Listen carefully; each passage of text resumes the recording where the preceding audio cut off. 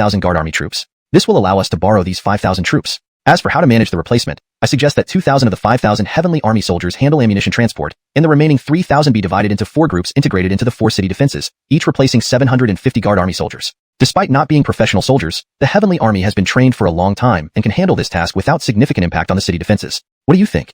In response to the question, Mira and Zinnia reflected. Then, Mira spoke first. It seems feasible. From the recent days of attacks and defenses, our position on the city walls, along with sufficient heavy weaponry, can withstand even if the defenders aren't all professionals. As she finished speaking, Zinnia added, yes, what Carmelo said is correct. Replacing some guard army troops with the heavenly army should work. She paused and continued, however, this leaves only 2,000 soldiers to maintain internal security. Is that enough? Raphael placed his left elbow on the table and rested his right hand on the table, tapping his finger rhythmically on the surface. After a while, he straightened up and said, as long as we subdue the troublemakers among the residents immediately and prevent them from inciting others, it should be enough. Seeing the expressions of the two women, he smiled, don't worry, I know what I'm doing. Both Mira and Zinnia trusted Raphael completely. Since he assured them he had a plan, they didn't need to worry unnecessarily. They just needed to execute his instructions properly. Raphael, sensing their thoughts from their facial expressions, smiled again and said, all right, assign the personnel changes to Carmelo. Turning to Zinnia, he instructed, 1 Snow. Inform your father and Director Angelo about the deployment of our troops. Remember, it's a deployment, not a loan. A deployment? Alone?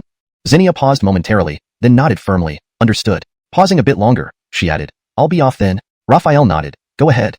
Watching Zinnia leave, Mira suddenly stood up and leaned closer to Raphael, her beautiful eyes scrutinizing him closely. She sniffed carefully but detected nothing unusual. Finally, she sat back down. Crossing her arms, she remarked teasingly, judging by her flushed face. Mira giggled, stood up, walked over to Raphael, sat on his lap, and drew close to his face. I knew it was good stuff. She trusted Raphael completely. Just now, when he hadn't explained the green liquid's nature, she still drank it without hesitation. Her beauty was captivating up close, so alluring that Raphael swallowed hard and instinctively embraced her slender waist. Note: character names Pinyin should be preserved exactly as provided. Raphael, Mira, Zinnia. Chapter 318. Discussion again. After the turmoil, Raphael mentioned the matter of expanding the Tianqing army. Currently, the city's population was 500,000, but the number of Tianqing soldiers was only 7,000. Alishan adding 10,000 guards made it only 17,000 people in total, which was clearly insufficient. Expanding the guard force artificially was impossible, so he decided to expand the Tianqing army. After a thorough discussion, he set an appropriate number. 20,000 Tianqing soldiers, meaning that 13,000 more people would be recruited from the residents. Previously, Raphael had been hesitant and even unwilling to recruit from the residents, but now he truly felt the joy of necessity. Once the plan was confirmed, the expansion task was handed over to Mira, the nominal highest commander of the Tianqing army, while Raphael dealt with other matters. After discussing this matter, he left them. Raphael waved his hand and scanned the group, nodding in approval at their spirited demeanor. After a moment, he said, introduce yourselves from left to right. Dada. A soldier from the leftmost team stepped forward and stood at attention. Reporting, sir, I am the captain of Qiyang Special Force Team 1, Sandra Brett. Next, another soldier stepped out. Reporting, sir, I am the scout of Qiyang Special Force Team 1, Scout Yuan. Reporting, sir, I am the sniper of Qiyang Special Force Team 1, Sniper Fedor. Reporting, sir, I am the medic and psychologist of Qiyang Special Force Team 1, Medic Chi Xian. One by one, until the last member of the 5th team, Chi Wu Xian, completed the introductions. These names are indeed convenient. Raphael rubbed his chin, silently mocking the simplicity but deciding against renaming them. The current names were already more normal than the purely numerical ones used by the guard force. Scanning the group again, he said, I need you to undertake a task today. Rumors are spreading within the city, and I want you to track down and arrest those responsible. Once captured, hand them over to the police station without delay. Pausing briefly, his tone grew serious. I know this task might seem trivial compared to your capabilities, but I expect you to carry it out diligently and not to cater and pressing the connect button. He put it to his ear. This is Raphael. Brother Halden, I've informed my father and the military district leader Angelo about the troop deployment. They wish to meet with you immediately. Zinnia's voice came through crisply. Right now? He glanced out the window at the setting sun, thinking, they're too eager. It's almost dark. Despite this thought, since they were eager and he had nothing else to do, he agreed. All right, lead them to the conference room. I'll be there shortly. Please note that some names were translated based on phonetics and context. Names such as Qiyang, Brett, Yuan, Fedor, Chi Xian, etc. have been kept phonetically accurate. Chapter 319. A pleasant cooperation. In the conference room, Raphael and Alf sat face to face, with the rest seated on either side. Besides Mira, who had to oversee city defense, Perla was present as a new addition while the others were still those from this morning. Commander Luo, I heard you agreed to lend troops? Alf asked with a faint smile, clearly asking something he already knew. Raphael replied, not quite. I agreed to send troops, not lend them. Oh. Alf responded in surprise, what do you mean by that? Sending troops and lending troops may differ by only very district, igniting his anger. He took a few quick steps forward, intending to lash out at Raphael when there was a bang, accompanied by a furious glare. This sound drew everyone's attention. They saw Alf slap the table angrily, glaring at Cameron.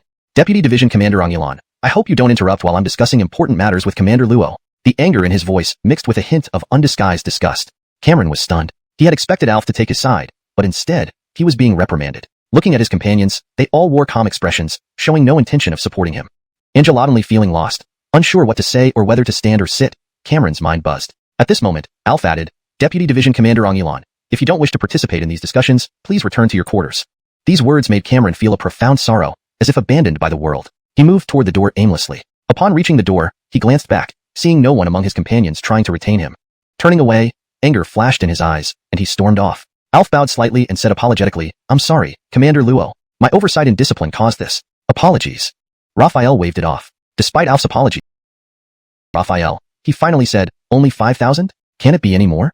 Raphael replied earnestly, times are different now. City defense requires substantial troops. I can only deploy 5,000. Only 5,000.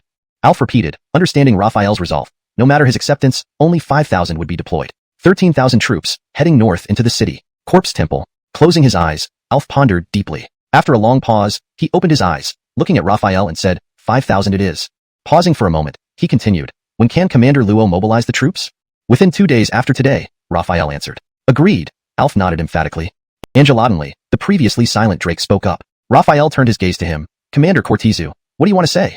Drake then spoke, it's nothing major, just that my weapons and ammunition are stored under the Guard Army's supervision. You see. Understanding the implication, Raphael said, rest assured, to facilitate this mission, all weapons and ammunition will be provided by Qiyang City. Upon returning, I will ensure your equipment is fully returned. That works for me, no problem, Drake readily agreed. Raphael's move clearly benefited them. Such an opportunity couldn't be missed, their edges after repeated attacks. My reason for being here is to ask if you have any weapon that offers better toughness and hardness than the machetes? Raphael was perhaps the first to seek weapons from the Research Institute, but it was inevitable since the machetes were practically disposable. Searching for a blacksmith within the city would be futile unless they possessed top-quality metal materials, which were unavailable. Therefore, his only option was to try his luck at the Research Institute. If he could find a superior blade, it would significantly enhance his combat prowess. After a month of intense training on Mount Tianwu, acquiring an extremely durable sword would be like adding wings to a tiger. Carlo hesitated, then shook his head. Weapons like swords and knives are not produced here. Disappointment flashed across Raphael's face, but Carlo continued, however, we do have something that can make cold weapons sharper and tougher. He turned around and walked into a storage room, searching through items before emerging with a black rectangular box approximately 1 meter and 70 centimeters long. Raphael's eyes focused on the black box, asking, what's this? Carlo placed the box on the ground, explaining, this is a mini quality enhancer. Next, he located the orange circular touch button on the box and gently tapped it. Immediately, a series of mechanical sounds echoed, similar to those heard in American blockbuster films featuring transforming robots. The black box began unfolding rapidly. Within a minute, it had transformed into a much larger apparatus, standing 1 meter 50 tall and 1 meter 70 wide. Its dark exterior now gleamed silver under the lights. Carlo placed his hand 3 centimeters above the instrument. Below his palm, the top surface of the instrument started changing, unfolding like nanomachines to form a precise indentation fitting his hand. Placing the object to be enhanced inside, he explained, choose the multiplication factor and add the corresponding mass, initiating the enhancement process. After some time, the enhancement will be complete. Demonstrating the process, he moved his hand away, and the indentation returned to its original state. Picking up 2 tweezers from the table, he handed them over to Raphael. Sir, please feel the weight of these tweezers. After feeling them, Raphael handed the tweezers back to Carlo, who placed one of the tweezers on the top surface of the quality enhancer. The machine automatically created an indentation for the tweezers, enveloping it completely. Object inserted. Please specify the multiplication factor. Carlo said, double the mass. Please insert equivalent mass material. Placing the other tweezer on the top surface, it too was enveloped by the device.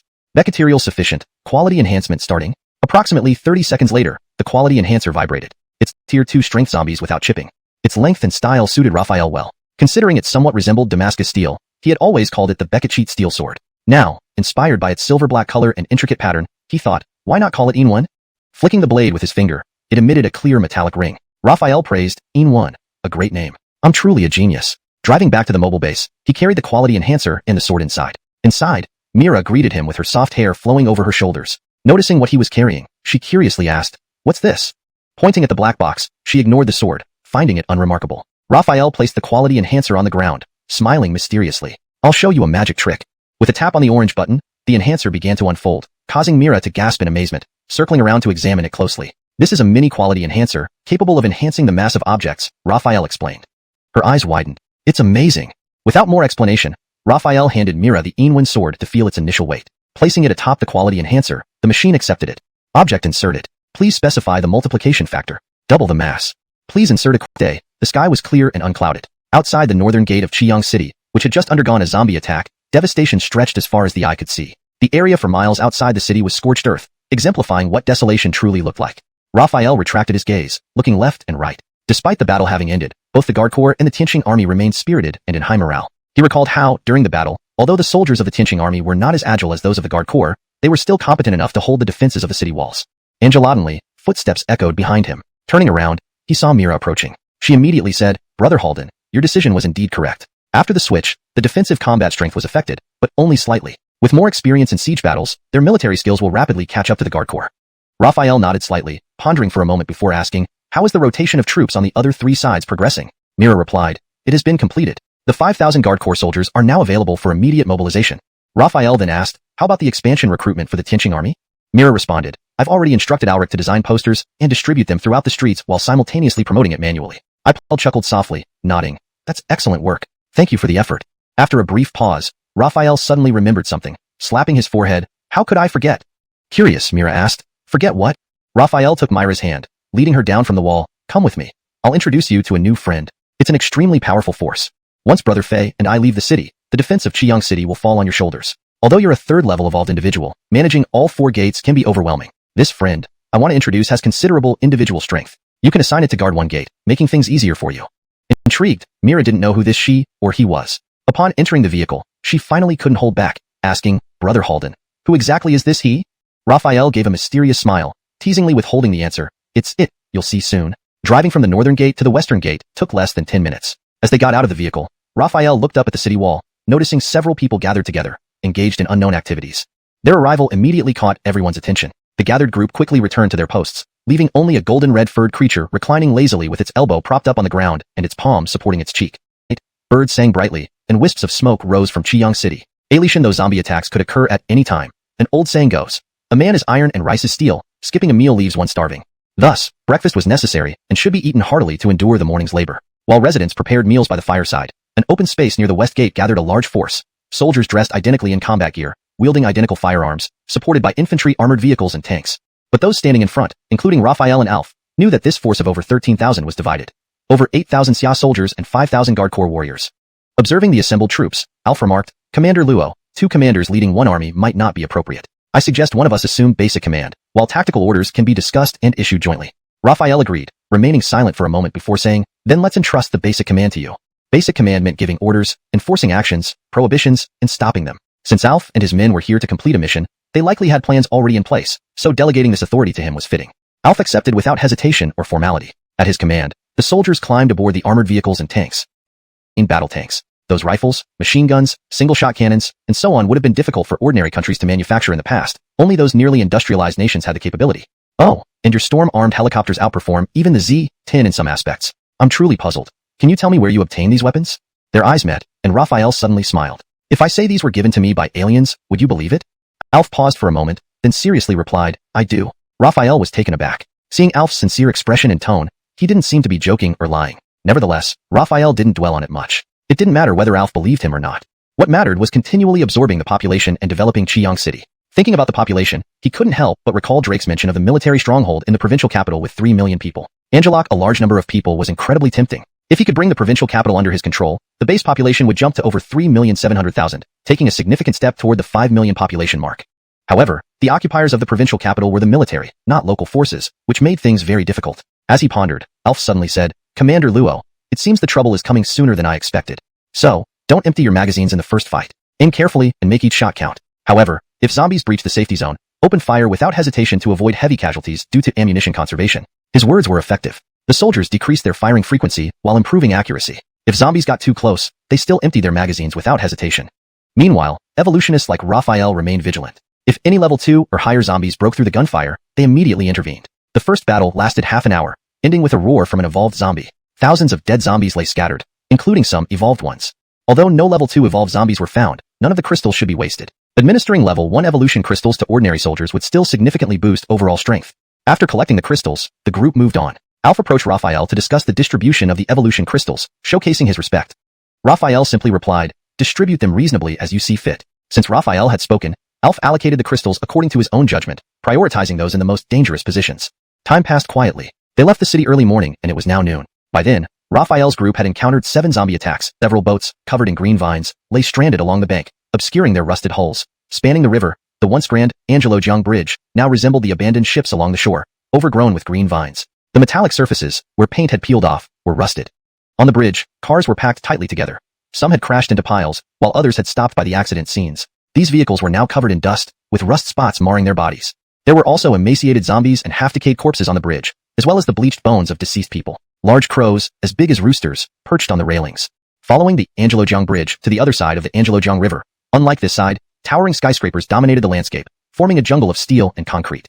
Stop! At Alf's command, the convoy halted immediately. He looked ahead and said, "Beyond the bridge lies the main urban area." Note: Beck containing the original paragraph structure and line breaks. I have translated the Chinese text into English while ensuring it remains natural, fluent, and coherent with the previous content. Hashtag Chapter 323. The Battle of Angelojong, Part 1. Beketin District. Raphael gazed at the skyscrapers on the opposite bank. His eyes. Alf approached Raphael and said, "At this rate, we should be able to cross the river in about half an hour to an hour." Raphael nodded slightly, scanning the surroundings before fixing his gaze on the opposite bank. He stroked his chin and remarked, "The Angelojong Bridge is one of only 2 major roads into the main district. There shouldn't be only dozens of zombies here." He turned to Alf, saying, "That doesn't make sense." Alf replied, "A large number of zombies have flooded into the outskirts. It's likely that most of the zombies around here have gone there." Raphael pondered for a moment and said, "Bekatai." Just as he finished speaking, a sharp cry echoed overhead. Looking up, he saw an eagle circling in the sky. He mused, "Is this guy back to pick up scraps again?" Recalling how the beast had sought refuge in Chiyang City after being chased by bats, only to leave without any gratitude once the danger passed, Raphael felt a twinge of frustration. Alf also noticed the eagle and frowned. Judging by its appearance, this eagle seems to be at level 3. I wonder what it intends to do. Raphael smiled and said, "Leader Angelo, you don't need to worry. It won't attack humans. It only picks up leftovers." "Really?" Alf's gaze shifted from the eagle back to Raphael, surprised. "Commander Luo knows this eagle?" Raphael nodded. "You could say we know each other." After a brief pause, he added, "Talons." Clang clang. The eagle's talons met the fish's armored scales, sparking like metal on metal. Yet, the eagle's talons proved sharper, and with a splat, they tore through the fish's scales and sank into its flesh. The eagle lifted the giant fish and soared upward. Raphael marveled, murmuring to himself, "It came all the way down just for a fish?" Then, when the eagle had reached a certain height above the opposite bank, holding the massive fish that rivaled a car in size, it hovered while the fish thrashed, bleeding profusely. Red blood dripped from the fish's wounds, falling to the ground below. Raphael was puzzled, not understanding why the eagle hadn't left after catching its prey. Angelodinly, the eagle released its talons, and the fish plummeted to the ground with a resounding crash, scattering debris and dust around the impact zone. Moments later, Raphael heard a whistling sound. Several zombies emerged from the tall buildings, rushing towards the fallen fish. They clambered onto it, greedily drinking the fresh blood. But these weren't all. More footsteps, shattering glass, and crashing objects followed, transforming the once quiet opposite bank into a chaotic scene. All the zombies rushed towards the fish. Scanning the scene, Raphael noted that among the zombies, evolved zombies accounted for 2/3, not just level 1 but the main army was indeed formidable. Hashtag Chapter 324. The Battle of Angelo River, Part 2. The 8 soldiers from the military district blocked the incoming speed zombies, giving over 100 soldiers enough time to return to base and prepare for battle. Bang bang bang. Sounds like massive boulders being dropped from 5 or 6 stories high echoed across the riverbank, each loud and clear to everyone. Ailey Sherion watched as the gigantic zombies climbed onto the Angelo River Bridge, accompanied by hordes of regular zombies. At this moment, the Angelo River Bridge seemed like a passageway connecting the human world and hell. One side was lined with fully prepared humans, while the other side teemed with zombies surging from hell toward humanity. A fierce battle was imminent. Seeing that the 100+ soldiers had retreated back to the base, the 8 soldiers from the military district also withdrew swiftly upon receiving orders from Alf. Dark gun barrels immediately spewed fiery tongues, and the dense gunfire matched the roar of evolved zombies. In such a scenario, they dared not use heavy artillery or large-scale weapons because they still needed to cross the Angelo River Bridge to reach the main city area. Therefore, the integrity of the Angelo River Bridge had to be maintained. Amidst the barrage of gunfire, numerous zombies fell, including several level 1 zombies. Despite not using large-scale, high-intensity weapons, heavy machinery, a long lizard tail, clawed hands, and feet that were half claw, half foot, capable of climbing walls vertically. "Cortizard zombie," Raphael muttered to himself and then called out, "Give me the heavy sniper rifle." An adjacent soldier promptly handed him an anti-material sniper rifle, which felt light as air in Raphael's hands despite weighing over 10 kilograms. He raised the rifle and aimed. After all these days, Raphael's marksmanship had significantly improved. Although he wasn't on par with Angelo Xuanhuan, his skills were now quite professional. Aiming at the lizard zombie, he followed its movement up the wall and waited for the right moment before pulling the trigger. Boom! The gun muzzle spat fire, and the bullet flew through the air towards the lizard zombie. Through the scope, Raphael saw its black eyes rolling within its yellow head as it raised a clenched claw. Clang! The bullet hit the lizard zombie's clenched fist, causing sparks to fly and the bullet to shatter, yet its scaled fist remained unharmed. Its bulging eyes suddenly focused on the scope, and Raphael narrowed his eyes. This lizard zombie's defensive capability was astonishing. It was likely a near level 3, possibly even a level 3 zombie. Angelodinly, the lizard zombie leaped off the wall, plummeting to the ground from the height of 5 or 6 floors. With a tremendous thud, it stirred up dust from the ground. Covered in mud, this kick could have shattered thousands of pounds of rock, but Alf noted it quickly rose without any apparent injury. Raphael observed this and thought, what impressive defense. Studying the lizard zombie's scaly body, he frowned, realizing it must be due to those scales. Given this, although Alf had advantages in speed and strength, he couldn't seriously injure the lizard zombie and thus couldn't kill it. For now, they were locked in a stalemate. Fortunately, the stalemate favored the humans. The horde of zombies couldn't stand against human weaponry, and the level 2 zombies were being held back by the 8 soldiers from the military district. Raphael hadn't intervened either, so the humans held the upper hand. Roar. A level 3 zombie possessed intelligence, and the lizard zombie was no exception. Sensing the situation, it roared loudly. Instantly, the river churned up massive splashes higher than ever before. Amid the water, another creature emerged. It had a bloated chest and abdomen, a head nearly sunk into its chest, webbed feet, and highly developed leg muscles. Another mutated zombie, Raphael identified. Its features indicated it was a frog zombie. Instead of joining Alf and the lizard zombie, this zombie leaped directly towards the troops, soaring several yards high and 50 to 60 meters away in just a few bounds. A brief spark appeared, followed by the sound of the blade slicing through flesh, thud, as the frog zombie's head was cleanly split into 2 halves. Red and white matter splattered mid-air as the car-sized corpse fell heavily to the ground, motionless. Raphael landed with a somersault, his gaze sweeping around, catching the surprised expressions of the 8 soldiers from the military district, including Cameron. Please let me know if you would like any adjustments or further translation. Chapter 325, Execution. Without resting, Raphael retrieved the evolution crystal and immediately rushed towards the battle site between the lizard zombie and Alf. He held the 200-pound silver-kissed saber with one hand and swung it down with tremendous force. The wind howled and sonic booms echoed.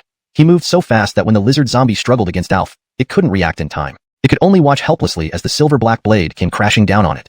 The lizard zombie blocked its chest with its right hand and raised its left hand over its head to defend against Raphael's saber. Its right arm blocked Alf's punch while its left tried to stop Raphael's strike. The saber cleaved through with a mountain-splitting momentum, slicing down onto the lizard zombie's left forearm. There was a crack, and though no blood spewed, the bone inside shattered. The force didn't lessen.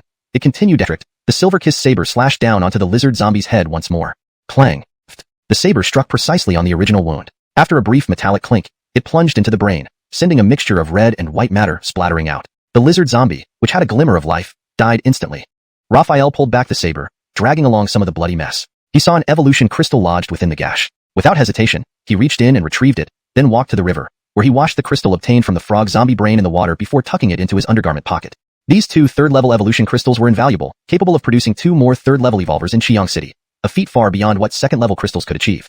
Though Alf also desired the 2 third-level evolution crystals, the zombies were killed by Raphael, leaving him no justification to ask for them. The 2 men returned to the troops. Alf resumed directing the battle, while Raphael scanned the surroundings, then leaned back against an armored vehicle, content to let Alf handle command. Cameron observed Raphael's flickering gaze, lost in thought. With the 2 third-level zombies dead, the horde lost its leader. Sensing the dire situation, the second-level zombies began issuing retreat roars. Inwardly wondered, what does this guy want? Cameron saluted Alf. Group leader. What is it? Alf asked directly. Unlike usual, Cameron wore a smile as he faced Raphael. You are indeed formidable at peak 3rd level, almost overpowering the green-scaled zombie. If not for its absurd defenses, you would have defeated it already. Raphael frowned, thinking, is he here to butter me up? Cameron glanced at Raphael and said, your saber is truly remarkable. Ordinary weapons are useless against 3rd-level zombies. A single swing often breaks without even breaking their skin. Your saber, however, remained intact despite killing 2 third-level mutants. Impressive. Impressive. Raphael, disliking Cameron, ignored him with a cold expression. Cameron's lips twitched, but he pressed on. The frog zombie was slain by you, yes, but I played a part in drawing it out. And the green-scaled zombie, you killed it, but it was group leader Angelo who fought it first, distracting it and weakening it. So, both should share credit. Therefore, shouldn't the rewards be shared equally? Raphael understood Cameron's real motive. He wanted the 3rd-level evolution crystals. Knowing he wasn't a match for Raphael, he involved Alf. Alf found Cameron's request inappropriate, but silently hoped for a crystal too. Cameron took Alf's silence as tacit approval, growing more confident. Given Raphael's displayed speed and strength, he seemed just at 3rd level, weaker than Alf. With Alf's support, Cameron felt assured. After waiting, Raphael remained silent. Cameron spoke again. Given our contributions, why don't we each take 1 crystal? Raphael glanced at Alf, cursing inwardly. Greed makes everyone despicable. He chuckled mockingly, glaring at Cameron and spat out, get lost. Cameron was momentarily bewildered, but he quickly recovered. Angelo pressing his anger without swearing, he looked at Alf again. Alf also seemed surprised but remained silent. Feeling Cameron's gaze, Alf merely glanced at him briefly before looking away. Seeing that Alf still seemed to be tacitly agreeing, Cameron continued, Commander Luo, this isn't right of you. I'm talking to you calmly, and you tell me to get lost? Besides, if you think there's something wrong with what I said, point it out, and I'll definitely correct it. Moreover, what I said is true. Killing the 2 third-level zombies was indeed a joint effort. We can't let all the benefits go to you after both sides have contributed. Raphael turned his head away with a helpless smile and then asked, Leader Angelo, since Deputy Commander xuanhuan has spoken like this, what are your thoughts? Not wanting to get entangled with Cameron and shifting the focus, I need to find a way to get rid of him. Chapter 326, First Battle in the Becadin District. Time. Like the waters of the Angelo River, relentlessly flows. In the blink of an eye, half an hour had passed. The zombie corpses and obstructive vehicles on Angelojiang Bridge were now completely cleared and tossed into the river, adding more floating bodies to its surface and dyeing the water a deep red. Rest time was over. Alf immediately ordered the army to cross the bridge. Tanks led the way, followed by armored vehicles. Then came the soldiers who hadn't yet boarded their vehicles. Raphael leaped across the bridge and swiftly climbed a 7-story building. The view from here was excellent for scouting. Angelodinly, footsteps echoed behind him. Turning his head, he saw 5 or 6 emaciated zombies staggering towards him with outstretched claws. They were all ordinary zombies, easily dispatched by him within moments. Standing on the railing, he remained vigilant, ready to strike at any zombies attacking the crossing troops. Squawk. High above, the eagle continually cried out. Using large fish as bait to lure out hidden zombies, it prevented them from being ambushed during the crossing, resulting in potentially massive losses. Raphael was truly grateful. Hearing the constant cries, he guessed that the eagle was warning him not to venture deeper into the city. Looking up at the eagle, he smiled and, "We're moving out," Alf called from below. Raphael looked down from the 7-story height, about 12 meters, and leaped. Mid-fall, he grabbed several thick vines. Despite their thickness, they weren't woody enough to support his weight plus that of his 200-pound xuanhuan saber. With a few snaps, they broke. Though they snapped, they provided some cushion, slowing his descent slightly. Landing with a thud, dust flew up as thousands of astonished eyes watched him walk unscathed from the cloud of dust. Elation though they weren't seeing this for the first time, such a feat still seemed magical to ordinary people. The army advanced along the broad main street but encountered obstacles after just 100 meters. Vehicles needed clearing. Otherwise, they couldn't move forward. With no other options, Alf dispatched a battalion to clear the path while the main force moved slowly behind. Indeed, advancing in the main district was far more challenging than in the suburbs. Seated on the armored vehicle, Raphael appeared to be resting but was actually listening intently. Any sound would instantly draw his reaction. Advancing slowly, they managed only about 1 kilometer in 30 minutes, a painfully slow pace. Angelodinly, clang. The sound of a porcelain bowl or teapot crashing made and the barrels shot piercing shells, recoiling the soldiers backward. One armor-piercing shell could kill a level 1 strength zombie, sometimes even taking down a quasi-level 2 if lucky. But hitting a level 2 zombie required multiple shots to kill, leaving gaping wounds bigger than fists. Thus, in a wave of firing, some missed, some hit. Level 1 zombies exploded with fat splattering everywhere. Quasi-level 2 zombies suffered damaged limbs or holes unless critically hit, retaining combat ability. Level 2 zombies, bleeding dark red, continued fighting undaunted. Whoosh whoosh. Unhindered by the first volley, strength zombies hurled heavy debris, mostly abandoned cars, tree branches like spears. Special Tiger Force, intercept projectiles. Roaring, Alf dispersed the elite squad across the formation to intercept incoming debris. Alf joined in. Raphael swung his saber sideways, batting away the debris like a baseball bat. Despite Tenevolver's best efforts, covering a long line of 10,000 soldiers proved difficult. Some debris got through, smashing into the troops, eliciting screams or crushing soldiers to pulp or impaling them with branches, cutting off cries before they began. Raphael, seeing this situation, immediately frowned and shouted, "Cease fire with the single soldier cannons on my side, defense and strength." As long as one's speed surpassed theirs, they could be killed. Given both Raphael's and Alf's superior speed and strength, any speed zombie they targeted would perish within 10 seconds. The battle raged on for nearly an hour, with many evolved zombies falling on the spot and countless regular zombies shot dead. Following several roars from evolved zombies, the remaining zombies retreated, bringing the battle to a close. Raphael scanned the scene. Chaos within the ranks, bodies strewn about, and outside, a sea of corpses. It wasn't human blood but the dark red blood of zombies. Indeed, crossing the Angelojiang Bridge led them straight into hell. Alf comforted the soldiers and ordered a count of casualties, remaining ammunition, and the collection of evolution crystals. After the tally was complete, he approached Raphael and said, "In this battle, we lost 757 soldiers. We have less than a third of our ammunition left." The high number of casualties wasn't due to lethal injuries, but mostly from infections caused by speed zombie bites. With no cure, those bitten chose to take their own lives. Frowning, Raphael asked, "With less than a third of our ammunition, can we make it to the city center?" Alf calculated in his mind and nodded, saying, "It should be enough." Then, hesitating for a moment, he added, "But to be safe, we need to create more second-level evolvers to bolster our forces.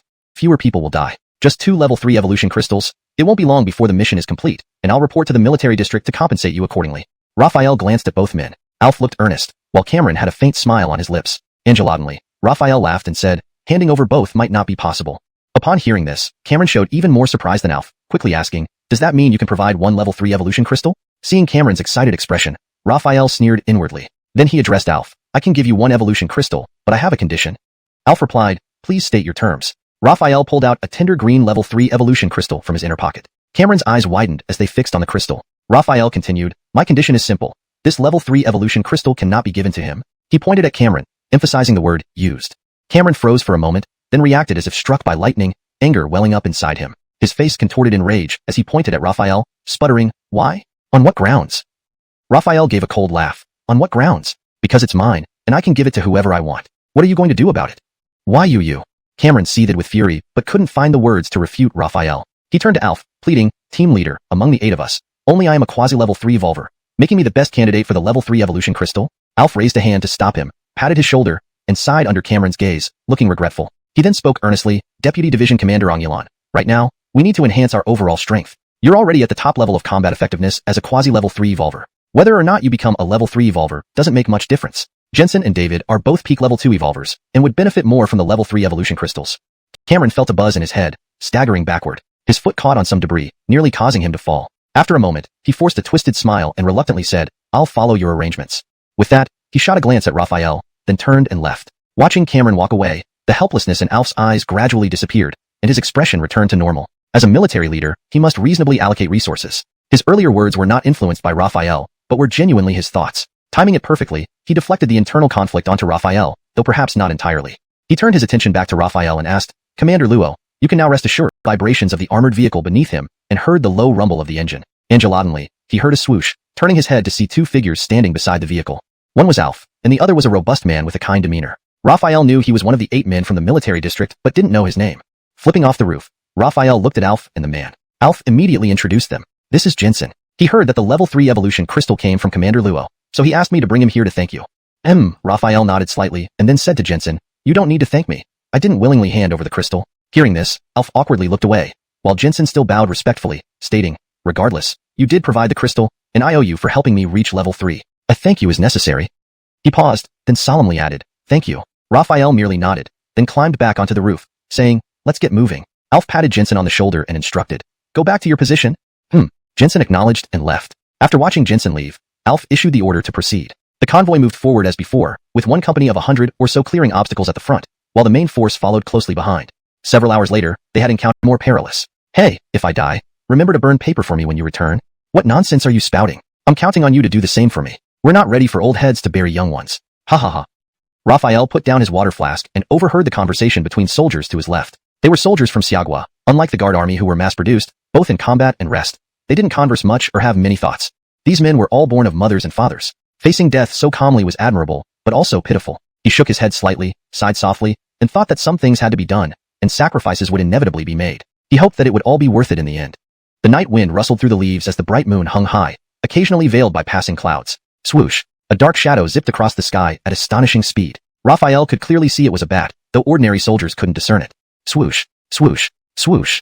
One bat flew by, followed quickly by more bats soaring overhead. The smallest of these bats was about the size of a half-grown rooster. Given how bats were often portrayed in movies and TV shows as bloodthirsty monsters, their appearance caused considerable fear among the troops. Soldiers on guard raised their guns toward the sky, while resting warriors stood. Angelotantly, dozens of figures darted through the ranks. They moved swiftly, reaching the level of second stage evolved ones, their bayonets flashing menacingly in the moonlight and gunfire. The bats, with defenses weaker than a low-level zombie, were sliced effortlessly, their bodies cleaved cleanly in two by the blades. Raphael scanned the surroundings warily, then noticed a humanoid figure standing on a rooftop. He squinted, then leaped upward in pursuit. Seeing Raphael's move, Alf spotted the figure too. Knowing Raphael's strength, he trusted him to handle it and stayed behind to command the troops. Raphael jumped onto a 5-story rooftop without hesitation, then launched himself again toward the humanoid creature, moving like a cannonball tearing through the air, creating a sonic boom. The humanoid sensed the disturbance immediately and let out a piercing scream that echoed like a wail from the underworld. It spread its wings, actually a pair of membranous wings attached from its wrists, and dove down, heading straight for Raphael. A bat zombie. Raphael's mind raced. Growing wings was a defining trait of bat zombies. His eyes narrowed coldly as he drew the silver-kissed saber strapped to his back, its blade reflecting the moonlight sharply, glinting with a frosty menace. Facing the descending bat zombie, he swung the saber horizontally in one fluid motion, carrying immense force. The creature screeched again, like a demon risen from the depths of hell. Angelotantly, it flapped its wings, halting its descent and sending a gust of wind roaring toward Raphael. The gale struck him like a series of knife slashes, shredding his combat uniform despite his resilient body. The powerful wind also dampened his forward momentum, slowing him mid-air. Taking advantage of the moment, the creature swooped behind him and lunged at his back. Though mid-air offered no leverage, Raphael managed to twist and swing his saber horizontally. The creature quickly halted, unable to withstand the blade. Raphael's forward thrust ended, and he began to plummet downward. Thud! He landed hard on a 5-story rooftop like a meteor striking Earth, causing the entire building to shake. The cement cracked and caved in, forming a deep pit several centimeters deep, fortunately reinforced by steel bars. He rose quickly, fixing his gaze on the bat zombie in the sky, his eyes gleaming with murderous intent. Swoosh! Angelotantly, a projectile flew at him. Reflexively, he reached out and grabbed a round object. Holding it up, he exclaimed in surprise, a grenade? Hashtag chapter 329, The Corpse Temple, part 1, in the air, narrowing his eyes. He thought, this creature seems different from the bat zombie that attacked Allison that day. That bat zombie had ears sharp like those of elves in Western legends, with 2 feet and 10 fingers, each ending in claws 5 to 6 centimeters long. It also had spurs on its heels. But this zombie, apart from its flesh wings, has no claws or spurs. And its combat skills are too advanced. It can even use its wings to create hurricanes. Could this really be just a level 3 zombie? The more Casimir thought about it, the more puzzled he became. From speed and strength, the creature did seem like a level 3 zombie, but its combat technique was far beyond what a level 3 zombie should possess. If it were due to mutation, that wouldn't make sense either. The 2 mutated zombies they encountered on the Angelojiang Bridge were level 3, yet their combat skills were crude and without any discernible strategy. This level 3 bat, zombie, seemed like a martial arts master, using its advantages strategically. Could it be that it's not a level 3 zombie but a level 4 one? But its displayed speed and strength are clearly those of a level 3 zombie. Roar. As he was pondering, the bat zombie in the air suddenly let out a fierce howl. The swarm of bats battling the main group immediately ascended rapidly, not to use some special move, but to fly away in mass, vanishing into the darkness. Casimir clenched his right fist and, after a moment's pause, said, Bekatibe.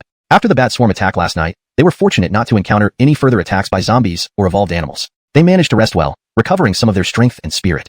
Now, with the clouds parting at dawn and warm sunlight falling on everyone, there was a hint of comfort amidst the surroundings filled with bat carcasses, zombie corpses, and scattered bones. At the front of the group, Casimir gazed ahead in silence. Alf approached from behind and stood beside him, also looking ahead. He sighed and said, the remaining 3 or 4 kilometers will be extremely dangerous.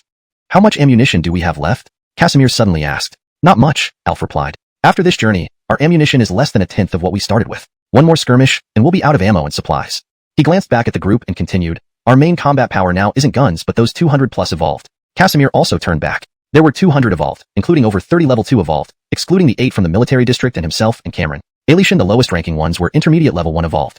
Angelaka group could certainly be considered a strong main force. Unfortunately, the thousands of regular soldiers would turn into cannon fodder once the ammunition ran out. Seeing them still chatting and laughing, Casimir couldn't help but shake his head in sorrow. Alf saw Casimir's reaction and consoled him. This is war, and sacrifice is inevitable. Casimir turned to look at him, silent for a while, then asked, what exactly is in the city center that warrants such a heavy cost? To Casimir, losing 5,000 guards wasn't a big deal, as he had plenty of credits, though it would take some production time. But for Alf and the military district, losing thousands of experienced zombie fighting soldiers here would be a significant loss even within the military district. Alf's expression changed slightly upon hearing the question. After hesitating for a long time, he said, I can only tell you that the crisis we face goes beyond just zombies and evolved animals. The thing in the city center can give us more means to handle this crisis. Beyond zombies and evolved animals? Casimir didn't understand this statement. Wasn't the main threat to humanity just zombies and evolved animals? No matter how hard he thought, he couldn't imagine what could rival these threats. Alf stopped short there, not saying more despite seeing Casimir's puzzled expression. Instead, he gave the order for the entire army to march forward. Chapter 330, Corpse Temple, Part 2. Indeed, this last 3 to 4 kilometers of the journey proved extremely dangerous. They encountered Zavrich. Moreover, the mother corpse's defenses are weak and cannot withstand much damage. Alishan, if we had enough ammunition, long-range firepower would still not be viable. Our current objective is to lure out the evolved zombies from the temple and eliminate them all, after which capturing the mother corpse will be smooth. Don't worry about it escaping. Its large body and weak limbs make it incapable of fleeing. Understood, Raphael nodded, stepping forward. In that case, I'll go lure out the evolved zombies from the temple. You wait here. Alf said, I'll go with you. Alf had experience dealing with the corpse temple before, and Raphael naturally agreed. After issuing the order to stay put, both men immediately leaped up onto the top of a tall building to widen their view. With a swift swoosh, Raphael and Alf landed lightly on the rooftop, quickly moving to the railing edge and peering down at the entire structure of the corpse temple. Constructed entirely from non-metallic, non-wooden black elongated objects, it seemed chaotic when viewed from one corner, but revealed an intrinsic pattern upon seeing the whole structure. Sherry building material aligned perfectly in angles and gaps, creating a unique, asymmetrical yet orderly beauty. Its overall shape resembled an inverted bird's nest, covering an area of around 3 to 400 square meters. After a brief moment of observation, Alf, however, I firmly believe the ultimate victors will definitely be us humans. Zombies can never defeat us, but what we face isn't just zombies, Alf said confidently at first, then a shadow of worry flashed across his eyes. Raphael asked curiously, what else? Alf paused for a moment, composed himself and said, let's talk about this later. Let's focus on taking control of the corpse temple first. With that, he leaped down from the building, using vines climbing on the wall to slow his descent. Thud. Despite slowing down, the noise still startled the guard zombies, who rushed towards him. Their speed matched that of level 1 zombies, making short work of them a simple task for Alf. In just 2 moves, he killed the guard zombies. Then, he strode briskly towards the entrance of the corpse temple. Seeing this, Raphael jumped down from the roof and closely followed. The two quickly reached the temple entrance and looked inside. It was pitch black within, with only the outside light illuminating a few steps into the door. Beyond that, everything was enveloped in darkness. Angelatingly, dark weapons whizzed through the air like arrows, breaking the silence. The duo nimbly stepped back, easily dodging the attack. Ding ding.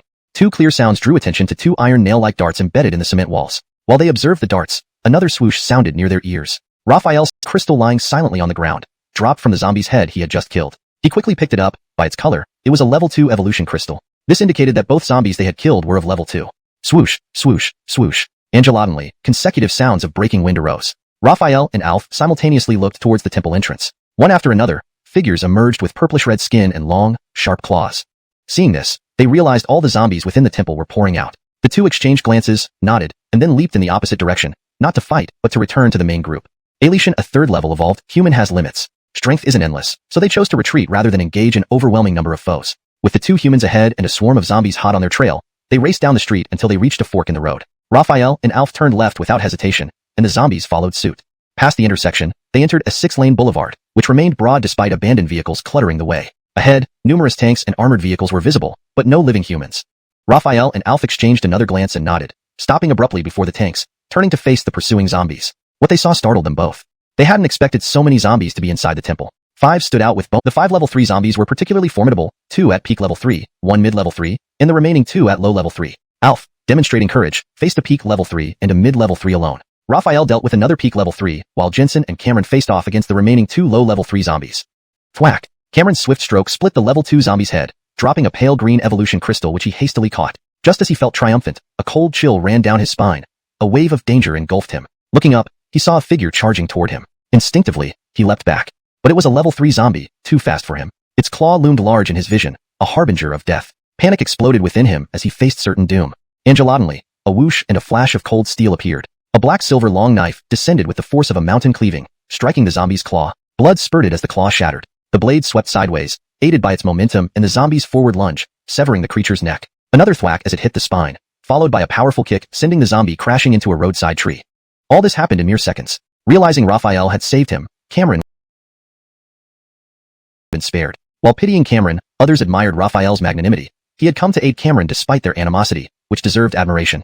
To complete the act, Raphael instantly erased the smile on his lips, showing anger and shock instead as he slashed fiercely at the zombie opposite him. This slash was so powerful that it made compressed air crackle loudly. The zombie cleverly squatted behind Cameron's corpse to evade the strike, forcing Raphael to stop the silver kiss blade just half an inch above Cameron's body. Angelatingly, the level 3 peak zombie lunged from beneath Cameron's body, its claws aiming for Raphael's legs.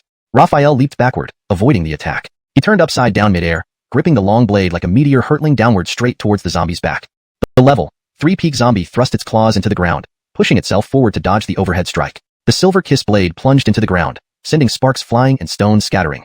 Upon landing, Raphael's gaze locked onto the level 3 peak zombie now several yards away. His mind hesitated. With only my current speed and strength, I can't kill it quickly. Should I reveal my true power? While deliberating, he noticed another zombie behind the level 3 peak one. A zombie he had severed an arm and throat from. Dark red pressure significantly. The morale of the others soared. After cutting the bone spike, Raphael used the momentum to spin 360 degrees, facing the level 3 peak zombie. Retreating his left foot slightly, he brought down the blade with great force. This rotation added more speed and power. Sensing the grave danger, the level 3 peak zombie fell backward, its claws digging into the ground, pushing itself backward. Despite this, the blade's speed was even faster. Though it managed to avoid the vital areas, the blade still struck its foot, mercilessly severing the front part of it. The level 3 peak zombie stumbled upon standing, almost falling. The pain from the severed foot triggered its fury, turning its pale pink pupils blood red. Roaring in extreme anger, it rushed at Raphael. Raphael smiled coldly. Anger could fuel combat or disrupt it. Taking a step, he vanished, reappearing with the blade in hand, moving gracefully, evading the chaotic claw strikes. The claws missed, whistling past like whales. The silver kiss blocked with a clear ring. The level 3 peak zombie focused solely on offense, oblivious to defense, like the 9 swords of Dugu from The Smiling, Proud to Say Adieu, where offense is prioritized and speed trumps slowness. However, it didn't work against Raphael. Within moments, the tree snapped with a booming sound, and the massive tree fell, kicking up dust everywhere.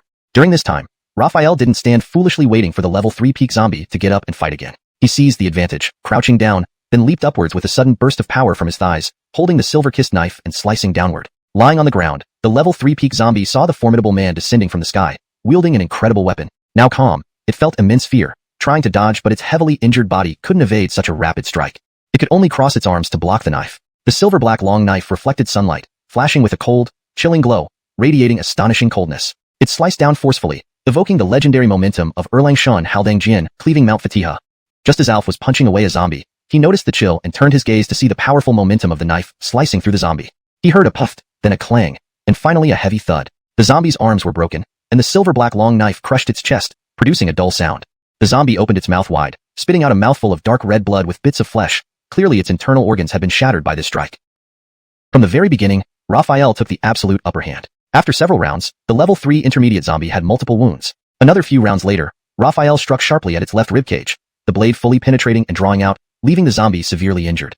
Seizing the opportunity, Raphael chopped at the top of the zombie's head with a clang, like striking a bronze bell, visibly shaking. The zombie's head was crushed by this blow, brain matter and blood spilling onto the ground.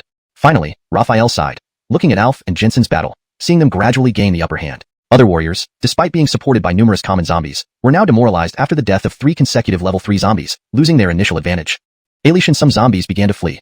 Victory seemed certain. Raphael dashed to the tank, leaning against it and breathing deeply, sighing, "Finally, I can rest for a bit." Time passed silently. Roughly 20 minutes later, Alf consecutively smashed the heads of zombies and assisted Jensen in finishing off a level 3 low-level zombie with ease. Meanwhile, remaining zombies either died or fled, leaving many ordinary zombies aimlessly stumbling about. They were already dead, so how could they know life or death? After some effort, the remaining common zombies were eliminated, bringing an end to the battle. Charging recklessly out of anger could be disastrous. Turning to Raphael, Alf asked, "Commander Luo, what do we do?" Raphael surveyed the area and declared sternly, "There's only one way, fight." "Feta?" Alf looked puzzled, unsure of Raphael's meaning. Raphael met his gaze seriously. The mantis stalks the cicada, unaware the sparrow is behind. His eyes moved from Alf to the corpse temple, murmuring, "Someone has us pegged as the mantis." Chapter 334, People from Ingzhou. Upon hearing these words, Alf was startled and quickly scanned his surroundings, but saw no one. However, he felt a vague sense of unease because the surrounding high-rise buildings made it easy for someone to hide without being noticed. Just as he was about to ask Raphael again, he suddenly heard eerie, hee-hee laughter. The laughter came from within the corpse temple. Seeing Raphael intently watching the temple, Alf followed his gaze past the temple's gates, into the darkness beyond. Everyone else on the scene also froze in alarm at the strange sound, becoming more vigilant as they stared at the corpse temple, gripping their military knives tighter. Raphael fixed his eyes on the entrance of the corpse temple, adjusting his breathing to match the rhythm of combat. At this moment, his hand was already on the hilt of his silver-kissed. Raphael asked, "In ancient times, Xiagua was the paramount empire surrounded by subordinate states, including Ingzhou, which learned our customs, culture, and systems. In essence, we were not only the sovereign state but also their teachers," Alf explained. His gaze hardened with disdain as he continued, "But despite learning much from us, they never grasped the true spirit, resulting in a culture that is superficially courteous but devoid of righteousness. And they are ungrateful ingrates. A century ago, when Xiagua was weakened, they took advantage and attempted to invade our territory, unaware that our millennia-old civilization would not be easily conquered, and we repelled them. Now, amid the global catastrophe, their military strength seems intact, and they have taken this opportunity to establish military outposts in key coastal cities like Yunlong City. Although their intentions are unclear, I suspect they aim to seize control of China. Ingzhou, that experience really reminds me of a certain country," Raphael thought inwardly. "Ha ha ha ha." Xuanhuan Daisher suddenly laughed loudly, his Xiagua-accented speech filled with bravado. "What do you mean by seizing control? We Ingzhou people are the rightful heirs of Xia culture. While you live on this land, you've lost 90% of your traditional culture. Therefore, it's our duty to bring the authentic Xia culture back to this sacred land and help you rediscover it. Bows, quickly, reveal your identity." Xuanhuan Daisher's right hand was on the hilt of his sword, his eyes locked onto Raphael like a wolf eyeing its prey. But it wasn't clear who the hunter and who the prey was. Raphael said disdainfully, "Oh, you want to kill me? You said there'd be no return. Well, you, and all of you, will not return." With that, Xuanhuan Daisher whistled sharply. The piercing whistle echoed throughout the area. As the echo faded, Raphael, Alf, and others heard footsteps, wind cutting through the air, and various sounds from all directions. Then figures in black clothes and pants appeared on the rooftops of the surrounding high-rises. More sounds from above signaled flying creatures descending. Angelotantly, a creature with long wings landed beside Xuanhuan Daisher, followed by a dark swarm of bats that descended onto the roof of the corpse temple. Raphael focused and whispered in surprise, "It's the bat creature we encountered last night." Alf, hearing this, was equally surprised, unsure whether the opposite side consisted of zombies or humans. Another whooshing sound rang out, and a gray creature leaped from a high-rise, landing heavily and sending dust flying. Out of the dust emerged a man-shaped creature with long tentacles. "It's him," Raphael murmured, recognizing the creature he had seen moving between buildings during daylight. "Under Luo, the situation now is very unfavorable. Engaging them will not end well for us. From what that Ander said, they don't intend to let us leave peacefully. Here's what I suggest. Later, I will lead everyone to intercept these Yamato people, giving you a chance to escape. Remember, return to Qiyang City as fast as possible, find Drake, and report everything to the military district without omitting any details. They will definitely take revenge for us. Also, take care of my sister." Raphael asked, "Are you just going to hand over everything inside the corpse hall like this?" "Hand it over," Alf snorted coldly, his right hand covering his chest, saying solemnly, "What we cannot obtain must not fall into the hands of Yamato. I will ensure that the corpse hall and these Yamato people are destroyed along with me."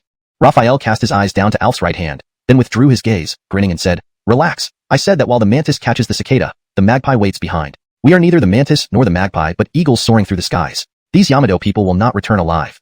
Alf was taken aback for a moment and then urgently said, "Cortessan to me, Ander, whom Yamato sent here, is certainly no ordinary person. Moreover, there's that bat creature beside him. You faced it before and understand its power better than I do. As for that gray-skinned person, although we haven't battled, He must be formidable. Bang! The two fists collided explosively. Although its speed was slow, the force was significant. Alf felt the power transmitted from the gray-skinned creature's punch and let out a grunt, unleashing a second burst of strength.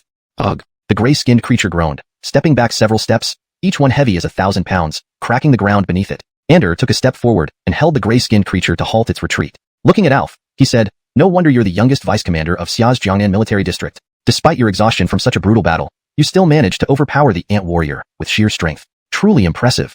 He snapped his fingers and ordered, "Bat warrior. This Xia Jiangnan military district vice commander isn't easy to deal with. Join forces with ant warrior." The bat warrior nodded and stepped up alongside ant warrior, facing Alf directly with a more awkward accent. "Vice Commander Angelo, please proceed." Alf sneered, "Ander, aren't you afraid these two monsters might be smashed with one blow from me? How disrespectful. We are noble gene warriors, not monsters," the bat warrior yelled. "Enough talk, let's move."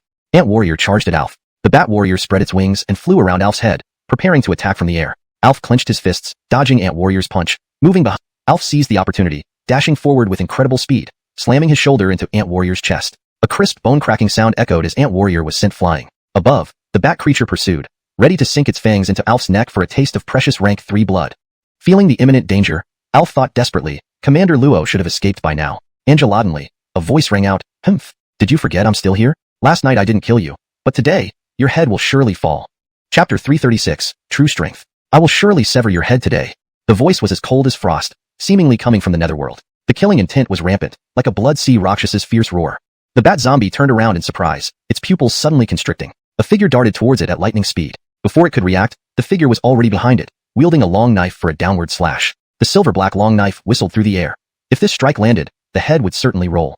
At that moment, the figure flickered, and Isaya Gu Deji appeared. He heard the crisp sound of a sword being drawn, then saw the shadow of a blade moving. Isaya Gu Deji, holding a slender Yamato sword, blocked the black and white long knife. And zombies.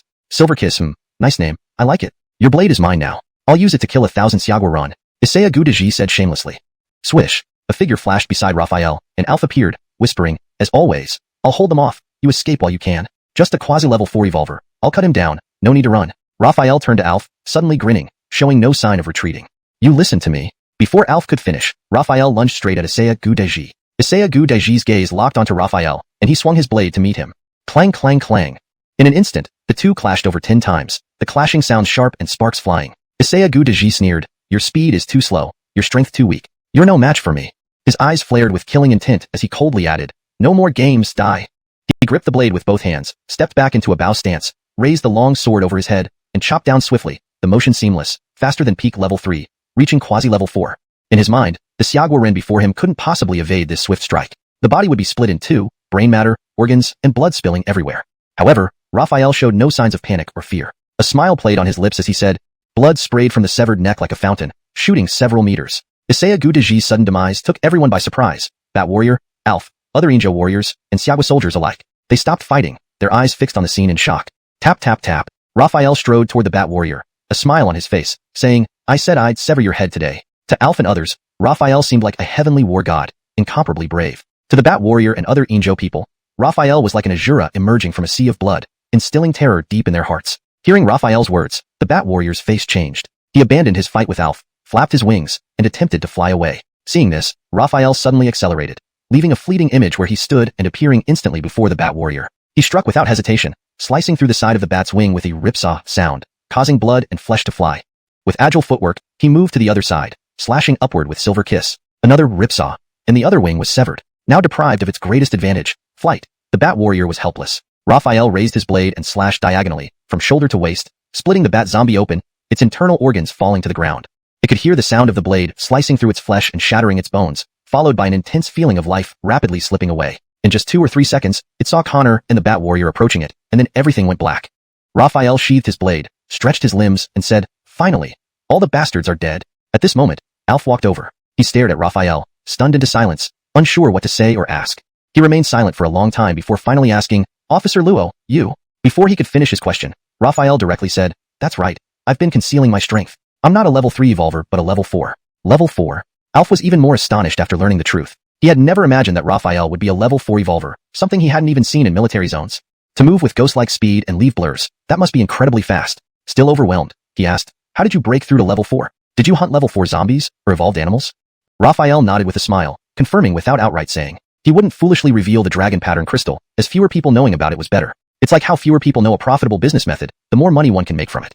After all, who would be silly enough to give away their trump card? Thus, upon hearing this, Alf clearly paused, glancing at Jensen and others before retracting his gaze. He remembered clearly what Connor had said. Raphael is smart. If I lie to him now, I'll only raise his suspicions. His power base in Qiang City and his own abilities cannot be ignored. At this point, it's better to be honest rather than lie, at least to avoid giving us military a bad impression.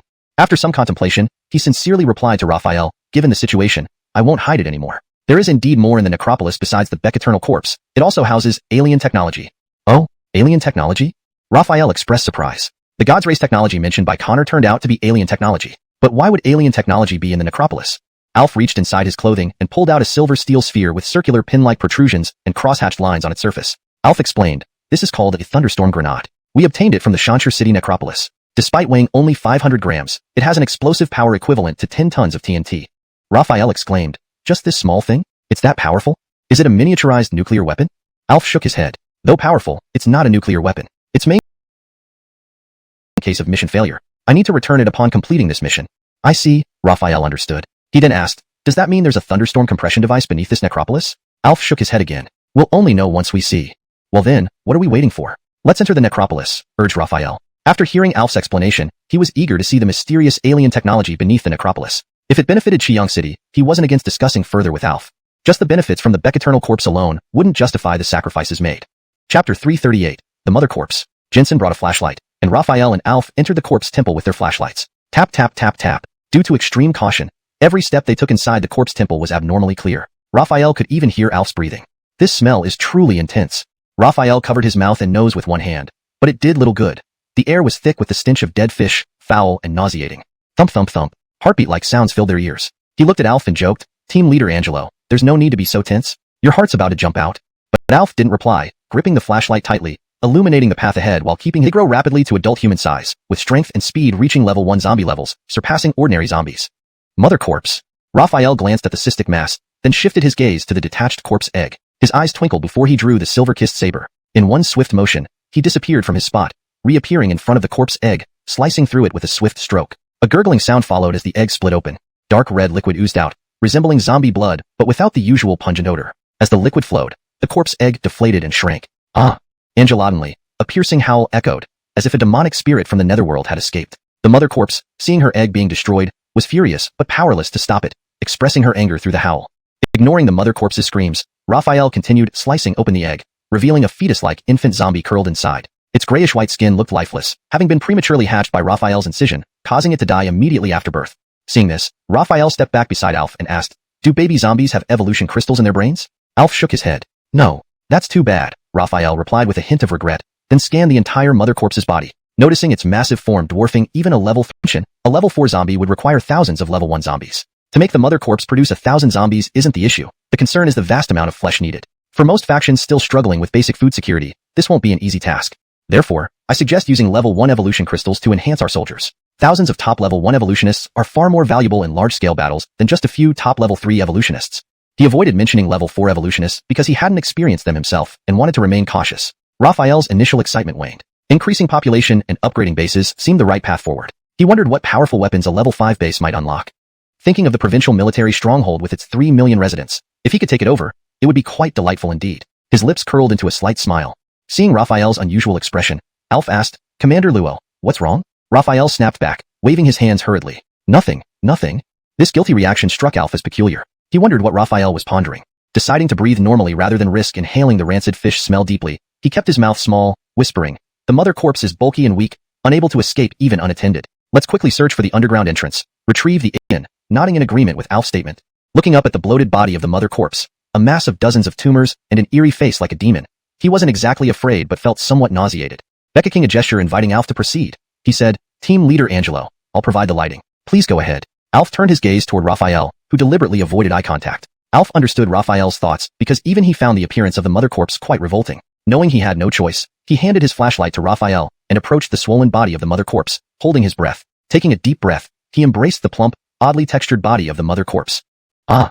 This action caused the mother corpse to emit a shrill scream. Its eyes widened, its mouth, splitting to the ears, opened wide, revealing what truly could be described as a gaping maw. Thick saliva dripped profusely, and its tiny hands and feet moved rapidly on the swollen flesh. If not for the oppressive atmosphere and the grotesque appearance of the mother corpse, those small hands and feet might almost look cute.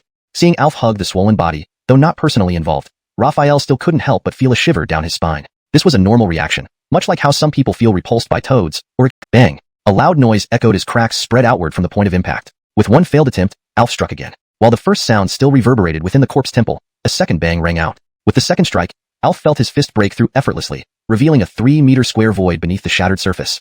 Standing at the edge, they saw the pit was about 6 to 7 meters deep, ending at a stone platform engraved with intricate patterns. The platform was only 3 meters by 3 meters, resembling the bottom of a well. Raphael looked at Alf skeptically and asked, "Are you sure this leads to a basement and not a well? Is there really alien technology inside?" Alf chuckled and replied, "Don't be impatient, you'll understand once you get down." Saying that, he jumped down, landing steadily. He looked around, then waved Raphael over, turning left and disappearing from sight. "Feta?" Raphael, surprised, didn't hesitate and leaped down as well. Upon landing, he scanned his surroundings, immediately understanding why he hadn't noticed anything special from above due to the limited flashlight range and angle. It was a 3-meter wide and 3-meter tall passage. Walking a few steps inside, Raphael misstepped and nearly fell, quickly regaining his balance on the stone steps illuminated by the flashlight. These steps were made of bluish-gray stone with elaborate carvings, discovered in ancient times. However, with over a century of modern civilization and extensive infrastructure development, any alien relics beneath cities would surely have been discovered by now. Yet, until this moment, no such alien relics had ever been found. Perhaps the suddenness of this catastrophe made the appearance of these relics equally abrupt. Nonetheless, he secretly hoped more of these suddenly appearing relics could emerge, as the advanced technology within them could significantly elevate human civilization and enhance humanity's ability to resist disasters. After pondering for a moment, he said, "So many strange and extraordinary things have already happened. The sudden appearance of alien relics isn't so strange. Let's not worry about their origins for now. The alien technology below awaits us."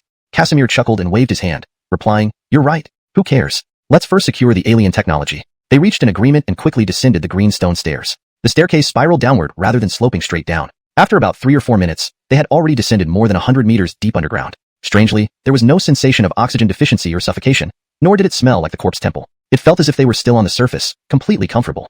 Angelatingly, a faint blue light appeared before them. Alf raised his hand. The smaller box, situated between the 2 large ones, was just 1 meter high and wide. Approaching the stone boxes, Casimir couldn't help but comment, "Is this alien technology or an alien tomb? Each box has a depression. Let's press them and see what happens," Alf observed carefully. Casimir nodded and said, "Let's start with the 2 large ones." Each of them moved to stand before a large stone box, glanced at each other, then shifted their focus and pressed the circular depressions with their hands. Hiss! The moment their palms touched the stone boxes, a sharp pain shot through them like being pricked by a needle. Both instinctively recoiled their hands. Clank, clank, clank. At that moment, the stone boxes began to vibrate, and a stream of light shone along their edges. Then, the top sections of the boxes floated upwards, as if pulled by some mysterious force. Meanwhile, the sides sank gradually into the ground. Gradually, the items inside the stone boxes became visible. As the tops floated upward to their maximum height and fit snugly into place, the sides fully submerged into the ground, forming a seamless whole.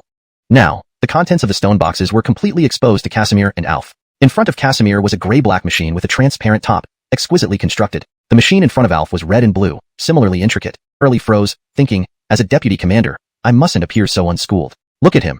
He's so damn composed. With this thought, he cleared his throat a few times to suppress his excitement, though occasional bursts of excitement were inevitable. Still, he was more composed than before. Casimir noticed but didn't expose Alf's feelings. After all, men need their dignity. His attention turned to the smaller stone box, wondering what advanced technology it might contain. Alf followed his gaze, unable to breathe from anticipation, eagerly wanting to know what was inside. Swallowing hard, he restrained his impulse and said, "Please go ahead, Commander Luo." Without formalities, Casimir simply wanted to know what was in the small stone box. Nodding, he approached it, inspected his palm, and pressed the circular depression. Hiss! Despite being prepared, the pain still made him gasp and quickly retract his hand. Silently, he watched the stone box. Clank, clank, clank. The box vibrated again, its top section floating upward while the sides sank into the ground, gradually revealing its contents to Casimir and Alf. Chapter 341. Alien Technology, Part 2. Raphael turned back to look at Alf in surprise, then turned forward again to take a closer look. Unlike the other 2 larger stone boxes with its construction, swiping his hand, the view shifted to the blueprint for level 2, and another swipe displayed level 3. It continued, showing blueprints from level 1 up to the planetary level. Raphael felt a surge of excitement. The star battle armor deeply intrigued him. Alf's reaction was even more intense. Despite his efforts to remain composed, his excitement was evident. Raphael suddenly reached for the lotus pod. Sensing his touch, the projection promptly closed. His hand gently caressed the pod, feeling its smooth surface akin to jade, easily lifting it off the lotus without any resistance. Holding the smooth pod, his eyes gleamed as he looked at Alf for a moment before smiling and passing the pod to him, saying, "Director Angelo, this is quite valuable. If we can produce these armors and equip our army, their combat power would increase significantly, rivaling or even surpassing evolution crystals." Alf took the pod, examined it closely, and nodded, replying, "You're right. Beckett's producing these suits would be more beneficial than breeding mother corpses for evolution crystals." Given the current situation, materials were relatively abundant, but food was scarce. Zombie meat couldn't be eaten, evolved animals were tough to handle, and livestock supplies couldn't meet demand. This problem was even more severe outside Chiyang City. Thus, mass-producing even level 1-star battle armor would be more of a stronghold in H City, enhancing regional stability. Moreover, the technology could be shared, requiring only raw materials, ensuring no loss to the military. Most importantly, rejecting him outright could provoke Raphael's wrath, and Alf doubted he could detonate the thunderstorm bomb before dying against a level 4 evolved. Raphael analyzed the situation. Bringing the items back for discussion seemed advantageous, indicating Alf's genuine intent. He nodded in agreement. All right. With that, the two began moving the 3 treasures. Outside the corpse hall, dozens of people waited under the scorching sun for Raphael and Alf. Jensen paced anxiously. At first, there were occasional noises from inside, but after nearly half an hour, all sounds ceased. Concerned about Raphael and Alf's safety, he longed to rush in but restrained himself due to orders. Thump thump thump. He perked up, hearing activity inside. He watched the door intently, soon seeing Raphael emerge carrying a 2-meter-high stone box, followed by Alf with another stone box. Carefully placing the stone boxes on the ground, Raphael quickly returned to the corpse hall, emerging shortly with a 1-meter-wide and 1-meter-long stone box, equally careful with it. Jensen and others curiously examined the stone boxes, wondering what they contained that warranted such importance. Raphael explained, "The transport vehicle has enough, occupying all available space." This was what he meant by making some modifications for it to be usable. Angelatingly stretching, he noticed it was already dusk and couldn't help but think about the mother corpse. So much time had passed. It should have returned to its normal size by now. Just as he thought this, Alf walked over and said, "Commander Luo, it's been almost 7 hours. Shall we go see how the mother corpse is doing?" Casimir nodded, gladly accepting the invitation. The two quickly made their way to the center of the city, where the corpse temple stood. Since the danger had been contained and they only needed to guard the mother corpse, there were now only 4 or 5 people left there. Led by Jensen, a few people greeted them respectfully, saying in unison, "Group leader, Commander Luo?" Alf nodded slightly and asked, "How is the mother corpse?" Jensen replied, "Report to group leader. The mother corpse has returned to its normal size and is securely bound, unable to escape." "Very good." Alf nodded in satisfaction and turned to Casimir, "Let's go take a look." Jensen, understanding their intentions, gestured, "Please follow me." Casimir and Alf followed Jensen into the corpse temple. It was now brightly lit, and the stench of dead fish had significantly diminished because of the large hole on the roof that Jensen and his team had created. Jensen pointed and said, "Commanders, look, that's the mother corpse after it has modern aesthetics, quite stylish." As expected, Alf was right. The mother corpse immediately stopped wailing and moved its head aimlessly, seemingly lost in thought within its dark, blood-filled skull. Alf ordered, "Jensen, let's take the mother corpse and leave here." Jensen nodded, rolled up his sleeves, and carried the mother corpse as they followed Casimir and Alf out of the corpse temple. On the road, Casimir looked up to see the moon had risen, and a few bright stars dotted the night sky. He glanced back at the mother corpse on Jensen's shoulder and asked, "Now it's dark, and there's no sunlight. Will the mother corpse revert to its huge form?" Alf reassured him, "Don't worry. As long as it doesn't consume flesh or blood, it won't grow back." Relieved, Casimir decided, traveling at night is too dangerous. "Let's rest here tonight, and return to the city tomorrow morning." Alf agreed. With dwindling supplies and ammunition, their main defense relied on the remaining dozens of evolved humans. They needed to be cautious in protecting the mother corpse and the 3 pieces of alien technology. They lit several bonfires, while only the evolved humans remained outside the armored vehicles and tanks. The other 1,000+ people stayed inside the vehicles, weapons at hand but lacking ammunition. They could handle ordinary zombies, but would be nearly helpless against evolved ones. "When I return, I will report to Commander Carmine, and we will never let this go." The return to the city was much smoother than the journey there. They encountered only 2 minor zombie attacks, suffering minimal losses thanks to the evolved humans. After a few hours' travel, they finally reached Chiyang City gates. The soldiers atop the walls, seeing their leaders return, were thrilled and immediately opened the gates for the 1,000-strong force that left but now numbered only 2,000 to enter. Upon hearing of Casimir and Alf's return, Mira, Lois, Drake, and others hurried to greet them. Seeing the returning troops reduced to just over 2,000, Drake reacted most strongly. This middle-aged man shed tears in front of his daughter. 8,000 soldiers had been reduced to little over 1,000. Whether out of emotional attachment to his men or other concerns, he felt profound sorrow. Though Alf had already told him the worst-case scenario, Mira, also an emotional person, saw her 5,000-strong guard reduced to hundreds, her eyes welling up with tears. "This is war. Death is inevitable," Casimir said as he approached the group. "Some deaths are lighter than a feather, others heavier than Mount Parker. Their lives were not in vain. They gave us the chance to live better. Therefore, do not grieve. We must live well to honor their sacrifice." Chapter 343. Return to the city. The 2 soldiers responded loudly, "Sir, rest assured, we will not let it have the slightest chance to escape." Raphael scratched his head and said, "All right, as long as you can bear it." With that, he hurriedly rushed out of the dungeon. The smell was overpowering, and staying any longer might have made him faint. Alf returned to his residence and immediately contacted the major military district via satellite phone, reporting everything regarding the alien technology and Raphael's proposal to share its usage. Commander Angelo at the military district was reasonable and agreed after a brief consideration. Simultaneously, Alf reported the casualties of the mission, including Cameron. Commander Angelo sighed upon hearing the report. "War always entails sacrifices, regardless of whether they are ordinary soldiers or high-ranking officials like us."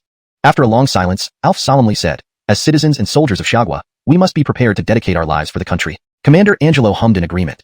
Alf added, by the way, Commander, there's something else I need to confirm with you. Commander Angelo asked curiously, what is it? Pausing for a moment, Alf inquired, was there any leakage of information about our operation? Why do you ask?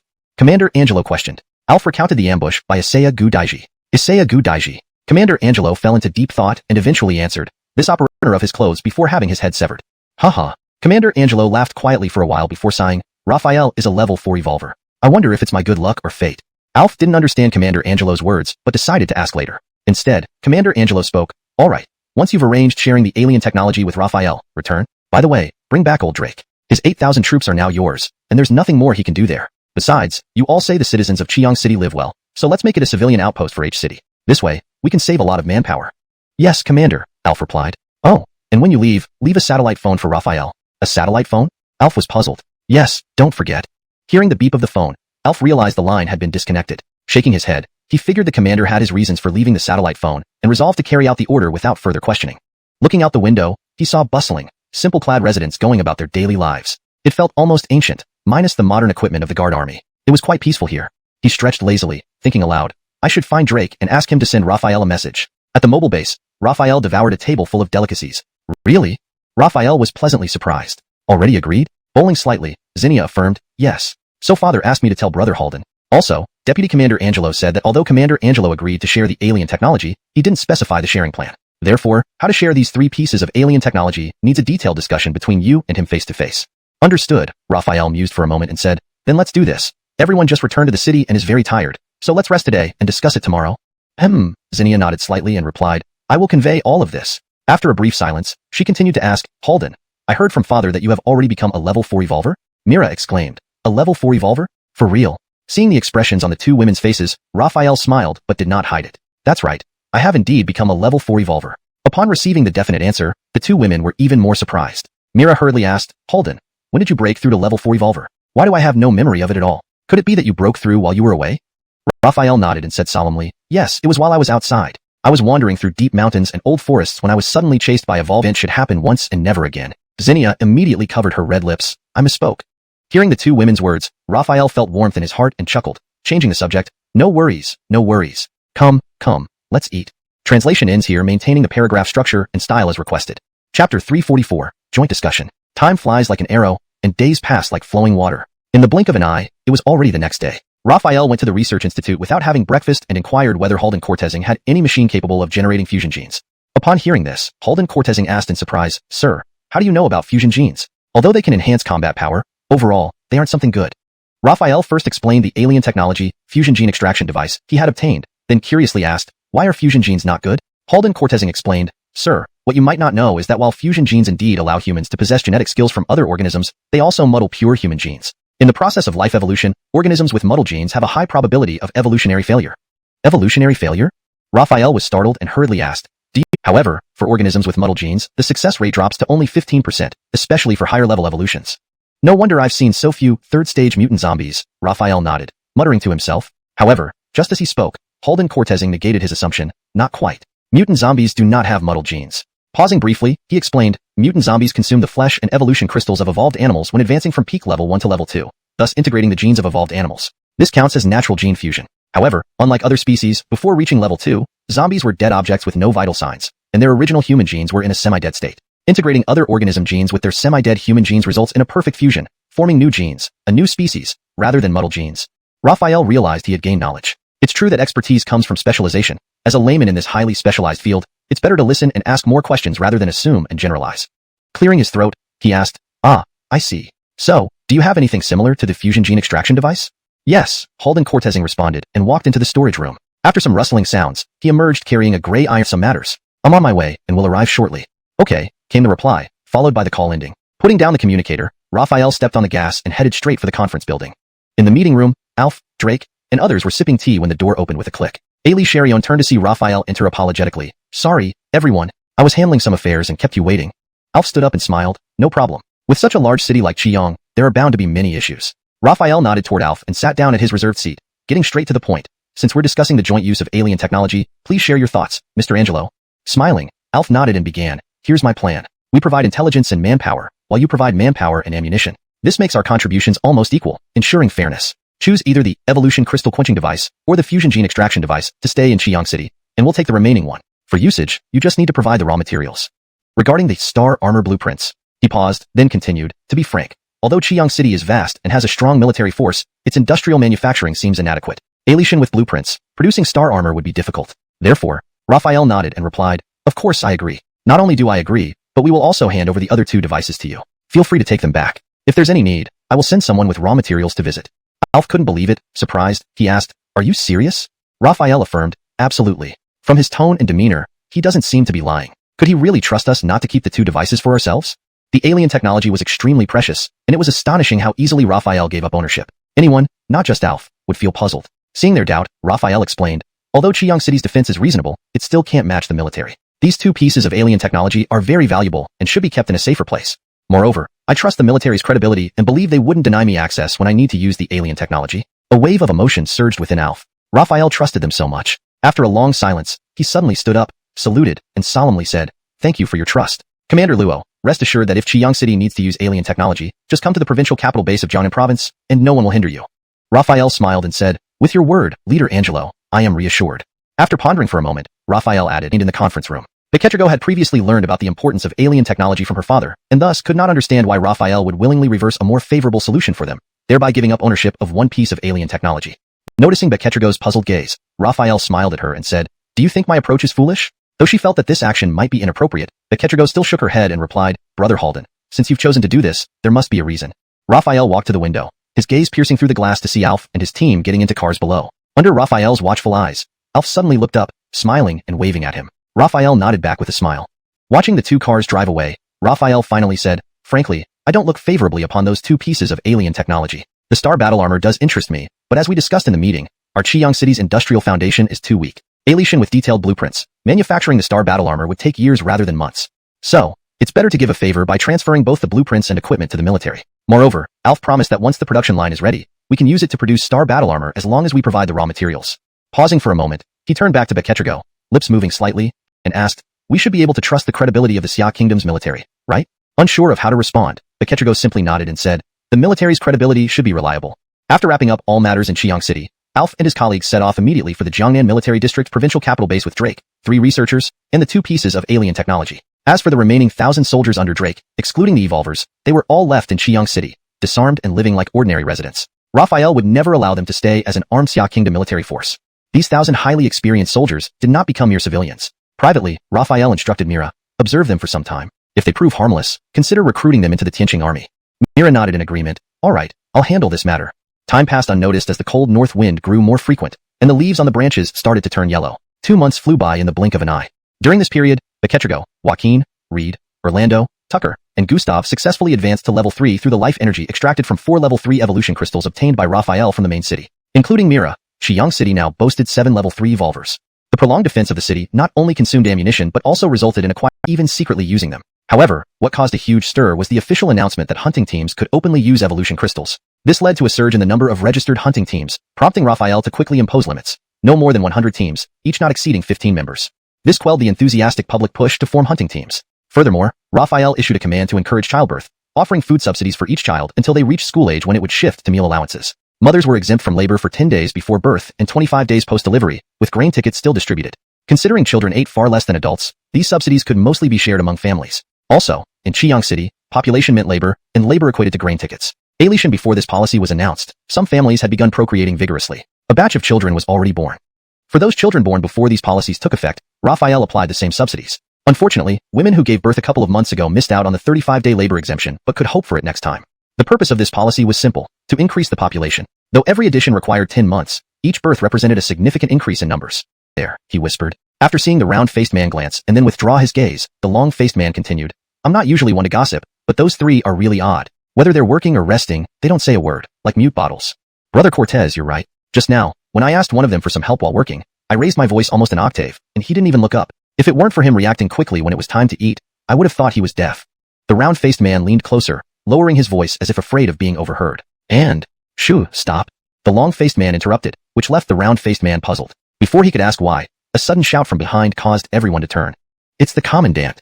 Commandant Raphael entered the cafeteria, surrounded by a group of people. Ailey Cherion in the cafeteria felt immense excitement and forgot about their meals. One of the people accompanying Raphael raised his hands and gestured for calm. Ailey Cherion, settle down. Since our hospital is almost completed, the commandant has come to inspect everything. Let's give the commandant a chance to speak, he announced. Hearing this, Raphael hesitated for a moment. He hadn't prepared any moving speech but cleared his throat and said under the watchful eyes of the crowd, alien technology. I wonder if any aliens are watching me right now, Raphael mused to himself, then shook his head and chuckled. Aliens, if they exist, they'd be monitoring Earth's overall movements, not focusing solely on me. Just then, a cold northern wind swept through, adding a somber atmosphere. Behind him, footsteps approached. Turning around, he saw Zinnia walking gracefully towards him. Her face was lit with a gentle smile, her eyes filled with tenderness, giving her a softer, more alluring demeanor than usual. Raphael turned to face her, smiling. So late and still not resting? You're not resting either, Zinnia replied, her tone much sweeter than usual. She quickened her pace, coming to stand directly in front of him, her eyes locking onto his face. After a long pause, she spoke softly, her voice filled with affection. Halden, do you know how much I want to give myself to you? She took a step closer, hugging him tightly, burying her head in his chest.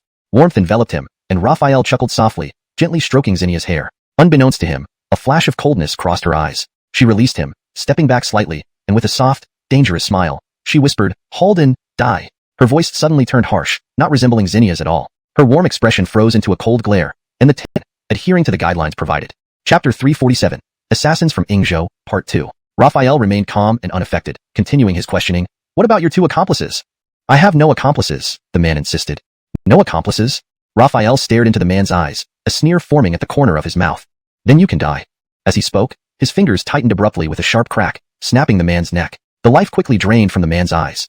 Whoosh, whoosh. At the same moment, the sound of blades cutting through the wind reached his ears. Raphael sneered coldly and released the man. The next second, two Ingzhou samurai swords cleaved down from behind. The wielders, dressed in black nightclothes, had flat faces similar to the first man. They were filled with horror as their blows missed their mark. There was no feeling of impact, no spurt of blood. Raphael had vanished before their eyes. It's bad. He's not a level 3 awakened, one shouted in fear. Arnold, leave now and return to camp. Report that the mayor of Chiyang City is not a level 3 awakened to Commander Kanan Kaoru, the other responded. Do you think you can escape? Raphael suddenly appeared before the two Ingzhou assassins. His advise you to submit to our nation now, become one of the divine race, and avoid perishing. Arnold rambled, making Raphael impatient. Despite this, it confirmed that Arnold was indeed from the Ingzhou military. As for the chosen ones of the divine race, perhaps it was a relic of feudal superstition inherited from Xia, or simply propaganda for moral boosting, as seen in many religious-driven invasions. Raphael didn't dwell on these thoughts but asked, besides the three of you, has the Ingzhou military planted anyone else here? Arnold's breathing halted. Raphael's tone showed he wasn't intimidated. A cold light flashed in Arnold's eyes, yet his voice was calm. Besides us, there is? Clang. He suddenly drew his sword and slashed sideways. Under the moonlight, silver blades streaked toward Raphael, who sneered. To him, this deadly strike was too slow, lacking force. He grabbed the incoming blade with one hand, halting its progress. Arnold's actions revealed his intentions. Further questions would be futile. Since you want to die, I'll oblige you. With a swift left-hand pull, he seized the blade, kicked Arnold away, and hurled the sword like a silver bolt, impaling Arnold through the chest and causing a spray of blood. The blade pinned Arnold to the ground, piercing his heart. Did Brother Halden go at this critical time? Feiyuan, don't worry. Brother Halden is stronger than all of us. He'll be fine, Zinnia comforted her. But, just then, the jingle of a phone rang. All eyes turned to Joaquin, whose communicator made the noise. Under everyone's gaze, he answered, Hello, this is Joaquin. Immediately, an excited voice responded, Report, sir. The commander has returned through the east gate. Joaquin's concern evaporated, replaced by relief and a smile. Putting down the communicator, he said, The commander is safe and just entered the east gate. Upon hearing this, Mira and the others were delighted and rushed to the east gate for confirmation. Chapter 348, Silicon Base Cortez. Wendy and the others soon arrived at East City, unaware that Arlo was already waiting for them there. Upon seeing Arlo unharmed, they all breathed a sigh of relief. Wendy noticed a body lying not far from where Arlo stood, also dressed in nightclothes, and curiously asked, Yin Gu, we just found 2 bodies in the undeveloped area of South City. How come you have one here too? Arlo smiled and said, All 3 corpses are my work. They were assassins from Ingzhou Kingdom who underestimated me and attempted to kill me but ended up dead instead. Assassins from Ingzhou Kingdom? Wendy repeated, then remarked, These bandits truly do not know what's good for them, sending assassins our way. She analyzed, It's unlikely that Ingzhou Kingdom only sent 3 assassins. In my opinion, there might still be other assassins or spies within the city, and a thorough investigation is needed. Arlo nodded and said, An investigation is necessary, but there's no need to make it overly dramatic. Let the special forces handle it. He looked at Hobart and instructed, You will arrange this later, Hobart. After giving orders, he paused for a moment, scanned the group before him, and asked, Feishuan, Wenxue, Hobart, Amin, aren't you all peak level 3s now? The 4 nodded simultaneously. With their confirmation, Arlo lowered his gaze and thought inwardly, Bekatrugodashi, quasi-level 4. Ant warriors slightly weaker than peak level 3s. Bat warriors with speed matching peak level 3s. and these three solidly at peak level 3 evolutionists. The strength of Ingzhou Kingdom can't be underestimated. He stroked his chin, pondering, those so-called ant and bat warriors must be products of gene fusion. Although gene fusion has significant drawbacks, it indeed can rapidly enhance individual power. He glanced at Hobart, Amin, Larry, then looked at Wendy and Cortizu and Shue, and finally fixed his eyes on an ordinary guard nearby. After much contemplation, he massaged his temples, shook his head, and decided against using gene fusion increase, which felt slow, especially considering the rapid zombie evolution rate. Seeing Arlo laugh bitterly and shake his head, Wendy asked, puzzled, Yin Gu, what's wrong? Arlo lifted his head and waved dismissively, saying, nothing, before instructing, Larry, Chris, dispose of this corpse and the other two as food for the zombie mother. Yes. Larry and Chris showed no hesitation when ordered to feed human corpses to the zombie mother, responding immediately. Wendy and Cortizu and Shue, however, frowned slightly. Wendy voiced her concerns, using human corpses to feed the zombie mother. Isn't this too cruel? Arlo finished her sentence with a smile. Ultimately, whether it's a human or animal corpse, it's just meat. These three were peak level 3 evolutionists with powerful life force. Burning them would be a waste. It's better if they could contribute to Qiang City even after death. Hearing this, seeing Arlo's calm expression, and remembering that these Ingzhou people were assassins, Wendy relaxed, smoothing her frown, and agreed, indeed, whether human or other animals, a corpse is just meat after death. Cortizu and Shue pondered for a moment, and also agreed, right. Some countries practice water burials, essentially feeding fish with corpses. Feeding these Ingzhou assassins to the zombie mother isn't much different. But even if it's speculation, Wendy added, given the vastness of the universe, with billions of light-years of galaxies and countless planets under varied conditions, silicon-based life could very well exist. Haha. Arlo laughed heartily, agreeing, indeed. In such a vast universe, anything is possible regarding silicon-based life. Chapter 349, A Big Shot. The car stopped in front of the mobile base. Raphael and Mira got out and walked straight into the base. Perla watched their retreating figures with envy before turning her gaze away and driving off from the place. Gosh, one thing after another, and now an assassination attempt. Entering the mobile base, Raphael plopped into a chair, utterly exhausted. Who asked you to be our commander? Mira teased as she sashayed up the stairs with her slender waist, heading to the bedroom for some clean clothes before walking towards the bathroom, saying, my dear commander, would you like to join me for a shower? Yeah. Raphael shot up like a frightened rabbit. His ears might have stood up if he had any. He chuckled, I'm coming, baby. Just as he was about to get up, the table buzzed and a ringing sound came from the drawer. He pulled open the drawer to find a satellite phone lit up and vibrating. Isn't this the satellite phone left by Alf? Why is it ringing so late at night? Must be a wrong number. Looking back and forth between the satellite phone and upstairs, he kept convincing himself that it was a mistake, but the continuous ringing told him otherwise. Might as well answer, maybe it's good news. Taking another glance at upstairs, he gritted his teeth and said angrily, geez, no call in 3 months and now it rings in the middle of the night. Spoil sport. Grudgingly, he picked up the satellite phone and put it to his ear. Hello, this is Raphael. Who is it? Luo Commander, this is Alf. Haven't seen you in 3 months. Do you still remember me? The familiar voice of Alf came through on the phone. What's going on? Calling me so late. Are you planning to confess? Raphael replied irritably, upset that his mood was ruined. Alf apologized humbly. Sorry, Commander Luo. My fault for not considering it thoroughly. I apologize for disturbing you. Forget it. Raphael's anger subsided as he heard the sincere apology, softening his tone a bit. So, what's up? Alf didn't mince words. 3 months have passed, as we agreed. We should clear the harvested flesh and the evolved crystals every 3 months. Do you remember? I remember. Your share of the evolved crystals is reserved for you. So, are you coming to pick them up yourselves, or do you want us to send them over? Asked Raphael. Alf laughed. You're joking, right? Of course, we'll come to Qiang City to collect it. How can we ask you to deliver it? Still sensible. Raphael thought to himself and continued, so when are you coming? Alf answered, tomorrow. That's why I called you in the middle of the night, just to let you know. Okay, I'll prepare the evolved crystals and wait for your arrival, said Raphael. After a pause, he added, anything else?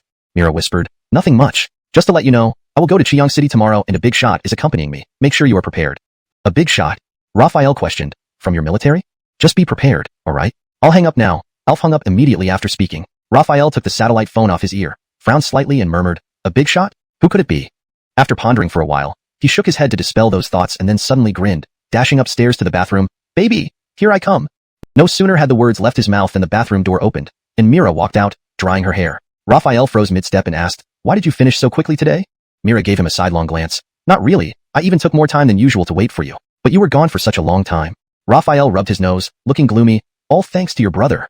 The next day, noon. It was a sunny day with excellent visibility. In the West City, Raphael watched his 4Z-10 helicopter. He looked at Mira, noticing her expression, realizing he needed to greet them. He said with a smile, welcome, welcome.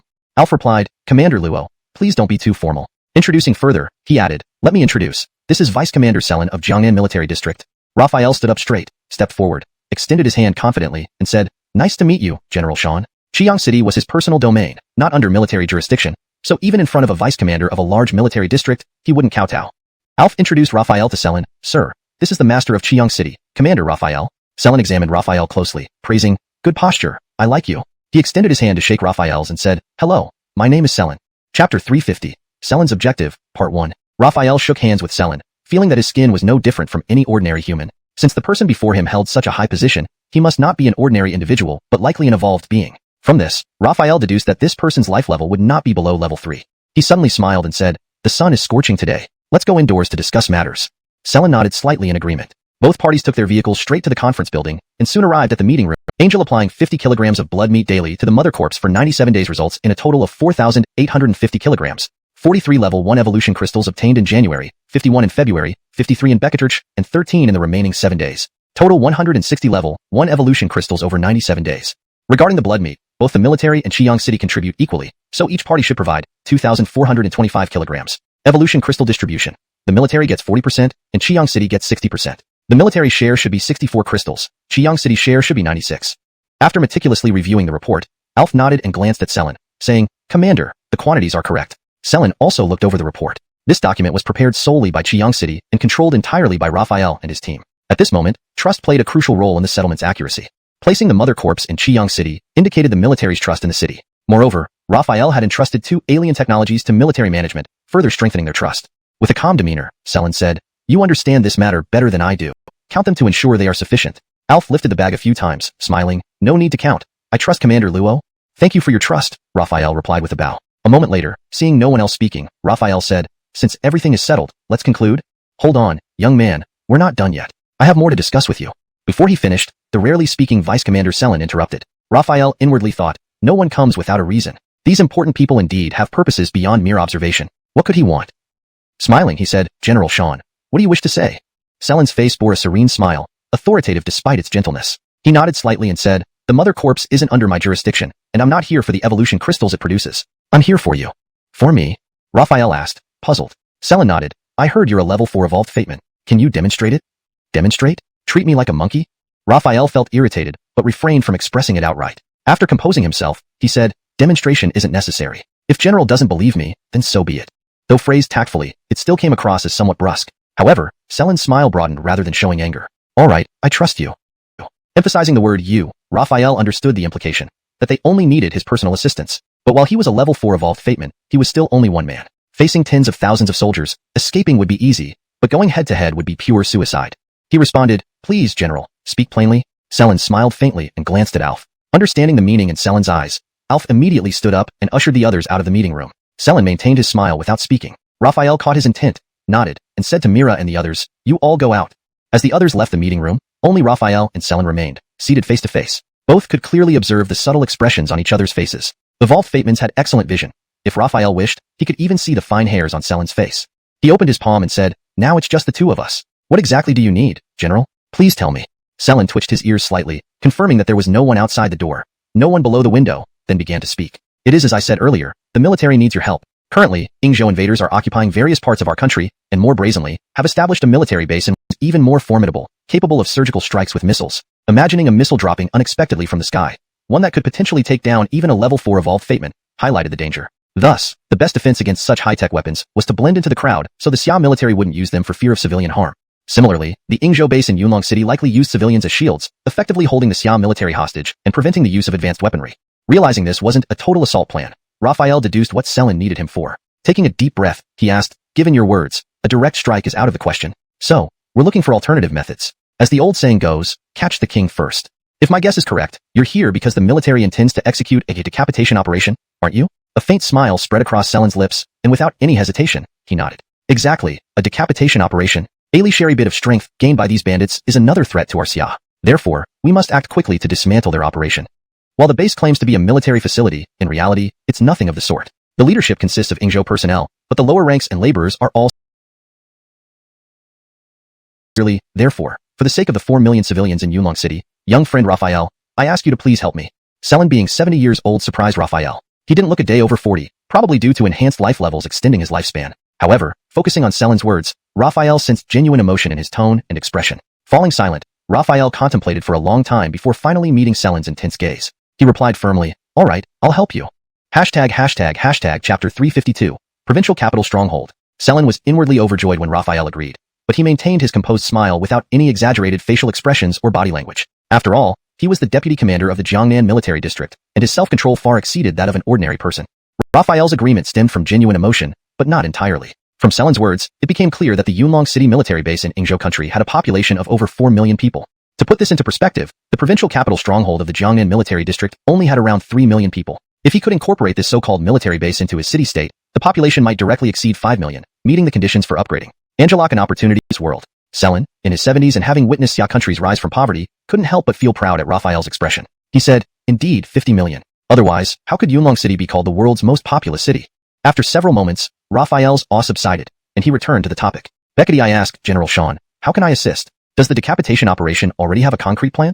Selen explained, regarding the decapitation operation, we've formed a team of 5 fully evolved humans, all peak level 3s with fused genes, giving each of them near level 4 abilities in specific areas. Their success rate for the decapitation operation is around 55%. With you joining us, we can cover the remaining 45%. Raphael understood, so, my task is to join your team to assassinate the Yingzhou nationals in Yunlong City's military base. Selen nodded, exactly. You just need to coordinate with the team. If they encounter trouble, I'd appreciate your assistance. The task seemed straightforward and not overly risky. Raphael was confident that even if the assassination failed, he could escape unless there were peak level 4 evolved humans among the Yingzhou nationals. He reassured himself that there was no real danger to his life. He nodded, reaffirming his commitment. No problem. Great. Selen's face lit up, but the joy quickly faded. After some deliberation, he added, before heading to Yunlong City, there's a smaller mission. Under this heavy atmosphere, Myra's eyes remained fixed on Raphael's face, speaking reluctantly, come back as soon as things are settled. Don't be gone for a month like last time. Raphael gently stroked Myra's apple-red cheeks, smiling, don't worry. I'll be back soon. Bidding farewell to everyone, Raphael boarded AZ-8 transport helicopter with Selen, Alf, and others. The deafening roar of the engines grew louder as the rotor blades spun faster, stirring up dust. They took off slowly under the escort of 4 Z-10s, ascending to a certain height before heading southwest. The military indeed had its advantages. Alishan, though ground communication lines were disrupted, satellite navigation was still available, ensuring they wouldn't lose their way like a headless fly as had happened during Raphael's trip to Tianwu Mountain. As the sun set and painted the sky with beautiful hues, Raphael gazed out the window, observing a vast city below. The city, similar in size to Chiang City, had a much higher density of buildings. From above, Chiang City didn't appear dense, nor did it feel crowded while walking through its streets. But this large city below gave off an overwhelming sense of congestion from the air alone, with houses crammed together like a bustling market, making it difficult for vehicles to pass. Besides noting the density, Raphael observed numerous industrial structures unique to this city, factories and other facilities. All right, Raphael nodded. Selen dialed the number and spoke, Becketlin, come to my office right now. I need to see you. He hung up after saying this brief sentence. After about the time it takes to finish a cup of tea, there was a knock on the door. Selen said, come in. The door creaked open as a woman walked in. She was wearing military uniform, had delicate features, and wore a military cap under which could be seen short hair that reached her chin, giving her a highly professional appearance. Seeing that besides Selen, there was another person in the room, Ember glanced at Raphael several times, then closed the door behind her and saluted, Baxter, what do you need? Selen stood up from his seat, walked between Raphael and Ember, and introduced them, young friend, this is Becketlin. He then introduced Raphael to Becketlin, this is Comrade Hawkins, from Shopping City. Don't underestimate him. He is also a peak level 3 evolved. I specially brought him here to participate in tomorrow's assassination mission. After that, he will accompany you all to Yunlong City. Raphael was taken aback. Seeing Selen give him a meaningful look, he did not expose the lie but extended his hand, saying, hello. Becketlin, upon hearing Selen mention Hawkins accompanying them to Yunlong City, understood the meaning clearly. It meant Hawkins would become part. If that's the case, then I will temporarily be called Hawkins. The next evening, outside the provincial capital base, 2 men and a woman gathered. Among them was Raphael, and Ember was Becketlin. There was another man, standing 7 feet 3 inches tall, with a pair of black wings sprouting from his back. Though not strikingly handsome, he had a rather appealing presence. This was Beryl, whom Selen had mentioned. Becketlin, who is this guy? Why did you bring an outsider? Beryl asked after sizing up Raphael. Becketlin replied, don't talk nonsense. This is Brother Hawkins from Shopping City Base, also a peak level 3 evolved, sent by Baxter to join us on this assassination mission. Pausing, she continued, moreover, after this mission, he will travel with us to Yunlong City for the decapitation operation. Beryl circled Raphael once, asking curiously, hey brother, why don't you have any animal characteristics? Raphael shrugged, answering honestly, I haven't used any fusion genes. Never? Beryl exclaimed, stroking his chin, then moved close to Becketlin and whispered, he hasn't used fusion genes and is only at peak level 3. Sending him along on a decapitation operation isn't sending him to his death? Becketlin stepped back 2 steps, not minding whether Raphael heard her as she replied, and the trio leaped off. Compared to the speed of a car, they were just as fast, if not faster. They didn't use a car to save energy, or because it would make too much noise, attracting zombies and making them easily discovered. Thus, for stealth purposes, they opted not to use a vehicle. Becketlin, experienced and knowledgeable about the area, led them swiftly to Baijiang Mountain. Angel-or enough, it was now pitch dark, not a clear night as clouds hid the moon and stars, a true, dark and windy night, too dark to see one's fingers. Courtesaning to the rushing water and seeing lights far off, Becketlin pointed toward the source of the light. That's where Colonel Hamilton of the 1st Army Corps of Ingzhou is stationed.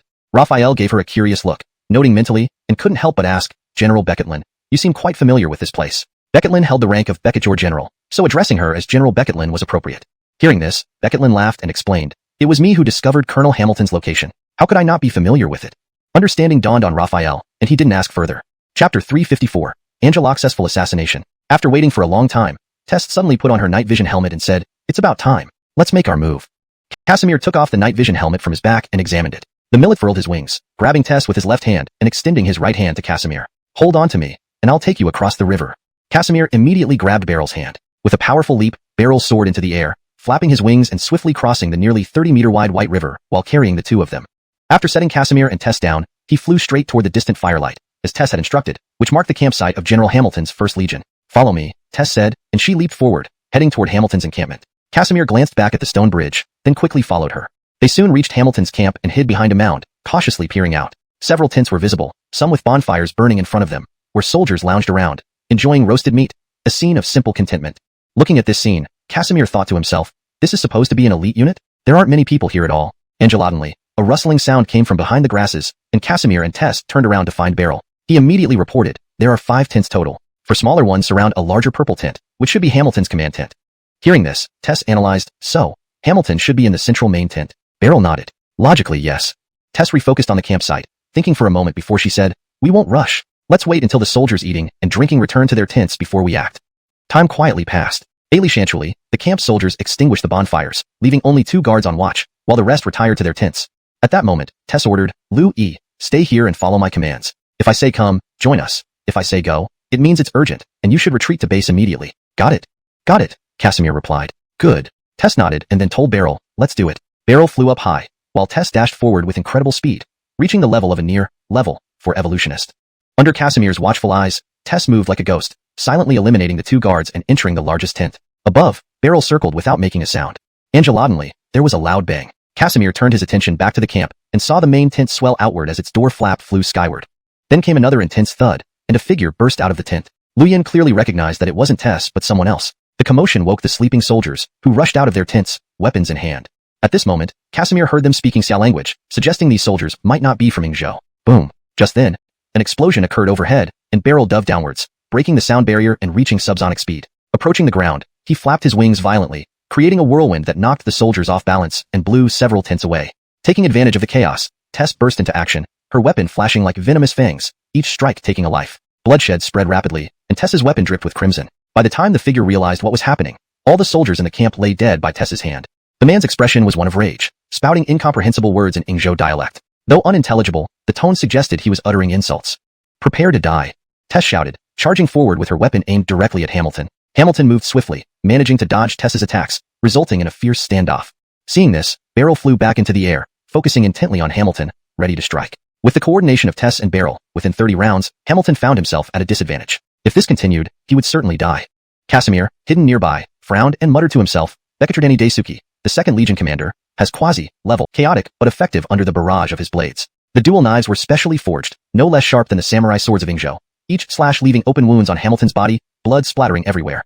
In just a few exchanges, Hamilton was covered in cuts and bruises, not a single spot left unharmed. Raphael noticed Tess frown slightly before smoothing it out again. She hurled her weapon, a dagger several inches long, gleaming with a cold, sharp edge. With a soft thud, the dagger lodged into Hamilton's forehead, instantly ending her life. Beryl stopped swinging his knives, glanced at the dagger embedded in Hamilton's forehead, and then looked at Tess, asking, why did you kill her? Wouldn't it have been better to capture her alive? Tess replied, our mission is assassination, not capturing. Hearing this, Beryl couldn't argue back. He turned his gaze to Raphael, approaching with a broad grin and said, hey buddy, that wasn't very fair of you, saying you don't have any secret skills. You.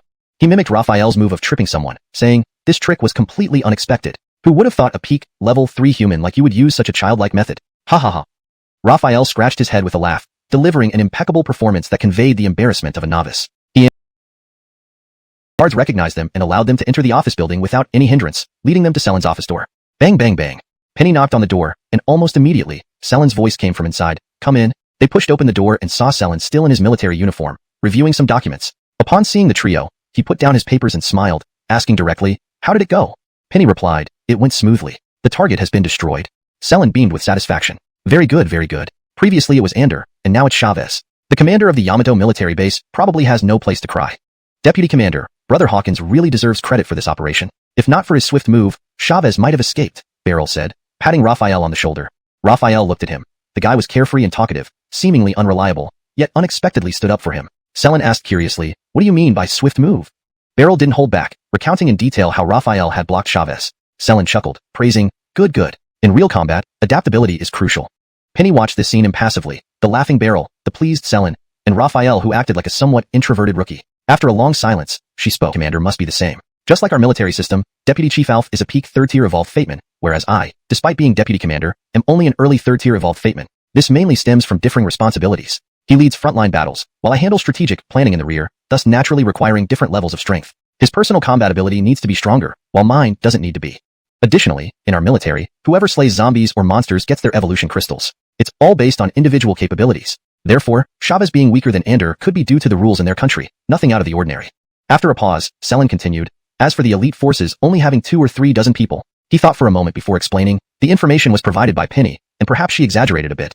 Raphael rested his chin in his hand, nodding slightly. All right, I understand. He looked up at Selin, lowering his hand and said, I'll take my leave now. Selin smiled and nodded. Okay. Raphael left Selin's office and stepped out of the office building. Just as he walked out, he sensed someone watching him. Remaining calm, he proceeded naturally toward the residential area. Left corner. He identified the position of the person lurking in the shadows after walking just a few dozen meters, wearing night vision goggles and scanning the area. It was Raphael. Based on memory, Raphael returned to White River, standing by the riverbank for the sake of the stone bridge, more specifically, the person inside the stone bridge cave. Locking his gaze on the bridge, he reached its base in a few strides. Besides the gushing water, he also heard rustling from within the bridge cave, confirming that what he had seen earlier was not an illusion. There was definitely something inside, though it was unclear whether it was a human or a zombie. He didn't charge into the cave directly but instead stood at the entrance, adjusting his tone, calling out, Is anyone inside the bridge cave? Make a sound if you're there. Waiting for 10 seconds with no response, he called out again, Don't worry. I'm neither a zombie nor a monster. My name is Hawkins, and I've come from the capital base. Chapter 356, The Person in the Bridge Tunnel, Part 2. Raphael thought that the person inside wouldn't respond, so he was about to enter the bridge tunnel directly. However, just moments after his words fell, a voice emerged from the tunnel, astonished, emotional, but very weak. You're from the provincial capital stronghold? You're part of Xia country's military? This voice is very similar to Tessa's, Raphael thought, and immediately replied, Yes, I am from the military. Are you human, a zombie, or an evolved animal? Hurry, I haven't left. I'll come up now. Saying this, he jumped into the tunnel. It was narrow, too small for adults to stand straight, forcing them to bend over or squat. With the aid of his night vision goggles, he could see clearly inside the tunnel. There lay a person huddled in the middle, clothes drenched in blood, eyelids half closed, looking extremely weak. Upon closer inspection, her face was exactly like Tess from the provincial capital stronghold, except she had 2 furry cat ears atop her head. In fact, Tess at the provincial capital stronghold always wore a hat, hiding any cat ears that Raphael wouldn't have seen. Although Tess couldn't see, she could hear. When she heard someone enter the bridge entrance, she felt extremely excited, but her severe injuries made it difficult for her to move. Raphael removed his night vision goggles and took out a flashlight. When he turned it on, white light filled the tunnel. Surprised by the sudden brightness, Tess closed her eyes for a while before adjusting. She then looked at the man who brought light and couldn't hold back her tears. By the flashlight's glow, Raphael could see her pale face, bloodshot eyes, and shirt stained red with blood even more clearly. Stepping forward, he asked, In the provincial capital stronghold, I met someone who looks and sounds exactly like you and is also named Tess. Do you know her?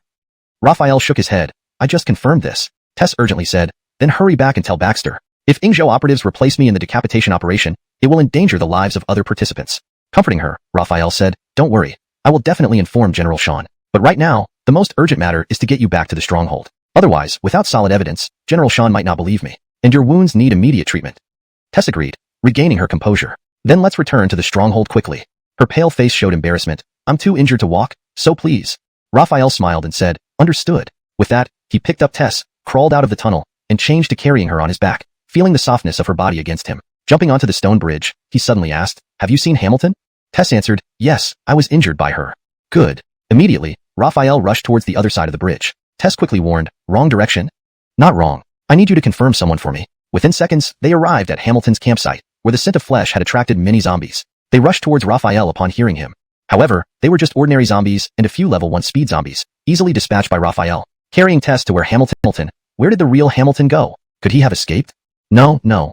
He immediately dismissed the idea of Hamilton escaping. He then thought about the power overwhelming his own whenever the penny at the provincial capital acted. To convincingly impersonate someone, every aspect needed to be similar. If his guess wasn't wrong, this person could likely be a quasi-level 4 evolver.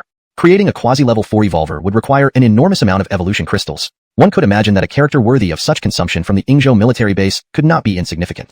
Therefore, it was highly plausible that the penny at the provincial capital was indeed Hamilton. Raphael suddenly sneered coldly. Hamilton, you are truly cunning. Did you figure something out? Penny asked. Raphael smiled coldly, mulling over for a moment, then said, I will take you back to the outpost first. We can discuss everything later. Penny murmured, without pressing any further, displaying her docility. Raphael immediately carried Penny away from the scene, heading back to the provincial capital outpost. After Raphael left for about an hour, dozens more zombies were attracted by the smell of flesh and blood. They discovered the corpses on the ground and tore into them, some targeting the imposter Hamilton, pouncing and biting.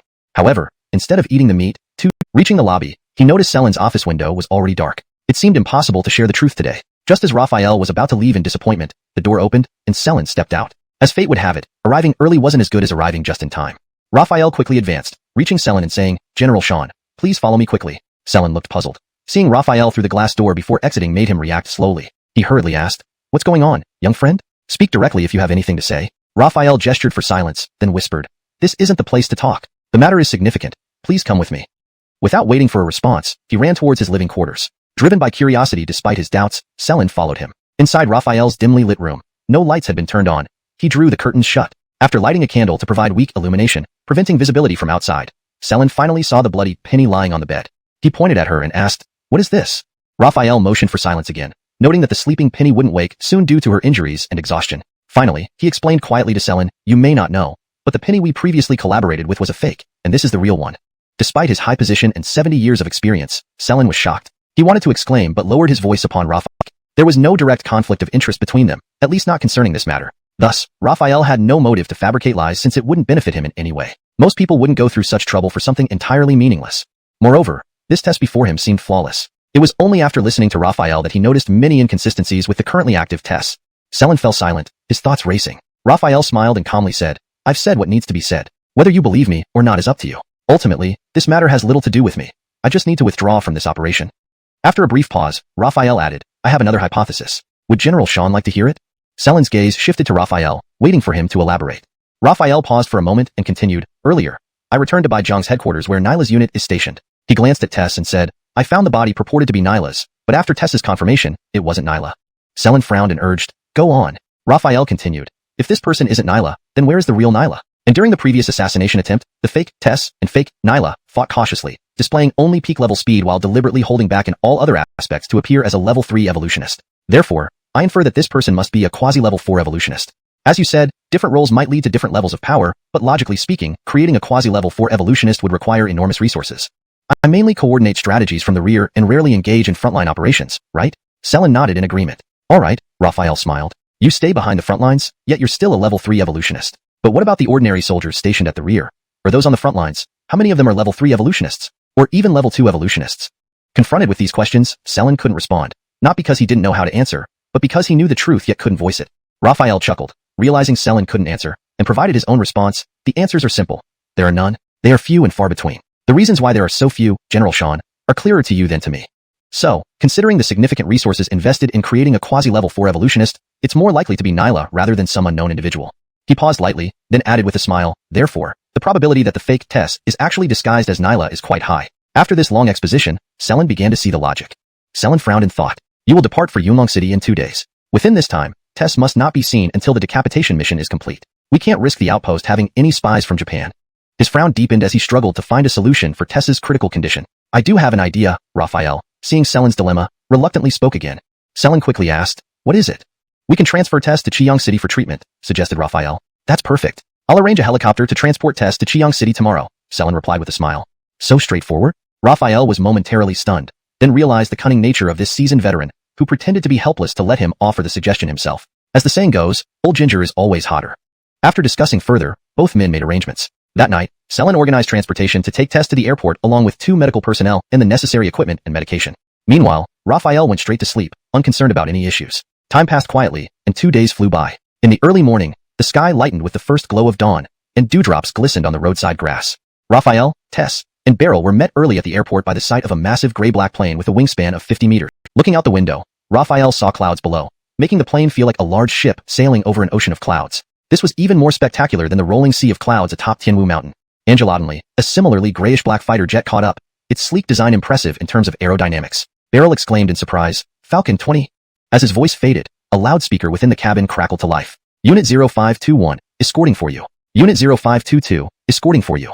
Raphael was also astonished by the sight of the fighter jets. He had only seen them in pictures and videos before. Seeing them in person was a whole different experience. Under his gaze, the Falcon 20's missile bay suddenly opened, and a short-range air-to-air missile shot out, trailing flames and white smoke as it sped forward. Raphael left the compartment and approached the cockpit door, observing through the windshield as a massive explosion erupted far in the distance. Noticing Raphael's stunned expression, the pilot in the cockpit smiled and said, "You're from the army, right? Don't worry. While ground monsters are tough, we have the upper hand at this altitude."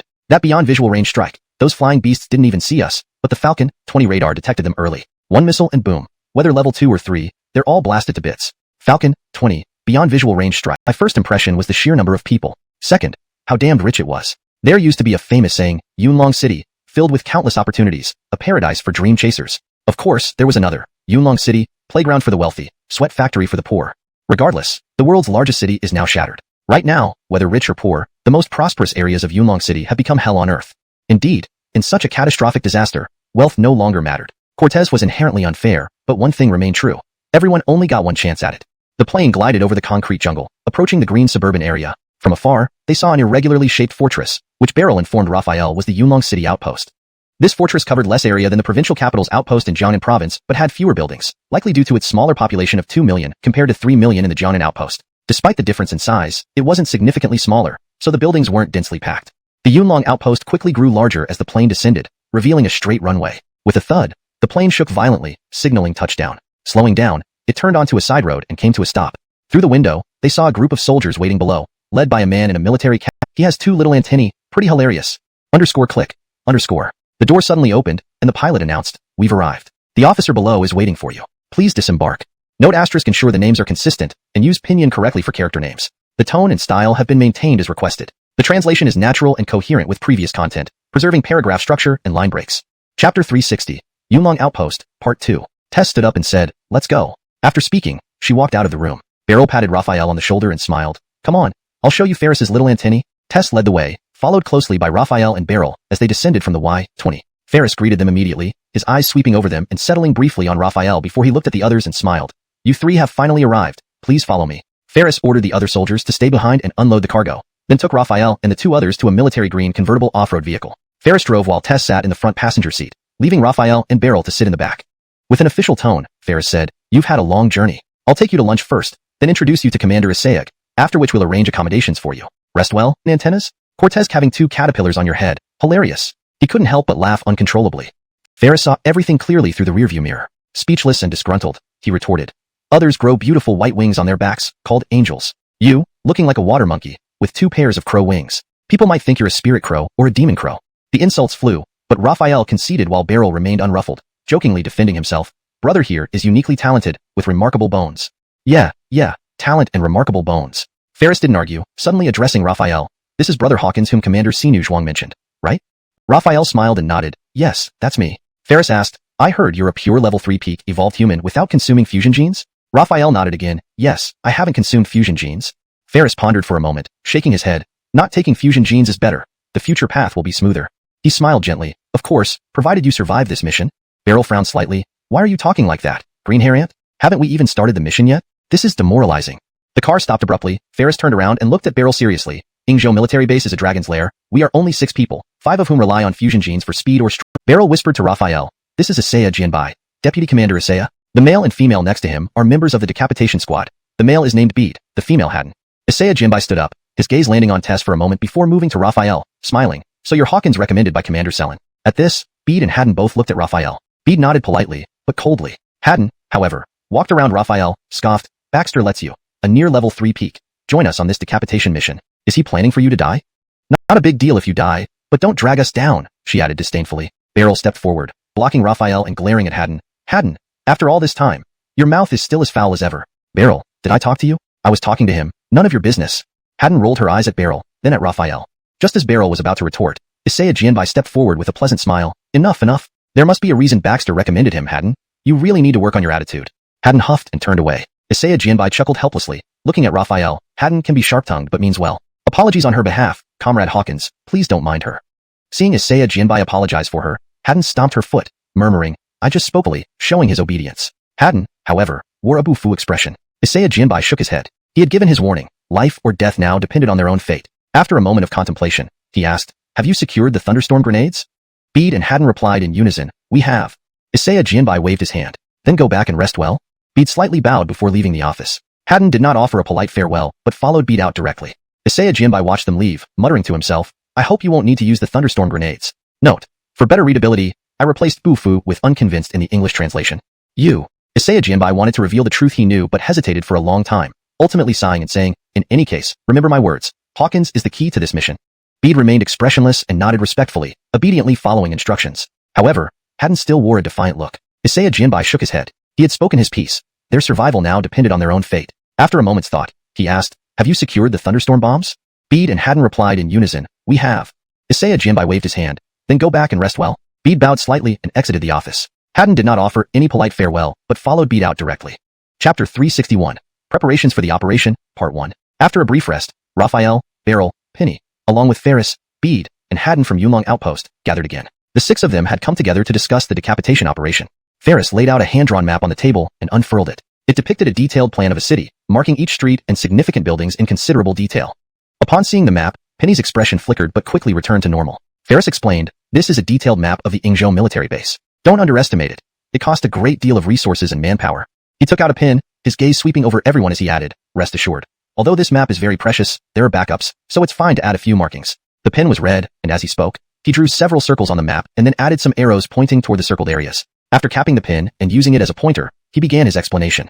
The Yingzhou military base has 2 city gates, east and west. The eastern gate faces our outpost directly, so logically, entering through the east gate would be the shortest route. However, both the east and west gates are heavily guarded by troops and evolved humans from Yingzhou, including at least 2 quasi-level 3 evolved humans who stand guard day and night. It won't be easy. Pointing to the 2 marked areas, he said, these birch woods and the village are the main destinations for the western hunting and gathering teams. We just need to set up at one of these locations, wait for them, and then join them.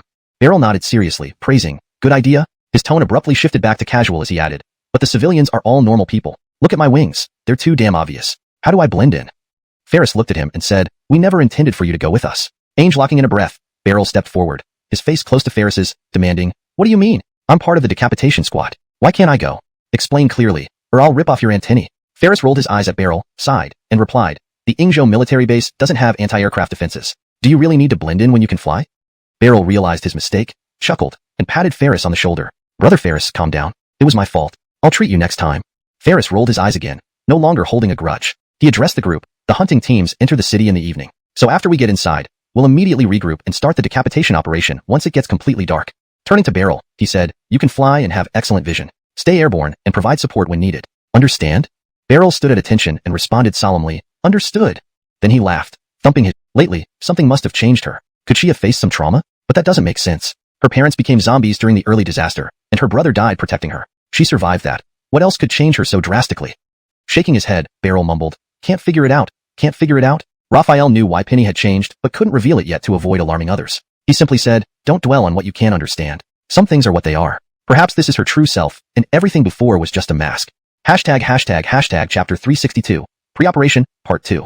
Beryl found Raphael's argument reasonable and nodded in agreement. What you say isn't without merit.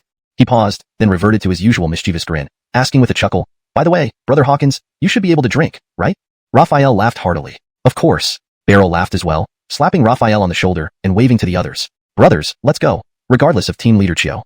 Yulong City was located on the northern coast, predominantly flat terrain, so the wind was strong and frequent during this season. After drinking with Beryl and Ferris, twilight had already descended, and everyone had their own business to attend to. Raphael wandered aimlessly until he reached the west city gate.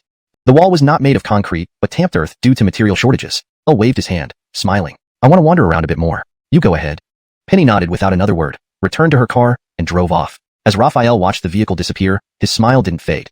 He had a hunch about what fake Penny might have been doing outside. It certainly wasn't just driving around. Angelodinly, there was a whistling sound, and he looked up to see 2 pairs of black wings swooping down, stirring up dust. He covered his mouth and nose and stepped back, saying, you even have a unique landing trait. Beryl emerged from the dust cloud, curiously asking, what did you just say to team leader Chio? Why did she go out of the city? Raphael replied, just chatted a bit. She said she wasn't used to the environment and went for a drive. Go for a drive? Beryl's confusion grew. There are plenty of places to drive within the compound. Moreover, given the current situation, if anything happens to her, it could jeopardize the decapitation mission. Realizing something was amiss, he spread his wings. I need to talk to her. Just as he was about to take off, Raphael said, wait. Beryl looked at Raphael in puzzlement. Why stop me? Raphael advised, don't be impulsive. The operation is imminent. Now is not the time for conflict. Wait until after the mission to talk to Penny. Beryl sighed in frustration, retracting his wings, the mission fully. Accepting failure due to internal issues was unacceptable. Sighing, he smiled bitterly. Brother Hawkins, you don't know how powerful the Ingzhou military base is, hence your confidence. If our success rate was even 60%, Baxter wouldn't have ordered us to carry thunderstorm bombs. Raphael's brow furrowed immediately, thinking, thunderstorm bombs? They brought thunderstorm bombs? He felt annoyed. They didn't tell me about the bombs. They're planning to detonate them if the mission fails, giving me no chance to escape. Seeing Raphael's reaction, Beryl asked urgently, Brother Hawkins, didn't Baxter instruct you to carry the thunderstorm bombs?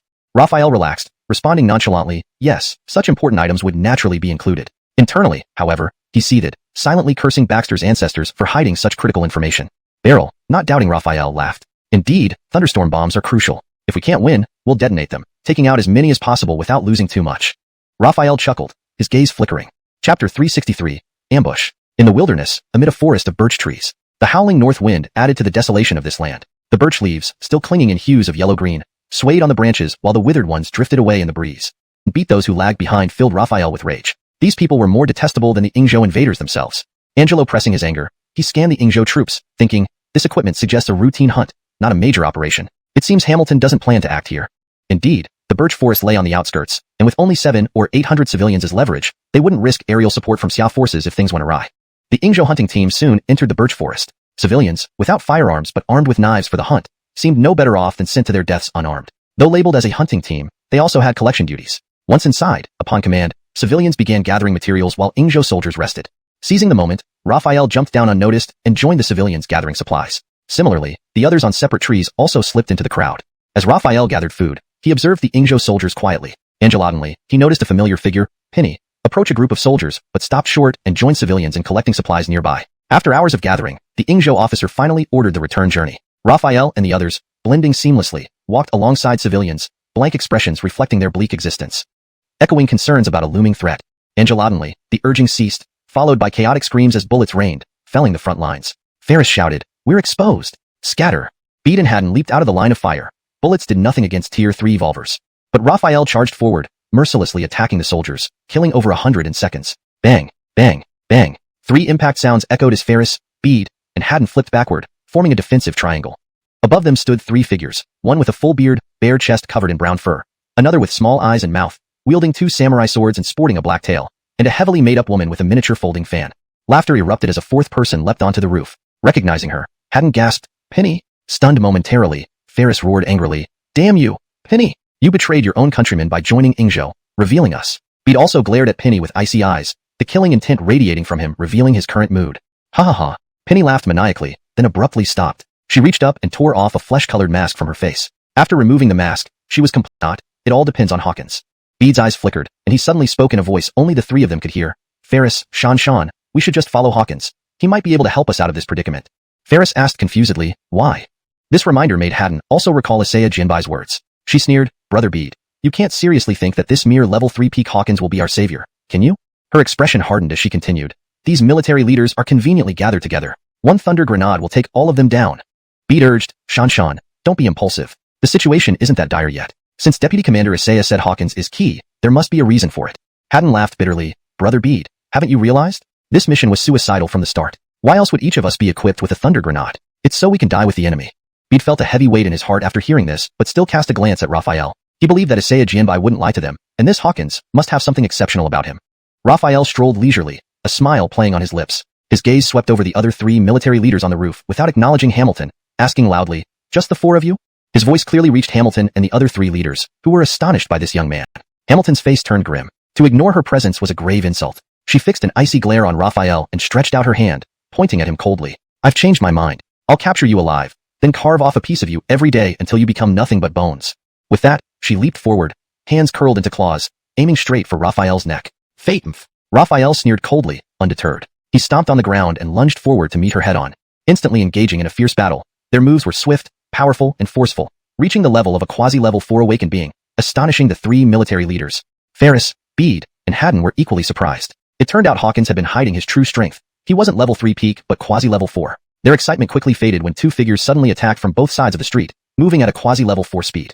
It didn't take much thought for the 3 to realize who they were. In this city, with the 4 military leaders already revealed, the only ones left with quasi-level 4 abilities must be the 2 commanders and the Grand Commander. These 2 must be Commanders Murakami Mototsun and Kukisu Kyori. Facing Hamilton, Raphael intentionally suppressed his power to lure out other hidden Japanese experts. As his foot clashed with Hamilton's claws, eyes on the voluptuous Japanese woman, saying, "I'll handle this alluring lady." The three military leaders felt the intensity and prepared for combat. With such formidable opponents, this hunt would not be easy. Ferris shouted, "Attack!" They lunged toward their targets simultaneously. Ferris, using ant fusion genes, unleashed a series of powerful punches against the bear-like leader. Their blows stirred the air, evenly matched at the quasi-level 4 strength. Bede, with pangolin fusion genes, boasted peak quasi-level 4 defensive capabilities. Facing the rapid blade attacks, he parried with a flurry of sparks flying off his torn shirt, yet remained unharmed. Haddon, using tabby cat fusion genes, matched the mysterious Japanese woman's speed, neither gaining an upper hand. Angelotantly, a thunderous roar sounded as Beryl dove down from above, wings beating furiously, holding a black 3-inch dagger emitting cold aura. He slashed at the black-tailed figure, who was caught off guard and unable to dodge. But another figure, appearing like a shadow, deflected Bede away and pulled the black-tailed one out of harm's way. Beryl quickly ascended again as dust filled the air. Bede crashed through a nearby building, emerging as the mysterious figure came into view, shocking him. Upon seeing the newcomer, it seemed Penny must have already perished. Now with the remaining 5, the 4 below were fiercely battling and preparing to sacrifice themselves to take down the enemy. As a member of the decapitation squad, he couldn't afford to lag behind. A death can be lighter than a feather or heavier than a mountain. He didn't want his life or death to be as light as a feather. He wanted it to be as heavy as a mountain, engraved in the hearts of everyone he saved and remembered in history.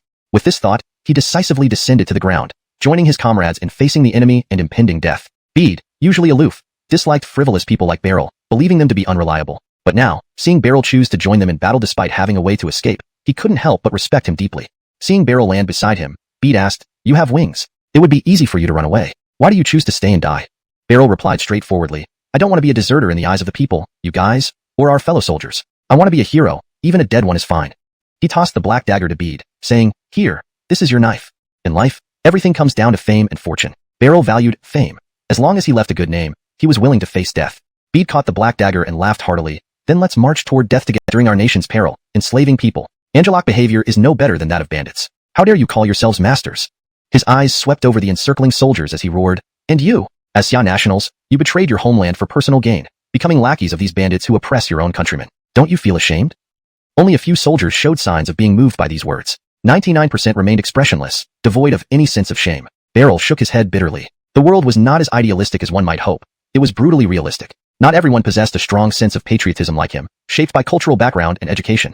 Grief and anger welled up inside him. He withdrew his gaze and focused all his attention on Frederick. Courtesaning to Beryl, Frederick scoffed, "What are lackeys? They're merely people trying to survive. I've built a vast city protecting 4 million people. How am I a bandit? Would you rather let those 4 million die? You say I oppress and enslave, but without organization, who would find food? Who would sustain a city of 4 million? His gaze locked onto Beryl, his lips curling into a smirk. "Besides, there are some Xia nationals who act more like slave owners than I do. Men are used purely as labor, women as fusion, purely a near level 4 awakened." In a sudden movement, Frederick vanished from his spot, dashing towards Raphael at an incredible speed. Beryl was startled. If Frederick joined Raphael's battle, defeat seemed certain. Ferris and his team were equally shocked but powerless during the fight. Beryl tried diving after Frederick, but realized he was too slow. Adjusting course, he raced towards Raphael's battleground, drawing out a thunderstorm grenade. He yelled, "Hawkins, brother, get out of the way." Raphael sensed Frederick approaching, smiled coldly, and hearing Beryl's warning, saw the grenade. Acting fast, he left behind a shadow before snatching the grenade from Beryl midair and hurling it back towards the original battlefield, pulling Beryl back 100 meters. Boom! The explosion resembled a bolt of lightning, with a blinding silver flash reaching 50 to 60 meters high and 70 to 80 meters wide. The shockwave was visible, toppling houses within 3 to 400 meters. Soldiers and civilians within 100 meters perished instantly, while only Ferris, Bede, Haddon, and the Legion commanders survived the blast's outer force. Raphael and Beryl, standing 100 meters away, remained unharmed as the shockwaves affected only ordinary humans severely. As the silver light dissipated, a crater 20 meters ignored them, striding forward to the edge of the 20-meter-wide crater and peering down. Inside were 2 charred, unrecognizable corpses. 4 people were caught in the explosion, yet only 2 bodies remain. Raphael rubbed his chin, thinking aloud, "It seems 2 managed to escape. I wonder which 2. It's necessary to examine these 2 bodies." He narrowed his eyes, gazing at the blackened remains, murmuring to himself, "This kind of job is best left to military professionals." His gaze shifted over the surrounding area, surveying the gruesome scene within 100 meters. Bodies strewn everywhere, soldiers from Yingzhou, and ordinary civilians alike. He sighed, musing, "The military must be aware of the thunderstorm grenade's destructive power and the potential for civilian casualties.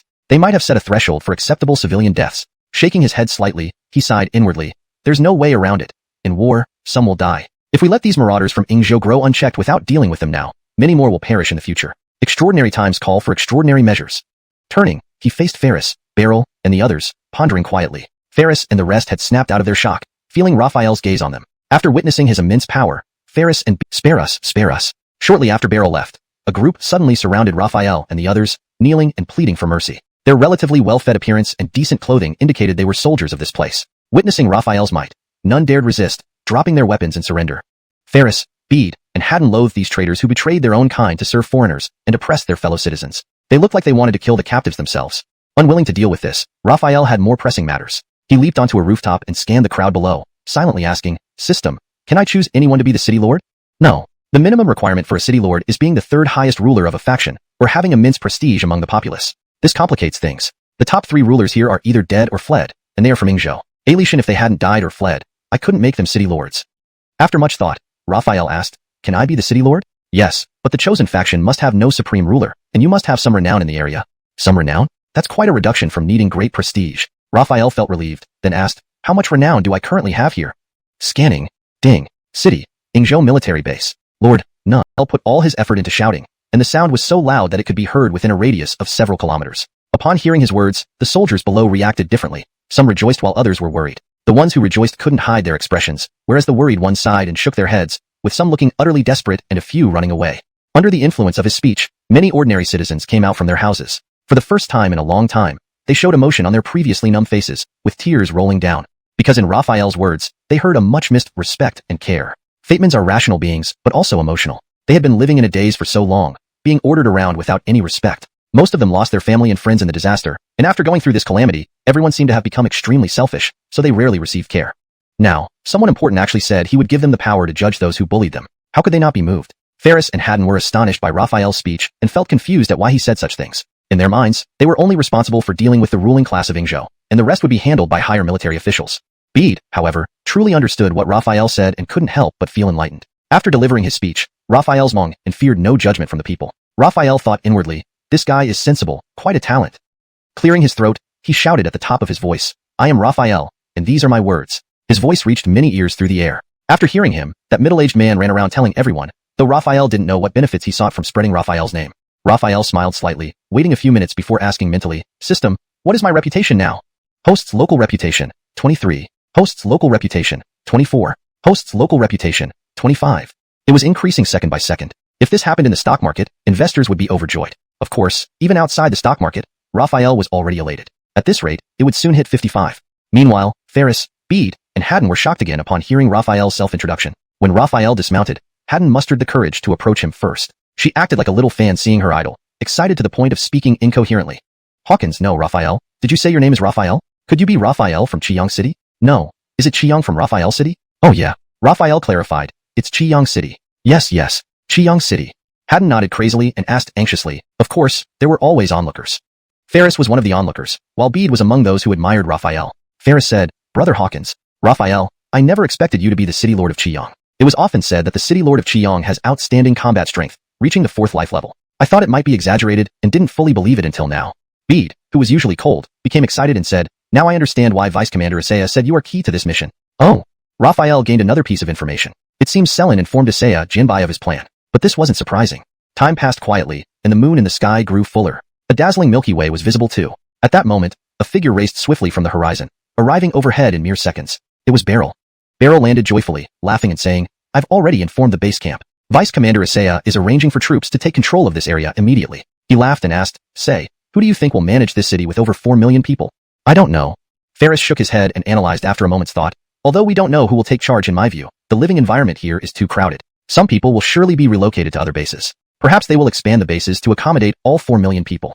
3 consecutive prompts were as melodious as celestial sounds. On hearing the third one, Raphael glanced around and said to Ferris, Beryl, and the others, I need to step out for a moment. With that, he immediately left. Haddon's cheeks were still flushed and burning. Earlier, when she didn't know Raphael's true identity, she had found everything about him disagreeable. Now, knowing he was her idol, she found him incomparably handsome. She covered her red face and gushed, Commander Raphael's back view is so handsome. Seeing Haddon like this, Ferris couldn't help but frown. Beryl, puzzled by Haddon's appearance, asked in confusion, Hey, Green Hat Aunt, what happened after I left? Why is Miss Haddon acting like a love-struck fangirl? I remember she despised Brother Hawkins the most. Upon hearing this, Haddon glared at Beryl, pointed at his nose, and angrily retorted, You're talking nonsense. When did I say I despised Commander Raphael?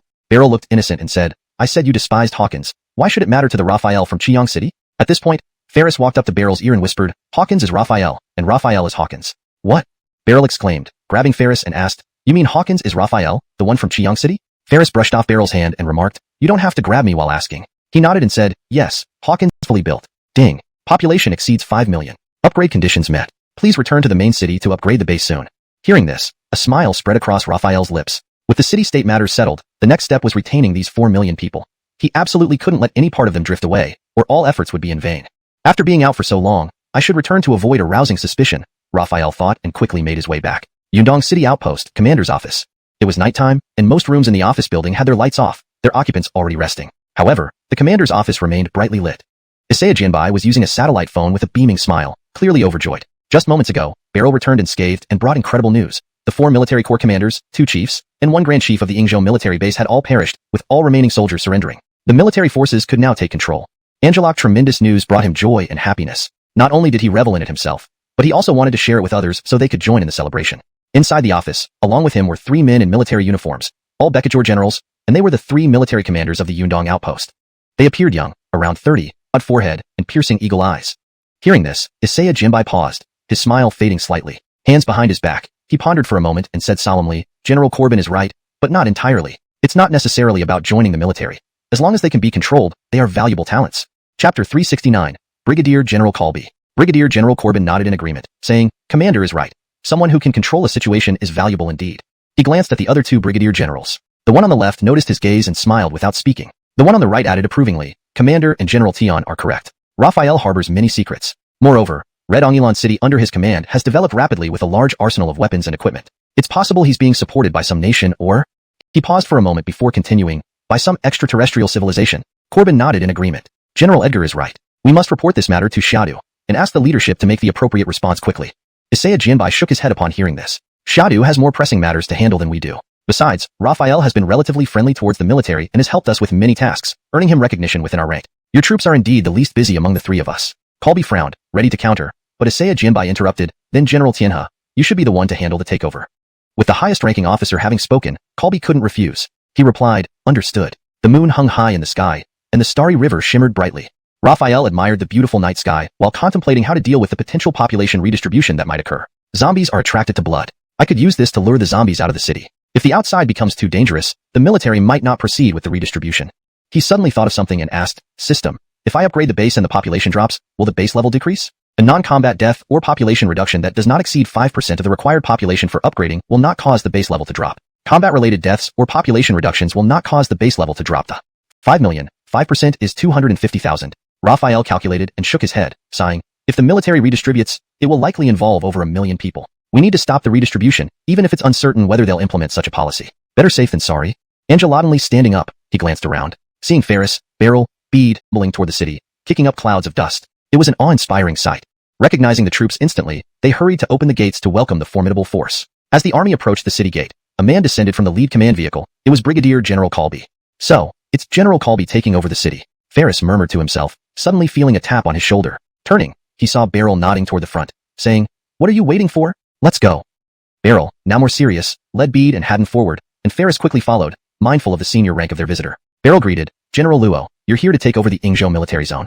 Colby smiled and nodded. "Yes, I'm here to take over. Since the place has already been secured, we shouldn't call it the Yingzhou military base anymore. Last night, I discussed with Vice Commander Isaiah and Generals Corbin and Edgar, and we decided to rename it Yundu Second Outpost." Yundu Second Outpost. Beryl thought to himself, needed a discussion for that name? Colby's eyes swept over Ferris, Beryl, Bede, and Haddon, then looked around. Frowning, he asked, "Where are the rest? Where's Raphael from Red Ongulon City?" Colby, fond of kinship ties, considered Raphael a clansman since they shared the same surname. Beryl scratched, and he was continuously coughing into his handkerchief, spitting out blood. It was evident that he was gravely injured. If Raphael, Beryl, Ferris, or others were there, they would recognize these 2 as Cortezla and Briggs. They hadn't died in the thunderstorm explosion.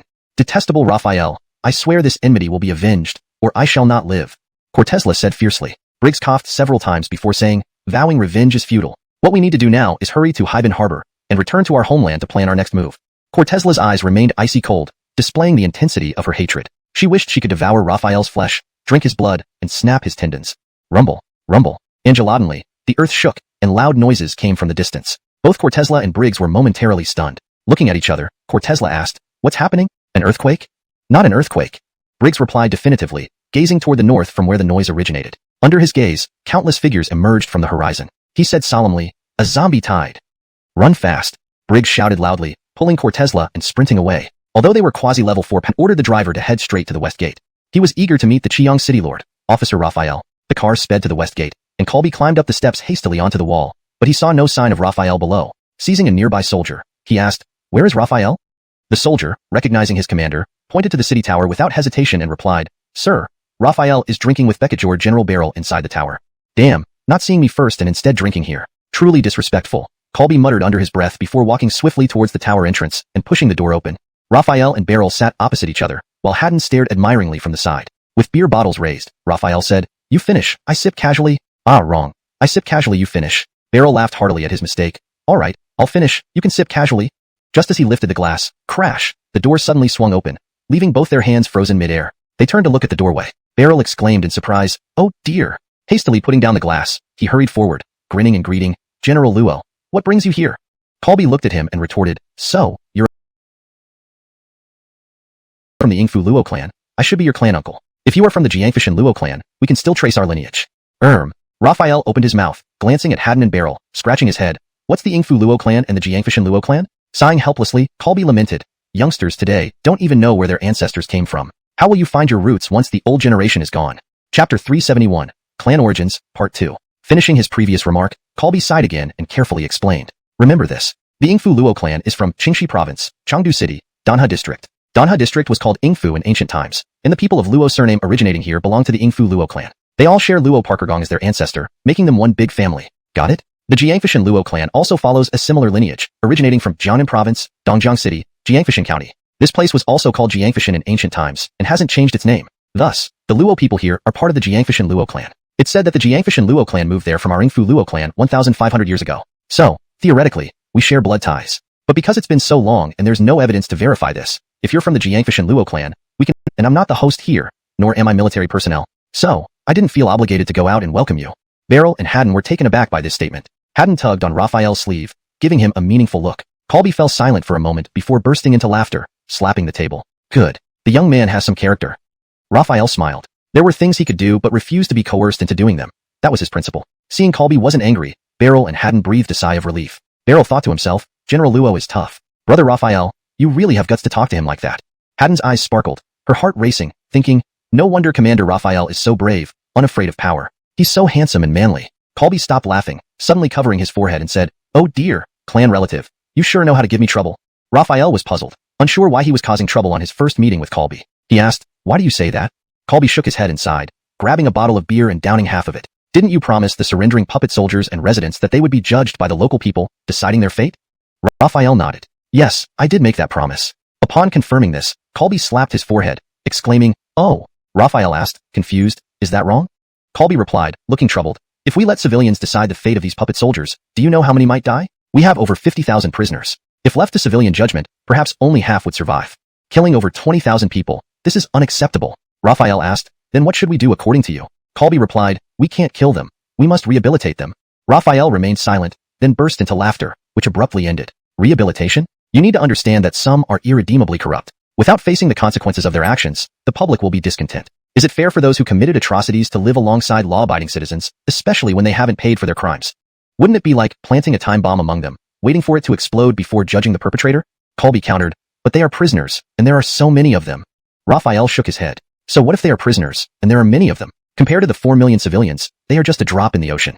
In my view, allowing some of them to die is the most direct and effective way to appease 4 million hearts. Moreover, my intention is not to ask everyone directly whether they should be killed. Instead, we could gradually try 100 or so each day, announce their names and have victims or witness them." He seemed easygoing and not bound by strict rules, which made him a fun person to be around. With a smile still on his face, Raphael paused for a moment before speaking up. "General Luo, Senior, may I ask how you plan to manage this city with 4 million people? Will some of them be relocated to Yunlong Outpost?" Colby replied, "We already have a unified management system across our various outposts that we can just implement here. Regarding your suggestion of relocation," he stroked his chin as he continued, "since there isn't much vacant housing at the Yunlong Outpost, we won't be relocating residents for now. Of course, things might change in the future. It's hard to say." Relieved to hear there would be no immediate relocation, Raphael exhaled. Although he had already lured away some zombies from certain parts of the city, if the military insisted on forced relocation, the remaining zombie population wouldn't last long against their military power. He inwardly sighed. So-called relocation is like a ticking time bomb. After returning, I must find ways to increase the population through other means. Seeing Raphael deep in thought, Colby was about to inquire what he was pondering when a soldier rushed in, urgently reporting. Report to the commanding officer. A large number of zombies have been spotted 5 kilometers outside the northern gate. They are expected to arrive in 30 minutes. What? Colby jumped to his feet, and he didn't even leave me a sip. Beryl shrugged. Can't blame us. Most of the bottle was consumed by General Luo. Ferris ate a peanut and said, Sigh, guys, since we're idle anyway, why don't we head to the north to assist General Luo? Beryl nodded. All the wine is gone. I think it's a good idea. He then asked Raphael, Brother Raphael, will you join us? Raphael agreed nonchalantly. Let's go then. Beryl turned to Bede. Brother Bede, what about you? Bede simply nodded without speaking. Beryl shifted his gaze to Haddon, who was still focused on Raphael, and said helplessly, Well, if Brother Raphael is going, there's no need to ask Miss Haddon. Haddon huffed, paying no further attention. The group immediately set off for the northern city wall. Approaching the wall, the sound of gunfire could already be heard. The zombies had reached the city and began their attack. They swiftly climbed up the wall and saw heavy machine guns mounted along the entire length. Ammunition boxes were brought up continuously, and soldiers armed with portable rocket launchers were taking aim at evolved zombies. Outside the city, the area was teeming with zombies, all contained within the fire line. The military truly spares no expense. This ammunition consumption rivals my Chiang city, Raphael thought to himself. Colby noticed their arrival and walked over calmly, looking extremely confident. Colby gave him an enigmatic look, then leaned in closer and whispered even softer, We share the same surname, and I like you. Let me give you a tip. Don't easily trust anyone, including those in the military. Startled, Raphael quietly asked, Oh, should I trust you then? Colby stepped back a bit, laughing loudly and patting Raphael on the shoulder, praising, Good lad, very clever. Since you sincerely want to see our firepower, watch closely. Fire a salvo of rockets. Colby shouted. I didn't say that. Raphael was puzzled when suddenly 3 self-propelled rocket launchers arrived at the city wall. The launchers stabilized, and their tubes elevated to a standard angle, followed by whooshed sounds. 12 rockets shot skyward in mere seconds, leaving blazing trails and white smoke behind, descending towards the zombies outside. Explosions echoed loudly as 12 fiery orbs covered the zombies, creating a powerful shockwave that lifted dust onto the city wall. Another whoosh followed, with the next 2 launchers firing 24 rockets, their trails cutting through the sky above and landing among the zombies. The deafening explosions left numerous craters and scattered zombie remains outside the city. Raphael marveled at the destructive power of the rockets. At that moment, Colby loudly proclaimed to greet him, Senior. Colby, with a cigarette hanging from his lips, took a deep puff before exhaling a large cloud of white smoke. The smell of the tobacco was quite unpleasant to Raphael, who did not smoke. He flicked away the cigarette butt and asked, What do you think of our military's combat capability? Raphael answered truthfully, The combat strength is unparalleled in all of China. Angeloc, a satisfactory answer filled Colby with delight, causing him to laugh heartily. Then, he continued, Since that's the case, have you considered joining our army? If you're interested, I can give you a recommendation. Raphael paused for a moment, but smiled and replied, I have collaborated with the military several times, so we should be considered allies already. Colby laughed again and said, Allyship can never compare to being part of the same family, can it? Becca containing his smile, Raphael responded, These days, the world is in chaos, and many places need assistance from the military. My Chiang city is relatively stable, so we don't want to add trouble to the military. In this way, the military can mobilize more forces and supplies to support other provinces and cities. Colby, a man in his 40s, could clearly understand what Raphael meant. He chuckled and stopped pushing the topic further. Cortezing another cigarette and taking a deep puff, he exhaled an even larger cloud of smoke. Though the dishes could not match those of peacetime, they were still quite abundant, featuring both meat and vegetables with exquisite preparation. The meals looked and tasted excellent. Raphael, Beryl, Haddon, Isaiah Jianbai, and the 2 brigadier generals of Yunlong Base sat at the most honorable table. Isaiah Jianbai suddenly raised his glass, facing Raphael and smiling, Thank you, Raphael, for your efforts on this mission. Let's drink. Isaiah Jianbai, as deputy commander and the highest ruler of Yunlong Base, made Raphael hesitant to refuse his toast. Moreover, it was offered with goodwill. Standing up to clink glasses with Isaiah Jianbai, Raphael smiled and replied, Deputy Commander Isaiah, you're too kind. They clinked their glasses and finished the drink in one go. Raphael sat down and glanced across the table at the 2 generals, Corbin and Eustace. From Haddon, he learned that these 2 men held positions second only to Isaiah Jianbai and commanded armies of tens of thousands. They stared at him intently, even as he met their gaze unflinchingly. From their eyes, Raphael saw not kindness or curiosity but an imposing, sharp intensity. Feeling uncomfortable under their gaze, he asked bluntly, Is there something on my face? Why are you 2 generals staring at me? At this, everyone else looked towards Corbin and Eustace, causing the 2 generals to finally look away. Corbin laughed, We years to become a general. To reach my level just by joining, I envy him deeply. Eustace agreed, Indeed, after serving diligently for decades, to see someone like Raphael come in at our level, or higher, makes me feel jealous. Ha ha ha. Except for Raphael, everyone laughed heartily. While usually those involved are confused and outsiders clear-headed, the opposite occurred here. Raphael saw through Corbin and Eustace's attempts to lure him into the military, remaining unfazed internally. So, he only smiled and didn't respond. Seeing Raphael's reaction, Corbin and Eustace grew irritated. Being ignored despite their high ranks felt disrespectful. Corbin was about to speak again when he heard Isaiah Jianbai cough and say, Come, let's eat more. Angeloc feasts are rare, and who knows when we'll have another chance. Hearing this, Corbin swallowed his words. He understood that Isaiah Jianbai was deliberately preventing a conflict, not wanting to alienate Raphael. Moreover, considering Raphael's status as a level 4 evolver, Upsetting him could lead to dangerous consequences. Understanding this, he held his tongue. Noticing they were done talking, Raphael ate for a while and then asked, "When does Vice Commander Isaiah plan to arrange the plane to send Beryl and me back to the provincial headquarters of Jiangnan?"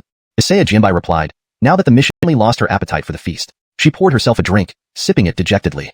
Isaiah Jinbai noticed her demeanor and appeared thoughtful. After the banquet, the guests dispersed. Haddon was summoned to Isaiah Jinbai's office by him, still immersed in sadness at the thought of Raphael leaving the next day. Isaiah Jinbai saw her expression and asked, "Why aren't you happy? Is it because Raphael is leaving tomorrow?" Haddon didn't hide her feelings and nodded. Isaiah Jinbai chuckled, "I remember when you first met Raphael, you weren't particularly friendly to him. What changed? Have you fallen for him?" Haddon whispered, "Back then, I didn't know who he was." Isaiah Jinbai paused, then said, "I called you here because I have a mission for you." Haddon asked, "What mission?" Isaiah Jinbai replied, "It's simple. I want you to accompany Raphael back to Qiyang City and join the city." Haddon was taken aback. "Join Qiyang City? Although I like Raphael, I won't betray the military for him." Isaiah Jinbai clarified, "I'm not asking you to betray the military." He paused and continued, "Don't you wish for Raphael to join our forces?" Haddon thought for a moment and nodded, "Yes, I do." Isaiah Jinbai smiled. "That's settled then. When I say join Qiyang City, it's not a true joining but a means to find a way for Raphael to join our military through close interaction with him." Upon hearing this, Raphael turned to look out the window and saw Haddon getting off a vehicle and walking straight towards their plane. He couldn't help but wonder, what is she doing here?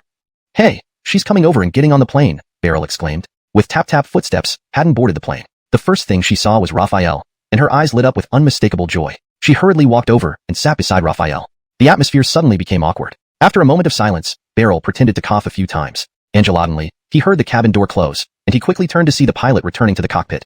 He stared at Haddon with wide eyes, surprised. "Miss Haddon, now that the cabin door is closed, does this mean you're planning to go to Jiangnan province with us?" "Yes," Haddon replied unexpectedly straightforwardly, surprising Beryl. After a brief pause, he whispered, "Does Commander Isaiah have some secret mission for you?" Haddon's gaze never left Raphael's face. Hearing Beryl's question, she smiled brightly and replied, "Indeed, Deputy Commander Isaiah does have a secret mission for me. Can you guess what it is?" Stroking his chin, Beryl thought hard until the plane started its engine and began taxiing for takeoff. Yet he still hadn't figured out what the secret mission was.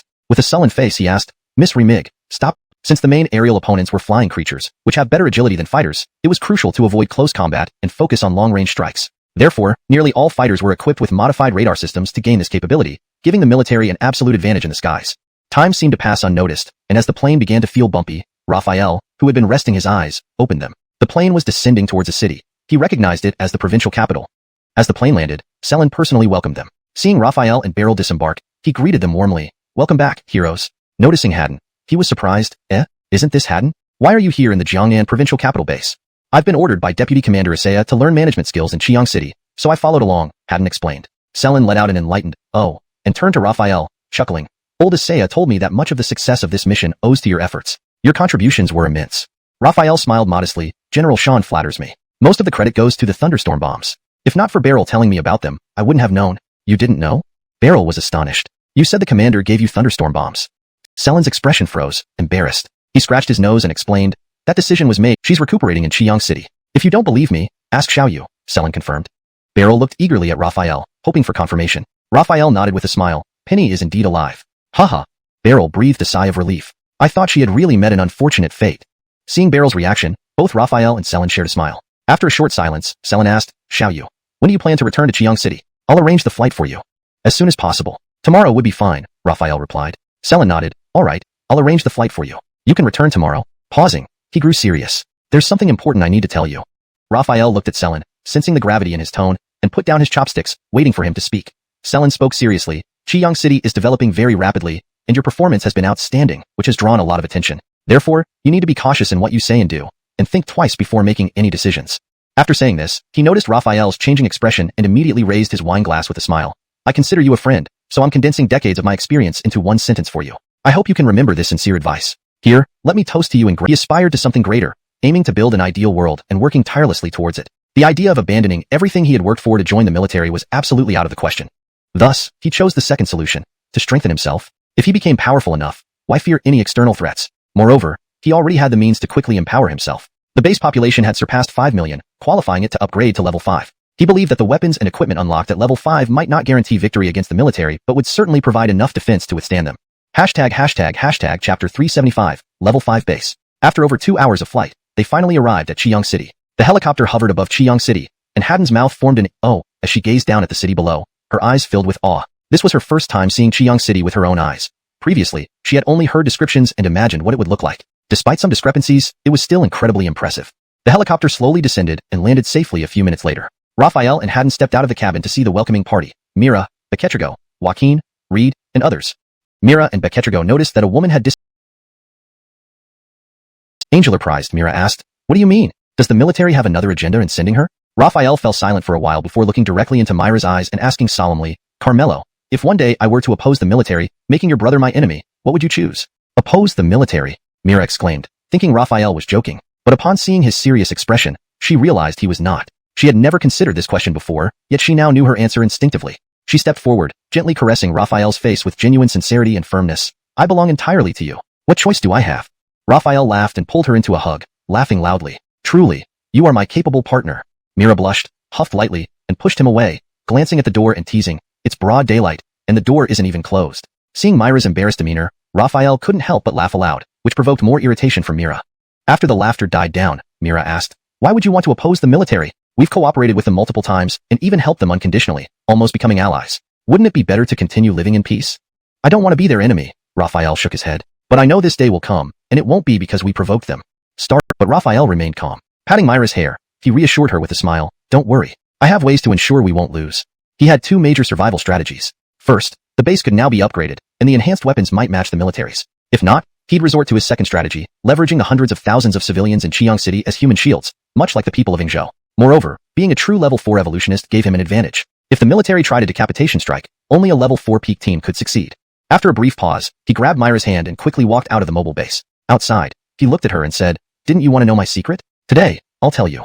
Turning his head toward the mobile base, he silently thought, "Upgrade the base." Almost instantly, the building began to fade from top to bottom, emitting a loud boom, as it transformed into stardust. Unlike previous upgrades where nothing changed, this transformation startled both Raphael and Mira. "Cortezu Exine, what's happening?" Raphael asked inwardly. "Please step into the stardust to assist in the base upgrade." Though puzzled, Raphael walked into the stardust. Instantly, the stardust seemed to surge into his body, causing him to feel swollen without any visible changes externally. Base integration in progress, 10%, 20%. The grade 5 base is at the pinnacle of numerical levels. This upgrade integrates the entire base core with the host. From now on, the host is the base, and the base is the host. Therefore, the host can modify the main city at will. Post-integration, the host's constitution will change, granting you the ethereal constitution. Raphael inquired, "What is the ethereal constitution?" The ethereal constitution is an extremely rare constitution in the universe, capable of resisting any gene intrusion, even those higher than the host level. It can also absorb natural life energy to enhance one's life grade. Absorb natural life energy? Raphael understood the former part but was puzzled by the latter, so he asked again. Natural life energy is the omnipresent life energy stored between heaven and earth, within the universe. The dragon pattern crystals are formed by condensing natural life energy. Raphael exclaimed in pleasant surprise, "So, I don't need instruments to absorb the life energy from dragon pattern crystals? Is Beketisi's special constitution also the ethereal constitution?" "Not quite. The ethereal constitution can automatically absorb natural life energy. Beketrigo's constitution can only absorb life energy from things condensed from natural life energy, such as dragon pattern crystals, and cannot resist gene intrusions, thus it doesn't." Raphael smacked his forehead and sighed, realizing that the city's power mainly relied on the mobile base. But with the situation at hand, he had to think of a solution instead of panicking. He ordered, "Use diesel generators temporarily to substitute for the main power. I'll work on resolving the power shortage immediately." Arasai responded, "Yes, sir, I'll take care of it right away." After hanging up, Raphael looked worried and muttered, "Oh, there's nothing about unlocking the power station. Beketib, I have to rely on generator trucks?" Hearing Raphael's mutterings, Mira watched his troubled expression with concern and comforted. The current main users of electricity in the city are agricultural greenhouses and livestock shelters. Industrial factories haven't been built much yet, and they don't need emergency power. Don't worry too much. Problems can always be solved. We'll take it step by step. Raphael nodded and got in the car, nodding toward Mira. "Get in. Let's go to the military zone." Mira promptly moved to the passenger side and got in. The two drove to the military zone, where only the armory, tank factory, and research institute stood, each more dazzling than the last. Getting out of the car, Raphael silently thought, "Upgrade the armory, tank factory, and research institute." Armory upgrading, tank factory upgrading, research institute upgrade. Reputation in Qiang City was second only to his, matching that of Joaquin, Reed, Orlando, and Tucker. She was also competent. Previously, whenever he was out, Mira managed Qiang City impeccably, proving her managerial skills, so she was the best candidate for acting governor. Walking over, stopping about half a meter behind Mira, he smiled, "Carmelo, today I'll reveal the secret of these 3 buildings." He silently commanded, "Appoint Mira as the acting governor of Qiang City, granting her access to all buildings and wall construction." As soon as he spoke, the system responded, "Ding. Mira has been appointed as the acting governor, and all building and wall construction permissions have been granted." Meanwhile, Mira heard the system voice in her ear. "Base owner Raphael has appointed you as the acting governor of Qiang City and has granted you access to all buildings and wall construction. All information regarding the acting governor has been uploaded to your memory." Startled, Mira abruptly turned back to Raphael, exclaiming, "Brother Halden, did you hear that?" Raphael's face was calm. "Yes, I heard it." Seeing Raphael's gentle gaze, Myra's shock gradually faded. She steadied herself and carefully examined the newfound information in her mind. The more she delved into it, the more amazed she became, taking deep breaths to calm her 4 life forms with a single strike. He silently thought, "Produce a sky battle knife." Ding! Sky battle knife production complete. Cortez's weaponry production was indeed fast. It took just 1 breath's time to complete. Angelatingly, a long blade appeared in front of the armory. The sky battle knife had a width of about 2.5 fingers and a length of around 1.3 meters, straight overall, with the first quarter sharpened on both sides and the remaining 3/4 sharpened on one side. It featured floating cloud patterns which weren't carved or painted, but naturally formed. Raphael picked up the battle knife, holding it under the sunlight. Its cold, shimmering gleam exuded a sharp, piercing aura. Mira, who had already witnessed many marvels, wasn't shocked upon seeing the sudden appearance of the long knife. Recalling what she knew, she asked, "Is this the sky battle knife?" Raphael nodded, turned his back to the armory, and gripped the hilt with both hands as he stared ahead, preparing to test the knife. Taking a deep breath, he raised the sky battle knife high above his head and slashed downward with all his might. In the moment, the sound of the blade cutting through the air echoed loudly. Several afterimages of the blade lingered in the air, along with a visible wave-like impact similar to a blade's energy that struck the ground with a metallic clang, leaving a shifting mare. She promptly read aloud. Skyrocket Artillery System, Sky Missile Air Defense System. Still part of the Sky series, the following descriptions clearly indicated their significant differences from the Sky Battle Armor and Battle Knife. Though only one character different from rocket launchers and artillery, their actual performance varied greatly. Rocket artillery has a longer range, carries more ammunition, and supports multiple types of payloads. It offers strong firepower and stealth capabilities, good mobility, and off-road abilities, along with a very high rate of fire, making it effective against large targets. This was the advantage of rocket artillery compared to conventional artillery. As for the disadvantage, it is much more expensive. However, cost wasn't a concern for Raphael. The Sky Missile Air Defense System effectively complemented Chiang City's inadequate air defenses. Self-propelled anti-aircraft guns could only defend low-altitude areas, whereas the Sky Missile Air Defense System could counter aerial attacks from high altitudes. Together, they made Chiang City impenetrable. Angelo pressing his excitement, he looked at Booker and asked, "What interesting items are unlocked in the Intermediate Research Institute?" Booker replied, "Firstly, the Intermediate Research Institute unlocks doctor-level scientists with superior research capabilities, along with medium-sized dragon pattern crystal detectors, and for 24 hours could only produce 800 kilowatt-hours. This medium dual-use generator produced 50,000 kilowatt-hours daily, differing not by several times, but by tens of times." Overjoyed, Raphael analyzed, "The greenhouses for agriculture and livestock don't require much electricity and can be supported by a few diesel generators. Industrial construction is just starting, so power consumption is relatively low. Still, being prepared in advance means no need to worry about power with this machine. Thus, one generator can be shared between agricultural and livestock zones, another for the industrial zone, and one for residential areas. For now, people only use electricity for lighting. With hundreds of thousands of residents, 50,000 kilowatt-hours is more than sufficient." With the power issue resolved, Raphael breathed a sigh of relief. He then glanced southward, murmuring, "Does the Intermediate Airbase have any fighter jets?" Chapter 378, Sky Canopy Series, Part 2. Raphael brought Mira to the Air Force Base. Although it wasn't the first time he had seen the aircraft factory, it was still awe-inspiring.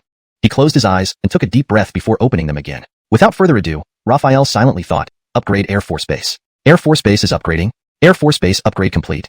As the system's voice faded, Raphael looked up at the aircraft factory in front of him and then glanced at the other buildings, noting no changes in their appearances.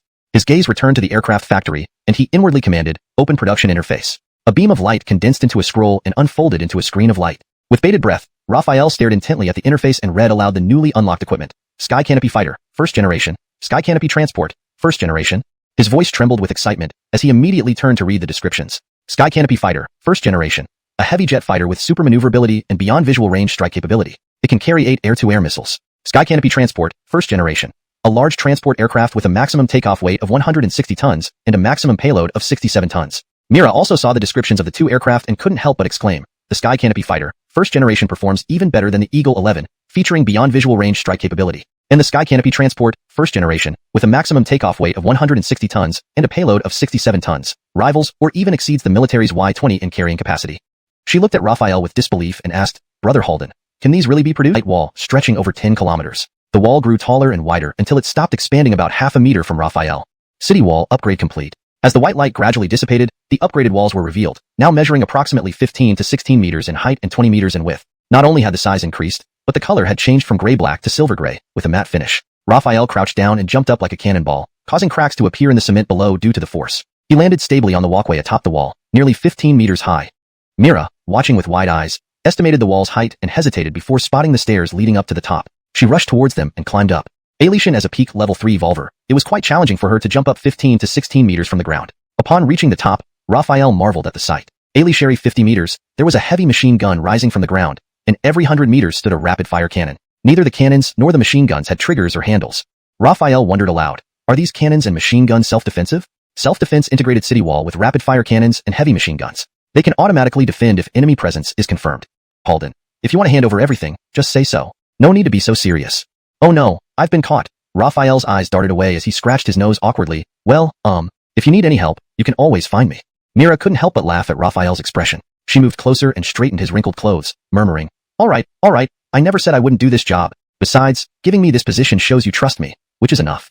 Straightening his collar, she looked up at his face, paused for 3 seconds, suddenly kissed him, then stepped back and smiled. All right, Commander, I'll get started on your task. She turned and left. Raphael watched Myra's retreating back, touched his lips, and couldn't help but smile to himself, muttering, that was quite sudden. He shifted his gaze to the scenery outside the city, observing lush greenery and hearing distant bird calls and animal roars. The world once full of civilization now resembled an ancient, primeval land. He thought about the military, the formidable force destined to be his future enemy. Gazing at the sky, he took a deep breath of fresh air. His eyes flashed with determination as he declared, though we're now a level 5 base with equipment capable of resisting the military's might, Yulong's second stronghold remains a fatal risk. I must eliminate this threat before confronting the military. He wouldn't waver. As for Mira and Beketrigo, they were here because they were trusted, not likely to turn against him. Raphael glanced at the slightly puzzled Beketrigo and the composed Mira, understanding their expression since Mira already knew the purpose of this meeting. After a moment's thought, he said, our rapid development brings both opportunities and challenges. When I assisted the military, I noticed they are already wary of Qiang City, who would allow a potential threat to coexist on their own territory. There's no need for you to answer. The answer is clear. No one. His expression hardened, and after a few seconds, he added, therefore, we must plan ahead. While our current military strength isn't yet a match for the military forces, we can defend ourselves adequately. But to maintain this combat capability, we need to address a critical issue, population. Qiang City needs more people. For a township, the population needed to reach 5 million to upgrade to level 5 base status, while for the main city, 3 million would suffice. If Qiang City could surpass 3 million, the issues at Yulong's second outpost would be resolved. Unlocking the Sky Combat Armor and Sky Combat Knife also significantly boosted the combat power of ordinary guards, enhancing overall strength. The self-defense walls freed up substantial manpower. Previously, only 10,000 out of 20,000 guards could be mobilized, but now 17,000 or more were ready. Hence, implementing long-distance population relocation was feasible. Having outlined the problem, Raphael assigned tasks. Joaquin, Reed, Orlando, and Tucker, 4 peak level 3 evolutionists, were paired off into 2 groups of 5,000 each, always on standby. He then instructed Mira to arrange reconnaissance of nearby cities, identifying major powers in each area, except for the provincial capital and Shomping City, which belonged to the military. Once the data was collected, Joaquin, Reed, and the others would deploy accordingly, not to conquer but to absorb the populations of these territories. A small town outside the northern city wall was constructed specifically to accommodate the influx of people, both willing and coerced. Incorporating them directly into the main city was impractical due to the potential disruption in social order. Thus, a gradual integration was necessary. After these arrangements were made, the meeting concluded. Raphael summoned Alric and instructed him, if hunting teams find living people, bring them to Qiang City. 10 people offset 1 day's tax, 7 people for 70%, 5 for 50%, and so on. Inform the hunting squads and update the rules. Alric nodded repeatedly. Yes, Commander, I'll get it done right away. As Alric, smiling, Alan Suyan said, they're from Qiang City, under Commander Raphael. Wow! Elena exclaimed. It's Brother Luo. Chapter 380, Taxation of Population. Joyce's elegant brows relaxed, a trace of joy flashing in her eyes, yet also a hint of confusion. She asked, Commander Raphael, why did you bring troops here? Miriam stood up and waved his hand, saying, don't worry about why Commander Raphael brought troops here. Let's hurry to welcome them. They left the city-state base, rushing to the city gates. Miriam ordered the gates opened, revealing the soldiers outside in peculiar armor that resembled futuristic warriors from sci-fi movies. Under their gaze, one person stepped out from the front lines. Upon seeing this familiar figure and face, it could only be Raphael. The 4 people all felt immense relief as they quickly approached him. The Cortez siblings bowed slightly, greeting, Sir Commander. Raphael smiled and said, we are friends, no need for such formalities. Elena looked at the army behind Raphael dressed like robots and asked curiously, Brother Luo, your troops look so strange. Why are they dressed like robots? Raphael waved his hand, signaling a guard to step forward. He instructed the soldier, remove your helmet. The soldier responded, yes. As he spoke, his helmet folded swiftly into the neck area. After a long moment, both calmed down. Miriam hurriedly suggested, let's continue the discussion inside the city. Raphael nodded, giving orders for the troops and vehicles to orderly enter Halden City. The army camped near the city gate, while Raphael headed towards the city-state base with the Cortez siblings, Elena, and Eduardo. On the way, Raphael noticed that Halden City had significantly improved compared to before. Residents no longer had the white spots on their faces due to malnutrition. Smiles replaced frowns, and their physiques appeared healthier. Recalling something, he asked, when I left hurriedly, I forgot to ask, did Xiao Ri and Brother Jace reach Halden City? Hearing this question, Elena's expression darkened as she bit her lip and shook her head, no. Raphael paused, then sighed, not everything goes as planned. Let's just pray that Brother Jace and others are safe. The car stopped in front of the city-state base. They entered the building, and Raphael naturally sat in the most prestigious position. Miriam faced him. After Elena brought water, Miriam couldn't help asking, Sir Commander, Why did you bring your troops today? To be honest, my intention is to relocate all the residents of Halden City to Chiang City, Raphael replied without hesitation. Relocate all the residents to Chiang City? Miriam's eyes widened in surprise, but after a few seconds, he regained composure, though internally he remained shocked. Joyce also looked at Raphael, her beautiful eyes filled with doubt. Predictably, Raphael continued, as friends, I will be frank. Our development has become too rapid, and the military feels threatened. They've already started monitoring us. Although I can't protect myself, that capability is limited to Chiang City. Therefore, for your safety, I need to relocate all of you there. Miriam and Joyce exchanged glances, their eyes brimming with intense astonishment. Miriam gulped. Didn't the disaster completely disrupt the military and government? How can we still be monitored by the military? Raphael replied, whether the government has collapsed, I don't know. But the military has never crumbled. Initially, they were disorganized, but now they've stabilized and maintained formidable combat power. I've witnessed this firsthand during our cooperation. Miriam's face showed evident distress. He understood that Raphael wasn't exaggerating. In Halden City, although it was a city-state, he was still the highest authority. Moving everyone to Chiang City would leave him uncertain of his new status. It's easy to fall into luxury, but difficult to return to simplicity. Raphael chuckled softly and turned to Joyce. Do you remember my promise to remove your scars? Now my threat was palpable. Even Elena sensed it. Chapter 381. Extremely smooth. Observing Honor's facial expression closely, Raphael remained silent for a moment, then suddenly smiled softly. His tone became gentle as he said, after Haldanching relocates to Chiang City, I will arrange equivalent management positions for you, and provide you with evolution crystals to enhance your life grade. Threats alone are inferior. Adding incentives makes it superior. Angel or enough. Upon hearing that Raphael would provide her and her sister with evolution crystals, Honor's expression significantly improved. To her, this was not just an incentive, but also a way out. If she didn't respond positively, it would be seen as ungrateful. After a brief contemplation, Honor put on a determined look, lifted her gaze to meet Raphael's, and nodded emphatically, saying, all right, I agree to the relocation. Upon hearing this, not only did Raphael smile, Elena and Joyce also breathed a sigh of relief. Honor then asked, when do we set off? Rubbing his chin, Raphael replied, there's no rush yet. I still need to visit another place. Another place? The Cortez siblings looked puzzled. Elena, however, thought for a moment and understood where Raphael was headed, curving her lips into an amused smile. Seeing Elena's expression, Raphael gave her a helpless look. You're back now, Garfield called out. Waving his hand, Raphael didn't reply but instead asked, where's Justin? Where is she now? Deputy leader should be at the city-state base on Wuchio Peak, Garfield responded quickly. Since Raphael asked, he must want something from Deputy Leader Justin. He then instructed a subordinate, bring the car over. Then, he politely asked Raphael, Lord, shall I take you to Deputy Leader Justin? Yes, thank you, Raphael nodded slightly. The car arrived swiftly. Raphael sat in the back seat while Garfield drove, heading directly to Wuchio Peak. At the top of Wuchio Peak, inside the city-state base, Justin stepped out with graceful strides, gazing towards the horizon, muttering, I am now a level 3 evolver. Raphael, wait for me. Vroom. Angelatinely, the roar of an engine reached her ears. She turned to see a large blue bug-shaped vehicle approaching the peak. She pondered, Garfield? Shouldn't he be guarding the city defense? What brings him here unless it's urgent? Her beautiful eyes wandered for a moment, and she turned, walking gracefully back into the city-state base. The blue bug-shaped vehicle stopped at the entrance of the base. Garfield got out and ran to the back seat, opening the door for Raphael. He even used his hand to shield the doorframe to prevent any collision. After Raphael got out, Garfield whispered. Justin whispered, you should speak first. All right, I will. Raphael nodded, getting straight to the point. I plan to relocate everyone from Wuyang Village to Chiang City because, before he finished, Justin gasped, relocate Wuyang Village to Chiang City? Pausing, Raphael narrowed his eyes. You don't agree? Coming back to reality, Justin nodded rapidly. Of course I agree. This surprised Raphael. He thought her surprise indicated disagreement, but never expected such an enthusiastic acceptance. Scratching his cleanly shaved chin, he considered, you could ask for conditions. There's no need to agree so readily. I have none, Justin stated firmly, her big beautiful eyes revealing no hidden thoughts. Sigh. Raphael scratched his head, pondered for a moment, then looked at her again. Don't worry. You can ask for conditions? I'm not worried. I truly have none, Justin insisted confidently. Raphael pressed on. Aren't you curious why I want to move everyone? Justin covered her mouth and giggled. Did you forget? You're the Lord, and I'm just the deputy. Whatever you decide for Wuyang Village, I'll support you fully. Raphael's mouth slightly opened, his expression somewhat bewildered. Normally, this shouldn't go as smoothly as it did with Haldanching. First explaining the reason, facing refusal, then resorting to threats and incentives, going through a mental tug-of-war. I'll go organize the villagers right away. Raphael nodded, saying, all right.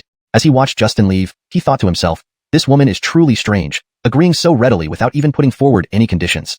With Justin gone, Raphael pondered over her unexpected compliance. The smoothness of the situation contrasted sharply with the typical haggling and resistance he anticipated. Her immediate acceptance left him both relieved and puzzled, adding an unexpected twist to his plans. Chapter 382. Southward to the county town. The people of Wu Haldang village had long suffered under oppression. Only after Raphael killed Carl and Astrid took power did they start living relatively normal lives. Alition, though they had enjoyed 2 months of peaceful existence, and the ruling class seemed gentler now, no longer resorting to violence at a moment's notice, the memories of those previous harsh times remained vivid. Consequently, when faced with Astrid's order for mass relocation, 99% of the people dared not oppose it. As for the few individuals who hesitated, there wasn't much time to persuade them. As long as they didn't incite others to resist, no violent measures would be taken against them. However, once this decision was made, these people surprisingly agreed to the relocation one by one. Organizing mobilization on one day, and the escort departed the next day towards very few listened. Most were resolute, even saying they would rather die than leave. Hearing this, Raphael fell silent again, rubbing his brow for some time before a fierce determination flashed across his face. His sharp gaze swept over everyone present as he declared, regardless of these people, all forces must evacuate Halden City by 8 tomorrow morning. But Harley was astonished by Raphael's decision. Upon arriving, Raphael had said he would protect everyone in Halden City. Now he was withdrawing all forces, exposing the residents to danger. However, just as Harley opened his mouth to protest, Raphael raised his hand to stop him, his expression unwavering, indicating the matter was settled. Interrupting Harley, Raphael then asked, "Where are the zombies and ferocious beasts concentrated?" Without hesitation, Harley answered, "Undoubtedly, the most zombies are within 20 kilometers south in the county town, while the most ferocious beasts are within 30 kilometers north at Cortez High Slope." After speaking, he couldn't help but ask curiously, "Sir, why do you ask?" A smile played on Raphael's lips as he said, "You don't need to worry about that." Nonchalantly standing up and walking toward the door, Raphael glanced back at Astrid and said, "Astrid, come with me for a..." Shaking his head, Raphael continued walking, gesturing for Astrid to follow, saying, "Ignore them." Astrid quickened her pace to walk beside him, occasionally stealing glances at him. This was the first time Raphael had invited her for a stroll, causing her heart to flutter nervously. Walking for some time, Raphael suddenly spoke, "Tomorrow at 6 in the morning, gather at the city gate and come with me to the southern county town." Puzzled, Astrid asked, "Why are we going there?" Raphael smiled slightly and said, "To lure the zombies." It was 5:58 a.m. at the city gate. In the dim gray light, a slender figure stood gazing inside the city, Astrid. She had arrived at 5:30, and now almost 6 o'clock, she still hadn't seen Raphael. How was Brother Luo not here yet? Could he not wake up so early? Astrid was starting to feel anxious, wanting to go check where Raphael was sleeping. Nonchalantly, a whoosh of wind broke the silence. A figure rushed over swiftly, reaching her side in just one breath. Despite the dim light, Astrid recognized Raphael clearly. Raphael held two xuanhuan knives, one in each hand. Delighted, she exclaimed, "Brother Luo, you're here. I thought you weren't coming." Raphael replied, "I set the time myself, so naturally, I'll be on time." Traveling at such high speed, they covered 20 kilometers in just 20 minutes, surpassing world-class marathon runners. This was even at a steady pace to conserve energy. Otherwise, it would have taken even less time. At this moment, Raphael and Justin were on the peak of a hill, looking down at an abandoned small town surrounded by hills. With their exceptional vision, they could see zombies aimlessly wandering the streets. "What time is it now?" Raphael asked, turning his head towards Justin. Justin checked her wristwatch and said, 6:27. 6:27, Raphael murmured in thought. Based on the zombie horde's speed, covering 20 kilometers should take about an hour. Let's rest for a while and act at 6:50. Justin had no objections but was curious. During their rest, she asked, "Why are we luring the zombies?" Raphael chuckled lightly. Without some pressure, how can those people muster the courage to leave? Justin suddenly understood. It made sense why Raphael had evacuated all forces from Haldanching, but stationed them 5 to 6 kilometers northeast outside the city, to scare the citizens who refused to relocate. Thinking of this, she felt somewhat concerned and said, "Only the soldiers left the city, but my Wuyong Beketnor has over 100,000 civilians still in Haldanching. If we don't control the level of intimidation well, won't they suffer needlessly?" The level of advanced grade 2 life forms, but Raphael could still make out their features clearly. Resembling humans, these creatures had hands and feet, with animal skins and leaves wrapped around key areas of their lower bodies. They wore necklaces made of sharp teeth and held crude axes. Their skin was light red, with bright red raised patterns on their faces and shoulders, and each creature had unique patterns. Justin asked in surprise, "What are they? Zombies? Savage beasts?" Just as she finished speaking, Raphael's gaze tightened. Upon entering the town, the creatures leaped from floor to floor without alarming the zombies on the streets.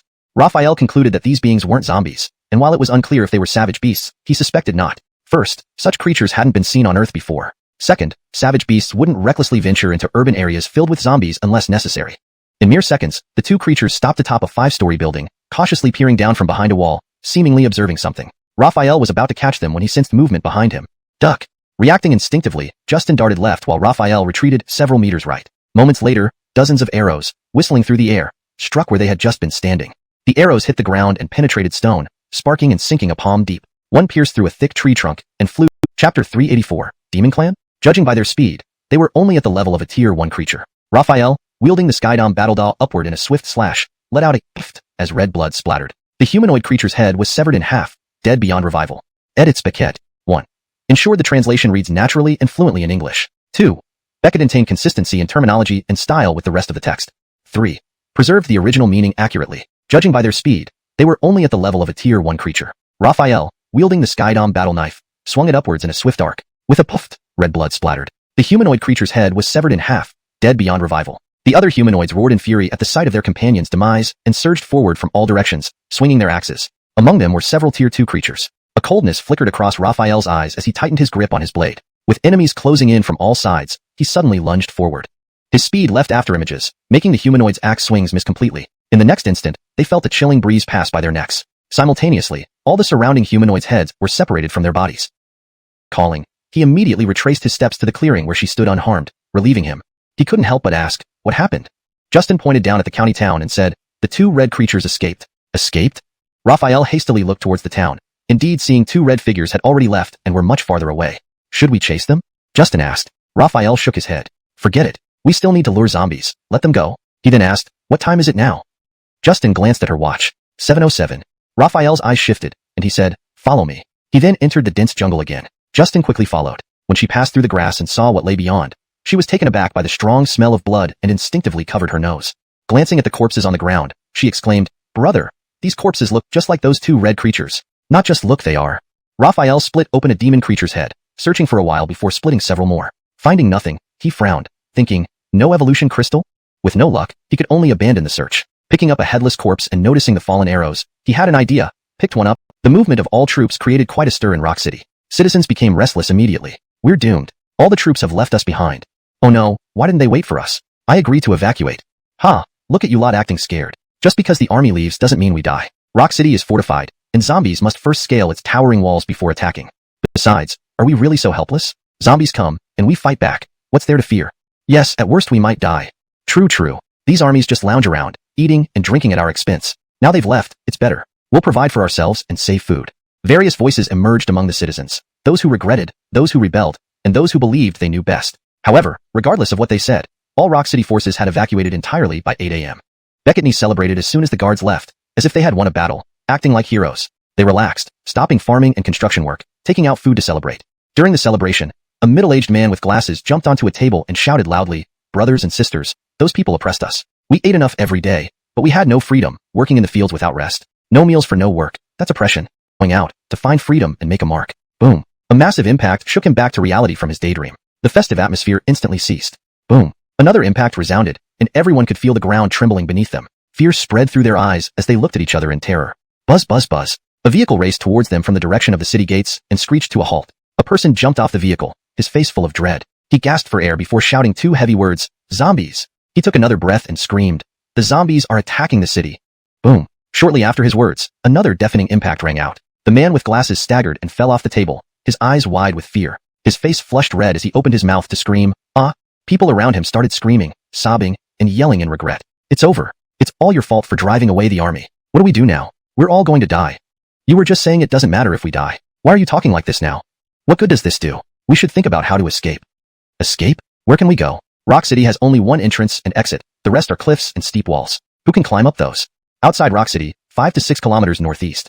An army of 10,000 soldiers was stationed here when a figure suddenly dashed from the direction of Rock City and merged into the army without any hindrance, reaching the center of the camp.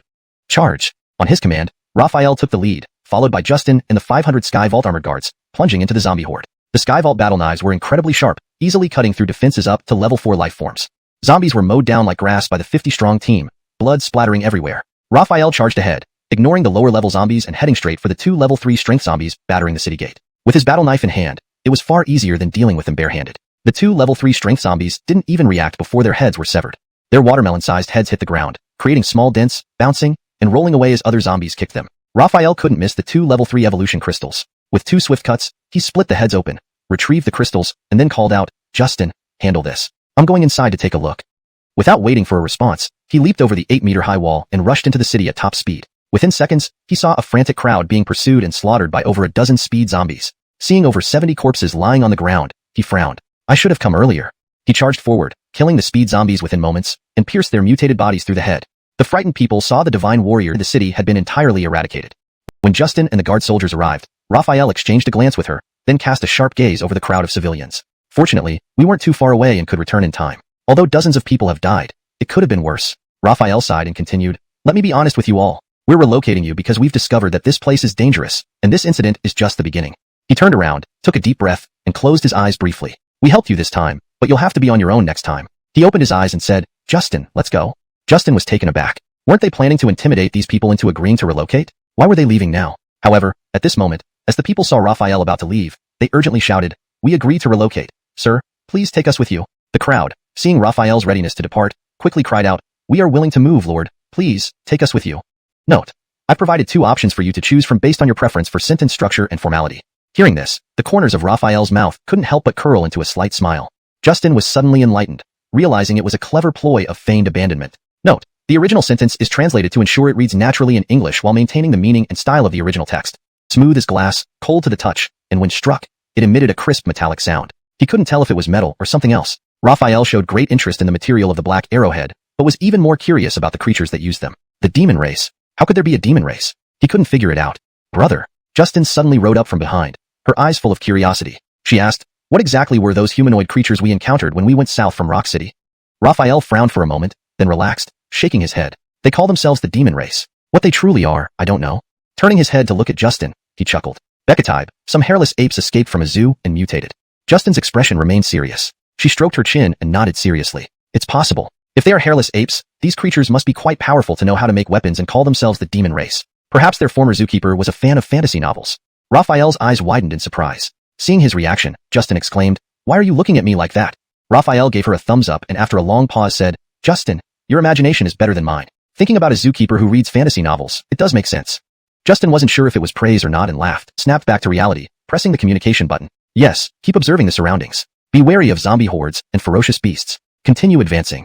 Understood. The Sky Combat Armor not only boosts individual combat power, but also integrates short-distance communication for better tactical coordination. As for Raphael's earpiece, it was a product of the Research Institute with ultra-long battery life and compatibility with various communication frequencies.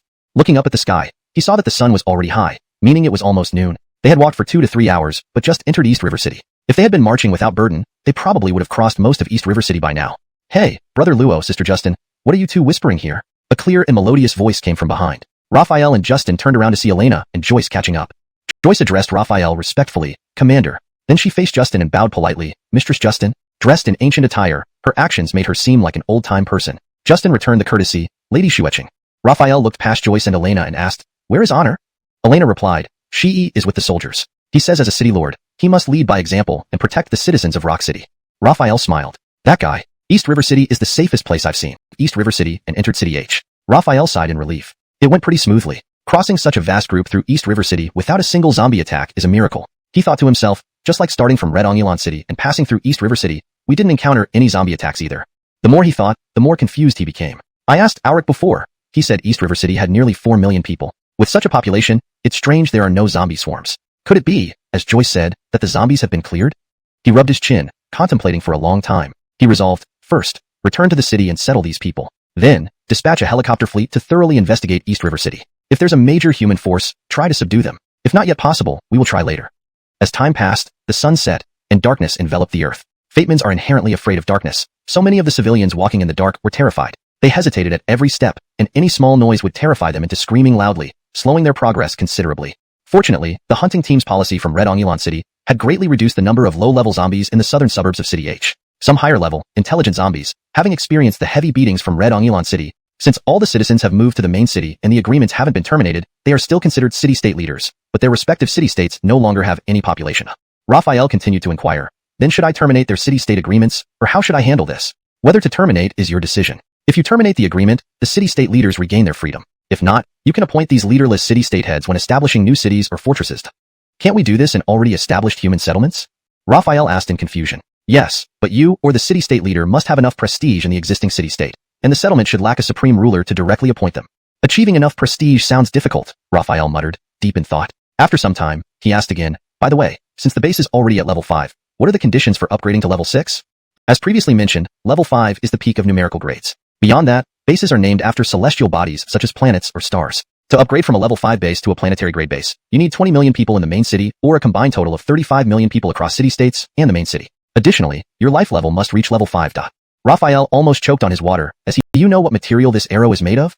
Carlo took the arrow, tapping it and inspecting it under a microscope for a while before setting it down to fetch the material analyzer from the storage room. He placed the arrow inside the analyzer, and after a scan, the machine announced, "Becaterial analysis complete. This object is classified as grade 3 angeloper alloy." Returning the arrowhead to Raphael, Carlo reported, "Sir, the material used for the arrowhead is grade 3 obsidian angeloper alloy." Raphael was speechless. "If you have an analyzer, why did you tap it and check it under the microscope?" Carlo replied earnestly, "I wanted to see if I could identify it just by looking." Raphael asked, "Did you figure it out?" Carlo nodded.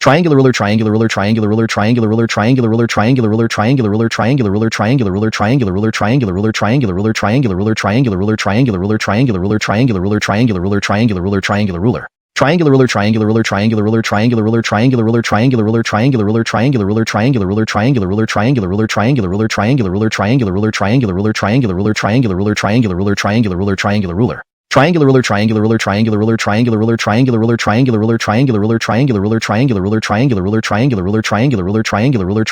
triangular ruler, triangular ruler, triangular ruler, triangular ruler, triangular ruler. Triangular ruler, triangular ruler, triangular ruler, triangular ruler, triangular ruler, triangular ruler, triangular ruler, triangular ruler, triangular ruler, triangular ruler, triangular ruler, triangular ruler, triangular ruler, triangular ruler, triangular ruler, triangular ruler, triangular ruler, triangular ruler, triangular ruler, triangular ruler. Triangular ruler, triangular ruler, triangular ruler, triangular ruler, triangular ruler, triangular ruler, triangular ruler, triangular ruler, triangular ruler, triangular ruler, triangular ruler, triangular ruler, triangular ruler, triangular ruler, triangular ruler, triangular ruler, triangular ruler, triangular ruler, triangular ruler, triangular ruler. Triangular ruler, triangular ruler, triangular ruler, triangular ruler, triangular ruler, triangular ruler, triangular ruler, triangular ruler, triangular ruler, triangular ruler, triangular ruler, triangular ruler, triangular ruler, triangular ruler, triangular ruler, triangular ruler, triangular ruler, triangular ruler, triangular ruler, triangular ruler. Triangular ruler, triangular ruler, triangular ruler, triangular ruler, triangular ruler, triangular ruler, triangular ruler, triangular ruler, triangular ruler, triangular ruler, triangular ruler, triangular ruler, triangular ruler, triangular ruler, triangular ruler, triangular ruler, triangular ruler, triangular ruler. Hashtag chapter 389. City of the Demon Clan, Part 2. Raphael walked up to Haddon in a few strides. Looking at her apple-red cheeks and shy gaze, he greeted her with a smile. Good morning. Good morning, Haddon replied softly, her pretty face turning even rosier. Her little tail was swaying nonstop, revealing her inner excitement. Raphael asked with a smile, have you gotten used to it here over these past few days? What do you think of Qiyang? All has been great. Beketasi is very kind. She showed me many things and patiently explained what I didn't understand. After all this time, I truly feel that Qiyang can be called a utopia. The people here live as peacefully as they did in previous times.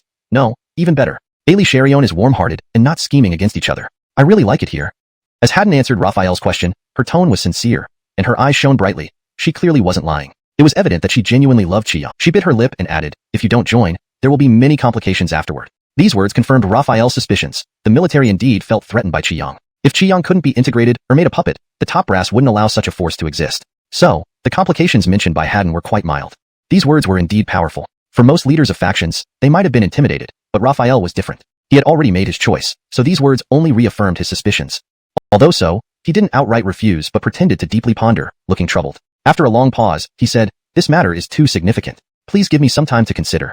Hearing this, Haddon suddenly felt hopeful. Of course, but please give me a reply as soon as possible. Raphael smoothed his furrowed brows and smiled, nodding in agreement. No problem.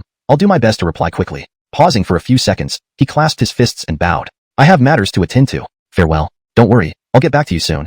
After saying this, he left directly. Haddon raised her hand, wanting to stop Raphael, but ultimately gave up. Watching Raphael's departing figure, a faint smile appeared on her face. Perhaps there was still hope. The sight of primitives living in Stone City piqued Raphael's curiosity. Could it be that they weren't humans but evolved apes? The helicopter formation quickly crossed the boundary between H City and Dongjiang City, entering Dongjiang City. Despite it being autumn, the trees below were lush and green, effectively obscuring vision, making it almost impossible to see anything beneath the dense canopy.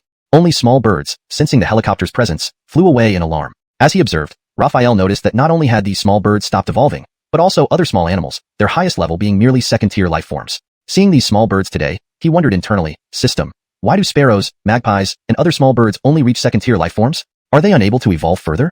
All organisms have no upper limit to evolution, provided they have enough life energy. These small birds have extremely low aggression, and gaining enough life energy to break through to the second tier is already a combination of their utmost ability and good fortune. Without external assistance, it's extremely difficult for them to gain more life energy. Understanding immediately, Raphael nodded slightly. I see. That makes sense. Commander, we've arrived at Funko County and discovered Stone City. Angelotinly, the pilot in the front seat reported. Hearing this, Raphael hurriedly looked at the original text while ensuring the translation is natural and fluent. If you need further adjustments or have more text to translate, feel free to let me know. Chapter 390. Beketruching to Stone City. Looking down at Stone City, a rough skin revealed about 1,000 demon creatures visible. More likely resided within the stone houses. The number was uncertain. Adult demon creatures are level 1 life forms. This Stone City must have 2,000 to 3,000 adult demon creatures. 2,000 to 3,000 level 1 life forms certainly form a significant combat force. With the current military strength of Qiyang City, 2,000 to 3,000 level 1 life forms were not a serious threat. However, Raphael felt puzzled, pondering silently. Why are there so many demon creatures here? Building such a Stone City would also take considerable time.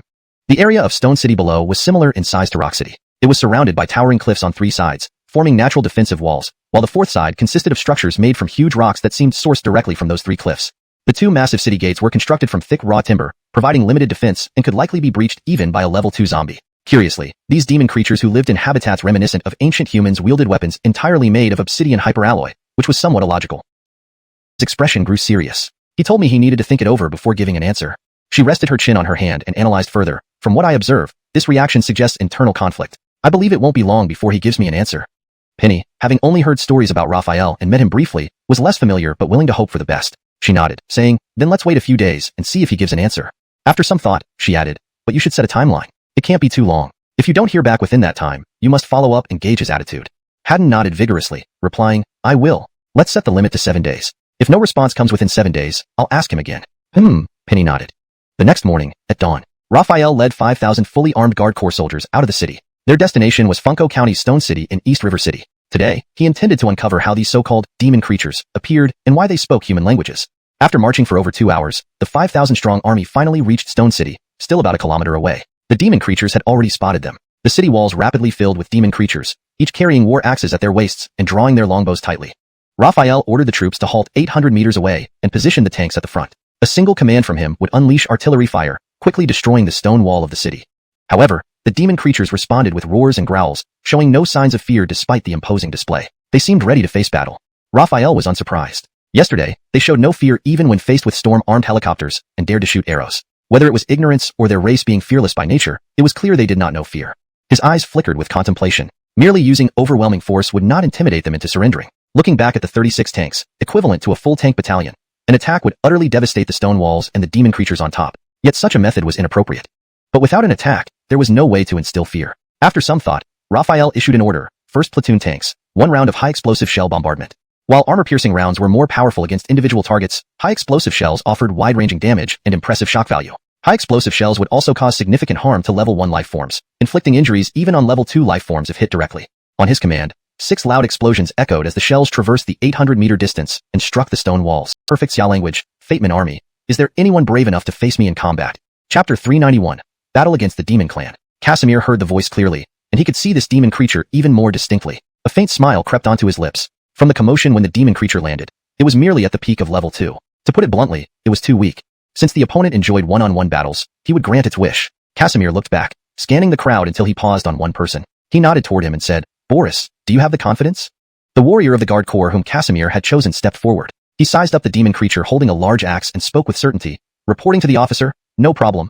Casimir nodded in satisfaction and said, all right, it's yours. Under orders, Boris strode confidently forward, approaching the demon creature. He stood tall, gripping the Sky Warrior saber, pointing it diagonally at the ground. His tone was calm, without rising or falling as he said, 3rd 7th Combat Team of the Chiang City Guard Corps, Boris, here to fight. The demon creature's eyes scanned Boris from head to toe. It dropped its 2-meter-long axe into the ground, causing dust to scatter as half the axe sank into the earth. It proudly declared, Demon Clan Hank. Let's start, Boris said indifferently. Upon hearing this, Hank wasted no time, grasping the large axe with both hands and swinging it down at Boris. The 2-meter-long axe was powerful and heavy, delivering a strike with immense force, not lacking in speed either. Boris's eyes narrowed abruptly as he raised his saber to block the blow directly. The sound of metal clashing was sharp and piercing. Sparks flew. Boris's whole body sunk slightly, his feet burying 6 centimeters into the ground, causing a shockwave that lifted the fallen leaves and dust for several yards. What incredible strength, surpassing even our peak level 2 humans, Boris thought in surprise. Observing Hank closely, whose physique was short but sturdy, he realized that the demon creatures were indeed stronger in terms of power compared to humans.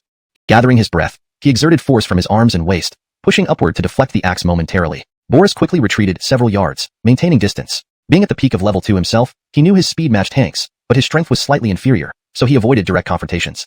Seeing the human withstand his axe blow, Hank was also surprised, thinking to himself, I underestimated this human. Before Hank could think further, Boris had already moved 3 yards away, only to have the demon catch up immediately and swing its axe repeatedly, each strike powerful enough to shout. He redirected the sword swiftly, which flashed past Hank's neck. Hank froze in disbelief, looking at Boris with reluctance. In the next second, his head tumbled off like a ball, rolling straight to Boris's feet. Blood spurted from the severed neck, gushing over a meter high before Hank fell to the ground, belly up. Victory belonged to Boris. The Chiang side erupted in cheers, while the demon clan from Stone City remained silent. After a moment, another voice burst out, I will fight you. A demon creature leaped from the wall, prompting Casimir to frown slightly as he shouted, Boris, return. Boris turned back immediately. The demon creature walked slowly to Hank's corpse, then glared at Chiang's forces. Demon Reed, let the same human come out and face me. After a pause without response, Reed pointed its mace at Boris mockingly. Are you afraid of my mace? Come out if you dare. I want to smash your bones to avenge my brother. Boris, driven by martial spirit, requested urgently, Sir, please allow me to fight. But Casimir shook his head, you're no match for it. But, before Boris could finish, Casimir stepped forward, saying, this demon, I'll handle. Casimir's tone was calm, almost casual. Indeed, Killing this demon was just a... Before Gareth could react, Raphael lunged forward, clenching his left fist and thrusting it forward with a sharp crack. Gareth's ribcage shattered, sending him flying over 100 meters to crash into the stone city wall. With a thunderous boom, the wall cracked and crumbled. Gareth lay there, a half-foot deep indentation in his chest from the punch, his eyes bulging with bloodshot veins, lifeless. The demons were stunned into silence. No one dared to speak. Raphael glanced at his left hand, noticing a few white marks. He thought, fortunately, it's only grade 3 superalloy. He lifted his gaze towards the stone city. His voice remained calm but magnified, saying, I am Raphael of Xuanhuan. Is there any demon within the city willing to challenge me? His words stirred ripples among the demons. They murmured amongst themselves, their faces shifting from surprise to fear, and even curiosity when they looked at Raphael. Although he didn't understand their language, their reactions suggested they had heard of him, which surprised him. Angelotantly, an elderly voice echoed from within the stone city. My apologies for not welcoming you sooner, Commander Raphael. Raphael frowned. These demons indeed knew of him. He saw the city gates open, and out walked a silver-haired demon holding a black obsidian staff adorned with crystal gems. Cortesdon shook his head. They attacked you first. You had every right to defend yourself. Why should I seek vengeance? If I wish to kill you, it wouldn't be under the pretense of revenge. Raphael laughed bitterly. Your culture is truly hard to understand. In fact, it's simple. Killing someone unprovoked creates enmity. But if my kin tried to kill you and failed, it was due to their own incompetence, leading to their demise, Cortesdon explained.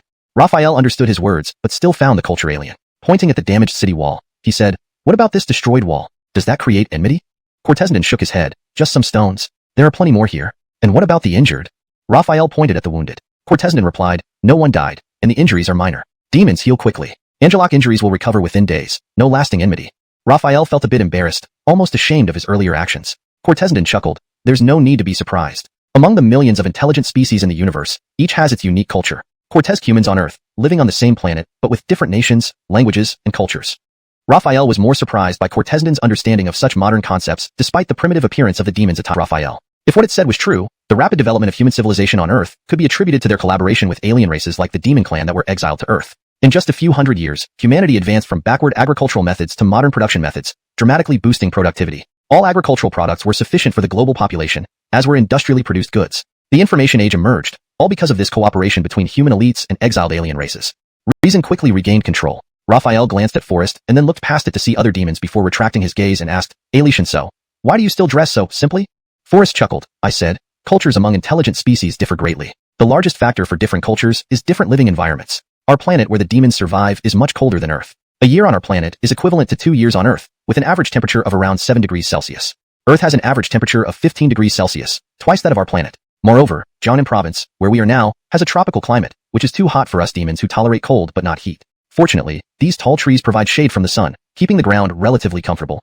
This explanation seemed reasonable. Raphael found no point to refute it. Hearing about the tall trees, he suddenly, you'd gain nothing but wasted effort. However, if you ally with us, you might learn some secrets unknown to very few people. It stroked its white speckled red beard and said with a smile, my request is simple. I don't need manpower or supplies from you. I only need a place in Xuanhuan City for myself and my clan to live. Feta? Raphael was surprised. He hadn't expected Forrest to seek permission for them to join Xuanhuan City. Furrowing his brow, he thought inwardly, System, if these demons join Xuanhuan City, would they count toward the population? Demons are intelligent creatures with civilization, naturally counted as population. Do you mean all civilized intelligent races can be considered population? Raphael asked excitedly. Yes, any intelligent race with civilization can be counted as population. Raphael was even more delighted by this news. He then wondered, does this mean that when the base advances to a higher level and the human population is insufficient, we will need to look towards alien civilizations? Putting aside those thoughts, he had a question on his mind. He looked at Forrest and asked, why do you want to join Xuanhuan City? It's full of humans. Forrest smiled and said, it doesn't matter if they're all humans. We've worked with high-level officials of your Xian nation before and interacted with them. As for why we want to join Xuanhuan City, it's simple. You have excellent condition, and it bowed slightly, saying, thank you. Raphael nodded slightly and continued, however, let me make one thing clear. Upon joining Xuanhuan City, you become part of our community and must follow the rules of Xuanhuan City. Do not use your physical advantages to bully ordinary humans. Otherwise, you know well that while I am open to negotiation, I am not soft-hearted. Forrest nodded with a smile, replying, of course. As humans say, when in Rome, do as the Romans do. Good. Raphael nodded in satisfaction and then said, now go organize your clan to pack up and return to Xuanhuan City with us. Forrest looked up at the sky and then withdrew its gaze, asking, should we disguise ourselves to avoid detection by the Xian nation's military and prevent trouble for Xuanhuan City? You're quite considerate, Raphael waved his hand, saying, no need. Xuanhuan City has already been identified by the military. At this moment, there are probably satellites above us monitoring everything. Forrest's pupils suddenly widened, but its expression soon returned to calmness. Seeing this, Raphael scoffed and said, afraid? It's not too late to reconsider. I won't force you, but I need you to answer my questions. Forrest chuckled and shook its head, saying, We demons may feel fear, but we do not surrender. Cortez-wise, once we decide something, we never change our mutation technology. This cooperation was instrumental in achieving such progress. Reason prevailed quickly as Raphael scanned Cortezden, and then looked at the other demons before retracting his gaze. He asked, Alienshinso, why do you all still dress so plainly? Cortezden chuckled, I said it before. The cultures of different intelligent races can vary widely due to differing living environments. Our planet is much colder than Blue Star, with a year equivalent to 2 Blue Star years, and an average temperature of around 7 degrees Celsius. Blue Star's average temperature is 15 degrees, nearly double ours. Moreover, Xuanhuan province, where we are now, has a tropical climate, which is quite hot for our cold-resistant but heat-intolerant demon clan. Fortunately, these tall trees provide ample shade, making the ground temperature more bearable. This explanation made sense. Raphael couldn't find a point to refute. When he heard about the tall trees, he suddenly became curious and asked, speaking of which, do you know the true reason behind the sudden changes on Blue Star? Cortezden remained silent, merely smiling and staring at Raphael. After a long wait, Raphael felt uncomfortable under the stare and frowned slightly. What does your silence mean? Cortezden replied, you've asked many questions, Commander Raphael. Have you not shown any signs of gratitude? Gratitude? Raphael's finger. Oh, any civilized intelligent species counts as population? Raphael wondered in delight. Yes, any civilized intelligent species can be counted as population. Overjoyed, Raphael had a thought. Could future base upgrades require aligning with alien civilizations due to insufficient human numbers? Putting that aside, he still had questions. Looking at Cortezden, he asked, why do you want to join Haldang City? Filled with humans? Cortezden laughed. Being among humans is fine. We've cooperated with your nation's leadership before. As for joining Haldang City, it's simple. Your conditions are excellent, and your military strength is formidable enough to defend against external threats. Raphael was speechless, puzzled. Why not join the military? Their conditions are good too, and their military power is much stronger than ours. Cortezden shook its head. First, the military's living conditions aren't as good as Haldang City's. Second, while the military's military strength is indeed powerful, I believe Haldang City has greater potential. Why do you think so? Raphael asked. A few days ago, your city walls were only 7 to 8 meters high concrete walls. Overnight, they became over 10-meter high fortified walls with defense systems, something impossible with today's highest Blue Star technology, even for our galactic civilization, Cortezden explained. Force you, but I need answers to my questions. Cortezden shook its head and chuckled. We demons can be afraid, but we don't give in easily. Also, once we commit, we stick with it. Alien with military surveillance, you remain calm, showing no fear. If you, the city lord, aren't scared, why should I be? Raphael laughed heartily. Excellent. Go organize your clan to pack up and return to Haldang City promptly. Angelor. Cortezden responded, and turned back to Stone City. Watching Cortezden enter the city, Raphael quickly returned to the troops, calling Boris and whispering instructions in his ear. Take a small squad back to the city immediately. Inform Brigadier Mira about this, and ask her to designate a distant area from residential zones for the demons. Also, station 3,000 Sky War armor-equipped soldiers nearby in a camp. Tell her it's nominally a camp, but actually for supervision. Understand? Boris nodded vigorously, replying, got it. Go, Raphael said. Chapter 394, Possible Reasons. The mobilization capability of the demon clan was impressive. In less than an hour, Forrest led 4 to 5,000 demons out from Stone City and informed Raphael that they were ready to depart. Raphael scanned over the group, which consisted of adult males, females, and even young demon children. While he was already familiar with the male demons, it was the female in the sky. He then said, let's talk while we move. He gave the order, and the entire group set off back towards Chiang City, with the guard troops leading the way and the thousands of demons following behind. During the journey, Raphael posed another question to Forrest. You still haven't answered my previous question. Do you know what caused this sudden turn of events? I don't know the exact details. Forrest shook his head and glanced up at Raphael, who sat on top of a tank. But I can make some guesses. With a leap, Forrest climbed onto the tank's roof, unbothered by the heat from the sun. Raphael couldn't help but wonder if he was lying. Didn't demons have a low tolerance for heat? How could he sit on a scorching metal surface without feeling anything? Ignoring Raphael's suspicions, Forrest continued. The universe is vast, with countless galaxies and planets, giving rise to millions of intelligent life forms. He asked, obviously, these life forms didn't all appear at the same time, right? Of course not. If they had, it wouldn't be natural, Raphael agreed. Forrest smiled. Precisely. Since they didn't appear simultaneously, civilizations that emerged earlier would logically be more advanced than those that came later. Thus, higher-tier civilizations often prey on lower ones for resources, or to eliminate potential threats. Raphael replied, just because of a possible threat? Forrest nodded emphatically, yes, precisely because of the possibilities. It's unlikely to be zombies. Angeler prized. Raphael pressed further, why? Look at the current situation, Forrest pointed out. Fatemans are holding their ground against zombies. Initially caught off guard, humans now seem to be evenly matched, if not slightly in the lead. Also, if zombies were meant to replace humans, why not use genetic assimilation weapons to turn everyone into zombies directly? It seems too convoluted otherwise. So either this race isn't very advanced, their weapons aren't mature enough, or there's another hidden agenda, like letting two parties fight each other so a third party can benefit, Forrest speculated. Or maybe it's part of a natural evolution of the planet. The exact reason is unclear, but this is what I've deduced based on available knowledge. He chuckled softly, muttering, if some race really did release those weapons, they're in trouble. Raphael didn't hear the last part, but the rest left him shaken. It seemed Earth's sudden change wasn't entirely natural and could be the work of external forces. However, deeper consideration raised questions. He asked, since you claim the universe follows the law of the jungle, why didn't your demon race act when they learned of Earth's human civilization? And you hinted earlier that Earth has more than just your demon race among aliens. Note, the translation maintains the structure and tone of the original text while ensuring fluency and coherence in English. Not human.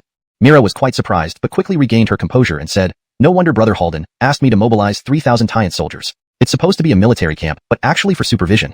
She looked at Boris and said, I understand. I'll plan the reception area right now. Mira ordered Auric to fetch the detailed map of Chiang City, searching for suitable open areas. Her eyes scanned the map multiple times and finally settled on the space between Battalion 1 and Battalion 2 of the Saiyans army in the west part of the city. Each battalion had 2,500 Saiyans soldiers, equipped with 1,000 sets of sky infantry, exoskeletons, and fully armed sky war knives. Instead of wasting time building new camps, it would be better to place the alleged demon clan between the two battalions, requiring only an additional 500 sets of sky infantry armors per battalion. Deciding on this plan, Mira also chose a remote empty plot in the east part of the city away from residential areas, awaiting Rafaelian's final decision upon his return. Ding dong. Angelatingly, the phone rang. Mira glanced sideways at the satellite phone on the desk, her eyebrows slightly furrowing as she hesitated for a moment before picking it up. She answered, hello? Is that Carmelo?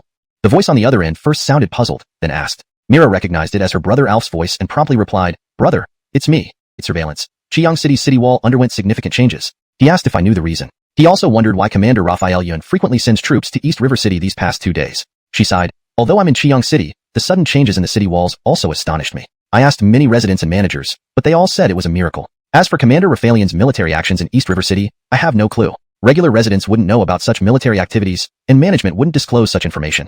I know about the troop movements, but I had no idea they went to East River City, Penny whispered, then asked, what else did Vice Commander Sean say? Hadden pursed her lips. He also mentioned that higher-ups have issued a final ultimatum. Within half a month, if Chiang City does not join the military, forceful measures may be taken. Penny gasped. Being relatively high-ranking, she understood the seriousness of such statements. They were surely based on thorough analysis and discussions, definitely not jokes. Since Rafaelian was her savior, she naturally did not want anything bad to happen to him. She held Hadden's hand and said, Sean, you must convince Commander Rafaelian properly. Hadden, knowing the severity, nodded and assured, I will do my best. On the way back, Rafaelian and Forrest were leading the convoy, having a conversation. Nebula Clan. Raphael muttered, then saw Forrest conversing with the dozen or so leaders of the Nebula Clan. On impulse, he leaped forward and landed behind Forrest. Stepping up, he tilted his head and asked, Elder Xue, can you make an introduction? The leader of the Nebula Clan gazed at Raphael, its eyes flickering. Behind it, its companions were already placing their hands on their weapons hanging from their waists, ready to swarm should Raphael make any sudden moves. Forrest, being very old and experienced in various situations, remained calm. Stroking his beard, he chuckled, Killian, weren't you asking about this gentleman? Mention his name, and you'll surely know him. He is Lord Casimir, the Becketster of Chiang City. Casimir? Hearing this, Killian was secretly surprised and carefully observed Raphael. Its fellow clan members behind it also watched Raphael closely, gripping their weapons stealthily. Respect for powerful beings meant not underestimating them, a fundamental principle. Raphael saw all these little actions clearly but merely smiled as he looked at Forrest and said, since this brother already knows my identity, shouldn't Elder Xue introduce me to this brother as well? Of course. Forrest nodded, spreading out his palm and pointing at Killian, saying, this is Killian of the Nebula Clan. Just like our branch of the demonic race, they were exiled to Earth. Now he is the leader of the Nebula Clan here. Hearing this, Killian was astonished. So, does this mean that thousands of your people will become residents of Chiang City? The current Earth is fraught with crises, and without sufficient military strength, safety cannot be guaranteed. I am responsible for my clan, Forrest responded indirectly, then added, though we're not of the same race, we've known each other for over 20 years. As a friend, I advise you to consider joining Chiang City if you have anything valuable. Don't drag me down your path, Killian rejected Forrest's suggestion without hesitation, repeating, our Nebula Clan spaceship will come to take us home soon. You'll envy us then. Just as Killian finished speaking, Raphael suddenly frowned, hearing the sound of something breaking through the wind from the right. He turned to see a blue figure racing towards them at incredible speed. Waving his hand, the guard soldiers who had assumed a defensive stance quickly relaxed. The blue figure moved incredibly fast, reaching them within a few breaths. It was a member of the Nebula Clan. Seeing the breathless and anxious expression on the face of his kinsman, Killian hurriedly asked, what happened? Report. The Nebula Clan member took a deep breath and continued, to the clan leader, it's not good. The Rhino Armor clans have allied with the Cortestal Giant clan to attack our settlement. Casualties have already occurred. Raphael and Forrest exchanged glances. Raphael was filled with confusion. How many? Moreover, my wife and children are still in the clan. Aletian wild beasts protect their young. Being part of the advanced Nebula clan, I would rather die with my family. Turning his head resolutely, he said, Elder Xue, I must go today. Don't stop me. Forrest grabbed Killian, frustrated and said, why can't you understand? Isn't there help available? You're willing to help. Killian was pleasantly surprised. If Forrest agreed to send troops, the situation could be reversed. Not exactly. Forrest hesitated but then nodded. I can bring my clansmen to assist you, but we have already joined Chiang City, and all deployments must be decided by Commander Raphael. Moving closer, he continued, remember what I said before. Anything you have that's worth offering. He glanced backward. He is here with adequate forces. Your choice, obviously. Saying this, Forrest took 2 steps back, stepping behind Raphael, pushing him forward into Killian's view. Although Forrest spoke softly, Raphael still heard clearly. Analyzing the pros and cons, if this Nebula clan indeed offered something worthwhile, making this deal might be beneficial. Killian stared at Raphael, hesitating for a moment, showing reluctance, but though the Fountain of Cortez in our tribe isn't of the highest grade, the life energy it contains is enough to help a 4th-level life form break through to the 5th level. It's the most valuable item I can offer. Please, Lord of Qiyang City, do not reject my plea, and send troops to assist us. After saying this, Killian knelt on one knee with his head bowed, showing his sincerity. Though Killian was an alien, Raphael felt that the adage, a man's knees are worth their weight in gold, still applied here. Raphael turned to look at Forrest and asked, you mentioned that the Fountain of Cortez requires an extraction device to utilize its life energy? Oh. Forrest paused for a moment, then replied, yes. This old man, Forrest, hasn't changed his habit of blurting things out after all these decades. Killian's face fell, silently complaining inside. The Fountain of Cortez indeed contained a vast amount of life energy, but to harness this energy required the appropriate extractor, or a special constitution that could absorb life energy without assistance from equipment. However, such beings were extremely rare. In the Nebula tribe's population of billions, there were only 100 or so individuals with this unique constitution. Just as Killian was growing anxious, Raphael reached out and helped him to his feet, saying, all right, I agree. Killian was taken aback, then overjoyed, quickly expressing his gratitude. With that order, the guard forces increased their pace. Killian understood Raphael's intentions and accelerated along with his fellow tribespeople. If there was anyone worried, it was them. Speeding up the rescue of their kin was what they desired most. ##### Emerald Forest Valley, the Nebula tribe settlement. The wooden and stone walls showed signs of damage. The blue-skinned Nebula warriors with star-patterned stripes, both men and women, were busy defending their city by shooting arrows and hurling stones.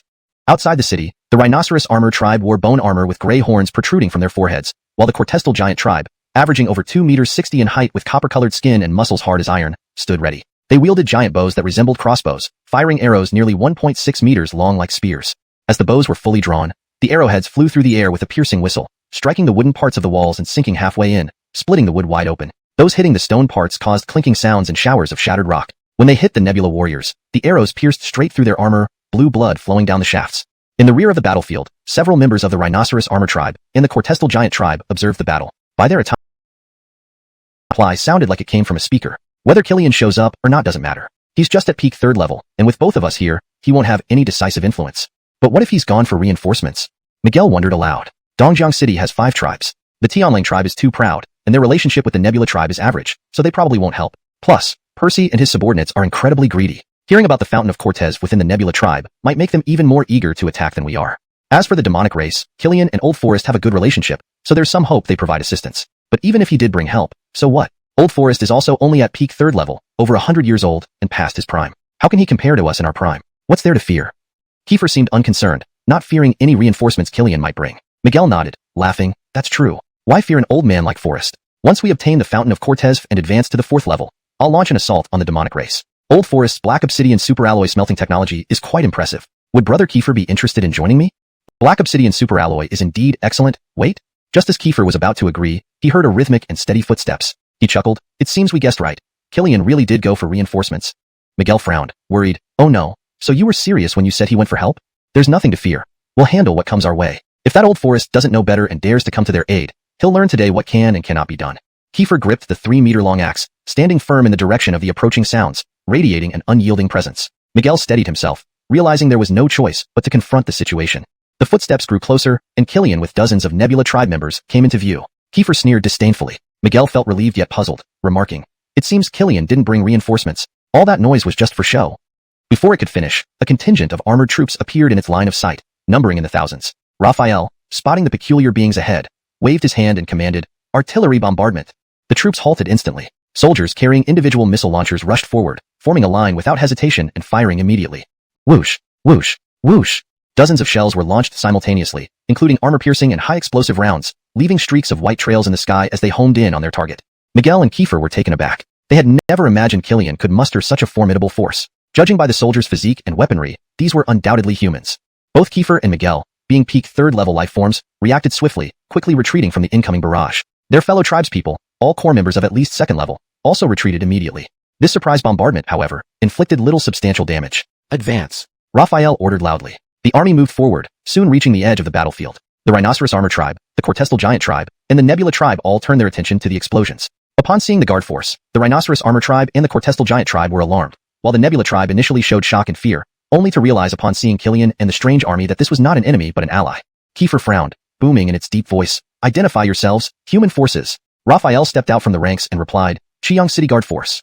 Chapter 398, Instant Kill. Qiyang City. Alexei was startled, while Fletcher squinted and stared at Raphael for a moment before suddenly asking, "Who are you?" Raphael. Raphael opened his mouth and uttered 2 words. Alexei was again taken aback and involuntarily took a few steps back. Fletcher held its breath for a moment, opened its mouth, and said, expression had darkened, and asked, "What should we do?" Fletcher paused for a moment, glanced at Alexei, and suddenly lifted its leg high, stepping forward.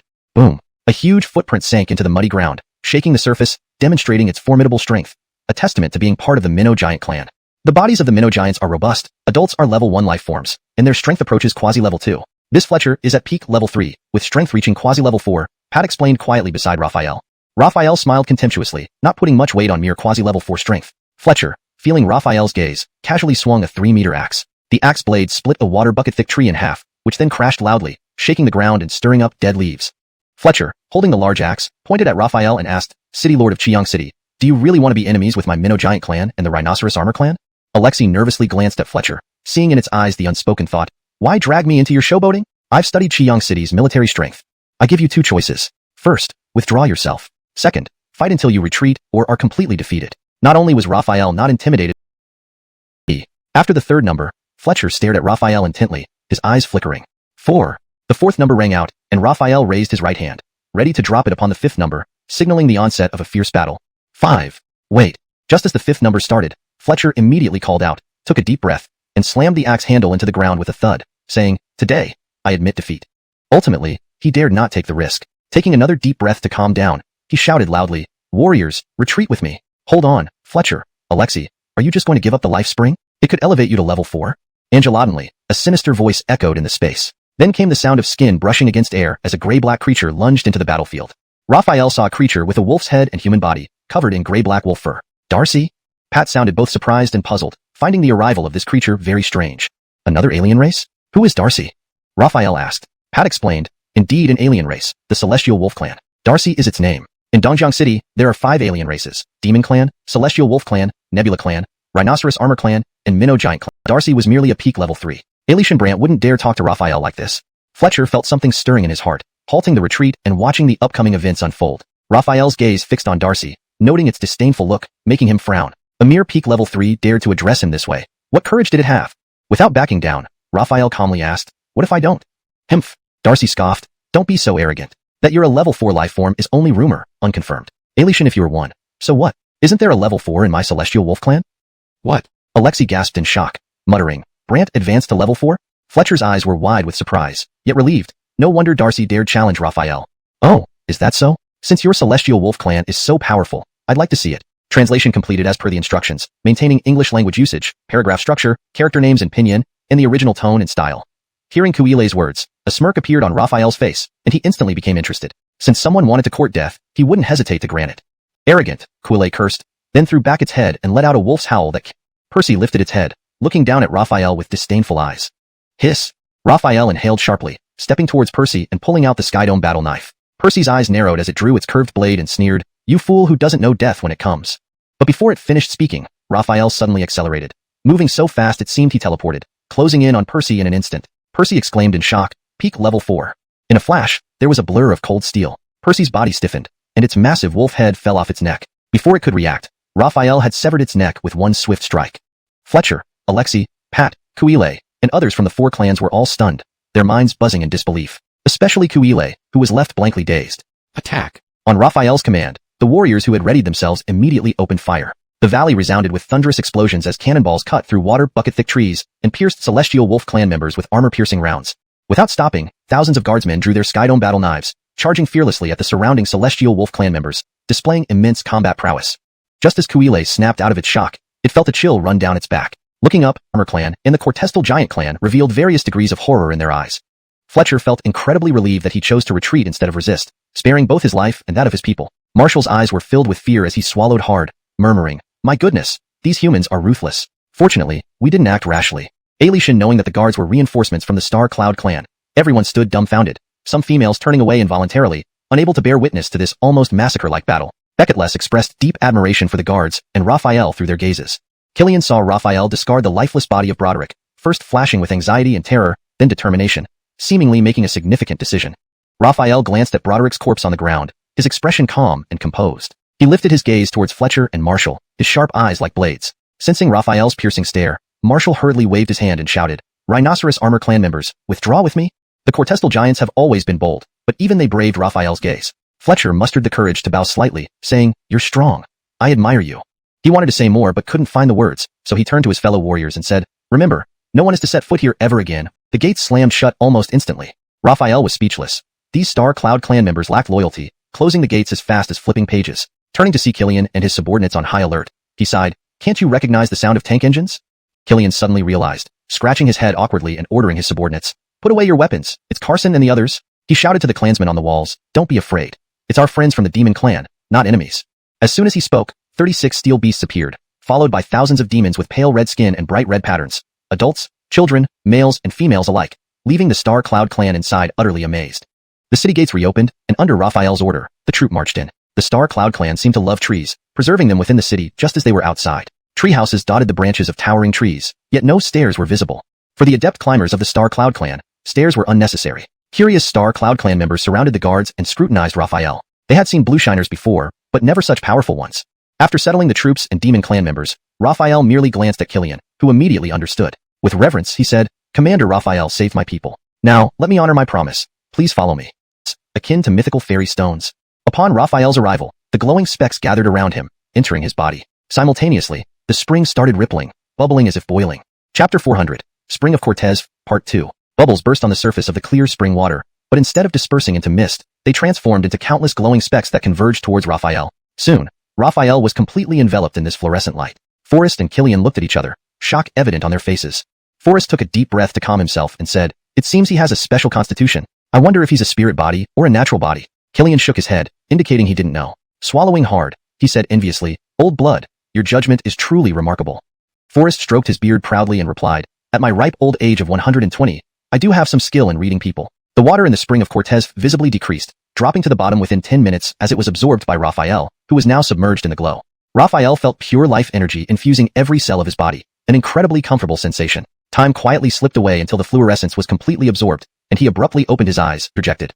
The Nebula clan are naturally talented in agriculture and architecture. If you accept them, it would be quite beneficial. Actually, Raphael had already made up his mind. The Nebula clan was a high-level intelligent race, adding to the population, and he would naturally agree to Killian's request. By this time, Forrest's words were also giving Killian a chance to return the favor. Although he wasn't sure if these alien races cared about favors. "Get up," Raphael said as he helped Killian to his feet. Nodding under his gaze, "I agree." Killian was overwhelmed with excitement, expressing his gratitude repeatedly. Forrest, though old, still liked to tease. Seeing Killian so agitated, he cleared his throat and said, "Didn't someone say earlier that the clan's spaceship would soon arrive on Blue Star? So, you're not planning to go back?" Killian's expression instantly froze. He glared at Forrest and scolded, "Old blood, must you speak?" Then, seeing Raphael's half-smiling face, he hurriedly explained, "Officer Raphael, please understand. I was just speculating that the spaceship might come. It's not confirmed yet." The wind rises and the clouds soar, returning home after conquering the seas. Standing atop the tank, Raphael felt the wind blowing against him and couldn't help reciting the wind song by Emperor Gaozu of Han, Cortizu Bang. Drained the cup in one gulp and turned to Mira, asking curiously, "What did he say?" Recalling for a moment, Mira continued, "My brother told you to think carefully and weigh the pros and cons of your actions. He advised you not to act impulsively and to avoid doing anything that would betray yourself or Chiang City. I can't understand the deeper meaning behind these words. Do you know what he means?" Raphael gently placed the cup on the table, his expression turning serious. After a long silence, he said, "The military stance is clear. Previously, it was just indirect warnings. Now, my brother's words mean that whether to oppose the military is my own choice."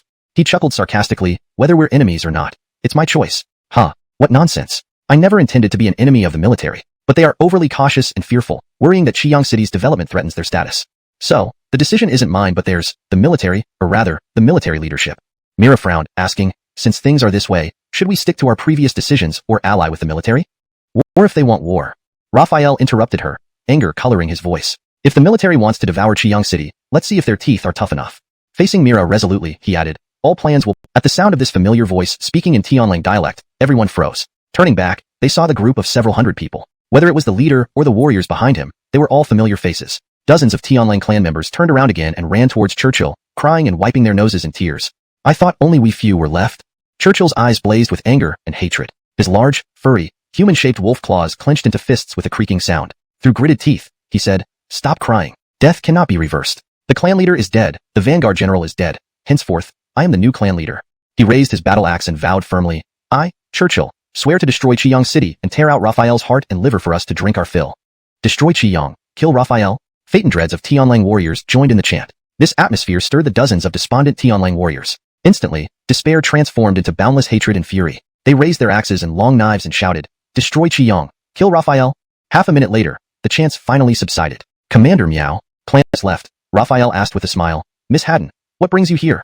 Seeing Raphael, Haddon's cheeks flushed involuntarily. She steadied herself and said, "Do you remember our conversation that day? 7 days have passed. Do you have an answer for me now?"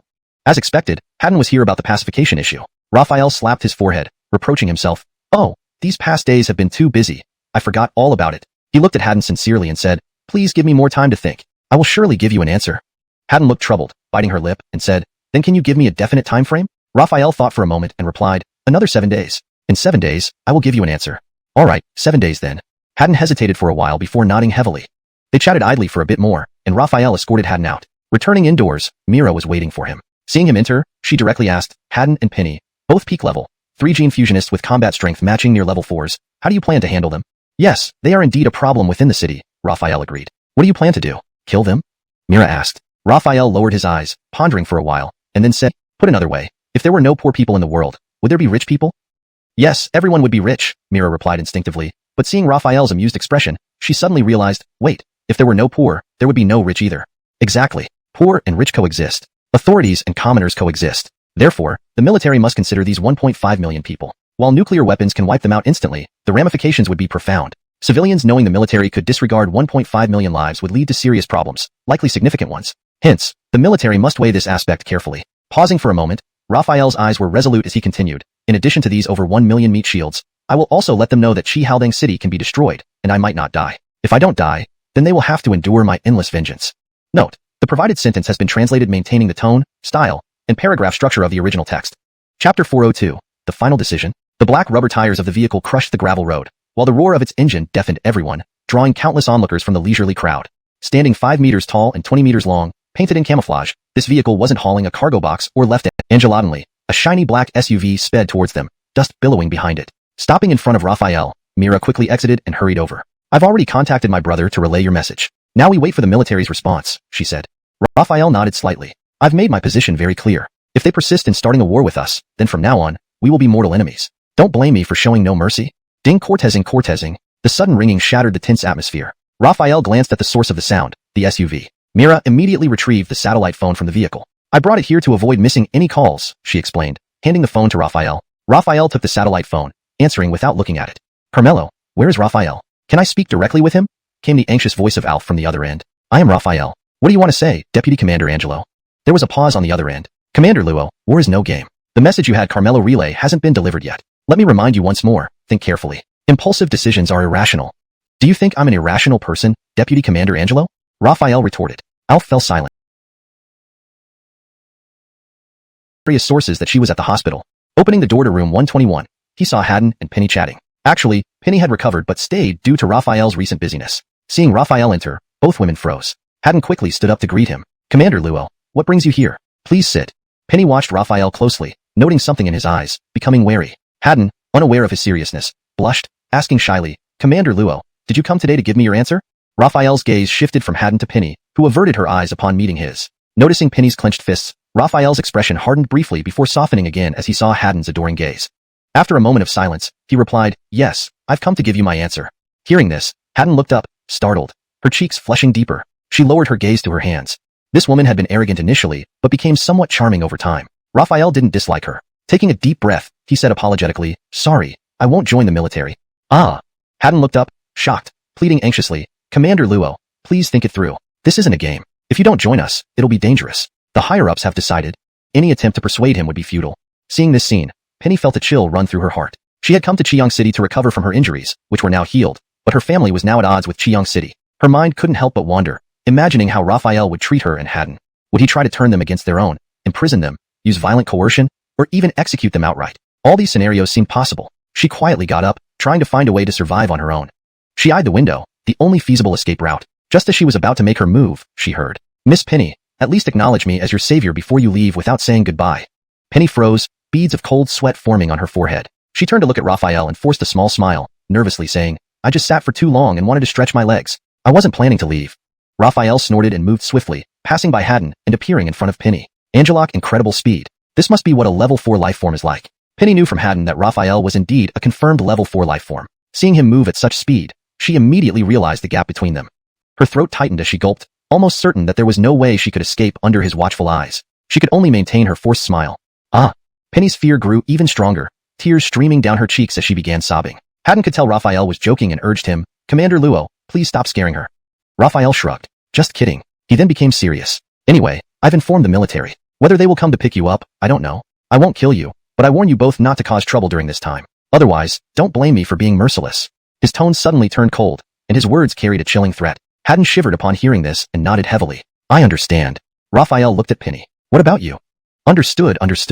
Penny answered hastily, truly terrified. Raphael nodded slightly and paused for a moment. "Hand over your satellite phones. Don't try anything risky, or you'll regret it." The last sentence was clearly directed at Penny, making her tremble in fear. After collecting the satellite phones from Haddon and Penny, Raphael left the general hospital. Haddon stood by the window, watching people below, and sighed lightly. Penny was still in shock, tears unstoppable. She thought that after losing all her loved ones, she wouldn't fear death anymore. But walking close to death that day, she realized how good it was to be alive. ##### Chapter 4. Besides, engaging Qiyang City doesn't qualify as a large-scale war. Isaiah Jinbai shook his head and said, "It's neither zombies nor Qiyang City. According to our intelligence, satellites have detected that our good neighbors, Japan, have dispatched a large naval fleet aimed directly at our Cloud Dragon City. King bastards. Why fear them? We have missiles. They send a large fleet. We sink it with missiles." Colby slammed his thigh and said fiercely, "Anything you can think of, our top leaders have considered too. We've already launched 37 missiles, but only 2 small peripheral warships were sunk. Those Japanese must have some unknown equipment that can disable our missile guidance systems from extreme distances," explained Isaiah Jianbai, his expression growing even graver. "Our missiles travel hundreds of kilometers before becoming useless, like throwing stones blindfolded, with less than a 1% hit rate." Colby, Corbin, and Eustace were visibly alarmed. Defense against missiles had always relied on anti-missile systems worldwide. Yet now, the Japanese could disable missile guidance systems from such distances, which was far more efficient. This significantly diminished the threat of China's primary weapon, missiles, and was undoubtedly disastrous news. In the heavy silence, Colby took a deep breath and asked, "What do we do now?" "What else? Chinese soil cannot be trampled upon by outsiders. We will fight to the death," he continued. "The bad news concerns Qiyang City. As you suspected, they refused to join our forces and will not become a puppet state. This is now confirmed." "This family really is stubborn," Colby whispered. "Not old enough, but already harboring ambitions." Corbin scolded angrily. Eustace sighed regretfully. "What a pity for such a talented person." He then asked, "What does the upper echelon plan to do? Will they act against Raphael?" Isaiah Jinbai nodded, but then shook his head. Initially, there were plans to mobilize troops from the central military region to attack Qiyang City. However, given the current Japanese invasion, the central government decided to divert those forces to defend Cloud Dragon City against Japan, adopting a strategy of dealing with external threats before internal ones. "I support this decision," Colby agreed. "Raphael is a Zionese after all, and so are the people in Qiyang City. He hasn't done anything out of line. Letting him develop freely seems reasonable." "Freely develop?" Corbin sneered. "Qiyang City's rapid growth surely has alien civilization support. Those aren't good influences." "Nonsense," Colby retorted. "Didn't our Zionese development also benefit from the Shenlong civilization? And nothing wrong happened." "Tisk, simplistic," Corbin scoffed. "What do you mean by that?" Colby fumed, pointing at Corbin, his face red with anger. "I'm 57, nearly retired in the old days. Calling me simplistic." Corbin immediately grew irritated, slapping the armrest and standing up. Pointing at Colby, he shouted, "You still remember your age? Resorting to insults when losing arguments. Your IQ is stuck at 3 years old." Colby slapped the armrest too and retaliated. "Son of IB****. Enough." Isaiah Jianbai interjected sharply, making Colby swallow his curse. "Both of you behave like 3-year-olds. Almost 60 and still immature. Fighting like children is shameful," Isaiah Jianbai scolded. Colby and Corbin dared not argue back and reluctantly sat down. Seeing this, Eustace tried to mediate. "Deputy Commander, calm down. Let's hear the good news. Please share it with us." Isaiah Jianbai glanced at Colby and Corbin, composing himself. "I mentioned the good news earlier. The central military region will send reinforcements to Cloud Dragon City. But that's just part of it. Electromagnetic cluster guns and cannons have been successfully tested and are now mass-produced. Additionally, Star Battle Armor Level 1 has also been successfully created and is entering mass production. The reinforcements will come equipped with these new weapons, including supplies for our Cloud Dragon troops." Hearing this, Colby and Corbin's expressions pressed the communicator and ordered, "Storm Team 1, 2, and 3. Intercept the military Z-10 armed helicopter formation." Understood. In less than half a minute, the same roaring helicopter sounds came from the southern part of the city. Moments later, 3 Storm armed helicopter squadrons, 9 Blue-Red Storm helicopters, soared overhead, intercepting the Z-10 formation before they fully entered Qiyang airspace. Shortly after, Raphael's communicator buzzed with a voice from one of the Storm pilots. "Reporting, sir. They claim they're here to pick someone up and request entry into the city." Raphael pondered for a moment before instructing, "Tell them that picking someone up is fine, but helicopters are not allowed into the city. If they're worried about running out of fuel, they can find a place to land outside the city." Understood. Within minutes, the Z-10 formation began to descend, intending to land nearby. Once the Z-10s landed, Raphael promptly ordered, Teams 1, 2, and 3, withdraw back into the city and stand by. After hanging up, he dialed another number. Anti-aircraft artillery systems. If the Z-10s enter our airspace without my command, you are authorized to shoot them down. Central anti-aircraft received. East City anti-aircraft received. South City anti-aircraft received. West City anti-aircraft received. Alf's heart pounded nervously as he answered. After careful analysis and discussion by higher-ups, it was concluded that while Qiyang City is uncontrollable, it is not acted out of line and can be considered an ally. Therefore, they decided to maintain this friendly stance. Raphael locked eyes with Alf, who forced himself to meet his gaze. Finally, Raphael lightly smiled, turned around, and walked towards the city. He waved, signaling the city gate to open, saying, "Follow me." Did Raphael believe Alf? No, he did not. Then why allow Alf in? Because of confidence. Within Qiyang City, unless a planetary-class lifeform descended, no individual could cause significant trouble. As they walked towards the gate, Raphael heard the roar of car engines. Looking back, he saw several off-road vehicles speeding towards them, the Fatenting team. Noticing Raphael, they stopped before him. They got out and respectfully called out, "Sir." Raphael's gaze swept over them, noting the bloodstains on their clothes. Two of them were smiling awkwardly, almost like they had facial paralysis. He nodded with a smile. Head into the city quickly. They humbly offered a few pleasantries before getting back into their vehicles and entering the city. Seizing the opportunity, Alf praised, "Commander Raphael, you are indeed wise. Encouraging civilians to hunt zombies." Alf nodded slightly, replying, "It's me. Commander Sean sent me to escort you back to the military base." Overcome with excitement, Penny quickly called out, "Shan, hurry over."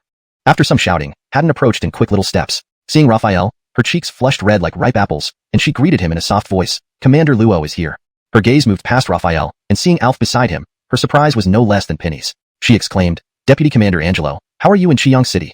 Alf answered with a smile, "I'm here on orders to take you all back to the military base." Hearing this, Haddon's delight soon turned into concern as she asked, without caring about Raphael's presence, "The leaders sent you to bring us back. Does that mean they're planning action against Qiyang City?" Upon hearing this, Raphael deliberately looked at Alf. Alf was suddenly alarmed, hastily saying, "Don't say such things. The chiefs have rediscussed and decided to abandon any actions against Qiyang. Our army remains friendly with Qiyang City. This trip is also at Commander Luo's request." Raphael nodded slightly and said, "That's right. I did contact the military a few days ago to arrange your return promptly. Didn't I mention this 7 days ago?" Hearing 7 days, Alf's lips twitched slightly, but he maintained his smile. "See, Commander Luo did say so." Being Myra's elder brother, and having warned him days ago, Raphael did not wish to push matters to extremes. He directly replied, "You can rest in the city until the storm passes." "Haha, thank you, Commander Luo." Alf laughed and expressed his gratitude. Raphael accepted the thanks with a slight nod, then added, "The Z-10 must stay outside the city. You can allow the pilots to seek shelter inside. Sheltering is fine, but no other activities. If you have any ulterior motives, I will know immediately, and you understand the consequences." "Rest assured, I swear on my honor. Our purpose here is solely to escort them back, with no other missions," Alf responded seriously. Raphael stared at Alf for a moment, then nodded. "Remember your words." The sudden downpour continued into the night, seemingly determined to keep Alf and the others overnight in Qiyang City. Raphael had people arrange accommodations for Alf and the pilots. By midnight, the heavy rain gradually softened to a drizzle, with temperatures dropping significantly. People who were wearing short sleeves in the day put on jackets at night. Unfortunately, those in the suburbs, with incomplete housing, could only stay in flimsy tents, huddling under blankets against the cold. Exiting the guest accommodation building, Raphael and Mira walked out together. Despite being from different factions, their population and proximity, an attack would be convenient. After securing control over various cities in Xuanhuan province, Qiyang City's population can easily surpass 5 million. Conservatively estimated, perhaps more. But considering it's a densely populated province, the likelihood of zombie virus infection might be higher. True, gathering population is urgent. Mira agreed with Raphael's plans. Taking a deep breath of the moist post-rain air, Raphael suddenly asked, "Carmelo, have you discovered any quasi-level 4 zombies or beasts during these explorations?" Smiling mysteriously, Mira extended her hand toward Raphael. A handshake? Raphael didn't fully understand but reached out nonetheless. At the moment their hands met, Mira suddenly exerted force. Hiss! Raphael's eyes widened in surprise. "Quasi-level 4? Mira nodded smilingly. Good. Raphael exclaimed 3 times, then asked, "When did you advance?" "I didn't notice." "These things happened just recently," Mira said with a smile. "Jason has quite strong capabilities. You asked him to research the Demon Clan and the Nebula Clan, and not only did he get all the details about their habits and innate abilities, but he also found some locations of quasi-level 4 ferocious beasts and zombies.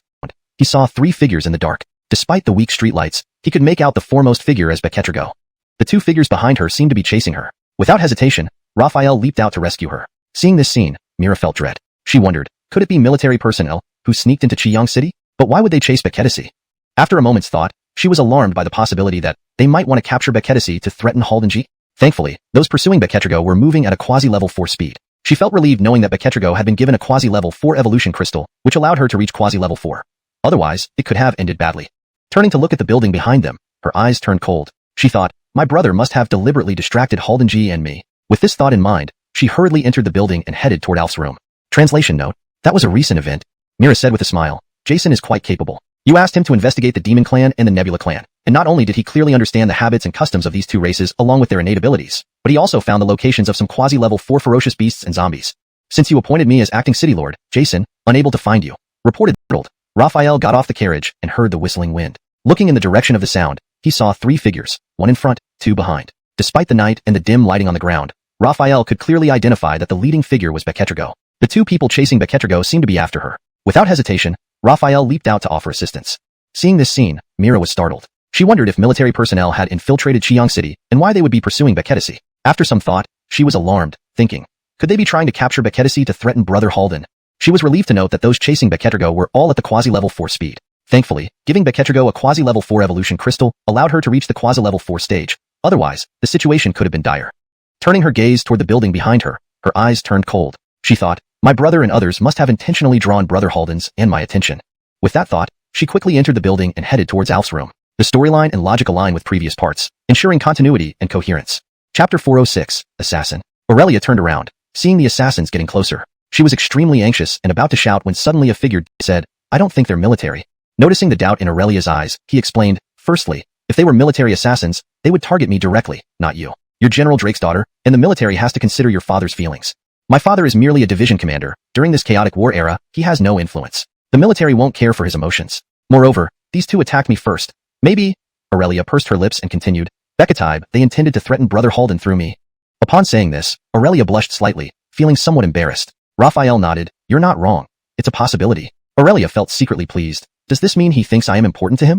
But I still feel these 2 should not be military assassins, Raphael pondered aloud, oblivious to Aurelia's thoughts. Why? She asked, puzzled. Raphael gestured towards one of the dead assassins' faces and analyzed. Look, this man has clearly undergone facial bone adjustment. His original bone structure should have been high and wide. Aurelia examined closely and agreed. It does seem so. She frowned. But what does that tell us? High and wide facial bones make the face look bigger, which is more common among people from Yingzhou. Thus I speculate they are likely not Xia citizens but Yingzhou nationals. So I suspect they aren't military assassins, Raphael concluded. Walking down the path, Raphael sighed inwardly. If only we wanted to focus on development quietly for a while, it wouldn't matter who the real culprits are. But if I were powerful enough, neither Xia military nor Yingzhou would dare to cause trouble. With a bang, the door was kicked open, exposing Mira to Alf's sight. He froze, unsure what Myra's intention was. Seeing Myra's angry face, Alf was baffled. What did he do? The noise of kicking the door startled the Z-10 pilots from the opposite room, making them walk out curiously, wondering what conflict the siblings were having. Mira glared at Alf and pointed at him accusingly. Speak! Were the people you came with assassins? Confused, Alf innocently replied, Sister, what are you talking about? Assassins? I don't understand. You still try to argue. Where are the 3 who came with you? Mira pressed. Alf pointed backwards. Aren't they right behind you? Turning, Mira saw the 3 pilots who came with Alf. Her mind raced. Not them. Then are there other military personnel hiding in the city? Realizing something, Alf exclaimed, Carmelo, did you say assassins? Was that huge noise due to assassins entering the city? Hearing this and seeing Alf's genuinely puzzled face, Mira began to doubt her assumptions, thinking perhaps the assassins weren't military, or her brother's actions taken by Yingzhou. As soon as he said this, a flash of surprise crossed Alf's eyes, only to be quickly concealed as he shook his head and replied, No. Ever since the Yingzhou military base in Yunlong City was renamed as Yunlong's second outpost, almost all the Yingzhou people were executed. How could any of them dare covet our territory? That fleeting moment of surprise revealed everything. Raphael smiled knowingly and nodded slightly. That's good. The treacherous intentions of the Yingzhou aggressors must always be on guard against. It would be better for your satellites to monitor Yingzhou's movements, rather than continuously focusing on Qiang City. Our satellites operate randomly. They definitely have not been surveilling Qiang City. Commander Raphael, please don't misunderstand. Alf spoke diplomatically, though his heart knew otherwise, leading to an awkward atmosphere. Raphael chuckled, dismissing the matter. If there isn't anything amiss, that's good. It's late, so we won't disturb your rest any further. He lifted the 2 bodies and said, Carmelo Winsexu, let's go. Mira still harbored doubts and wanted to ask more questions, but Raphael had already turned to leave without stopping. She could only follow suit. Alf sighed lightly as he watched his sister, thinking, I wonder what charm Raphael possesses to captivate Carmelo so completely. After leaving the guest, Raphael sneered, continuing, Your brother also lied about maintaining friendly relations with Qiang City during high-level meetings. It appears Yingzhou's large-scale invasion prevents them from deploying forces against us, giving the military a lot on their plate.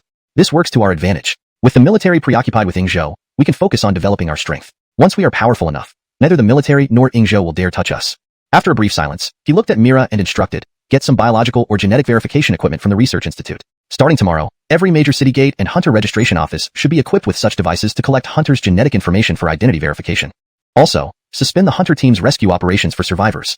After hearing this, Mira pondered for a while and came to understand many things. She remarked in surprise, so the assassins infiltrated the city through the hunting teams and are likely from Yingzhou. The military claims friendship due to their stretched resources, confirming that power trumps everything among factions. I see now.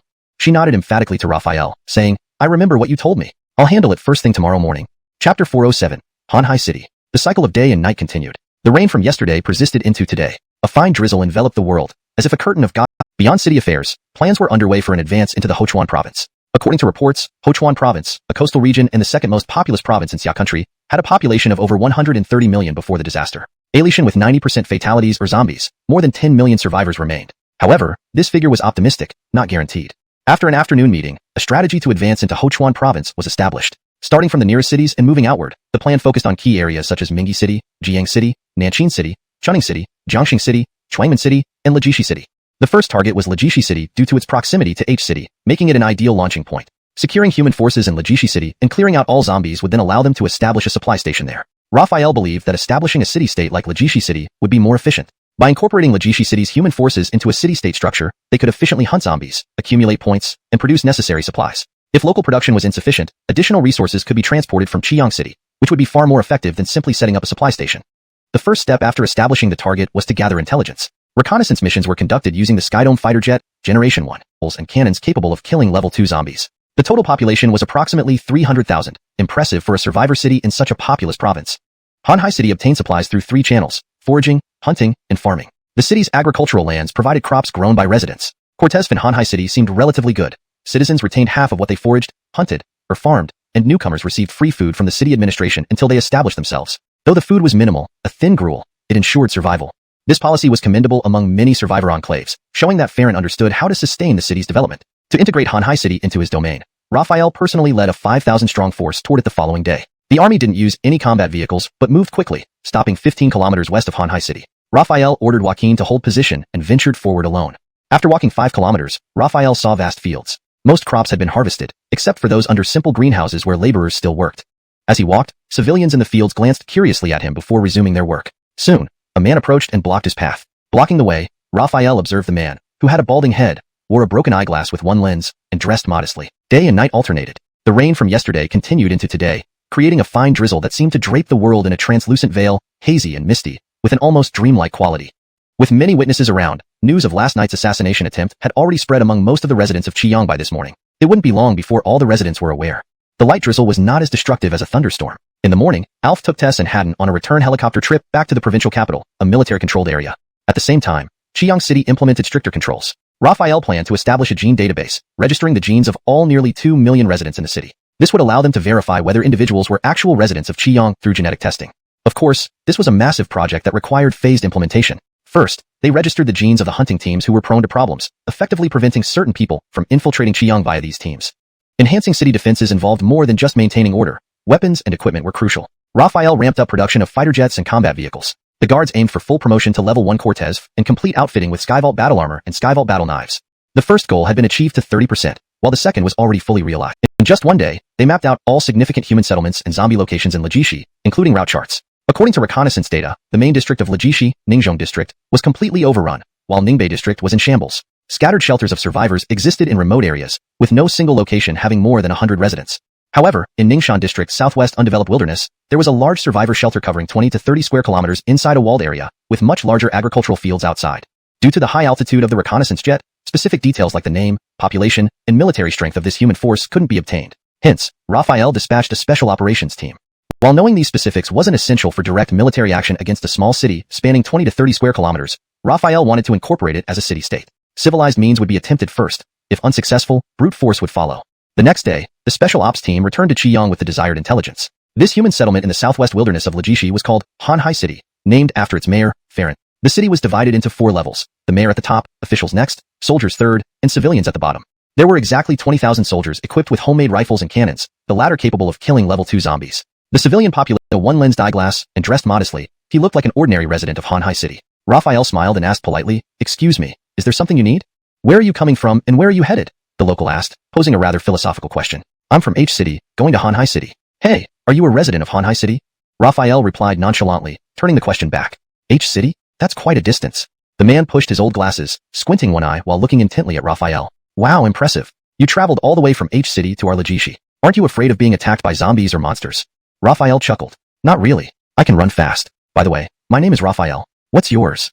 Raphael? Why does that name sound familiar? The local scratched his head, trying hard to remember. Finally giving up, he said, I'm Julio. I live in Hanhai City. If you're heading there, I can take you. It's several kilometers away. Thanks a lot, Raphael replied, grateful. As they walked towards Hanhai City, Raphael asked, can I call you Brother Cortezu? Angelor, you can even call me Cortezuzi, Julio responded generously. Raphael laughed and then asked, Brother Cortezu, how do you find life in Hanhai City? How do I find it? Julio's expression looked as if he was in seventh heaven. Raphael couldn't help but shake his head, muttering, old lecher. Because they had to match Julio's pace, it took over 2 hours to cover the 8 or 9 kilometers to reach the gates of Hanhai City. Cortesque most settlements, Hanhai City's walls were constructed using rammed earth technology, which was easy to source materials for and was sturdy and durable. The city gate was open, flanked by 10 armed guards wearing wooden armor. Looking up, more soldiers stood guard on the wall, equipped with cannons that had barrels as thick as an adult male's upper arm. Quite intimidating.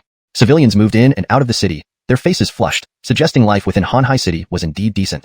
As Raphael was about to step through the gate, a guard suddenly stopped him, scanning him briefly and saying, register first before entering or leaving the city. Under the soldier's guidance, they arrived at a registration desk. The registrar glanced at Raphael and Julio with deadpan eyes and asked, names? Julio answered first, Julio. The registrar flipped through a thick ledger, found Julio's name after a moment, checked it off, and nodded slightly, all right, go ahead. Then he looked at Raphael, tilting his chin. And you? Julio interjected quickly, he's new. Angelor prized. The registrar fetched an even thicker register, handed Raphael a pin. Don't even think about it, Farouk said, shaking his head emphatically. Just call me Cortezuzi.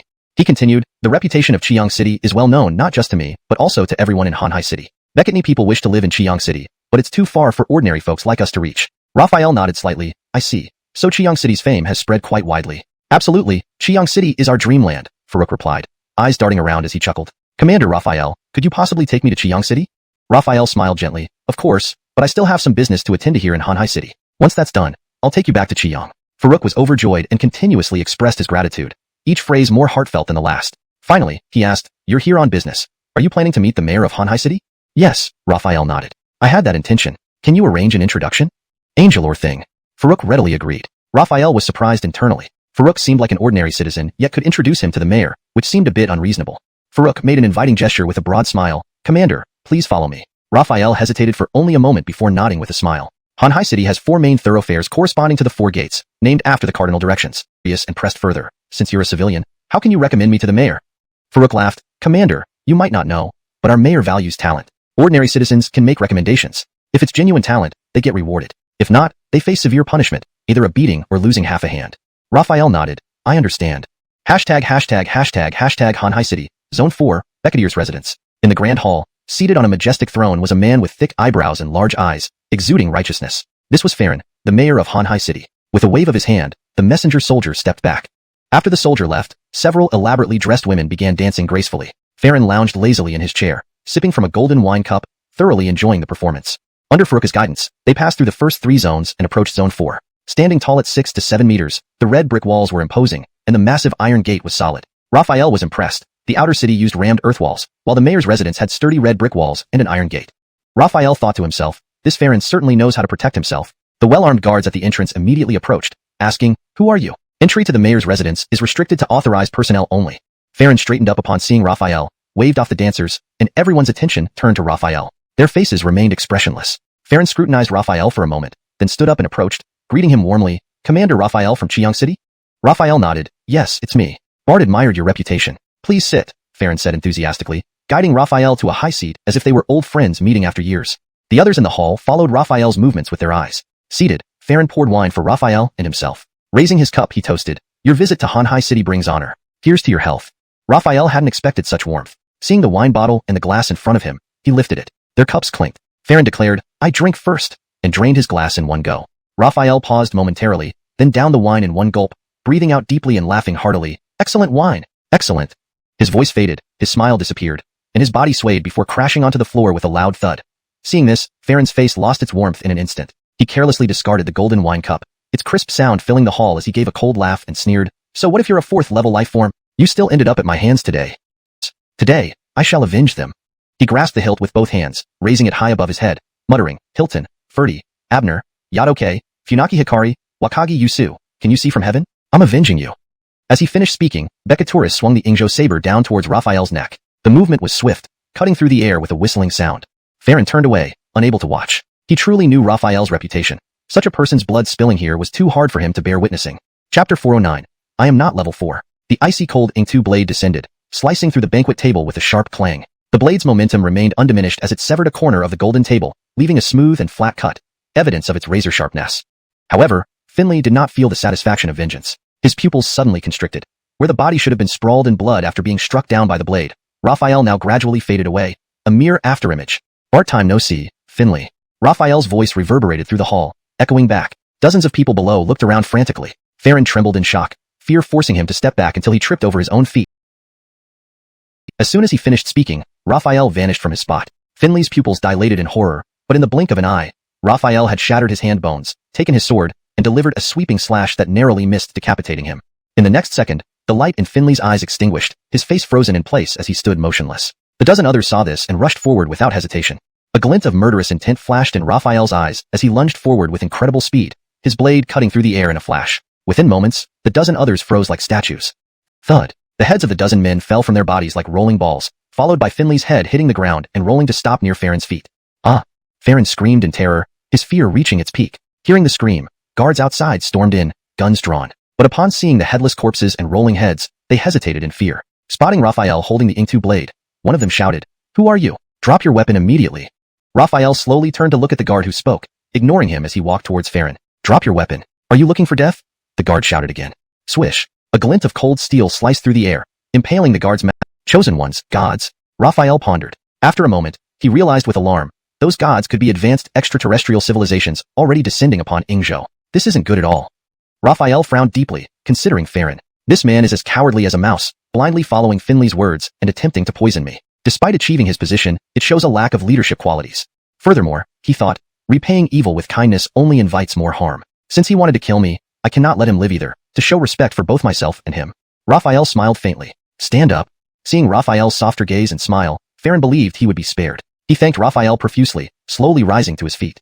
But as soon as he stood steady, Raphael grabbed him by the neck and twisted it with a swift snap, breaking it. Farron stared at Raphael in disbelief, his eyes filled with unwillingness and shock. The guards watching their lord being killed were paralyzed with fear, legs shaking and unable to run. They could only watch as the killer approached. Raphael had no interest in the guards. He walked to the dead guard with the impaled head, pulled out the Ing-2 blade, and flicked it, admiring its sharp ring. A good blade, capable of killing a level 4 life form. It must be made of at least grade 2 super alloy. This technology or resource, return. I will inform the city lord.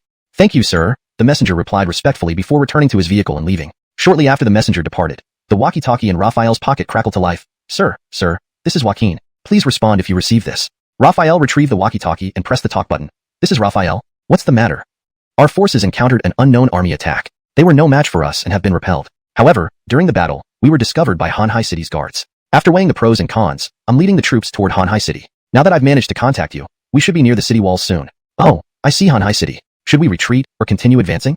Joaquin reacted quickly, deciding to press forward once discovered. Approaching the city directly with overwhelming force was their best option. Raphael had no objections. I'm inside Hanhai City now, and the city lord Farron is dead. You needn't rush into a siege. Wait outside the city for my orders. Yes, sir. Understood. Turning back to the hall, Raphael knew that if news of Farron's death spread at this moment, it would cause chaos within the city. At least until the Guardian army arrived, they should not announce it yet. How could he ensure the Guardian army entered Hanhai City without a fight? His sharp gaze, no response came from Farron, even as others voiced similar concerns. No matter what they said, Farron remained motionless and silent. Angelatinely, the door slammed shut, startling everyone. Turning, they saw Raphael standing by the entrance. One of them demanded, "Who are you? And why did you close the door?" A faint smile appeared on Raphael's lips. "I'm the one who brought you all here." Note asterisk: the translation has been adjusted to maintain natural flow and consistency with the preceding narrative while preserving the original tone and style. Chapter 410. Retaliation. Raphael's words rang clearly in everyone's ears, enraging the high-ranking officials of Hanhai City. One person jumped out to angrily question, "What do you mean?" Another respectfully addressed the lazily reclining Farron on the golden throne. "City Lord, this person is extremely disrespectful. Please permit us to eliminate him." "City Lord, please permit us to eliminate him," another echoed. Raphael watched as these people continued to seek Farron's approval and couldn't help but shake his head slightly. He said calmly, "I already said that I invited you all here. Haven't you understood?" He spoke each word with determination.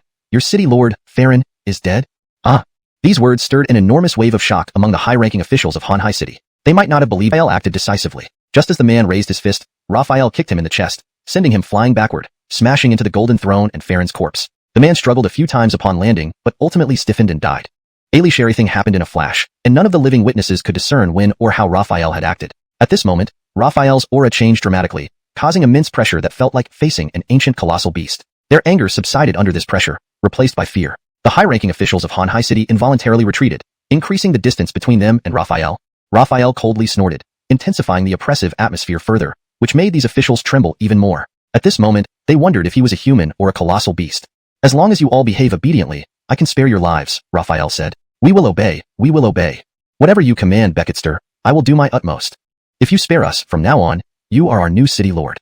Given the opportunity to live, no one hesitated. These individuals knelt and kowtowed, putting on fawning expressions and lowering themselves verbally. People who had survived this long and climbed to high ranks truly cherished their lives. Raphael wasn't surprised by their swift submission. "Xuanhuan City is secured. Lead the troops inside." "Aye," Joaquin answered, pleased, and ordered the troops to march into Xuanhuan City. Seeing this armored force move, the residents in the fields grew more fearful, wishing to bury themselves underground. The Xuanhuan City defenders watched as the armored force drew nearer, feeling immense pressure. Despite assurances from leadership that this army wouldn't harm them, they remained tense and scared. This tension lasted until the army entered the city. Raphael awaited within, meeting Joaquin. He immediately ordered the confiscation of Xuanhuan City soldiers' weapons, with guard troops taking over defense duties. After arranging these matters, Raphael questioned Joaquin. "Do you know the identity of the army that attacked you?" "I don't know specifics, but it's not from Xuanhuan City." Joaquin pulled out an arm patch and handed it to Raphael. "This belongs to an enemy officer I killed. Examine it, Commander." Raphael inspected the patch, noting the symbol of a dog and Nanxia Kingdom text. Furrowing his brow, he thought, this ambushing army is likely from Yingzhou. Puzzled, he added, but shouldn't Yingzhou be attacking Yulong City, not Lijishi? Contemplating, he sighed, realizing only returning to Qiyang City and contacting Alf via satellite phone could provide clearer military intelligence. For now, he needed to handle Xuanhuan City first. Efforts by the city's officials to otherwise, he could have killed him outright. Raphael despised this man and did not want Ferrex to die too easily. He signaled to the two soldiers, who understood and immediately brought 2 buckets of water, pouring them all over Ferrex. The pain and the cold water gradually brought Ferrex back to his senses. He clutched his stomach with one hand and used the other to prop himself up, rubbing his eyes as the blurry images cleared. When he saw Raphael, he couldn't help but be startled. Raphael? He looked around and found himself in the city lord's hall. But the city lord was gone, the dancing women were gone, and the people seated on both sides were also missing. Only Raphael stood before him. He swallowed hard, forced a smile, struggled to get up, and respectfully said, "Commander Raphael, your task is completed. Congratulations, congratulations." Raphael watched him, then smiled lightly. "Yes, it's done, but I still have one thing left unfinished. Only you can help me with this. Are you willing?" Looking at Raphael's smile, Ferrex didn't feel like being warmed by a spring breeze, but instead felt like facing a living llama. He was extremely tense and terrified, his smile uglier than a cry, as he replied, "It's an honor to serve you. Just say the word, and I will go through fire and water." Fire and water aren't necessary. Raphael continued to operate according to its old model. Next came the task of transforming Xuanhuan City into a city-state. Upon investigation, it was discovered that Xuanhuan City did not have positions like vice mayor or second mayor. All power was concentrated in the hands of the mayor, who was directly supported by officials. Therefore, a core official needed to be promoted to become the new mayor to sign the city-state agreement and transform Xuanhuan City into a city-state. After being recommended by the officials of Xuanhuan City, a man named York caught Raphael's attention. In the main hall of the mayor's residence, Raphael examined York. York kept his eyes lowered, his fear and nervousness preventing him from meeting Raphael's gaze. "Do you know why I've called you here?" Raphael suddenly asked. York grew even more nervous. He could be considered Farron's confidant, and now being summoned alone by Raphael made him anxious. His fear intensified, and he knelt down with a thud, bowing his head and saying, "Please spare me, sir. Farron and I only had a superior subordinate relationship. His trust in me was his matter. I merely worked for him to earn a living." Seeing York's demeanor, a slight smile formed at the corner of Raphael's mouth. If York had been a hardliner, it would have been more troublesome. Although Raphael admired loyalty and integrity. "You don't need to be afraid. I do not intend to harm you," Raphael said calmly. York let out a sigh of relief and quickly bowed. "I am willing to be a loyal dog at your command." This response surprised even Raphael, who had not expected such cleverness. He nodded. "Good. From this moment onward, you are the mayor of Xuanhuan City." Initially, York thought Raphael was joking. However, upon stealing a glance and seeing his serious expression, he felt a mix of surprise and caution. He couldn't show too much excitement yet, as he wasn't sure if this was a test. Feeling Raphael's hand leave his shoulder, he heard Raphael say, "It's just you and me here, and simply appointing you verbally seems too informal. Gather the officials here, and I will formally announce your appointment as mayor before them. Then, you can announce your ascension to the public." Raphael waved his hand. "Go ahead." York was pleasantly surprised. This indicated that Raphael was indeed appointing him as the mayor of Xuanhuan City. He promptly agreed, "Yes, sir. I'll go gather the others." Shortly thereafter, York brought in many officials, and Raphael immediately announced him as the new mayor. The others were initially stunned, and some envious looks were directed at York. During the election process, these officials had hoped to pass on what they believed would be a difficult task, pushing forward Farron's trusted aide whom they envied. Now knowing this was a great honor, they bitterly regretted their actions. After the announcement to the officials, York officially took office in front of the citizens. Strength was inadequate, and we managed to repel them. He continued, I'm curious. How did Ingzhou's soldiers end up in Lejishi City? There was silence on the other end. After a long pause, Alf's voice returned, I also don't know the exact situation. I need to consult my superiors. Please hold on for a moment. The line went silent as Alf presumably consulted his leadership. About half an hour later, the satellite phone rang again. Raphael answered and asked, what's the situation? Given the urgency, my superiors have authorized me to provide some intelligence. Currently, Ingzhou forces have invaded Yunlong City, and our forces there are locked in heavy combat with the invaders. As for why there are Ingzhou soldiers in Xuanhuan Province, our satellites detected an unknown object landing on the coast of Xuanhuan Province, which we initially thought was a malfunction. It appears that the object was actually Ingzhou military vessels equipped with alien technology that allows them to evade our satellites. This explanation seemed reasonable. Raphael pondered for a moment and asked, so, what are your military plans? The other side did not answer immediately, but was followed by Alf taking a deep breath. Sir Raphael, please set aside past grievances and help us once more. Translation ends here, maintaining the style and structure of the original text. Hashtag chapter 412. Benefits must be gained. After 10 or 20 of your flying firecrackers. Flying firecrackers? Alf was puzzled, but then suddenly realized and immediately refused, absolutely not. One single firecracker can destroy a large refuge city, like Jiangnan Province's capital. Raphael replied, then I'll take a loss and ask for just 3 to 5 instead. No negotiation. This type of destructive weapon is absolutely impossible. Not a single one. Alf's tone was very firm because he knew the power of those so-called flying firecrackers. They were among the best human weapons. Raphael didn't really have high hopes. If the military could give him those, it might as well nuke Xuanhuan Province directly, turning it into scorched earth and eliminating all enemy forces. Rubbing his chin, he considered it further and said, since that's not possible, forget the firecrackers. Instead, give me all the population from Shomping City and Jiala City in Jiangnan Province. Then I will agree to send troops to Xuanhuan Province to fight the Japanese army. 2 outposts with over 400,000 people? You're asking for a lot? Or, give me the population of Jiangnan's capital instead, Raphael quickly added. Alf paused for a long time and said, this is beyond my decision-making authority. Please wait while I convey your conditions to higher-ups. Raphael reiterated, remember, the population of Shomping City and Jiala City. Your terms have been relayed to higher-ups. After discussions, they believe giving up 2 outposts would be too costly. Alf began, pausing a few seconds before continuing, also, once the Japanese army occupies Xuanhuan Province, Qiyang City will be the first to face threats. Your help benefits both Xia and Qiyang City. Raphael sneered, Qiyang City is impregnable and self-sufficient. Alition if the Japanese army controls Xuanhuan Province, they cannot threaten us. Furthermore, H City borders Xuanhuan Province, but it's one of 3 provinces neighboring Sichuan, Jiangbei, Jiangnan, and Haiyan provinces. And H City is only one of the districts belonging to Jiangnan Province that border Sichuan. Additionally, if I'm not mistaken, Jiangnan's capital neighbors H City. Once H City falls, the capital will face direct threats from the Japanese army. Do you still think my terms are unreasonable? Alf was silent for a long time, then sighed, you're right. This is indeed our concern. Pausing for another dozen seconds, he sighed again heavily. Fine, after consideration, since Qiyang City can provide a good life for its people, Shomping City and Jiala City's populations are yours. Raphael smiled. In that case, thank the military leadership on my behalf. After the transfer, I'll send troops to Sichuan Province immediately to eliminate the Japanese soldiers. Avoided establishing an airbase due to visibility concerns. Qiyang City's airbase already attracted significant military attention, and although there was justification, things, especially human intentions, change. Better to remain low profile.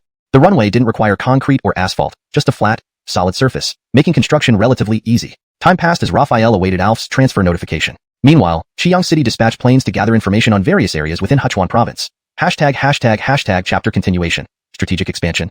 Based on current intelligence, neighboring the city of Lejishi were 3 prefecture-level cities, Jiang City, Nanqing City, and Chunning City. Among them, Chunning City bordered Mingi City, which was precisely the provincial capital of Sichuan Province. Raphael estimated that its population shouldn't be less than 3 million like the capital of Jiangnan Province. Furthermore, a large city had been detected in this area, larger in size compared to Qiyang City, with concrete-built walls. The buildings, roads, and facilities inside were well developed. If not for the dim lights at night, the reconnaissance pilot would have almost mistaken it for a highly modernized city. This piqued Raphael's curiosity. Alish and the military lacked the resources to build concrete walls for large refuge cities, yet Mingi City's provincial capital managed to do so. How did the ruler of this city achieve? Moreover, plains offered poor cover and made it easier to encounter zombies. Viewed from high above, most of these survivor settlements had rammed earth and wooden walls, with rather rudimentary constructions inside, often built amidst dense forests. Commander Raphael led 3,000 guards equipped with sky armor and sky swords into Chunning City. Not long after entering the territory, they encountered a wave of zombies numbering in the tens of thousands. Leveraging their formidable combat prowess, they effortlessly overcame the zombie tide, slaying many evolved zombies. Raphael carried life energy extractors with his troops. After battles, the extracted evolution crystals were refined on-site and distributed to soldiers according to rank. Cortesque a sharp arrow loosed from a bowstring, they traversed the vast plain, decimating zombie hordes as they passed, leaving behind a trail of bodies that nourished the earth. The azure sky was dotted with white clouds of various shapes, while the sun bathed the ground in golden light. Squinting up at the sky, Raphael then retracted his gaze. At this moment, a guard pointed forward, shouting, "Commander, zombie tide." Turning around, Raphael saw countless dark silhouettes stretching to the horizon. Damn! He couldn't help but curse. This wasn't just a swarm of 10,000. wings, eagle-like talons, and a hooked beak. Its yellow eyes gleamed sharply as it soared into the sky before diving towards him. An ear-splitting sonic boom followed. The eagle zombie moved faster than sound. Thud thud thud. The ground trembled as another roar approached. A bull zombie with massive muscles, horns, and red eyes charged towards him, exhaling white mist through its nostrils. Bull zombie, eagle zombie, both quasi-level 4. Perfect. Your evolution crystals are mine now. Facing threats from the air and ground, both moving at incredible speeds, Raphael remained calm. The bull zombie, despite its enormous size, was surprisingly fast, almost reaching him. Angelitinely, Raphael leaped into the air. With a screech, the eagle zombie dove, its talons reaching out. In midair, Raphael swung his blade. Alishan with talons inches away. His sword slashed through the eagle zombie's ankles first. Dark blood splattered as the two talons fell. Before it could take flight again, Raphael's blade flashed past its waist and then its neck. Falling back to the ground, Raphael watched as the eagle zombie disintegrated into 3 parts, crashing down around him, spilling blood everywhere. Shifting his gaze to the bull zombie, Raphael vanished without hesitation. Seeing its companion destroyed instantly, the bull zombie realized the human strength and tried to fist. On Raphael's command, the troops entered neatly, following clear footprints left behind. Not long into the forest, Raphael raised his hand. Halt. Courtesaning closely, he heard rustling leaves and heavy breathing. Smiling, he called out, no need to hide. No matter how many of you there are, you can't defeat us. Come out. A gust of wind added to the chill, and Raphael noticed some leaves trembling, not from the wind, but from hidden people. After half a minute of silence, Raphael said, if you don't come out, I'll order gunfire. Another half minute passed with no response. Impatient, Raphael darted toward a spot where leaves shook, grabbed someone, and lifted them up. Let me go, let me go. The voice was young, probably belonging to a teenager, struggling wildly in the air. Bringing him back to the group, Raphael put him down. Dressed simply with dry leaves in his hair, the youth looked about 16, like a high school student pre-disaster. His wide eyes betrayed fear despite attempts to remain calm. Raphael stared at him, sensing immense fear hidden behind the boy's youthful features. Chapter 414. Wuxia Courtesan. Rustle rustle. At this moment, Raphael heard a clearer sound of crushed leaves. Without turning his head, he glanced to the right, where dead leaves trembled violently and moved rapidly toward him. They only sustained minor injuries. Seeing the shouting man, a tall figure around 6 feet, bearing resemblance to the youth, confirmed he was indeed the father. What's your name? Raphael asked the youth in his grasp. Fatemf. The youth turned away coldly, refusing to answer. Quite resolute, Raphael said with a wry smile, then released the youth and gestured, go ahead. The youth was surprised, not expecting such an easy release. Fearing a change of heart, he hurriedly ran to his father's side. Looking at Raphael, he shouted, my name is René. Raphael smiled and nodded. René, that's a good name. René's father, seeing Raphael release his son and realizing none of his 7 brothers were seriously hurt due to deliberate restraint, felt his anger subside and softened his gaze.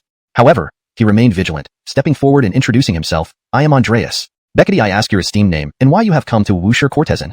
Raphael bowed slightly. Raphael. Walking a few steps forward, he continued, honestly speaking, I am here for your sake. For us. Andreas questioned, puzzled by the response. Not just Andreas, others in Wuxia Courtesan exchanged bewildered glances, unsure of the meaning. Beckety deaths were not due to natural causes but diseases and starvation, making life incredibly harsh. Now, the young man described Qihalding City, showing its images like a heavenly paradise, peaceful, serene, and happy, genuinely stirring their inner desires. René exclaimed, wow, what a beautiful place. He looked at his father, Dad, let's go to Qihalding City. Childish voices echoed, drawing everyone's attention to Andreas. Andreas, seeing his son's longing, glanced at the others, who shared the same desire. Turning to his 7 brothers, he frowned and said to Raphael, eyes see truth, ears hear deceit. How do we know if these images are real? He scoffed, who knows if your so-called Qihalding City isn't a place where they feast on human flesh? Raphael smiled gently, surveying Wuxia Courtesan's people, then focused on Andreas. If it were false, I wouldn't show it to you. If Qihalding City feasted on human flesh, I wouldn't waste my breath persuading you. I can end your life in an instant, and my army can annihilate your followers just as quickly. Don't think you'll have a chance to take a bite out of me before you die. Persuasion and inducements rest on formidable strength. Hence, when necessary, confidence must shine through. With these words, Andreas's face darkened, rage bubbling up. He scoffed. Andreas, doesn't Wuxia Courtesan have its own settlement? Are there only you and your people? Note asterisk the paragraph structure and line breaks have been maintained to closely resemble the original text. Andreas hastily replied, of course not. We are warriors within the city. Our main responsibility is security and hunting for meat. Raphael nodded slightly and said, Alishan, so, please take me to your settlement. No problem, sir, please follow me, Andreas quickly agreed. With a wave of his hand, the other people of Wuxia Courtesan put away their weapons and headed towards their settlement. The young René's eyes darted around as he approached Raphael, his face filled with admiration. Sir Luo, you're so powerful. Are you one of those legendary immortals who can teleport instantly? Raphael thought inwardly, this kid must have read too many cultivation novels and gotten obsessed with them. Winding through the birch forest for quite some time, a city made of wood and rammed earth came into view. The walls were not very tall, only about 5 to 6 meters high. The city gate was made of birchwood, and above it, a plaque bore 3 large characters, Wuxia Courtesan. Note asterisk the paragraph structure and line breaks have been maintained to closely resemble the original text. Chapter 415, Transit Point. The army arrived at the city walls, and every soldier guarding Che was extremely tense, beads of cold sweat forming on their foreheads. Usher Hall is where we hold large gatherings. It's rarely used otherwise. Today, as you honor us with your presence, I will have a feast prepared for you to welcome you. Raphael waved his hand, declining politely. That's not necessary. Sir, please don't worry. We still have beast meat in storage and an excellent chef. The food is really delicious. Angelope consciously, Andreas thought that Raphael might have declined due to the residents appearing malnourished and underfed, assuming there wasn't enough good food in the city. Raphael shook his head slightly and said, it's truly not needed. I'll be staying here for a few days. We can discuss the feast later. Andreas was surprised. You said you would take us back to Chiang City. Why stay for a few more days? I came here not just to bring the people of Che back to Chiang, but also to return all the survivors from Chunning City to Chiang. That's why I need a few days to prepare, Raphael explained. A flash of surprise crossed Andreas's eyes as he asked curiously, do you belong to the national military, given such efforts to rescue survivors? Raphael smiled gently and replied, I'm not military, but I do cooperate with them. Hearing this, Andreas became even more convinced that Chiang City was as prosperous as shown in the footage, knowing that cooperation with the military would ensure abundant supplies.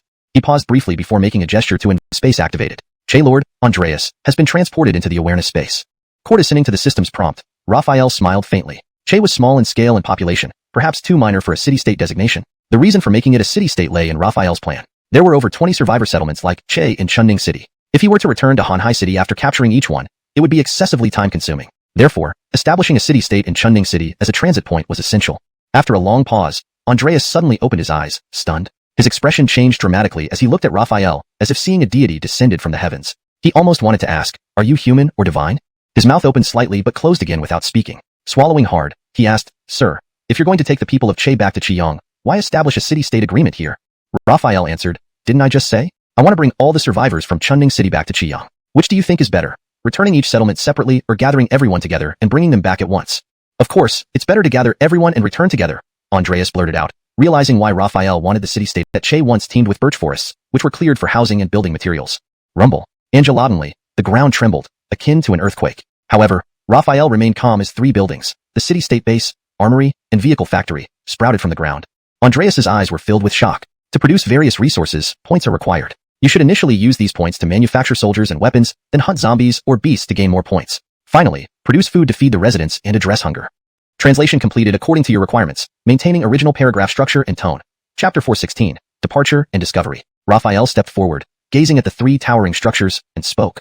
Andreas nodded emphatically, Sir, I'll remember that. By the way, residents' lives are the most important. Producing soldiers and light weapons doesn't require too many points. You should use the remaining points to upgrade Che city walls. The current ones can't withstand a zombie horde's assault. Raphael added another reminder.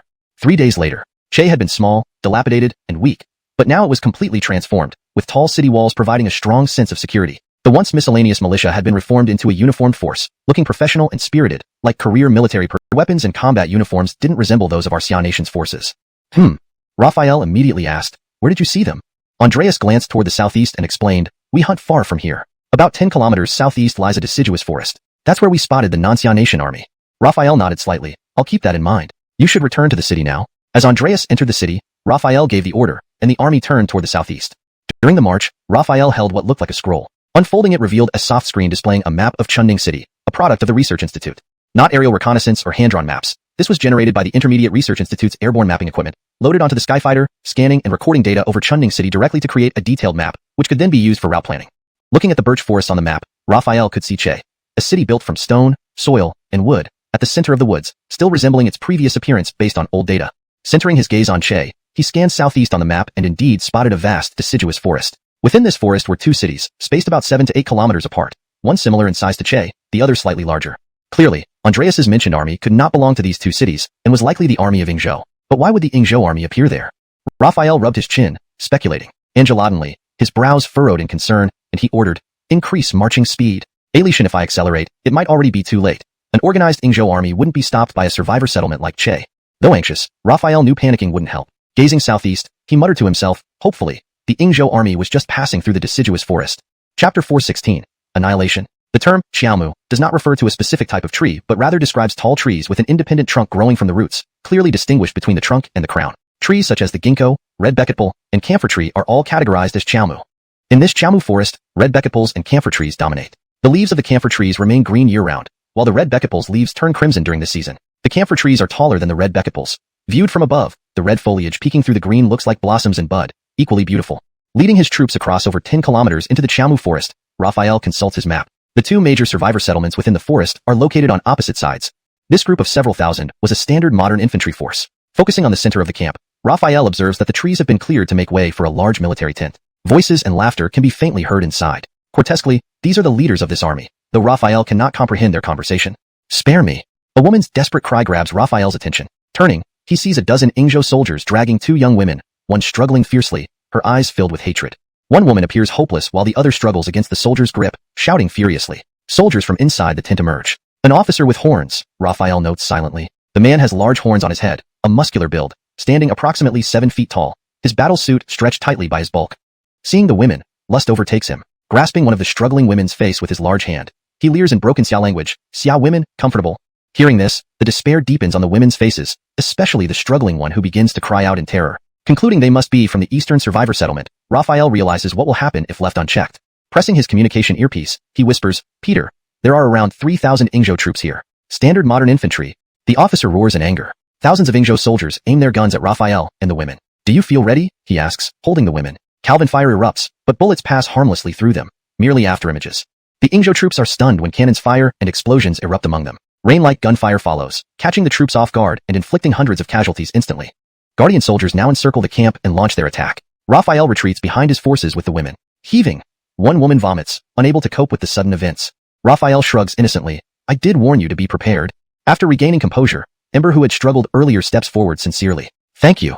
What's your name? How did you get captured? He asks. My name is Leanne, she replies, pointing to the other woman. She's my cousin, Susie. Ingzhou bastards surrounded our red Beketpul village, intending to starve us out before capturing it. She shakes her head bitterly. They succeeded. Our food lasted only 3 days. We sent scouts to search for supplies. None returned. Probably captured by those animals.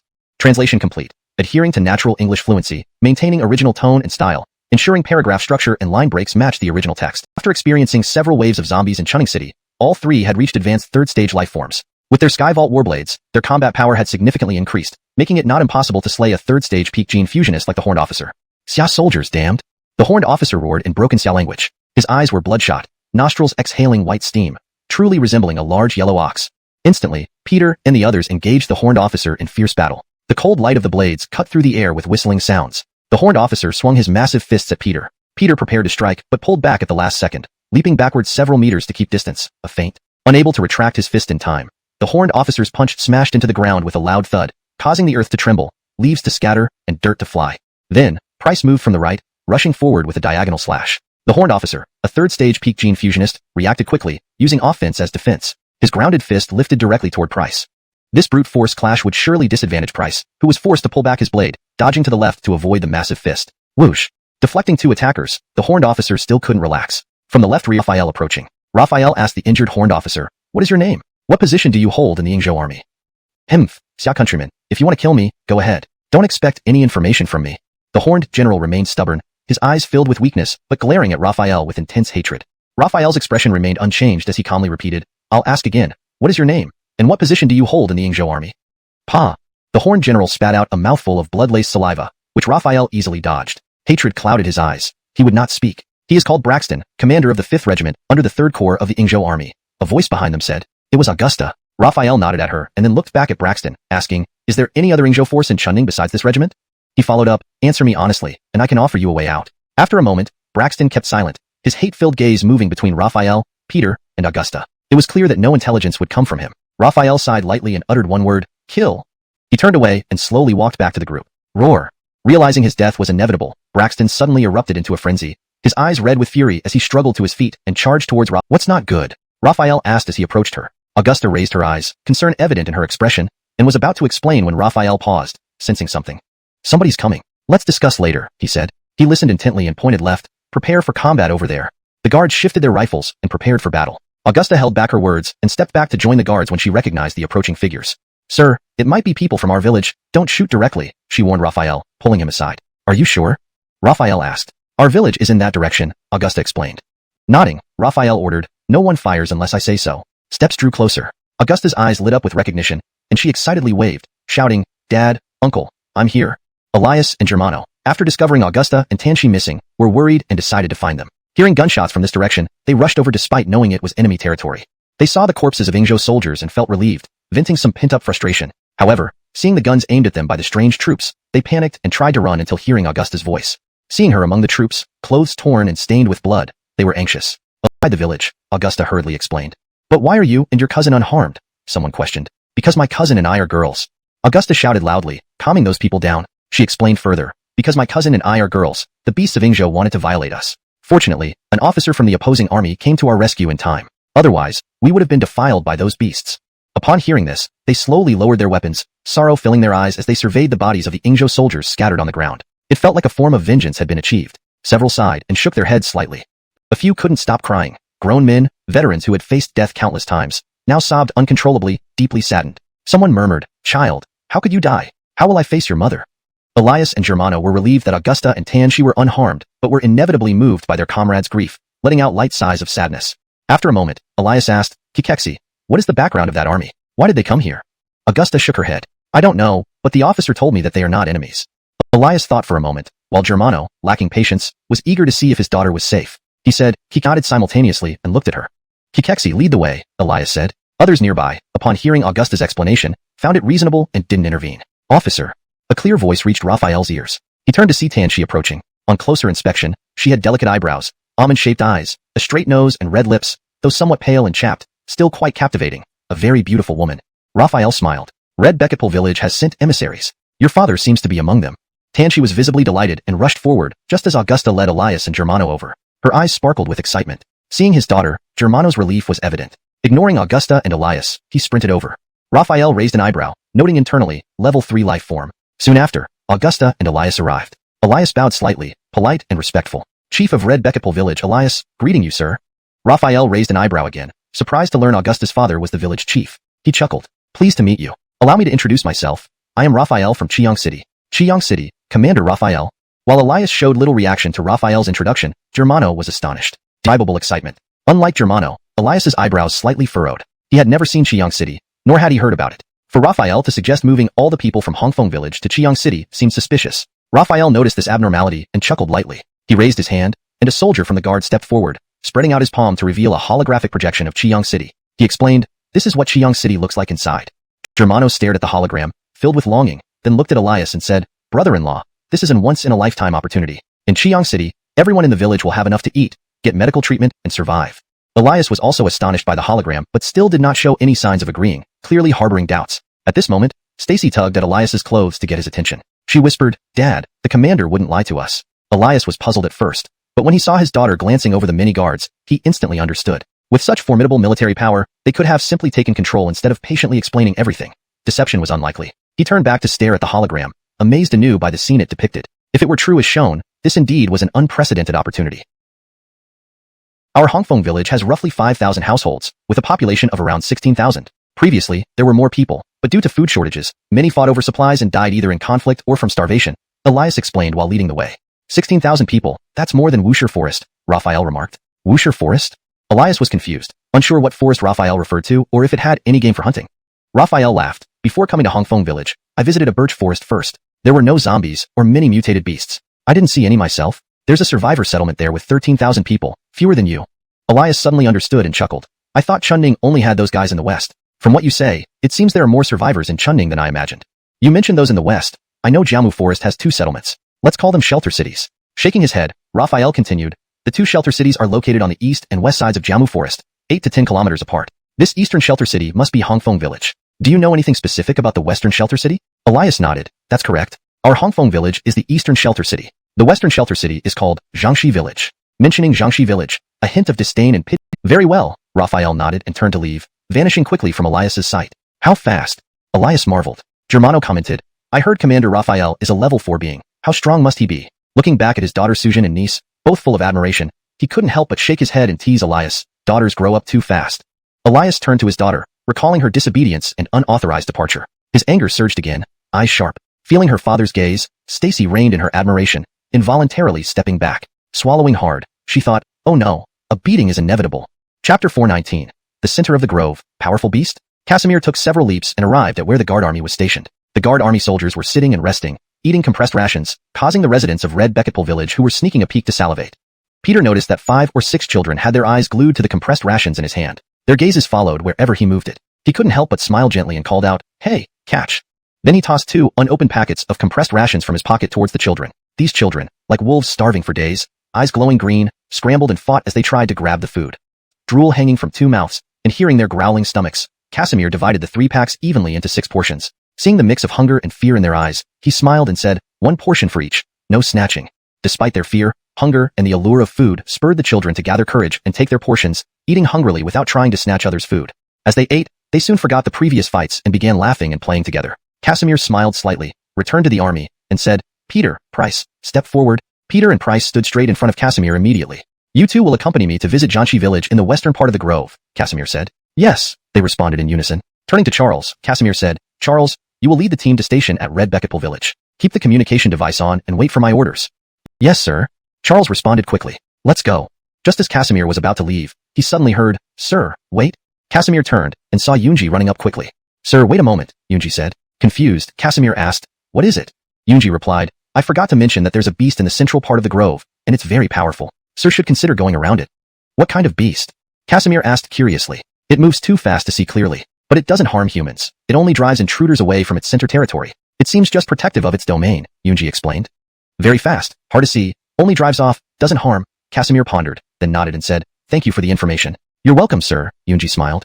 After some contemplation, Casimir waved a hand and said, Let's go. Casimir, Peter, and Price leaped away swiftly, jumping over the wall of Red Becketpool village without opening the gates. The central part has a beast? Casimir thought, his gaze sharpening after some deliberation. I want to see what kind of beast it is. He signaled, This way. The trio covered a couple of kilometers quickly and entered the center of the grove. Upon arrival, Casimir slowed down, not hurrying, determined to observe this beast. Trees in the center were much taller than on the outskirts. The atmosphere wasn't oppressive but lighthearted, with birds singing and insects chirping. Golden patches of sunlight filtered through the leaves, and the surrounding grass rustled occasionally. Angelatingly, a large rabbit appeared from the undergrowth.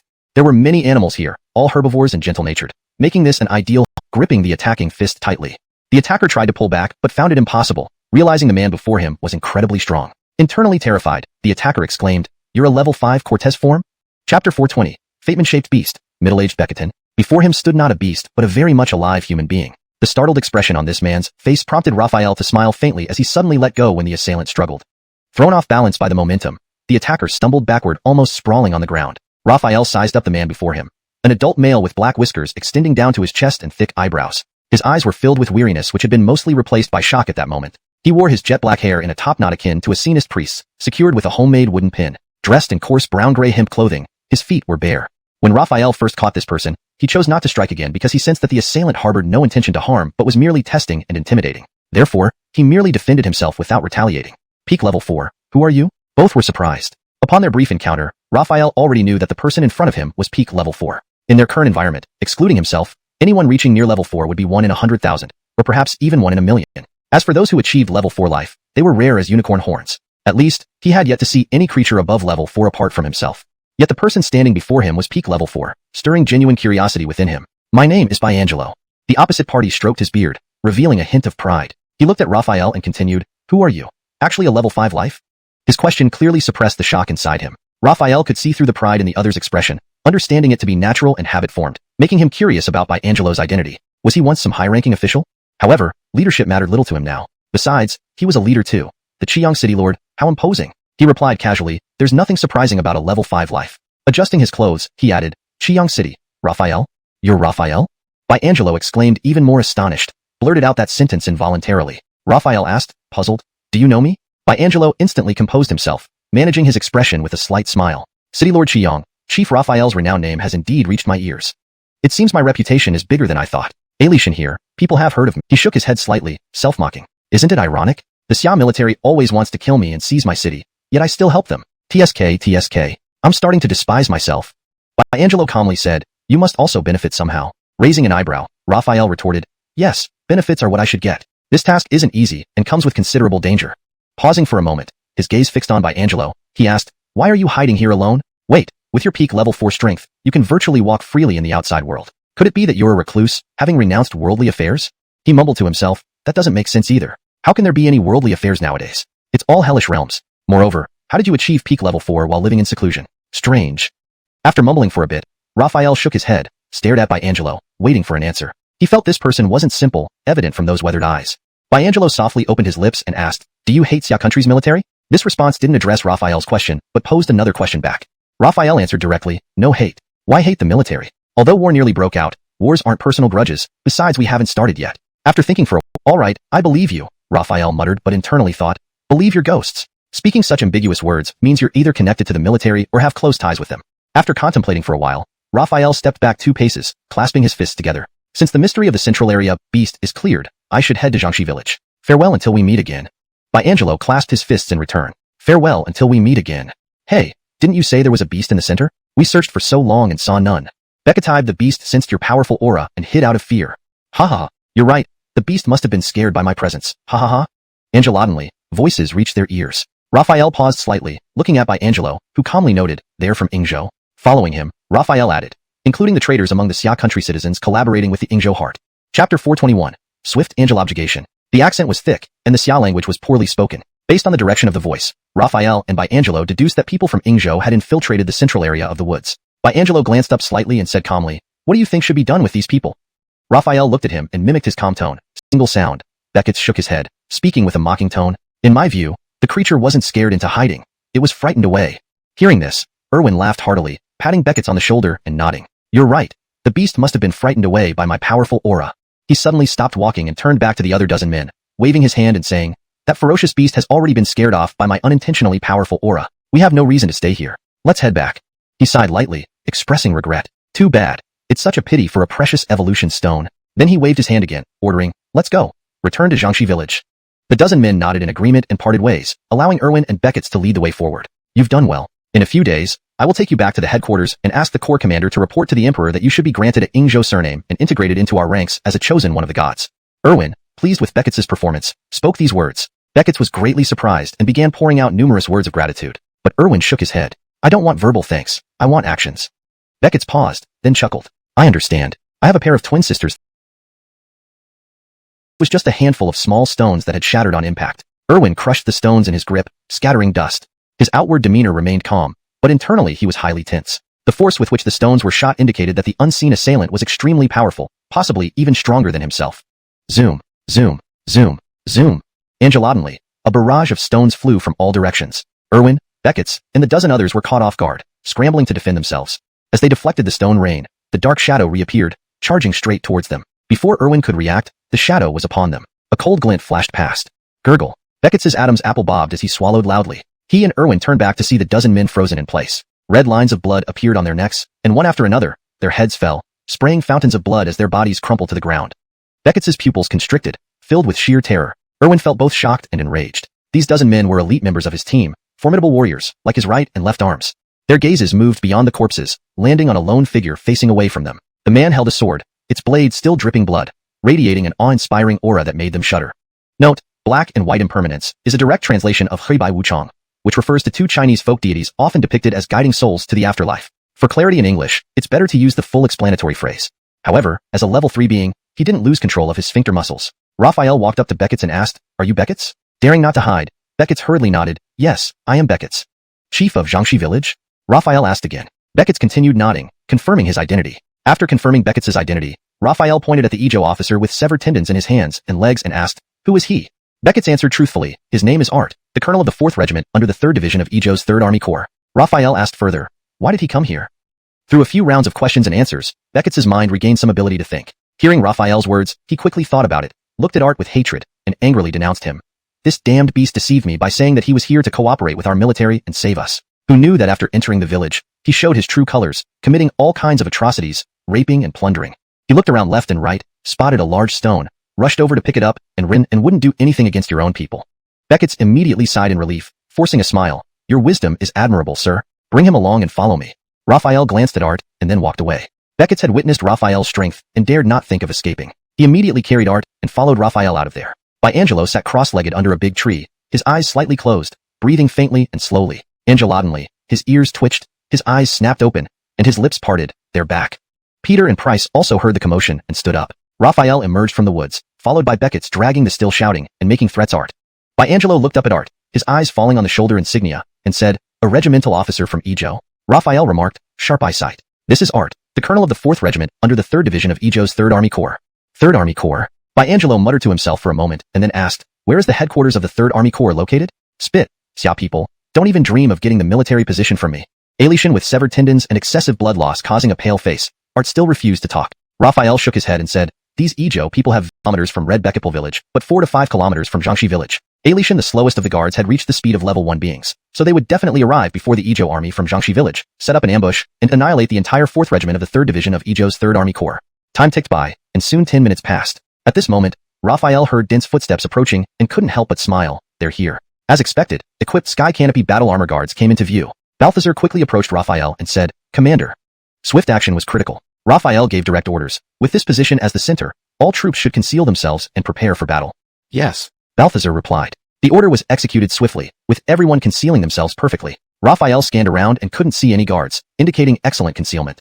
Raphael's gaze swept over by Angelo and returned, noting his calm expression again, which surprised him once more. But as soon as Angelo noticed Raphael's gaze, he immediately restored his composure. Raphael thought, what's surprising him? Is it the sky canopy battle armor? At that moment, another sound emerged. Raphael listened carefully, determining the direction. It was coming from Jiangxi village. Hearing a swoosh, a figure shot out from the trees, reaching him in a few steps and rapidly intensified. In the shadows, Raphael squinted his eyes slightly, focusing on the direction from which the sound was coming. His hand was already raised, ready to signal for the 2,000 guard soldiers to open fire with a single downward wave. As the footsteps grew closer, a contingent of Ijo troops burst into view, with Beckett's clearly among them. He immediately pointed at Art lying on the ground and shouted, Colonel Hariyama is there. The Ijo soldiers turned their attention and saw Art lying pale and covered in blood. Alarmed, they rushed forward without careful observation, while Art weakly shook his head in desperation. Beckett's, however, remained motionless, watching others charge ahead. After a few seconds, he discreetly retreated, his face revealing a cruel expression as he muttered, Die, you bastards. Raphael waved his right hand down and commanded, Fire. Instantly, all the guard soldiers opened fire, a barrage of bullets raining upon the unprepared Ijo soldiers, many of whom were quickly struck down. Raphael watched Beckett's quietly retreating and suddenly instructed, Balthazar, go send Beckett's on his way. Without questioning, Balthazar responded with a curt, yes, and swiftly moved towards Beckett's. Beckett's felt elated seeing Ijo soldiers falling and was even contemplating how to please that young man, thinking, resist. They dropped their weapons and fled.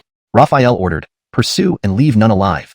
Hidden behind shrubs and grass, trenches and trees, the guard soldiers emerged, brandishing their sky canopy battle knives, chasing the fleeing Ijo soldiers.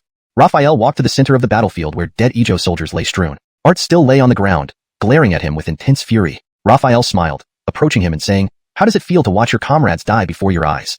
He chuckled coldly, continuing, Since you refuse to disclose the location of your headquarters, you have no value left. Remember this, do unto others as you would have done unto yourself. Thud. Raphael stabbed Art in the heart, piercing through it. The already weakened Art gasped and breathed heavily, but within seconds, his mouth slowly closed, his eyelids drooping shut. Quite ruthless, aren't you? Angelo walked over, looking at the dead Art and then glancing at Beckett's decapitated body. Raphael grinned, only against enemies. Angelo's face remained impassive. Indeed, ruthless against enemies. ZZZ, Commander, this is Orlanduwu. A large number of zombies are entering the deciduous forest and may attack Red Bekapul village. Requesting support. And cannons was deafening, while the roars of zombies were heart-stopping. The residents of Hongfeng village were each bracing for disaster. Common civilians hid in their homes praying for the zombies to retreat, while warriors rushed to the city walls to join the defense with the guards against the zombies. Bullets flew like they were free, barely holding back the zombie horde's attack. Despite this, Orlanduwu knew that such a large-scale zombie horde would certainly have high-level evolved zombies. If those zombies attacked, their situation would be dire.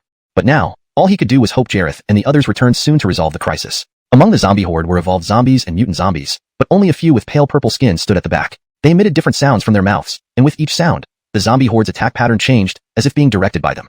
Under their command, the zombies followed orders strictly, enhancing their combat effectiveness. It wouldn't take long before Hongfeng village would fall. Just as things became dire, sudden cannon shells came flying in, boom, exploding trees, and several pale purple-skinned zombies in the rear suffered bombardment. One or two were fast enough and strong enough to withstand the blast, while the rest were engulfed by the explosions. Trees exploded, zombies flew, and scattered limbs littered the ground. The cannon fire didn't stop, it was joined by gunfire. Bullets rained down on the zombies, killing many regular zombies instantly, with only the evolved ones able to resist physically. Roar. The roar of evolved zombies was deafening. The evolved and mutant zombies attacking Hongfeng village abruptly turned direction, rushing through the hail of bullets towards the attacking human forces. The pale purple-skinned zombies continued to give commands, and the observing high-level evolved zombies moved out, charging toward the suddenly appearing human army. The attacking forces were none other than Jareth reinforcements leading the guard corps. Facing the surging zombies, Jareth immediately ordered, use firearms within 100 meters, then switch to melee combat after that distance. Becketney zombies died under the barrage of gunfire and cannon fire. When they finally charged to within 100 meters despite the firepower, the clanging of swords resounded as the guards drew their blades and charged forward for close combat. Jareth targeted the high-level zombies, effortlessly slaying them one by one, none reaching level 4. This one-sided slaughter of zombies was extremely satisfying. Angelodinly, a voice called out rhythmically. Jareth looked over to see a pale purple-skinned zombie opening its mouth, issuing commands just like a human. Upon receiving these commands, all the zombies quickly retreated, pulling away from Jareth's group. He ordered his troops to retreating quickly like a receding tide. Leaving behind a battlefield covered in non-retreatable corpses, Jareth instructed, Peter, clean up the battlefield. Peter responded, yes, sir. Jareth strode toward Hongfeng village. Just then, a breeze sounded from his right. Turning his head, he saw Biangelo. Angelo prized, he asked, Mr. Bai, why are you here? Biangelo replied calmly, seeing you in a hurry, I came to check things out. Scanning the ground littered with zombie corpses and glancing once more at the direction the pale purple-skinned zombie left, he finally shifted his gaze back. Turning to Jareth, his tone finally fluctuated. That zombie doesn't make sense. Jareth nodded. Indeed, that zombie is a level 4 life form. From its behavior, its intelligence matches that of an average human. Though I haven't encountered other level 4 zombies, the near level 4 ones I've seen aren't nearly this smart. Jareth's eyes gleamed. When I previously collaborated with the military, they told me that this pale purple-skinned zombie isn't strictly a zombie but a new species. It seems this new species also rivals human intelligence. He stared at Biangelo and added, this isn't something worth celebrating, agreed? Biangelo replied, it's indeed troublesome. So, what do you plan to do? Jareth shrugged, walking towards Hongfeng village. Turning around and waving his hand at Biangelo, he said, I have no solution. Completely drained these starving individuals. Seeing their state, Jareth frowned. The distance to Wuxia Forest was another 10 kilometers. Pushing them further might exhaust them to death. Nightfall was imminent. In 2 hours, it would be pitch dark. Leading this group with no combat ability who would drag the pace during night travel was very dangerous. Their plan to return to Wuxia Forest today needed adjustment. He sighed softly, calling Peter over and instructing, have the soldiers distribute their rations evenly to the people of Jiangxi village. We can't move today. Let them eat and rest well tonight. We'll head back to Wuxia Forest tomorrow. Translation completed, maintaining paragraph structure and line breaks as per original text.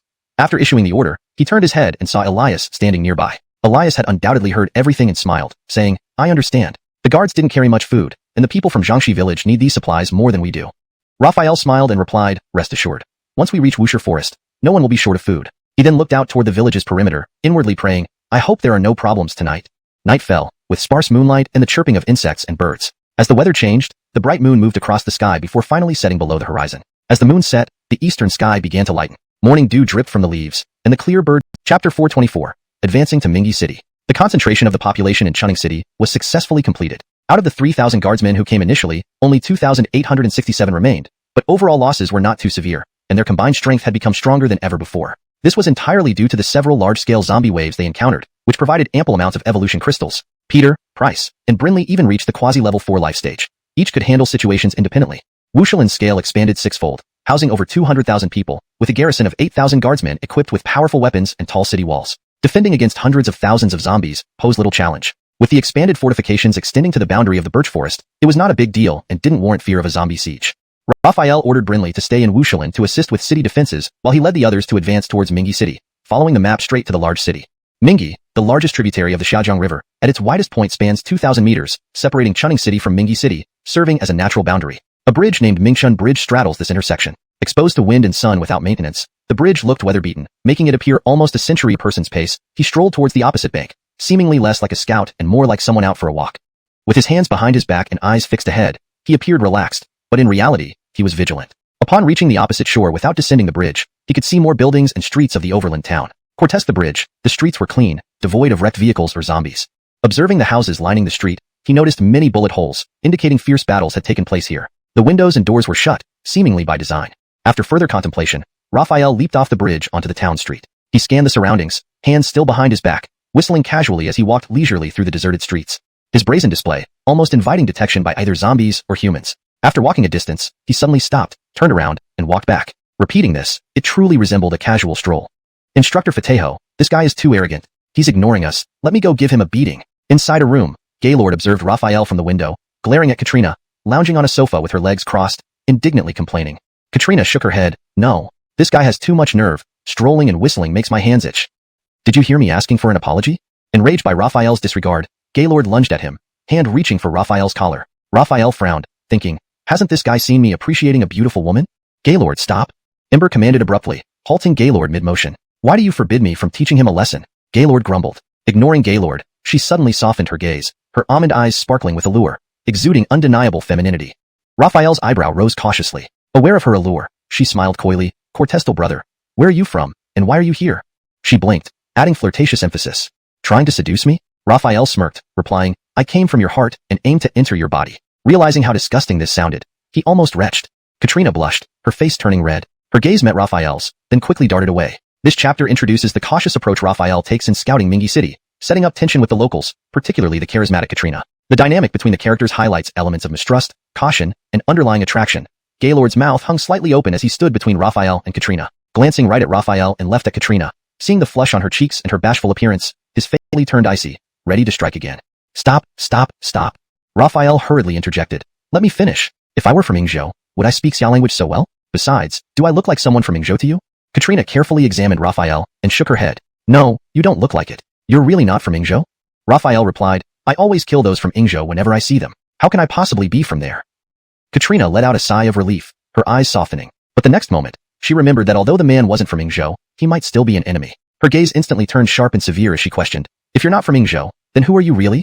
I'm from Xia, Raphael joked. Be serious. I'm not joking with you. Katrina rebuked. Raphael awkwardly touched his nose, waved his hands and said, okay, no more jokes. My name is Raphael, and I come from Chihaldang City in H City.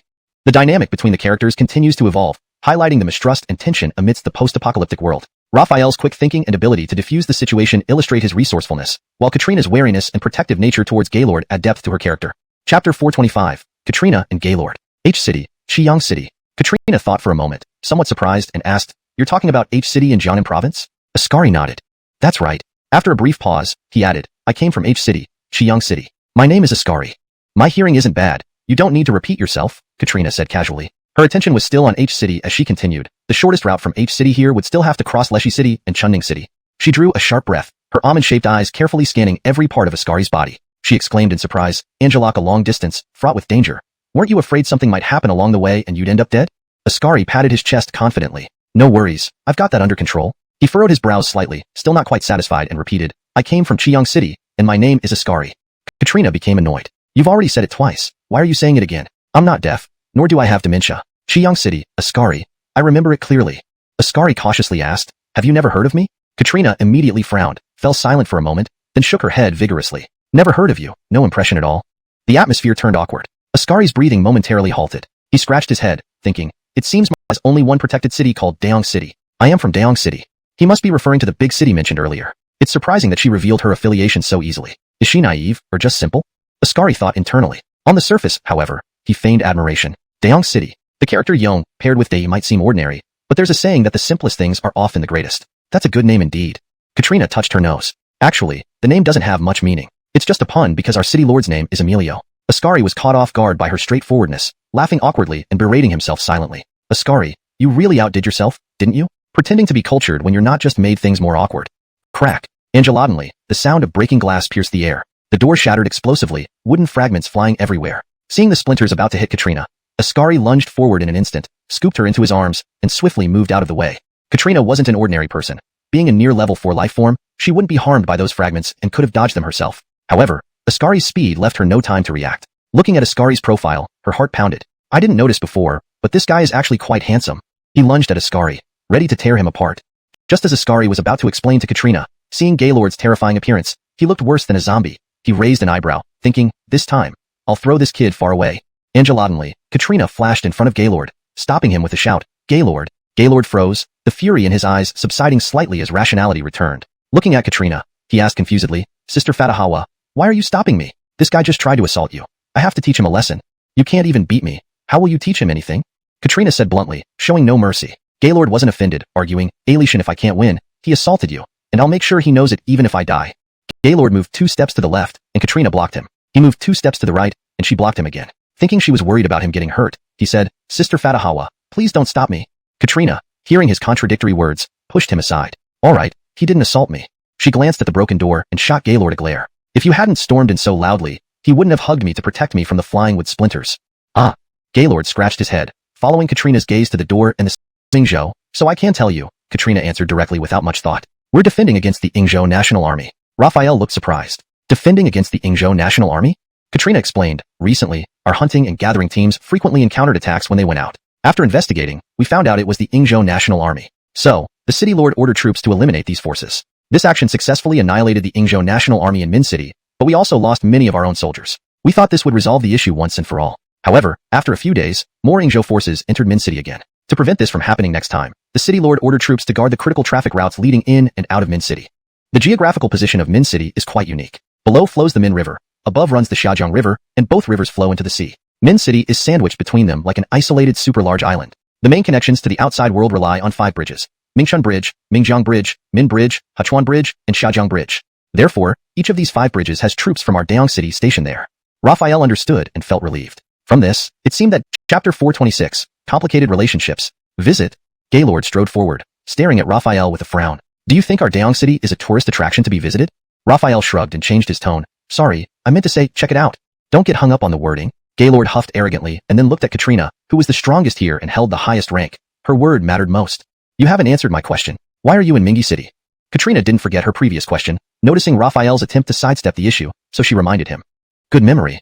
Raphael smiled slightly. I keep my promises. Since I agreed to tell you, here's why I'm here. My goal in coming to Mingi City is also to combat the troops from Yingzhou. Military intelligence revealed that Yingzhou forces have landed on our coast, invading Huayuan province. These wolves have ulterior motives, attempting to encroach on our Xia country territory. They cannot succeed. His gaze swept over Gaylord. Seeing his puzzled expression and sensing an imminent question, Raphael immediately clarified. To be honest, Yingzhou forces have landed not only in Huayuan but also in Yunlong City. The military is preoccupied dealing with Yunlong's invaders and lacks extra troops for Huayuan. So, they've collaborated with us in Qiang City. Raphael looked at Gaylord, scratching his head, then turned back to Katrina. Pointing at Gaylord, he asked, has he always been this good at guessing? Katrina nodded. Gaylord has always been quick-witted and imaginative. Had it not been for this disaster, he might have become an artist. No wonder. Raphael nodded slightly, then looked at Gaylord, saying, next time, start with a smaller number. 3 fingers don't always mean 30,000. Gaylord said, then you brought 30 people? Why would I bring 30? That wouldn't be an army, that's a street gang. Am I leading a brawl, or causing trouble? Raphael was speechless, telling him to think smaller, and he really did. Reluctantly, he said, I brought close to 3,000, but not quite. 3,000 isn't too many. Katrina breathed a sigh of relief. After a moment's thought, she added, while you claim cooperation with the military, without concrete proof and considering your considerable power, I must report to the city lord. He will decide whether to allow you into the city. Raphael knew Daong City's location well from reconnaissance maps. His lengthy conversation with Katrina and Gaylord laid the groundwork for a peaceful conquest of Daong City. A forceful takeover would cause many casualties and potentially benefit Yingzhou while the threat still lingered in Huayuan province. Katrina's request was reasonable. He nodded, understanding that if Emilio, the city lord, agreed to his entry, negotiations could proceed. Otherwise, if denied entry, it implied Cortizu had no intention of dialogue. In that case, another relatively peaceful method needed to be employed, capturing the leader first, as in Hanhai City where killing the city lord and officials led to compliance from the rest. But such a brutal strategy was last resort. Capturing Talon alive was preferable. With these thoughts, he agreed, fine. Seeing Raphael agree, Katrina smiled. Despite his immense power, he didn't impose, suggesting either great depth or honesty. She chose to believe in his honesty. Turning to Gaylord, she instructed, Gaylord, go back to the city and report this matter to the city lord. See what he thinks. Gaylord nodded emphatically. Leave it to me, Sister Flower. He didn't leave immediately, instead stepping closer to Katrina and whispering, Sister Flower, watch out for him. Don't let him take advantage again. Are you looking for a fight? Katrina raised her fist, startling Gaylord into retreating quickly, shouting, calm down, Sister Flower, calm down. Enough chatter, go back and report to the city lord. Katrina commanded. Yes, right away, Gaylord replied before walking towards the exit. Just as he reached the door, he stopped, turning back to Raphael and warning, boy, no funny moves with Sister Flower, or any funny thoughts, or I'll show you no mercy. He left without looking back. Raphael looked at Katrina. You're sure he's just imaginative and not mentally unstable? Katrina sighed lightly, explaining seriously, Gaylord drank Sanlu milk formula as a child, possibly affecting his brain. Raphael raised an eyebrow curiously. What's your relationship with him? Katrina replied, he's the son of my great-grandfather's second brother's third son's niece's cousin. How exactly we're related, even I don't know clearly. Anyway, I'm older, so he calls me Sister Flower. Raphael counted on his fingers but gave up, unable to figure it out. Katrina chuckled, don't bother counting. I've tried for years and still can't figure it out. It's quite a distance to Daong City. Gaylord will take some time to return. You should rest for a while. The paragraph structure and line breaks remain consistent with the original text. The translation is fluent and maintains the original tone and style. Chapter 427, First Entry into Daong City. In a certain area of Daong City, Emilio stood with his hands behind his back, gazing out at the outskirts. Behind him stood Gaylord, who had rushed over from Mingchun Bridge. Emilio asked, Gaylord, why aren't you at Mingchun Bridge? Why come back to the city to find me? Gaylord bowed slightly and glanced at Emilio's silhouette. His eyes brimmed with reverence. Hearing the question, he quickly replied, today, someone arrived at Mingchun Bridge's outpost. He claimed to be Raphael from Qiang City and expressed a desire to visit Daong City. Where is this Qiang City located? Apart from wanting to enter our Daong City, does Raphael have any other intentions? Emilio asked again. Gaylord responded, Qiang City is in Jiangnan Province's H City. This person claims to be working with the military to eliminate the Yingzhou army in Huchuan Province.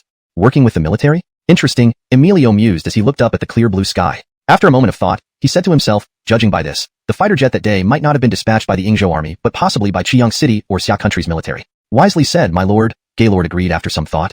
If the Yingzhou army in Sichuan province had fighter jets, they would have used them in previous battles with us, yet we've never seen one. The fighter jet that flew overhead must belong to the military. As for Qiyang City, he shook his head. By its name alone, it seems similar to our Daeong City, established after the disaster. It's unlikely such an advanced weapon like a fighter jet could be owned by them.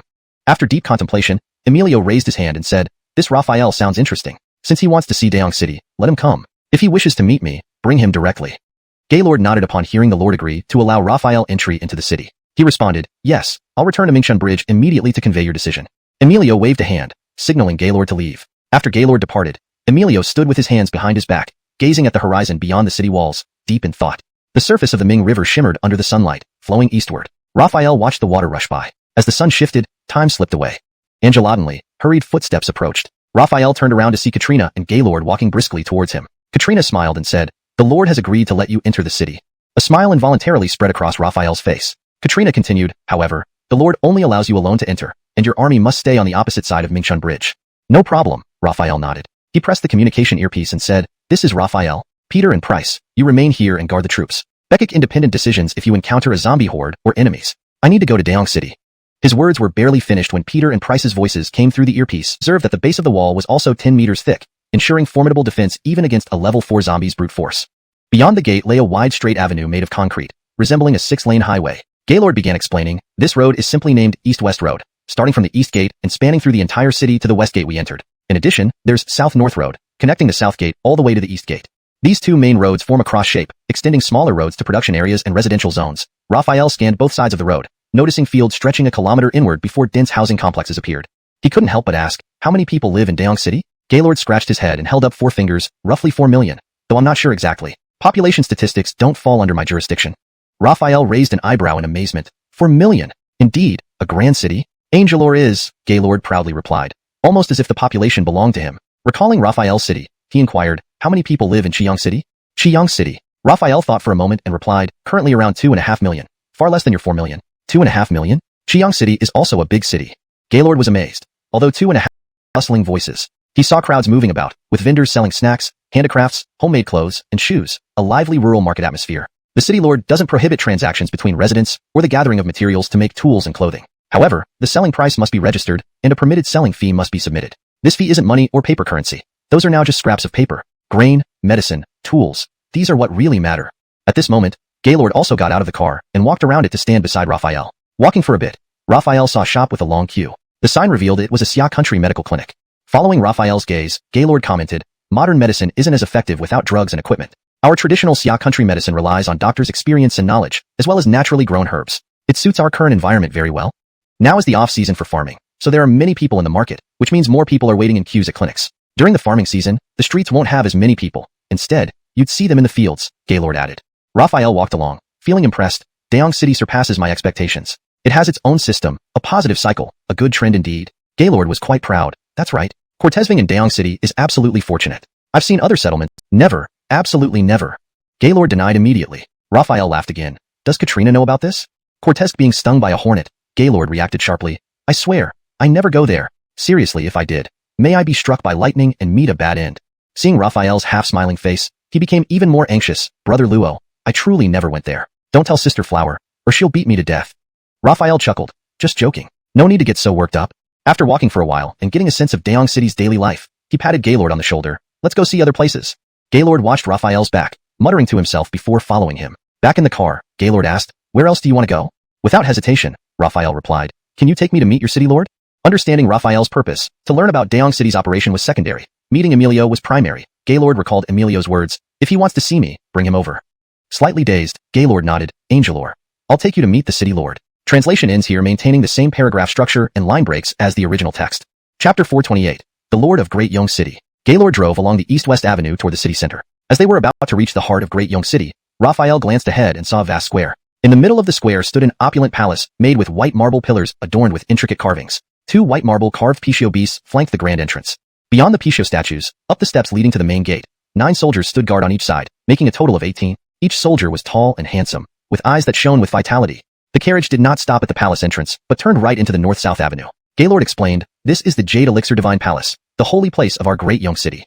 Holy place? Raphael was puzzled. The city had only been established for a short while. Had it already developed something akin to a religion? Gaylord clarified, The Divine Palace was built by order of the City Lord. After its completion, only the City Lord has entered it. Alishan, the guard stationed outside, do not know what's inside now. Raphael remarked, your City Lord seems quite superstitious. Gaylord shook his head. The City Lord isn't superstitious but believes in science. There must be a reason for establishing the Jade Elixir Divine Palace. Raphael thought to himself that Emilio must hold a high status in Gaylord's mind. Probably not just Gaylord, others likely also admired him. He seemed to be quite a character. Reflecting a leisurely disposition.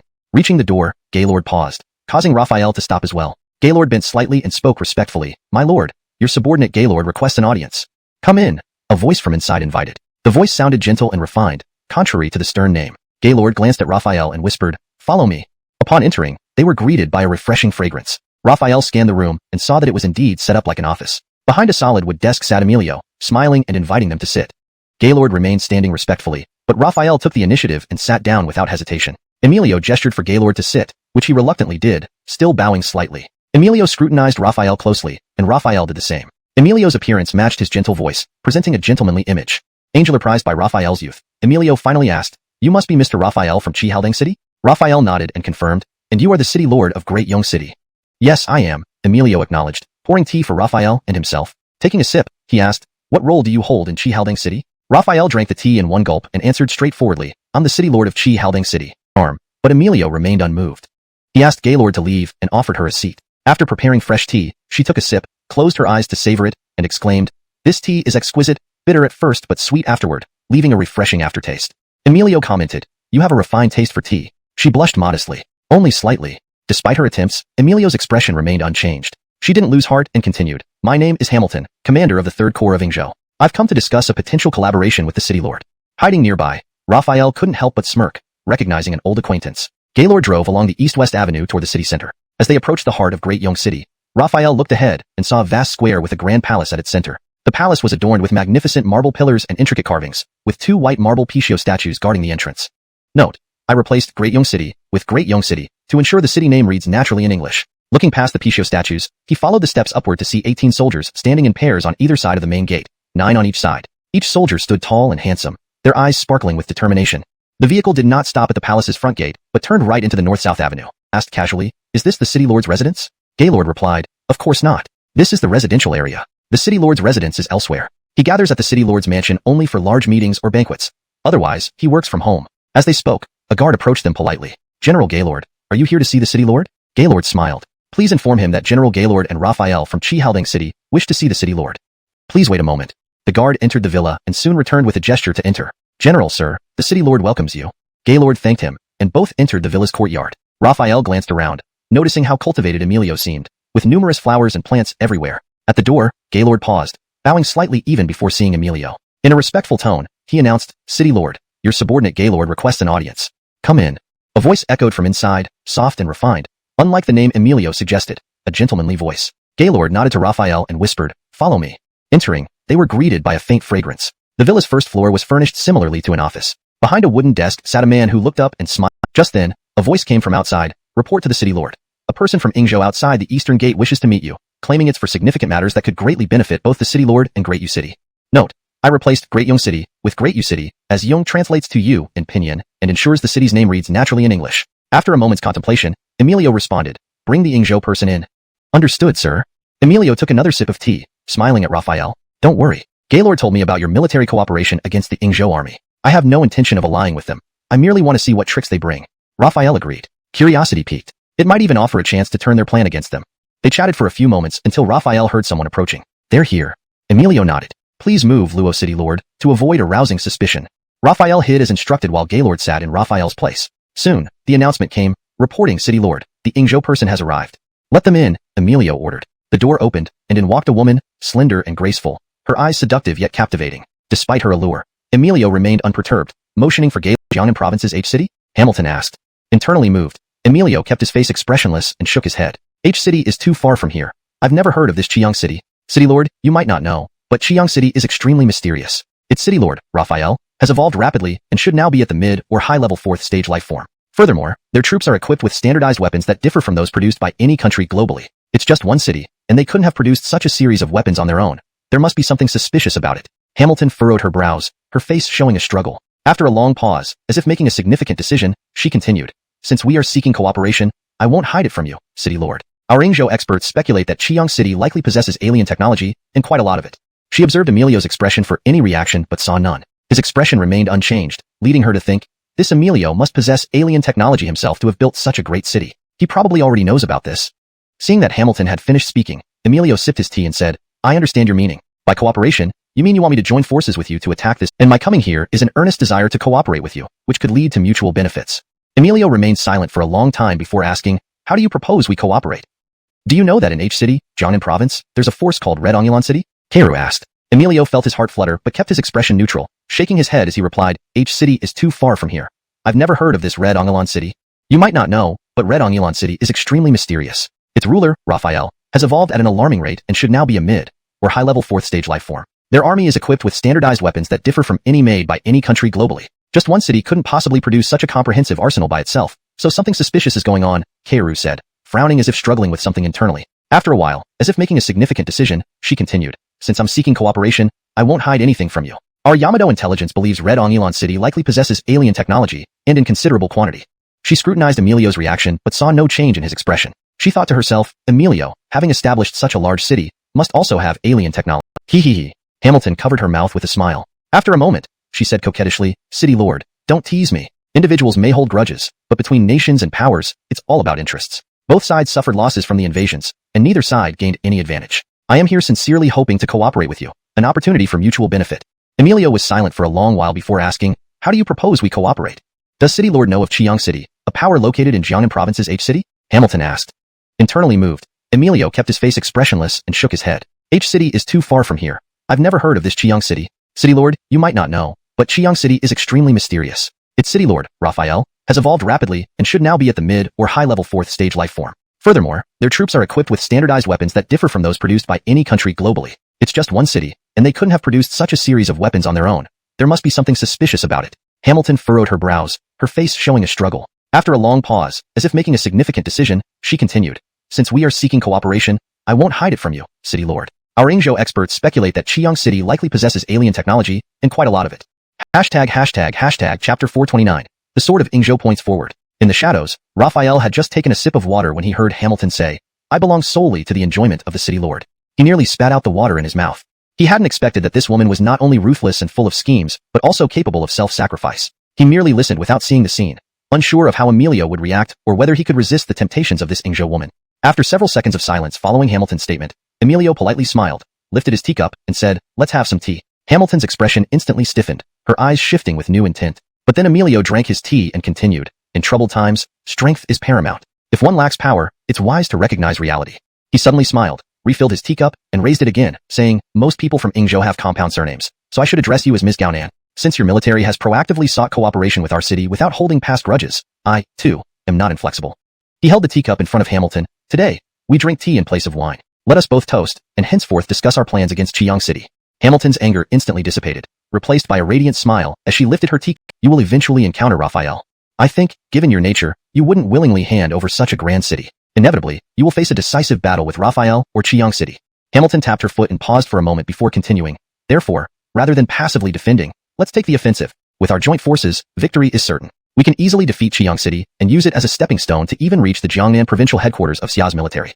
Emilio nodded slightly. That sounds reasonable, but you haven't mentioned any specific plans or strategies against Qiyang City or Raphael. Truly a rational man, Hamilton remarked with surprise before laughing. Our plan is simple. Both Qiyang City and Raphael's current location, xuanhuan, have high walls and dense firepower. Without substantial missiles and aircraft, direct attacks aren't feasible. Therefore, we must rely on strategy. And the key to our strategy is Dashang City. Moments later, after several cups of tea, Hamilton gracefully stood up, bowed to Emilio. The deal is settled. I should report back to the military headquarters. Emilio accompanied her to the entrance of the villa. When they stopped, Hamilton turned to look at him affectionately and softly said, if you wish, I can stay and accompany you through the night. Emilio waved her off. Take care on your journey. Hamilton stomped her feet in frustration. Here. They recognized the familiar voice and turned toward it. Seeing Raphael, they exclaimed excitedly, Commander. Raphael smiled. Let's head back to camp first. The three quickly returned to the army base along the shore. There were no bonfires or tents. Soldiers sat on the ground, eating compressed rations and drinking their own water. Seeing Raphael return, they stood to greet him, but he motioned them to sit. No need to rise. Rest well? They found a spot to sit, and Raphael looked at Peter and Price. Tomorrow morning, we return to xuanhuan. Peter curiously asked, Commander, aren't we advancing on Mingyi City? We will advance on Mingyi City, but Dashang City has formidable military power, and our current forces are insufficient. We will return to Wuxian to request reinforcements from Chiang City before advancing. The night passed quickly and quietly. By the next morning, Raphael led his troops back to Wuxian. Upon returning, he dispatched Derek to transit through Hanhai City back to Chiang City to deliver letters to Joaquin, Reed, and Mira. At that moment, Raphael sighed, if only we had satellite phones. We wouldn't have to rely on human messengers due to long distances. Chapter 430. An enormous gift. 3 days later, at Wuxi Cortezan. These past few days heard that our commander is assembling forces, scaring him into submission. Raphael smiled, then instructed, Brother Sherdong, ask someone to clear the table. Since Daong City is a major city, we should give them some face. If they really are here to surrender, it's a huge blessing for us. Andreas replied, angel or thing. After clearing the table and setting up a conference table, Raphael dismissed everyone else and waited for the people from Daong City alone. Soon, the soldiers led in the visitors from Daong City. To his surprise, Raphael saw an acquaintance, Katrina. Alongside Katrina was a man with features like jade, dressed elegantly, resembling Emilio, the mayor of Daong City. Following them were two more individuals, who looked expressionless and cold-eyed. Raphael immediately recognized them as people from Yingzhou. A polite smile appeared on Raphael's face. He nodded slightly towards the four guests and gestured to the chairs nearby, saying, please, sit wherever you like. The four seated themselves. Katrina glanced at Raphael briefly, then withdrew her gaze, showing no emotion. The handsome man with jade-like features smiled faintly. Bowing slightly, he said, Carter pays his respects to the Lord of Chiang City. Without shifting his gaze, he added sternly, Honghua, greet the city lord. Katrina then bowed deeply. Katrina greets the Lord of Chiang City. After they bowed, Lord of Chiang City. The remaining two exchanged glances and reluctantly followed suit, kneeling on one knee as well. Seeing this scene, Raphael couldn't help but laugh heartily. He quickly helped Carter and Katrina to their feet. Please rise. Since your mayor has shown such generosity, I will accept the gift. From now on, the people of Daong City will be part of Chiang City. We are family. He called out to the door, quickly, bring good wine and food for our distinguished guests from Daong City to welcome them. Carter sat back down. Upon hearing Raphael's acceptance, his smile grew even wider. Thank you, Lord of Chiang City. My task is complete, and I can report back to our mayor. The food and drinks were served quickly. Katrina was immediately attracted by the fragrant beast meat, almost drooling over it. Halfway through the feast, Carter suddenly asked, when will the Lord of Chiang City arrive in Daong City for the handover? I'll need to inform our mayor so he can prepare properly to welcome you. Raphael stroked his chin thoughtfully for a while before answering, in 3 days? 3 days, noted. Carter murmured to himself, then turned to Raphael with a smile. In 3 days, we will respectfully await your arrival in Daong City. Raphael laughed heartily. Very well. After the banquet, it was already evening. Despite knowing the dangers of encountering zombies or fierce beasts at night, they hurriedly marched to the Mingchun Bridge and paused there. Raphael gazed across the river. The scenery on the opposite side remained unchanged. The passing town looked the same as before, except that some dead vines had fallen from the bridge piers. Turning around, Raphael said to Joaquin, Joaquin, go inform them on the other side. Joaquin nodded and leaped across the bridge quickly. Within minutes, Joaquin returned with Katrina, Gaylord, and others from Daong City to the bridge. Meanwhile, Joaquin's voice came through Raphael's earpiece. Commander, we can cross now. Raphael then ordered the troops to cross the bridge. 7,000 men marched past the Mingchun Bridge, coming face to face with Katrina and others from Daong City. Facing this formidable army, Katrina felt an immense pressure. He himself was nearly a Tier 4 life form. Looking at Gaylord and the others, they all had apprehensive expressions while observing the guardsmen. Some weaker individuals were breaking out in a cold sweat. Katrina stepped forward and walked up to Raphael. With a stern face, she did not exchange pleasantries but simply bowed and greeted him, Welcome, Lord Chiang. Raphael also kept things brief, nodding slightly, Let's go. Katrina responded, Please. She instructed others to continue guarding while Emilio approached with his entourage. His usually stoic face now beamed with a smile as he walked up to Raphael, bowed, and humbly greeted, Welcome, Lord Chiang. The people behind him simultaneously bowed, Welcome, Lord Chiang. The echoing yet harmonious greeting made Raphael laugh heartily. Thank you all. Emilio gestured for entry and said, Commander, I have prepared a grand feast for you. Afterward, we can conduct the handover ceremony publicly. How does that sound? Raphael smiled and nodded. Very well. Emilio invited him into a car. Raphael turned to Joaquin and commanded, Joaquin, you will remain here with the troops and protect the city residents. Joaquin replied, Yes, sir. With another nod to Emilio, Raphael said, Let's go. The convoy drove down the main road, arriving soon at the city lord's residence. Emilio personally opened the door for Raphael, and they ascended the steps together. Inside the residence, the decor was simple yet majestic. Numerous round tables were set up. Emilio clapped his hands and loudly ordered, Serve the dishes.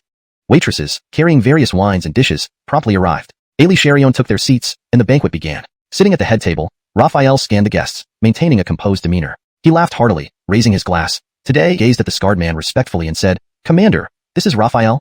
The scarred man was the commander of the 3rd Corps of the Ihanese National Army, Sanshiro Tun. Sanshiro Tun squinted at Raphael, a cruel smile forming on his lips. The legendary Lord Chiang. Impressive reputation, disappointing reality. Hamilton pointed at Emilio next to Raphael. This is City Lord Emilio of Daong City. Sanshiro Tun glanced at Emilio disdainfully, sneering, a city lord so naive. Did you truly think my mighty Ihanese army, the chosen people of the gods, would cooperate with a commoner like you? I want Chiang City and Daong City as well. Chapter 432. Each with their own plans. Really? Are you sure you can eat it? Just as Lars's words faded, a voice of doubt suddenly echoed in the hall, and it was speaking Xiao language. Who spoke? Lars immediately flew into a rage, his eyes sweeping over his subordinates, but everyone looked bewildered. Commander, it's Emilio! Hamilton exclaimed in shock. Upon hearing this, Lars instantly turned to look at Emilio. He saw that Emilio had already regained consciousness, his clear eyes revealing no sign of confusion. Lars couldn't help but be greatly startled. Why? How could you wake up so quickly? You're quite impressive. Raphael looked at him unafraid. Thank you for the compliment. Lars grew even more furious, his eyes shooting out looks sharp as blades wanting to pierce Raphael's heart. His smile became monstrous, his face contorted. Raphael reacted not at all to this, feeling no fear. He turned to look at Hamilton and smiled. We meet again. Hamilton snorted coldly, ignoring Raphael. The softness in her eyes from the other day was replaced by a chilling, killing intent like ice from 1,000 years deep. She stared straight at Emilio, grinding her teeth in fury. You lied to me. You and Raphael are partners. Emilio replied coolly, so it seems. Hamilton took a deep breath and said coldly, you will die. Emilio retorted dismissively, Ali Charion experiences death, but I think you should die before me. Die. Angelotantly, Hamilton attacked, her speed bursting forth extremely close to that of a level 4 life form. It seemed she needed only a final push to become a true level 4 life form. Lars didn't stop her. Instead, he waved his hand and shouted, kill them. As the saying goes, catch the thief first by catching the king. Raphael picked up the wine jug on the table, drank a big mouthful, then suddenly locked eyes with Lars. The aura of a level 5 life form burst forth. Raphael smiled at Emilio and said, thanks to the city lord, we were able to take out these wolves. Thanks. Emilio responded, you're welcome. These Ingzhou villains had ulterior motives. When they approached me for cooperation, I knew their intentions were malicious, pretending to kill and drug us, entering the kitchen to poison us. It was despicable and they deserved to die. Bastard, damn you. Damn you, Raphael. A gentleman may be killed but never disgraced. Kill me if you dare. Lars's cries reached Raphael's ears. He looked over and saw Lars struggling on the ground, continuously shouting curses. Raphael smiled slightly and walked over, half squatting down to look directly into Lars's eyes. You can't die yet. I have a grand show prepared for you. Raising his wrist, he glanced at his watch. Noting it was 11:37, he remarked, it's about time. He turned back to Emilio and Katrina and grinned. Interested in watching a grand show with me? Katrina was confused. What kind of show? Are you inviting us to see a movie? Raphael shook his head. Not a movie, but a real-life spectacle of war and blood. Emilio thought for a moment, then his eyes lit up as he laughed. Since Mr. Luo has invited us, let's go see this grand show. Boom. Amidst the coconut grove, towering coconut trees provided natural cover and abundant food and water. At this moment, many military tents matching the color of the coconut trees stood in the grove, with numerous soldiers from Ingzhou moving about, picking coconuts and training. The scene was tranquil, and the faces of these Ingzhou soldiers were filled with smiles. Boom. Angelotantly, a thunderous sound descended from the sky. The Ingzhou soldiers couldn't help but look up, but instead of dark clouds and lightning, they saw a clear blue sky dotted with white clouds. As they were wondering, 3 fighter jets emerged from the clouds, diving down and launching their missiles. More than 10 missiles left white trails in the air before landing among the coconut trees. Boom. The deafening explosions sent flesh and coconut trees flying into the air. The Ingzhou soldiers who finally realized what was happening screamed in terror. Just as the first wave of bombing ended, another 3 fighter jets flew in from afar and quickly reached the coconut grove, launching more ground-to-air missiles.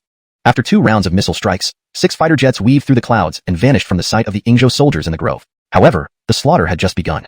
Whoosh, whoosh, whoosh. The soldiers with severed limbs looked up again as they heard the whistling sounds. An apocalyptic scene unfolded before their eyes. Dense rockets streaked across the sky like meteors. Katrina recovered from her shock and asked Raphael, are all these weapons from your Qiang city? Raphael replied, yes. Katrina persisted, military support? Raphael glanced at her, smiled slightly, but did not answer. Katrina didn't understand his meaning and wanted to ask further, but Emilio stopped her. Angelotantly, the helicopter descended rapidly and landed on the ground. Ali Charion disembarked and gazed at the once lush coconut groves that now lay scorched and barren, feeling an infinite sense of emotion. Raphael looked at Hamilton and Beckerton and laughed. Does this grand drama satisfy you? Beckety, you die 1,000 deaths, Raphael. Beckerton gritted his teeth, his voice like shredded cloth, shouting, wait and see. The nation of Ingzhou won't let you go. Neither will the godlike overlords. Qiang City will be bathed in blood, and you'll be hacked into pieces. Raphael was unperturbed. There was no need to get angry at a man who was already doomed. He walked to the beach, gazing at the vast sea, closing his eyes and spreading his arms to feel the breeze. A very comfortable experience. His eyes suddenly snapped open, flashing with sharpness. Naval base flashed through his mind. However, he wasn't in a rush to establish a naval base yet. Turning back, he gave Joaquin a glance, and Joaquin immediately approached Beckerton and Hamilton, his gaze startled. Raphael thought, another one? He dashed toward the spatial rift, but it disappeared instantly. Meanwhile, a rift appeared beside Hamilton, and someone pulled her in before vanishing. Frowning, Raphael wondered if it was indeed the so-called overlords of Ingzhou intervening. Looking at the man he had hit, he noticed that his strength and speed were only at level 4, barely a match for himself. Stepping next to the fallen man, Raphael was surprised to find a robot-like being with no blood or organs, but instead mechanical parts. System, robots, spatial rifts, what is going on? Raphael wondered. The spatial rifts are caused by spatial jumps. This isn't a robot, but a different form of life modified by an advanced intelligence to be controlled after death. In short, it can also be considered a robot. Hearing the system's explanation, Raphael pondered, a different form of life, spatial jumps. This translation adheres to the original paragraph structure and tone, maintaining the storyline's coherence. Chapter 434. Incoming Call, Part 1. Raphael shook his head and gazed at the sea, unsure of the location of Ingzhou. He just stared, sensing a premonition that something significant might happen soon. The battlefield was now scorched earth, with all life turned no caller ID, a real pain. However, at this moment, the one likely calling him should only be Alf. He wondered what new trouble there was. He pressed the answer button and said, "Hello, this is Raphael. Voice notification. 15 stopping war missiles are ready for national defense. Estimated targets, Shiko, Kauai, Kusei." The emotionless electronic voice left Raphael baffled. He immediately hung up. The phone rang again within 10 seconds. Raphael frowned slightly and muttered, "What's going on?" He answered the call and said, "Hello, this is Raphael. Cortestal friend Raphael, it's me, Selin." This time, the voice wasn't cold and mechanical but warm, human, and familiar. "Selin, what does he want?" Raphael pondered. After a brief silence, he coughed lightly and laughed. "Oh, Baxter, you called me unexpectedly. What's up?" Selin chuckled. "Did you receive the voice alert just now, little friend? How could I forget an event from 2 minutes ago?" Raphael replied casually, then suddenly asked, "Speaking of which, what was that alert about? Stopping war missiles, attacking Ingzhou? You don't know about stopping war missiles?" Selin's voice showed surprise. "I'm not very informed about such things, Raphael." He thought of by Angelo. No one else could have informed the military about that battle. Aletian military satellites couldn't provide such detailed information, so it seemed by Angelo had some connection with the military. With that in mind, he laughed and said, "We had the advantage of surprise. Otherwise, it wouldn't have been so smooth." Selin responded, "Aletian, if it was a surprise attack, it shows the combatability of the guard forces and your command skills. Dealing with the Ingzhou army shouldn't be a problem." Raphael laughed, trying to shift the topic. "How is the situation in Yunlong City? Could you tell me, Baxter?" There was silence for a moment before Selin replied, "It's not a secret, and we're on the same side anyway. In Yunlong City, both armies are in a standoff, but after this missile bombardment cuts their forces, we will launch a comprehensive offensive to completely wipe out the Ingzhou invaders." Raphael said, "Victory seems imminent then." Selin affirmed, "Exactly. These wolves dared to invade Zhonghua. They must pay for it. Anyway, I was just checking if you received the voice alert. Since you did, I won't disturb you further. Oh, if you really don't know about the stopping war missiles, ask someone else. Many should know about it." Raphael responded, "All right, I will ask. Goodbye." Dial tone. Hanging up, Raphael mumbled, "Stopping here," and Emilio spoke simultaneously. Then Emilio smiled and gestured for Casimir to go first. Without hesitation, Casimir said, "It's getting dark, and traveling at night can be dangerous. I would like to request lodging for 1 night here, and return to Wuxia Forest tomorrow morning. Please allow me." Emilio replied with a smile, "Not just for 1 night, even 10 days or half a month, or even 7 to 8 years would be fine." Casimir was somewhat surprised, thinking, "So generous?" "But there are conditions," Emilio added immediately after. As expected, how could it be so generous? Casimir thought, but on the surface, he smiled and asked, "What are the conditions?" "I, on behalf of Daeong City, request to join Chiang City. Please grant us this permission." This statement was as startling as a phoenix opening its mouth, truly surprising. Casimir looked at Emilio in astonishment, and so did Katrina and Gaylord. No one had expected this condition. Casimir regained his composure and stared at Emilio for 20 seconds before asking, "You're not joking, right?" Emilio's expression turned serious. "I speak from the bottom of my heart, not as a joke." Casimir felt both shocked and delighted. Shocked because of Emilio's sudden proposal, delighted because Emilio didn't seem to be kidding. Driven by curiosity, he asked, "Why?" Such formality. His gaze swept over Katrina and others, feeling very satisfied. After acquiring Daeong City, Casimir pondered whether to migrate the population elsewhere and abandon the city or keep it. Considering the massive number of people, transferring 4 million people to Chiang City would take too much time and effort, needing multiple stops. Moreover, Chiang City currently lacked sufficient housing, complicating the settlement process for new arrivals. It would take considerable time and effort to address this issue. Therefore, he decided to transform Daeong City into a city-state and establish an airbase, serving as the main division in Huan Province. Nearby regions could move their population here first, while closer regions to Chiang City could move directly there. Following this plan, he would expedite Chiang City's construction until it had enough capacity. Then, they could integrate more people, meeting the base upgrade requirements. Perhaps reaching a total of 35 million people between the city-states and Chiang City might not require everyone to move to Chiang City. Presently, the combined population of Chiang City and its city-states, including Daeong City, was already 1 million, but compared to 35 million, they still needed another 20 million. According to Casimir's calculations, conquering 3 more provinces' remaining forces was necessary, which was not easy. Shaking his head to clear his thoughts, he focused on finishing the remaining areas of Huan Province. Did Emilio intend to bring him inside? Angel or enough. Emilio smiled and said, "Please follow me." Though surprised, Casimir remained composed, nodding and following Emilio into the Danyu temple. Stepping through the door, Casimir instantly felt an indescribable sensation, a calmness hard to put into words. The surroundings were devoid of flowers or incense, yet a faint fragrance filled the air, inducing peace. Impenetrable pillars adorned with coiling dragons lined both sides, the dragon eyes set with premium jade appearing lifelike, giving the illusion of a living dragon moving, incredibly vivid. Behind the coiling dragon pillars were caves. In total, there were 36 of them. Inside each cave stood a lifelike human statue. These statues held various tools like axes and wooden picks, or weapons such as battle knives, broadswords, guns, and even books. Above in the temple, no statues existed, but there was a towering torch entwined with dragons. Above this torch, orange-yellow flames danced vigorously. Casimir was greatly surprised by what he saw inside the temple. Emilio did not explain anything, merely letting Casimir admire everything at his own pace. He walked to a spot where items seemed to be stored, picked up a marble box, and then approached Casimir, saying, "Please have a look." Casimir was solid. He then punched it lightly, producing a thud, causing the wall to tremble and develop several cracks. Although the wall had cracks, Casimir was amazed. Alician, though he hadn't used much strength, the same amount would have turned a regular tamped earth wall into powder, showing that this wall was much stronger. His gaze shifted back to the construction tool, and he murmured, "This really is a construction tool." Emilio explained, "The reason Daeong City can build such tall walls and fully hardened roads is thanks to this construction tool, called the Becqueterial Reconfiguration Calvin. As the name suggests, it reconfigures both formed and unformed substances into other shapes, regardless of whether the material is soil, stone, wood, etc.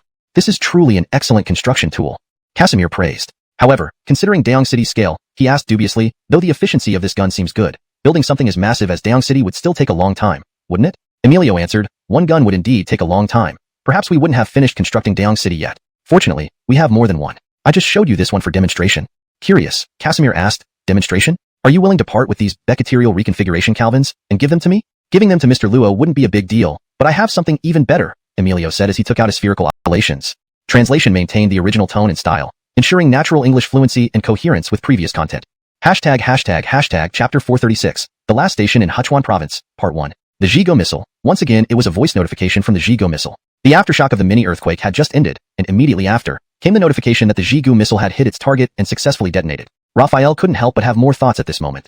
Zhigo Missile, a national treasure. Pondering over the words in the voice notification he received during the day, Raphael suddenly became somewhat startled after a moment. He thought to himself, could this Zhigo Missile be on par with the Dongfeng Express? Unable to wait to ask Mira about it upon returning, he looked at Emilio and said, "Mr. Cortizu, I have a question. Do you know anything about the Zhigo Missile?" "Yes," Emilio nodded and then explained. "The Zhigo Missile series are the most advanced missiles of Xianation. They include medium-range, long-range, and intercontinental models. Among these, the long-range and intercontinental versions can carry nuclear warheads. They are Xianation's key national defenses and formidable weapons." It seems I was right. 15 Zhigo missiles striking directly into the land of Yingzhou is not just a conventional tactical strike, but a tactical nuclear strike. No wonder neighboring cities, doubling the efficiency compared to if Qiyang City acted alone. In just a month, 19 out of the 21 prefecture-level cities in Sichuan Province were secured. Only Nanjiao City and Gujiang City, located at the southernmost part of Sichuan City, remained. These two cities bordered Nanjing, the third largest province by area in Xianation and the largest coastal province. Raphael personally led the guards to advance towards Gujiang, while Daeong City, being closer to Nanjiao City, sent troops there. Gujiang River, which runs through the entire territory of Gujiang City, although smaller compared to Ming River and Angelogia River, is still a considerable river, with its widest point spanning 400 to 500 meters. As its name suggests, the word ancient always carries a sense of history. The waters of Gujiang River were ancient, tranquil, and vast, reflecting a peaceful ambience.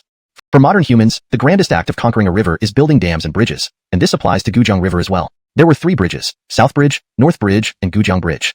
Gujiang Bridge was located in the bustling center of the city. South Bridge was situated at the southern end of Gujiang City, connecting it to Yunhe City, the gateway to Nanjing Province. North Bridge was positioned in the heart of the Beijiang district of Gujiang City, a densely populated area with many buildings.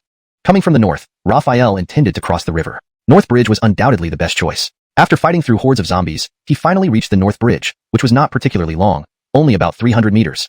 Raphael called Peter and instructed, "Take some men to clear the obstacles on the bridge." Then he turned to the others and said, "Brothers who haven't been assigned tasks, rest here." Peter led a dozen people onto the North Bridge. Instead of using brute force, they took out construction tools known as Becqueterial Restructuring Calvins. When Raphael returned to Qiyang City, he found Carlo and handed him the blueprints, asking if they could be produced. Carlo replied, "We understand the blueprints easily, but Qiyang City's industrial foundation is too weak to produce them. Alician in peacetime, Xianation would find it challenging to produce such advanced equipment with its current technology level." When Raphael was disappointed, Carlo added, "This is a great tool. If we can get our hands on a working sample, it will greatly enhance our construction speed. We cannot produce it, but if you can obtain a finished product, I can replicate it." Delighted by this, Raphael asked Emilio for a working sample. After obtaining the finished product, Carlo retrieved a replicator from storage, capable of replicating stellar-level technology products, provided the original sample was functional and undamaged. With this Becqueterial Restructuring Calvin as the basis, they replicated over 1,000 units, equipping the construction teams, thereby increasing the construction speed by several dozen times. However, improving individual efficiency inevitably led to job losses. Indeed, this caused unemployment. Under normal market conditions, it would have caused unrest. Fortunately, Qiyang City avoided chaos through macroeconomic adjustment and redistribution. People continued to live peacefully and prosperously. Within half an hour, the obstacles on the bridge were cleared. Raphael ordered his troops to cross the river without delay, heading straight for the survivors' gathering point on the map. On the opposite bank were numerous human structures, and therefore, many zombies. Shortly after crossing the bridge, they were attacked by a zombie horde. However, it was no big deal. With a few swift moves, they eliminated the evolved zombies, earning evolution crystals as rewards. Most of the journey involved battles, or rather, hunting zombies. After roughly half an hour, they finally left the urban area and entered the suburbs, where the number of zombies decreased significantly, making travel much smoother. Eventually, they arrived at the outskirts of the city. Before them stood a small fortified earth city. The city gates were tightly shut, and the defending soldiers stood ready. Their expressions clearly show ancient river city. I don't want to resort to violence to avoid casualties. As mayor, can you give me an answer? Do you agree or not? Raphael observed Hakim's subtle movements, realizing he was a tough nut who would likely not surrender easily. Yet adhering to humanitarian principles, it was still worth asking. Perhaps he could achieve victory without fighting. Ha ha. Hakim laughed suddenly but kept his head low. His words were filled with anger. I crawled through heaps of dead bodies to build this enterprise. You expect me to hand it over with just a few words? Hakim suddenly looked up, his eyes brimming with bone-chilling malice. His fingers curled into claws as he lunged toward Raphael's throat, roaring, Die! Alishin so. Raphael sighed slightly. To him, what seemed like a lightning-fast and unavoidable fatal strike appeared as slow as a snail. With a punch, he shattered Hakim's hand and then kicked him in the knee, causing him to fall face-first into the dirt. Pain surged from Hakim's broken hand and knee, along with shock and terror. He realized he had misjudged terribly. This person was far stronger than him. Even an ambush couldn't hurt him at all. Spare me. Spare me. All the people in the city are yours. Please spare my life. Hakim completely abandoned his previous defiance, pleading for mercy. Now it was clear Raphael wanted him dead. He knew full well the citizens despised him intensely. Leaving his fate in their hands clearly meant certain death. The soldiers were startled by this statement, and the two men and one woman similarly showed astonishment. The woman rolled her eyes, suddenly stood up, pointed at Hakim, and said with utmost hatred, Sir, Hakim deserves death. Her words stirred a wave of responses. The two male evolved beings nodded vigorously, clasping their hands and saying to Raphael, Sir, everything Hakim has done indeed merits death. Deserves death. Deserves death. Deserves death. The disarmed soldiers also shouted in agreement, their gazes toward Hakim filled with fury, clearly wanting him dead. Seems Hakim is quite unpopular, Raphael thought to himself. Hakim's face darkened frighteningly, glaring at Ember with intense loathing. Only scoundrels and women are hard to keep. His eyes swept over the others, rage boiling. You ungrateful bastards, I'll kill you all. Despite losing one leg and one hand, he still had one of each left. In an instant, he sprang up, intending to charge at the surrounding people and cause carnage. Raphael wouldn't let such a thing happen. Clang! The Skydom battle blade emerged with a flash of cold light, and Hakim froze mid-action. His eyes widened in disbelief. Opening the granaries not only helped replenish their energy but also won hearts, a significant benefit. Chihaldang City aimed to absorb a large population, and stability depended on winning hearts. Stable morale meant fewer security issues. How to maintain this stability lay in attention to detail. What did common people care about? Power, military strength, equipment? No. Commoners cared about immediate needs, food, warmth, and hope. As long as basic needs were met, most people wouldn't create trouble. With hope, many would be motivated, leading to increased efficiency and production. Achieving this, combined with restricting undesirable activities, ensured the support of the people, maintaining order in Chihaldang City, despite its massive population. Chapter 438. Mysterious Assassins. After capturing Gujiang City, it was almost evening. It would be unwise to escort so many civilians to Chiang City at this hour. Raphael decided to stay overnight and depart the next day. As evening approached, the sun was half set on the horizon, casting a sky full of twilight. Raphael wiped his battle knife when suddenly he flicked his finger, producing a pleasant ding, like the sound of a wind chime. Angelatingly, he furrowed his brow as the space in front twisted. An image he recognized clearly from spatial teleportation, their spines and swiftly turned around, pupils narrowing, raising their blades to defend. The metallic clangs continued incessantly. In mere moments, they had exchanged over 20 blows. Several slashes found their mark on the assailants, but being level 5 Cortesva forms, their bodies bore only blood marks from the Tyrant's warblade. Despite showing no external injuries, only the two assassins knew the force behind Raphael's strikes. Their faces flushed red from the exertion, indicating their discomfort. One of them urgently remarked, He's too strong. We're no match for him. If we keep this up, we'll either die or suffer severe injuries. We need to escape. How can we escape? His attacks are relentless. Call for reinforcements, the other replied. Faced with Raphael's overwhelming offense and mounting injuries, the two finally agreed to call for help. Wearing the automatic translation earpiece from the Research Institute, Raphael understood everything they said. Hearing them call for backup tightened his nerves. If more lower-level level 5 Cortesva forms came, he wouldn't mind, but if they were higher-level ones, things would get dangerous. He also wondered why they wanted to kill him. Was it because he destroyed Inzhou Kingdom's third core? His thoughts were interrupted as spatial rifts appeared in 4 directions around him, and 4 figures emerged simultaneously, rushing toward him. Say it, my life? Raphael roared, gripping the broken Tyrant's warblade, leaping forward and swinging it down. The 5 focused entirely on defense, cherishing their lives. Seeing the Tyrant's warblade detach from Raphael's hand and fly toward them, the threat of the blade seemed minor. They feared Raphael's punch more. However, as they dodged the flying blade, Raphael suddenly changed direction, bursting forward at full speed, landing beside the severely wounded assassin. He used his foot to flick the cold moon frost blade, then grabbed it with one hand. A casual slash, with the tip of the blade pointed downwards, caused the dust on the ground to scatter from the wind it carried. Not good, we've been tricked. Someone shouted, but it was too late. Seeing Raphael's deadly gaze and the cold smile on his lips, the five turned pale. The cold moon frost blade could penetrate a level 5 Cortez-form's defenses. Now with Raphael wielding it, they were in grave danger.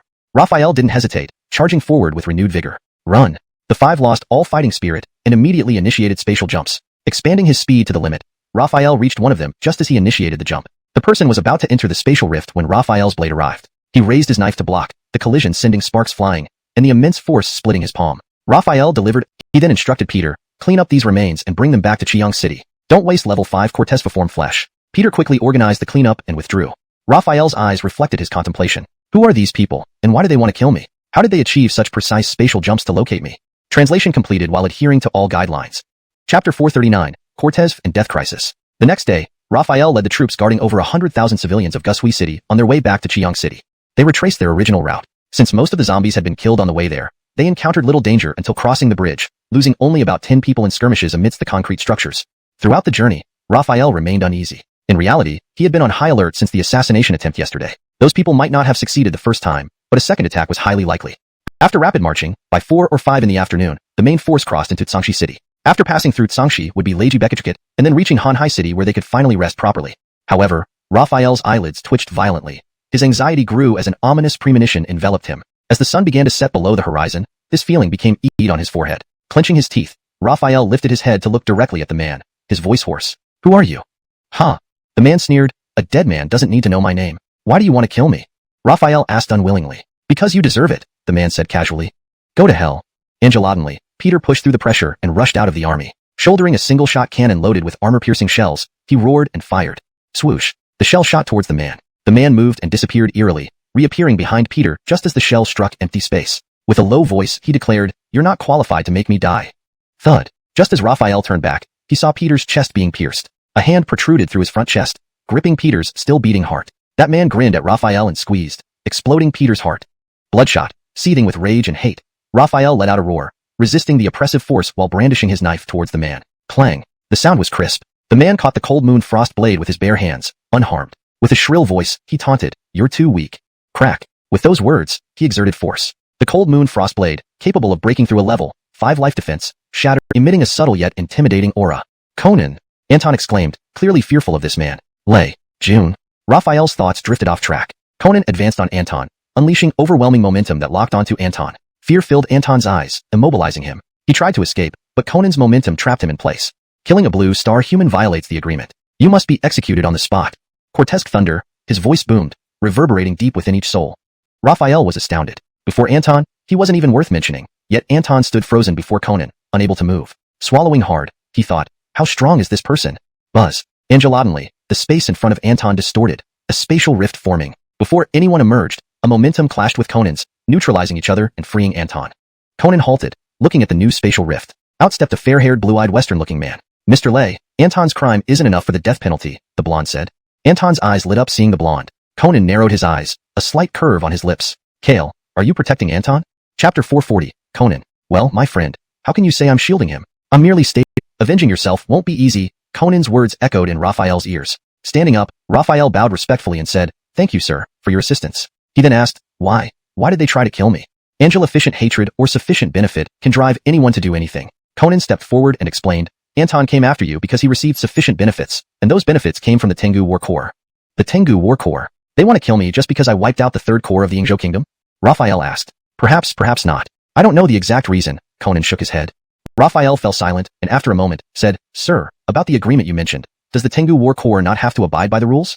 The Tengu War Corps haven't signed any agreements with us, so they don't need to follow the rules. However, rest assured, today's intervention clearly demonstrates the Fateman Alliance's stance. They won't dare do this again.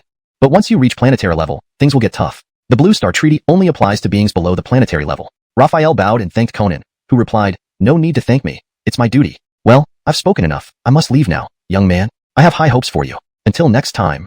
Without waiting for Raphael's reply, Conan initiated a space jump and left. Raphael watched the spatial rift vanish, lost in thought about the Tengu War Corps and Anton.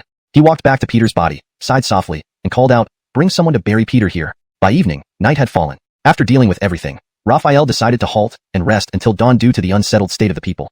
Under the intermittent moonlight, Raphael gazed upwards, reflecting on the situation. Tengu War Corps. He felt both melancholy and worry. If he were still an ordinary person, he would probably just lie there, living day to day. But now, achieving planetary-level base development was a must, and reaching planetary level personally was an essential goal. He wouldn't stop for the likes of the Tengu War Corps. He laughed bitterly, seeing the frightened citizens unable to sleep, and the vigilant guards. After some time, he exhaled deeply and murmured, as the old saying goes, treat life and death lightly. If you're not satisfied, fight back. Death is the worst that can happen, and I've died once already. What more is there to fear? Morning broke, and people woke up from their slumber. After tidying up, the journey back to Qiyang resumed. They finally reached Hanhai City, rested and replenished, then continued on, arriving in Qiyang City by afternoon. Mira organized the citizens while Raphael... Is she around? Can I speak with her? Though Alf's excuse was weak, since he wouldn't say more, Raphael smiled and replied, Carmelo is busy. I'll have her call you back when she returns. Alf, alright, thank you. After hanging up, Raphael still couldn't understand why Alf would start by asking if he was alright.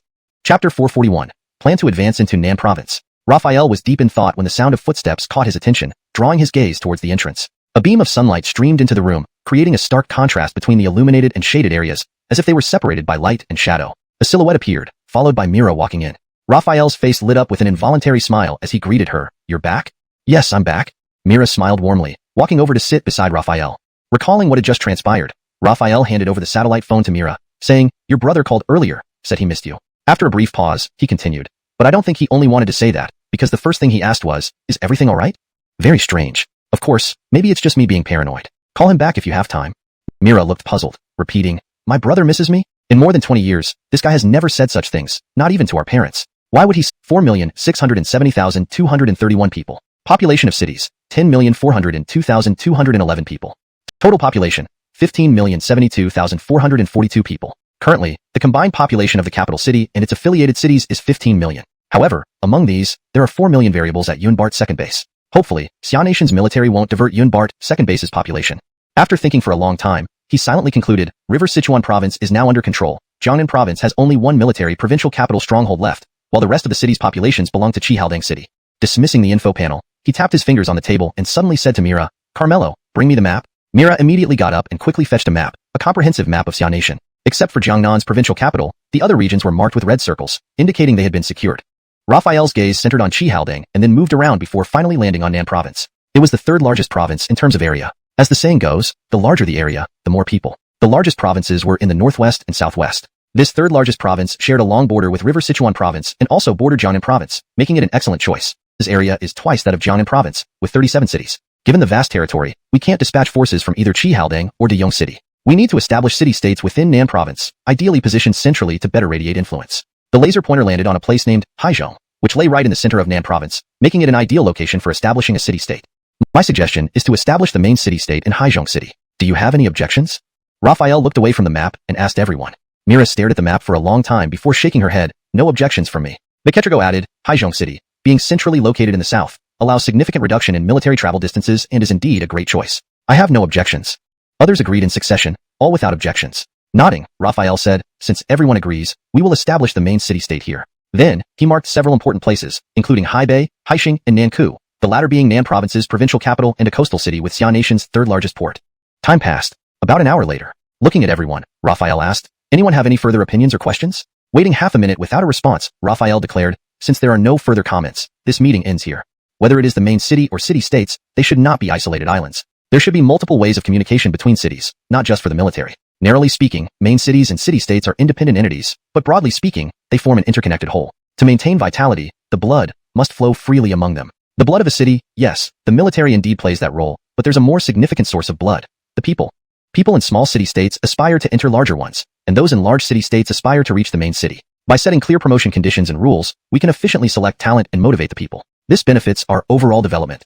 Raphael reflected on Emilio's words and found them to be correct. Cities like Qiyang and Deyong must not remain isolated islands. Humans living in isolation can have serious issues. Fluidity is crucial. Just like water, why does the water on Earth never expire? Because it's always cycling. Rivers flow into the sea. Seawater evaporates to form rain clouds, which are carried over land by air currents and then fall as rain. This cycle keeps water fresh and vital, sustaining life. Unlike water in a plastic bottle that never moves and eventually expires with time. Raphael praised, very good, your point is valid. People in different regions need to interact more between main cities and city. Time passed quickly. 3 days later, Qiyang City and Deyong City simultaneously dispatched troops to South Province via different routes, with a common goal, Nanzhong City. Each unit carried 100 matter reconfigurers, constructing roads while marching and establishing supply stations in suitable locations along the way. Additionally, troops were dispatched between Chiang City and Hanhai City, Wuxi Forest, and Daeong City to build highways and deploy communication facilities developed by research institutes, thereby enabling long-distance communication between the main city and city-states. With matter reconfigurers, it took only a month to complete the highways between Chiang City, Hanhai City, Wuxi Forest, and Daeong City, establishing long-distance communication links. Raphael then convened the leaders of various city-states to develop a resident identity system and inter-city exchange regulations. After these were implemented, inter-city trade and exchanges officially began. However, initially, few residents ventured out due to concerns about encountering dangers en route and losing their lives. To address this, Raphael allowed capable residents to form escort teams to protect those traveling between cities. Furthermore, the Skybound Army formed an escort corps equipped with skydome armor and swords, supported by 2 tank battalions and armored vehicles, escorting specified numbers of civilians daily, free of charge. Another month had passed. By then, all cities and regions in South Province were under complete control, and the population within the base had surged to over 20 million. What once seemed like an unreachable goal was now more than halfway achieved, just one step away from being within reach. South Province, including Haizhong, Haibei, Haixing, and Nankou, originally planned to establish 4 city-states. Now, apart from Haibei, the other 3 had successfully established their city-states. Moreover, the highways and wireless communications between Haizhong and Qihaldang City had been completed, enabling seamless connectivity. Currently, the construction of highways and wireless communications from Haizhong to Haixing and Nankou was underway, with 1/3 of the project already completed. Raphael arrived in Nankou by helicopter. This place was previously the provincial capital of South City and home to the 3rd largest port in Xia country. The Nankou city-state was built right by the sea. Standing on the southern wall, one could see the vast ocean stretching endlessly. The population here was not particularly large or small, numbering over 1 million, with a military base present. Raphael stood on the southern wall, gazing ahead. First, there was a stretch of coconut trees about a mile long, followed by a wide asphalt road leading to a port where various vehicles and containers clearly showed signs of relocation due to the needs of Nankou's expression became fixed as if in deep meditation. Justin noticed his change and followed his gaze. Angelodinly, the seawater began to rise, and sand particles adhered, lifting abandoned vehicles and containers from the port, along with rusty old ships, all rising into the air, defying gravity. Immediately afterward, the containers, vehicles, and ships exploded silently without loud sounds, glaring fireballs, or destructive shrapnel and shockwaves. They disintegrated into colorful dust clouds that coalesced into one massive cloud. Amidst this swirling cloud, thunder roared and lightning flashed amidst the vivid, multicolored dust. Similar to the establishment of an airbase, the dust cloud settled, forming various buildings from the bottom up. Ding! Basic naval base construction complete. Alerted by the system, Raphael emerged from his deep meditative state, seeing the newly constructed naval base. Unlike ordinary ports, this complex was set up above the blue waters, resembling a giant ship with numerous structures built atop it. Raphael looked at Justin and said, "Let's go check it out." Without hesitation, Justin agreed. They immediately leaped toward the naval base, reaching it in a few moments, walking directly to the dry dock. A production interface unfolded before them, displaying various ships available for manufacture. Justin smiled. The highway from Haizhong has been completed, and wireless communication equipment has been deployed, allowing successful calls to Haizhong. Later, we'll connect with Qihaldang City, Hanhai City, Wuxi Forest, and Daeong City. I've heard Haixing will also soon be connected, and conduct call tests with each city. Raphael exclaimed in pleasant surprise, "That's great. With wireless communication, connecting with other cities will be much easier." Back inside the room, Raphael placed the breakfast on the table. Just as he was about to start eating, he felt the ground shaking slightly, causing ripples in his soy milk. Justin felt it too and exclaimed, "Is it an earthquake?" The tremors lasted for about 10 minutes. Raphael frowned. Is South Province prone to earthquakes? Justin shook her head. No. Could it be another nuclear bomb? Raphael pondered for a moment, then retrieved his communicator and asked, "Is the wireless communication setup in Nankou complete?" "Yes," Justin bowed slightly. With confirmation, Raphael immediately called someone, and Myra's voice answered, "What's up, Brother Halden?" Raphael asked, "Has there been any satellite phone calls?" Mira replied, "Wait a minute, let me check." After a few minutes pause, Myra's voice came back, "There haven't been any." No. Raphael thought aloud. Perhaps it was sent intentionally to me, not a general. Scratched his head, walked over to close the door, then hurriedly returned to Myra's side, dragging her chin and staring into her dazed eyes, pressing his lips onto hers. But just as their lips were 0.01 centimeters apart, ding dong, they froze immediately, both turning to look at the satellite phone on the table. Raphael looked annoyed, grumbling, "Who is it? So bothersome." Mira replied, "You should still take the call, in case it's something important." Sighing, Raphael picked up the satellite phone and before connecting, muttered, "Carmelo, let's quit being city lord and flee far away. Then we wouldn't have all this nonsense disturbing us." "It's fine, take your time. We can continue after you finish the call." Mira consoled him. Reluctantly, Raphael answered the call. "Hello. Who is it?" "It's me, Alf. You always call at critical moments. Have you bugged me?" Raphael snapped irritably. "What do you mean?" Alf was puzzled. After venting, Raphael felt slightly better. He cut to the chase. "All right, what's the matter?" Hearing a sigh from Alf, he continued in a serious tone, "We're in deep trouble." Raphael was surprised. "Deep trouble? What kind of trouble?" Alf explained. "Our satellites monitored that the northern superpower dropped a large number of nuclear bombs within its territory. Their troops and citizens have now crossed the border into our country and prevent them from acquiring nuclear weapons, thus minimizing potential harm. Due to the large-scale nuclear bombing, the citizens and military of Landy retreated into other countries. Because our border with them is extensive and relatively flat, we became their primary retreat destination. About 2/3 of the survivors and troops entered our country. Raphael commented, so they chose greater righteousness over their homeland. If those wolf packs aren't eliminated, they won't stop at Landy. But what do you plan to do with the 2/3 of Landy's people? At present, around 7 to 8 million Landy citizens have entered our territory. This isn't a small number. Dividing them among our bases would be overwhelming. Each base is barely self-sustaining. Adding tens of thousands or even hundreds of thousands more will lead to many deaths. Raphael suggested, let them build their own shelters and fend for themselves. That's unacceptable. Our land cannot allow foreigners to establish their own cities. Alf replied firmly. Raphael rolled his eyes. Clearly, Alf wanted him to handle the several million Landy citizens. But he did need more people. Taking in these 7 to 8 million could bring him closer to upgrading his base. In a way, this was like timely assistance. Raphael, are you still there? Alf asked. Alf's tone was somewhat surprised. Clearly, he didn't understand why Raphael didn't want the Randigo troops. Raphael said, my guard and the Tianqing army are completely sufficient. We don't need troops from other countries. You're worried that if Randigo's army enters the city, they might cause destruction and be difficult to manage, right? You've considered it well. Actually, we have already decided that as long as Chiang City accepts a few million civilians, the remaining Randigo troops will be handled by us. Okay, then there's no problem. Raphael paused for a moment and then asked, where are the Randigo people now? They crossed the border several days ago and entered our northwestern province, Shiyu. It is precisely the Northwest Military Zone coordinating with them. Raphael said, Northwest? Isn't that far away? How do you plan to transport these people over here? It's indeed quite far, and moreover, Shiyu is our largest province in area. Raphael furrowed his brows and thought for a while before saying, Angelok, a long distance and so many people, not to mention during a time of unrest. There will be numerous dangers along the way. Transporting all of them to Jiangnan province won't be an easy task. Alishan, if we manage to transport them, the losses along the way would be unbearable. We've considered this. Accepting these Randigo people is already a great kindness. Though there will be losses during relocation, it can at least help Randigo preserve a spark, preventing their race from extinction. That's already a good outcome. Raphael asked, is there really no other way? No. I think there is. Raphael thought for a while and said, in my view, build a city on site, establish military defense, and engage in production. That probably won't work. As I mentioned earlier, our country absolutely does not allow foreigners to encircle land and build cities. Moreover, constructing a city that can accommodate over 7 million people isn't a small project and will take considerable time. Not foreigners encircling land to build cities, but me building it, with my people managing it. I'll provide food until they can produce their own. After Raphael finished speaking, there was silence on the other end. After a long pause, he heard Alf swallow hard and then say, do you really mean what you say? Raphael replied, absolutely. All right, please hold on a moment. I'll consult with my superiors. A short while later, Alf called back. When Raphael answered, he could hear the relaxed and happy tone in Alf's voice. Our superiors agree. Since you're from Xiagua and willing to contribute manpower to build and manage the city, it won't count as foreigners encircling land to build a city. They approve. Agreed so quickly? Usually, such decisions require much deliberation. Worry, nothing will happen to me. Mira tightly hugged Raphael, burying her head in his chest. The next day, Raphael led 3,000 troops out of the city, arriving first at the provincial capital outpost. Alf welcomed him outside the city. Raphael noticed Alf wore the insignia of a brigadier general and saw that he was now deputy commander. Previously, he was just deputy division commander. Quite the rapid promotion, indeed, a capable person.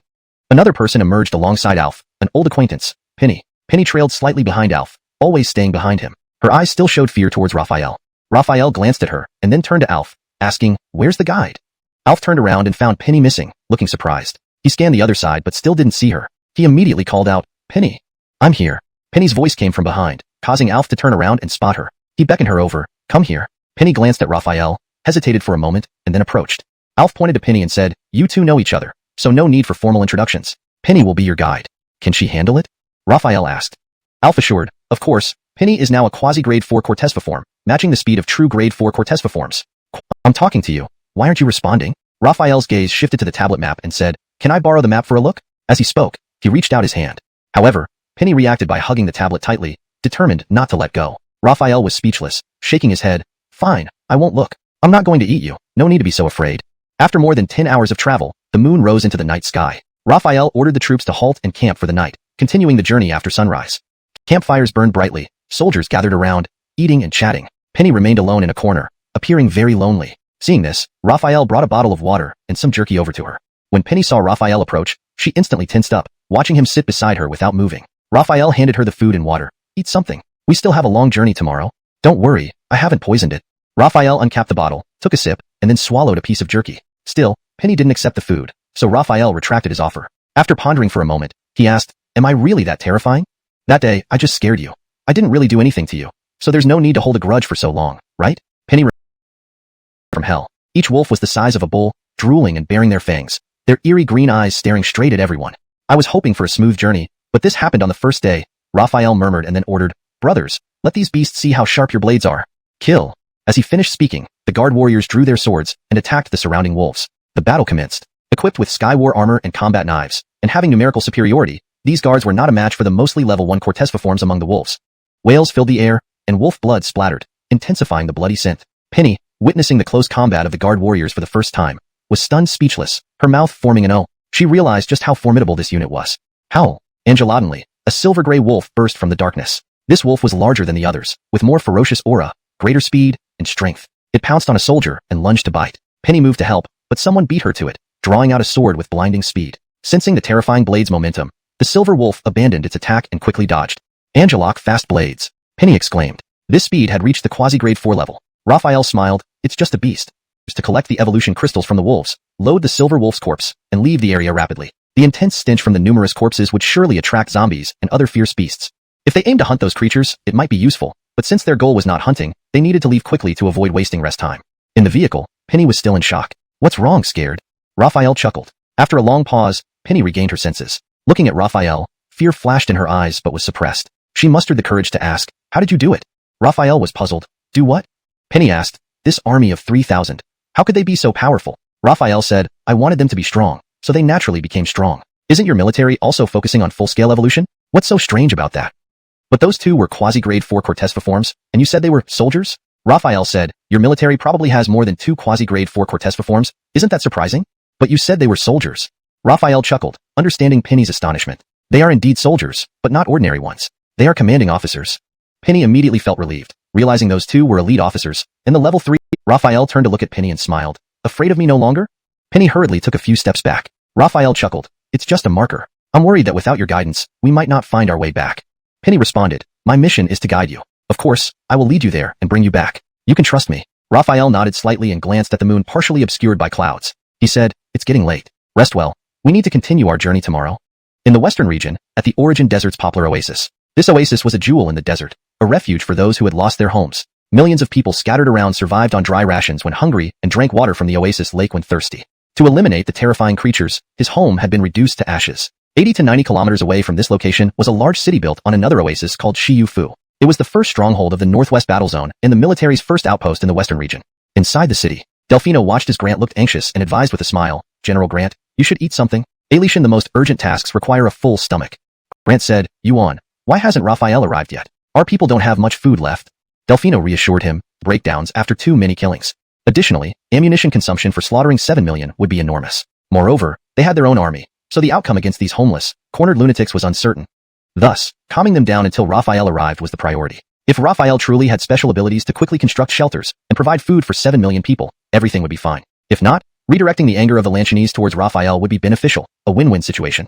3 days later, Raphael looked out the window, seeing endless prairie outside, devoid of tall trees. Penny introduced, we've now reached Ashen Prairie. Crossing the prairie into the Origin Desert, about 7 to 8 kilometers away, there's an oasis called Green Lake Oasis, the largest in the Origin Desert. Fu is built on this oasis.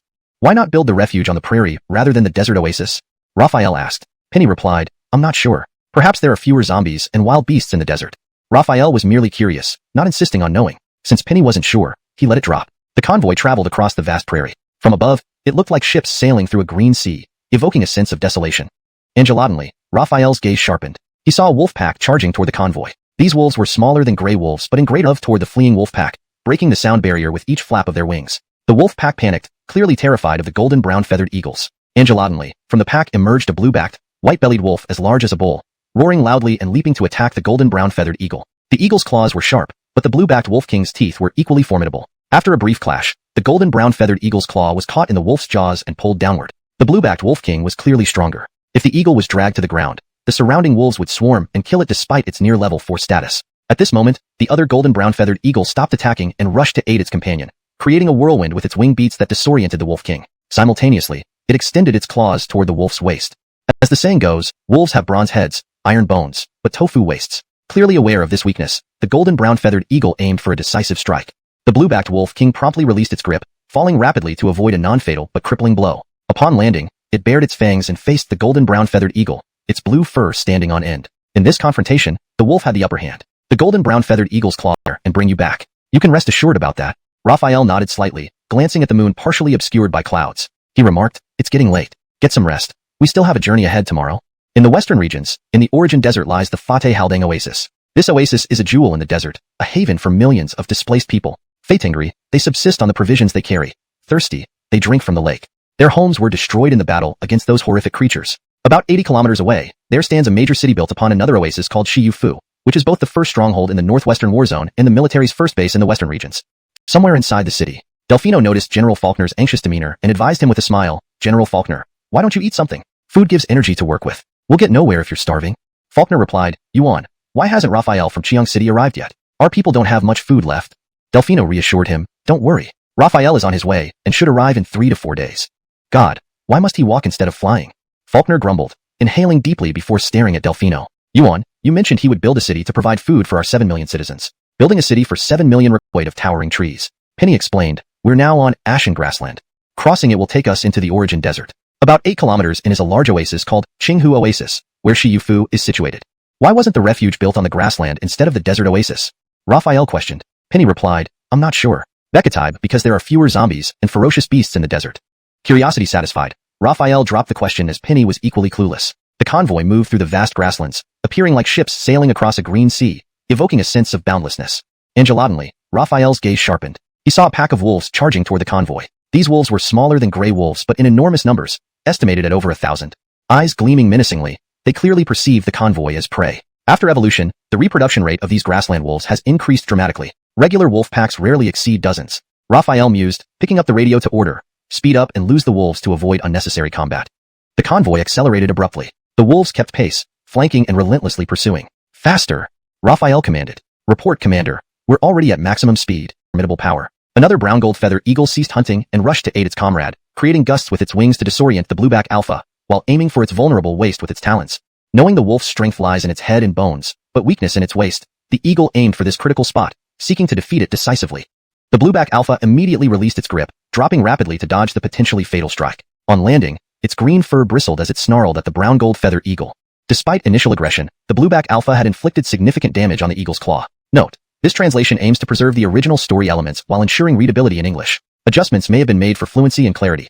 The blue-backed wolf king howled, and the other prairie wolves immediately stopped fleeing, quickly gathering around it. Thousands of wolf eyes stared straight at the 3 golden eagles in the sky. Screech. The golden-feathered eagle screeched. Howl. The blue-backed wolf king howled. It seemed they were communicating. After this brief exchange, the blue-backed wolf king glanced deeply at the golden-feathered eagle one last time before leading the wolf pack away. The golden-feathered eagle, along with the 2 golden-brown feathered eagles, continued to chase after Raphael's convoy. Saw a streak of silver slicing through the sky. Screech. This mournful screech did not come from the golden-brown feathered eagle, but from the golden-feathered eagle high above. As the golden-brown feathered eagle's blood sprayed across the sky, its head severed by Raphael's blade. Screech. Seeing its companion killed, the other golden-brown feathered eagle screeched loudly, preparing to dive down for revenge. However, the golden-feathered eagle blocked it, then circled in the air for a while before spreading its wings and flying away. Raphael wiped the eagle's blood off his face and watched the departing golden-feathered eagle, muttering, "This beast has quite a high IQ. It knows when to retreat when it can't win. Too bad." Note: this translation aims to preserve the original story elements while ensuring readability in English. Adjustments may have been made for fluency and clarity. Chapter 447. I'll be reckless. Spanning across the ashen great grassland, a region covered with yellow sand appeared, the origin desert. While the grassland lacked towering trees, it was still vibrant with lush green grass, wolves, and golden eagles. In contrast, this desert contained nothing but endless dunes of yellow sand, barren and desolate, a place where not even a blade of grass could grow. At the Western Region Commandery City, the city gates opened, and several people emerged. The most eye-catching among them was a blue-eyed individual with fair skin. Raphael thought silently, this person should be from the Lan Empire's army. The man at the front is named Delfino. He is now the commander and the highest-ranking officer of the Western Region Commandery, Tess introduced. After hearing this, Raphael walked forward with a smile and said, "Chiang City, Raphael, greetings, Commander Yuan." Seeing Tess, Delfino wasn't surprised that Raphael knew him. He shook hands with Raphael and greeted, "Hello, Commander Raphael." Releasing his hand, he gestured towards Sir Bode and said, "Let me introduce you to General Bruno from Lanti Nation." Raphael turned to look at Bruno, whose white skin, blue eyes, and abundant body hair made him stand out. He extended his hand and said, "Greetings, General Bruno." Bruno looked down at Raphael arrogantly without shaking his hand. His tone was disdainful. "You are Raphael, Lord of Chiang City?" The smile on Raphael's face faded. He withdrew his hand and turned to look at Delfino, saying, "Commander Yuan, is General Bruno always like this?" Delfino hadn't expected Bruno to be so disrespectful. Before he could say anything, Bruno suddenly shouted, "Brat, I'm talking to you." Delfino's face darkened. Just as he wanted to explain, he saw Raphael gained consciousness, glaring furiously at Raphael, shouting, "Damn you! How dare you hit me? I'll kill you." He broke free from Delfino and lunged at Raphael, his speed as a 4th-stage evolver reaching its peak. He aimed a powerful punch at Raphael's face to reclaim his dignity. Raphael raised an eyebrow, glancing at Delfino. For a commander who wouldn't be weaker than Bruno, Allowing him to break free was quite interesting. Bruno's fist grew larger in his vision, but Raphael stood his ground, catching it directly. Thud. A heavy sound followed. A visible shockwave swept the sand off the ground. Bruno's anger disappeared, replaced by terror. He felt as if he had punched a colossal mountain, unable to retract his fist despite using all his strength. Only then did he realize how formidable his opponent was. Commander Raphael, please show some mercy. Thud. Delfino's pleading was interrupted as Raphael kicked Bruno away, smashing him into the wall of the Western Region Commandery with a loud boom, creating cracks in the wall. Raphael slowly shifted his gaze to Delfino, wearing a faint smile. Delfino's smile froze, his eyes narrowing. Raphael's action was clearly not giving him face, which irked him. He sneered, Commander Luo, at least I am the Northwest Commander. Please, give me some face. Raphael shrugged. I'm strung to lead me to where the Lanti nationals are gathered. This translation preserves the original narrative structure and maintains the dramatic elements of the scene, providing a fluent and natural English version. After saying that, he turned around and returned to his troops. Tess followed him back to the armored vehicle. Arrogant. Delfino was enraged, his face turning livid. He took out his satellite phone and called someone, saying, Commander Angelo, Raphael is too arrogant. He came here and beat up Bruno right away. What do you think about this? Raphael beat up Bruno? Did Bruno provoke him first? Delfino replied, Bruno was just a bit rude. Alition, if Bruno provoked him first, he shouldn't have hit him. The person on the other end of the phone sighed, I've met Bruno. He's very arrogant. Yes, he has the capital to be so in Lanti Nation. But now, what is he? If we must classify, we could categorize him and his troops as invaders or refugees. What capital does he have to be arrogant? I've also interacted with Raphael. He is personally strong, and his army is strong, but he is relatively easygoing and wouldn't bully the weak. For him to be provoked into hitting, Bruno must have done more than just being a bit rude. Let me remind you again, Raphael is very important. Previously, we almost won a war with Chiang City, but now it's different. 100 kilometers of desert before arriving at another oasis. According to Junior, this one was called the Populous Oasis. The name fit well. There were indeed many poplar trees here. At this populous oasis, fair-skinned residents of Landi could be seen everywhere. These Landi people did not panic or flee upon seeing the approaching troops. They barely stirred. The convoy halted, and Junior approached Raphael, saying, Commander Luo, all the Landi people are here. Raphael got out of the vehicle, sweeping his gaze over the visible Landi people. They looked exhausted and some appeared very weak, possibly ill. Who are you? Someone suddenly shouted loudly. Raphael turned to see a group armed and ready approach from the right, consisting of both Landi citizens and military personnel. Junior waved, shouting, Jensen, it's me. Junior's first role was as a guide. Secondly, he served as liaison with the troops stationed here. Upon recognizing him, Jensen's eyes lit up, rushing forward, it's you. He then turned his gaze towards Raphael and the guards, returning his attention to Junior. They're from Chiang City, Jiangnan Province?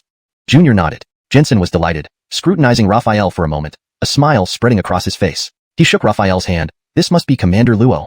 This guy has some insight, Raphael smiled. Although no words were spoken, spoke volumes.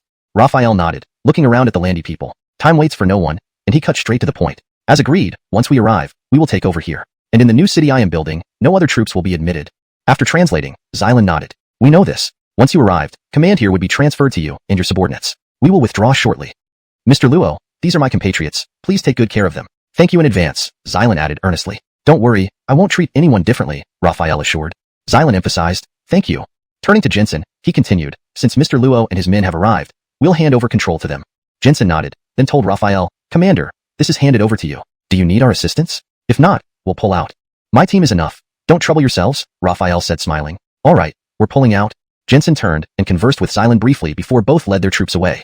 The Landi people reacted strongly despite exhaustion. Some shouted, what will happen to us after you leave? Xylan replied, the area is now under Commander Luo's responsibility. He will build a city to protect you. They're here. Commander Luo and his team will showcase their construction skills. If you still don't believe in Commander Luo afterward, we won't leave or you can come with us. People quickly surrounded, focusing on Stefan and his team. Jensen also wondered how Raphael planned to construct a city for millions within a short period. Seeing only a fraction of the population gathered, Raphael knew that even if few witnessed this, word of mouth would spread the news swiftly. He commanded, Stefan, begin. Receiving the order, Stefan organized the task. Each member took positions, withdrew chest pendants, the material reorganizers, enlarging them instantly. Startled exclamations erupted from the audience. Jensen and Xylan stared in wonder at the material reorganizers. Jensen asked Raphael, Commander, what are those? Smiling mysteriously, Raphael answered, our construction tools. Construction tools? Jensen marveled. Stefan gave a nod to other soldiers and started the construction. Material reorganizers rapidly absorbed the sand and began building. Working together, walls emerged from the ground. Initially undecipherable, eventually a house stood fully formed before everyone's eyes. Outside the house, Price led the soldiers inside to complete the interior. In less than 10 minutes, they emerged. Emerging from the house, the Landi people fell to their knees before Raphael, murmuring, you are an angel sent by God to save us? Raphael listened to these words and thought privately, if there really were a God, would you still be in such a state? Through this demonstration, those present completely trusted Raphael. Word spread rapidly, and within half a day, 70% of the Landi population knew about it. Xylan and Jensen departed without encountering any following landy people. These people were shrewd. They followed whoever could ensure their survival. Ding. Congratulations, host. Your reputation among the landy people has reached 75, allowing you to establish a city-state and serve as its ruler. Hey! Hearing the system's notification, Raphael felt surprised. After all, these landy people had escaped here without forming any power base, yet could establish a city-state directly. Raphael's original plan was to use the material reorganizers to build a small city, set it up as a new city-state, and then through the resources produced by this city-state, including guards and weapons, go on to hunt zombies and monsters to accumulate sufficient points for expansion. This should allow him to build a large city, capable of accommodating 7 million people within a month. Otherwise, relying solely on the material reorganizers, although fast, it would be hard to build such a colossal city within 50 square kilometers. Presently, nearly 5 million residents live there due to additional planned agricultural and industrial zones. Housing units were built closely together, and indoor heights were compressed. Standard indoor height was 3 meters. Kitchens and bathrooms could be lower, down to 2.5 meters. Compressed to 2.5 meters allowed for additional floors without increasing overall height, providing more living space. At 2.5 meters, residents experienced minimal discomfort.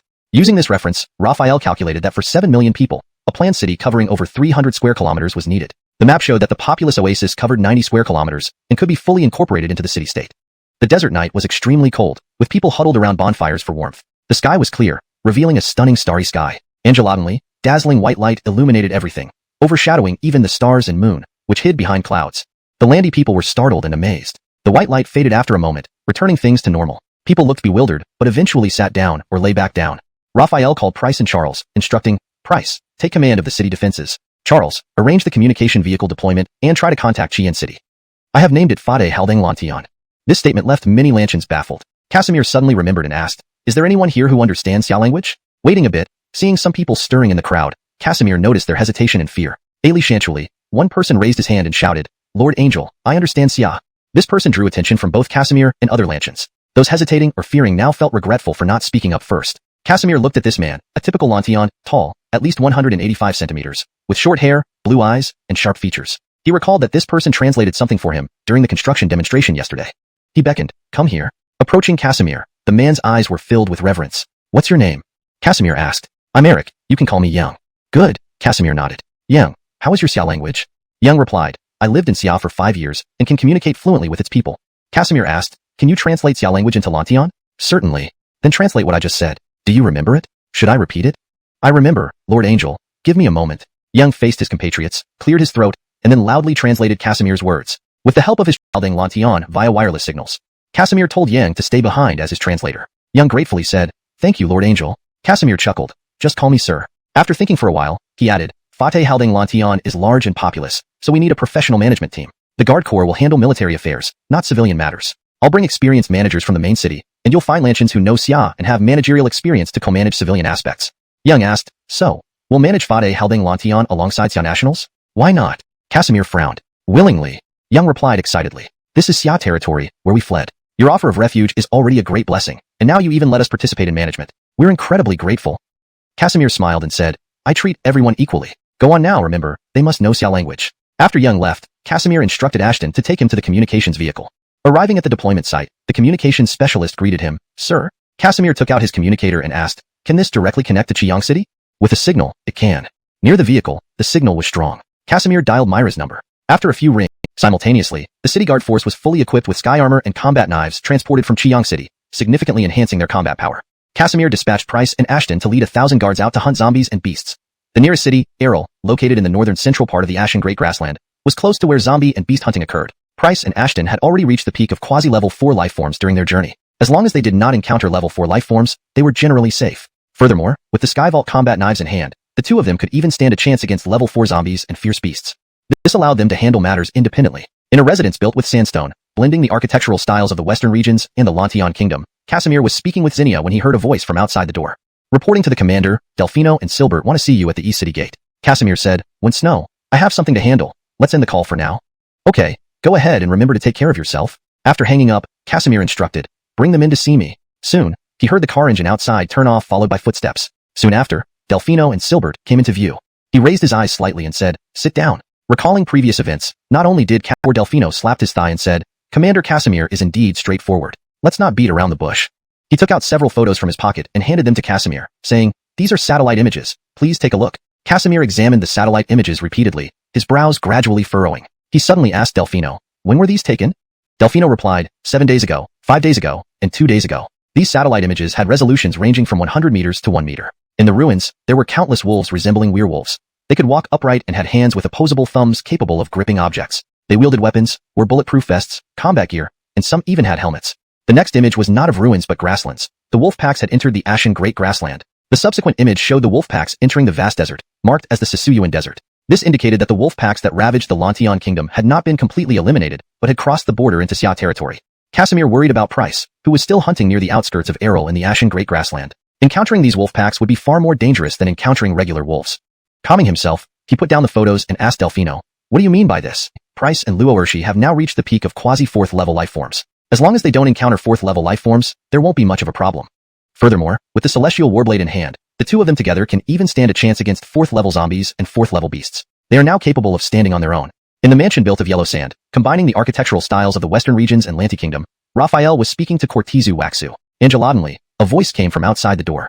"Report to Commander, Delfino and Silbert want to see you at the East Gate." Hearing this, Raphael said, "Waxu, I have some matters to attend to. I'll call you back later."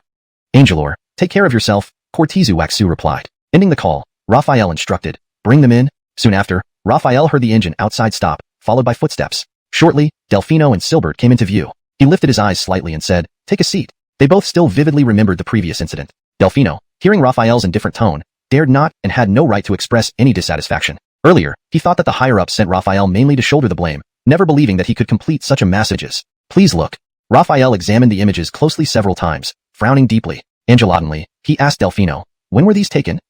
"These were taken 7 days ago, 5 days ago, and 2 days ago," Delfino replied. These satellite photos varied in resolution from 100 meters to 1 meter. In the ruins, werewolves roamed about. These creatures resembled the legendary lycanthropes, capable of walking upright, possessing hands with fingers for gripping, carrying weapons, wearing bulletproof vests and combat uniforms, and some even wore helmets. The next photo showed the wolves entering a grassland, specifically labeled as Ashen Grassland. Then, the wolves entered the sandy desert, marked as the Origin Desert. This meant that the wolf packs roaming Lanti territory were not fully eliminated and had crossed the border into Xia's territory. Raphael thought of Price and the others hunting outside Isle City in Ashen Grassland. If they encountered these wolf packs, it might be more dangerous than encountering the regular wolf packs. He calmed himself, put down the photos, and looked at Delfino, asking, "So, what does this mean?" Delfino said, "The Lanti wolf packs crossing our border pose a problem for both you and me. Please set aside your grievances against Silbert and me. Our common enemy now is the Lanti wolf packs. I understand the urgency. Since these wolf packs have crossed the border, what plans do you have?" Raphael asked. Delfino replied, "Silbert mentioned that these wolf packs are highly intelligent, comparable to humans, and each one is a formidable warrior. There are no weak or disabled among them, making them harder to handle than zombies and other beasts. Ground forces won't be effective. I believe we should use air power to strike these wolf packs." "That sounds like a good idea," Raphael nodded slightly. "So, I hope Commander Luo will join us in deploying air power to eliminate these beasts," Delfino said.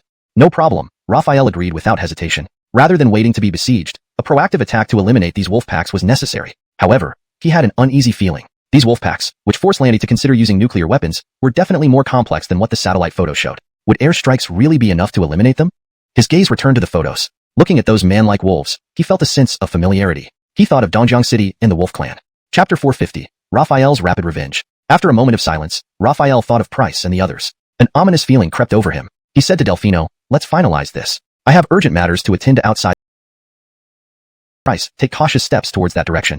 Whoosh! Another gust of wind blew past, parting the grass. The gray object came into clear view. At this point, Price was certain he wasn't seeing things. His hand rested on the hilt of his knife as he approached cautiously, ready to deliver a fatal blow. Angeladenly, the grass rustled, and a prairie wolf leaped out at him. Price's eyes narrowed sharply as he unsheathed his knife without hesitation. Clang! A cold glint flashed, followed by a burst of crimson. The prairie wolf's neck was severed in one swift strike, its blood gushing like a fountain. The prairie wolf collapsed to the ground, howling twice before blood spilled from its mouth, leaving it only capable of gurgling sounds. Price turned around, smiling at Balthazar. All clear. Just as Balthazar was about to breathe a sigh of relief, his face suddenly changed. He shouted, "Zara!" Price's expression froze as an immediate danger signal shot through his nerves. He spun around and heard a loud thud as an armor-piercing shell shot towards them. He swung his sword to meet the projectile. Clang! A visible sound wave rippled through the air as Raphael's Sky War sword split the shell in half. The immense force of the shell knocked Price back several steps, splitting his palm and causing the sword to tremble uncontrollably, with a sizable notch appearing on the blade. Firing shots, the surrounding groups closed in from the sides, forming a U-shape. The remaining wolfmen merged with the main force and pursued in an organized manner. At this point, the guards were more than half dead or wounded. Facing the pursuing enemy, they lacked the strength to fight back, only able to flee at full speed. Several kilometers away, over a dozen wolfmen with speeds exceeding Tier 2 emerged from the formation, accelerating their pursuit of the guards. Seeing this, Price was shocked. Among these wolfmen, the weakest were Tier 2, and 4 were as powerful as he and Balthazar at near-peak Tier 4. Their men, though clad in sky war armor, were still only Tier 1 and stood no chance against these wolfmen. Faced with this situation, he could only shout, "Increase speed." But Tier 1 was still Tier 1. They couldn't keep up with Tier 2, who were almost upon them. Angelotinely, the city guards stopped fleeing, turning to face the wolfmen in unison. They shouted in harmony, "Commanders, run! We'll hold them off." These city guards realized escape was impossible, so they chose to stand their ground and fight to the death, buying time for Price and Balthazar, even if just a few moments. Price clenched his teeth and shouted to Balthazar, "Go!" Did they fear death? Clearly, they did not. But dying meaninglessly was not an option. Their priority, standing atop the vehicle to follow the most intense scent. Before him lay a small mountain of guards' bodies, each in various states of death, some killed by gunfire, others torn apart by hands. Raphael seethed. "You damned beasts, you'll pay for this." Since the disaster began, he had never faced such losses. Over 1,000 guards massacred, their bodies piled into a mountain, a grave insult to him. Angelotinely, his eyes gleamed, a cold smirk appearing. "You didn't leave? Don't wait until another day. I'll settle this today.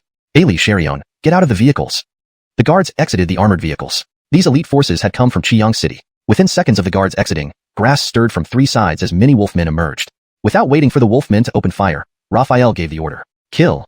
These warriors, hardened by numerous battles, had incredibly swift reflexes. They drew their war knives and charged towards the wolfmen from 3 directions. The leader of the wolfmen saw that this human army was far stronger than the previous one, with speeds that far exceeded their own. Before they could even open fire, the human warriors were already advancing with their cold, sharp long knives. The leader let out a howl. Raphael ordered a pursuit. "Don't let any escape."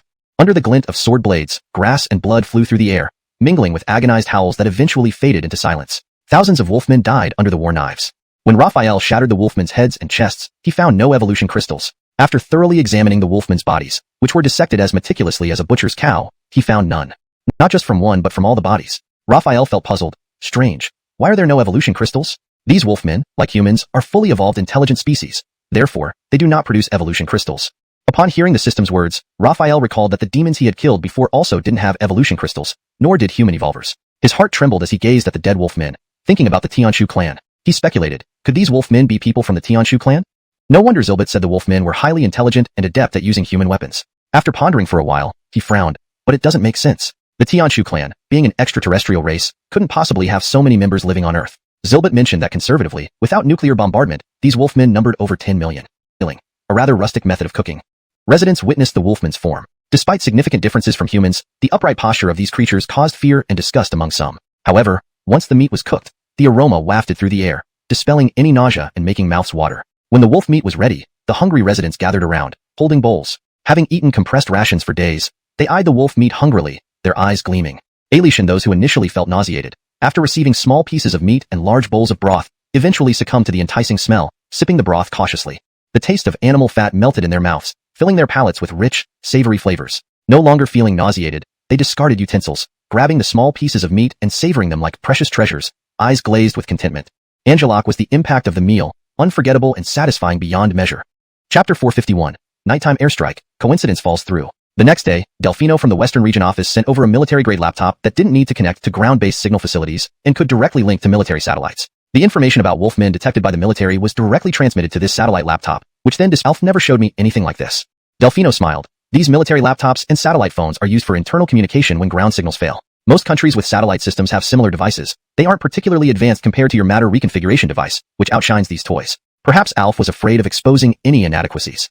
Admittingly, Delfino's protective attitude towards his own people made Casimir look at him with renewed respect. After all, his initial impression was that this guy seemed to stir things up often. He nodded slightly and asked directly, "What do the Landy Wolfmen coordinates mean?" Delfino explained, "We used 3 satellites to fully scan Ashen Grassland, Xuanhuan Desert, and the border between our country and Landy. We discovered these 3 hiding spots. Our plan is already set. Since the Western Region office is closer to Ashen Grassland, we'll handle the Wolfmen at Ashen Grassland, 597, 243. Your Fade Halding Landy is closer to Xuanhuan Desert, 702, 350, so you will handle it. What do you think, Commander Luo?" Casimir nodded. "I have no problem with that." He then asked, "What about the other Wolfman hideout?" Delfino replied, "The scale of Wolfmen there is still unclear, so we're holding off." However, those meteor-like objects were already upon them. In the next second, a massive explosion erupted, creating brilliant fireballs in the dark desert. Sonic booms reverberated from the sky, growing louder as the Wolfmen saw red dots rapidly enlarge before their eyes, revealing 3 Tianxiong fighter jets.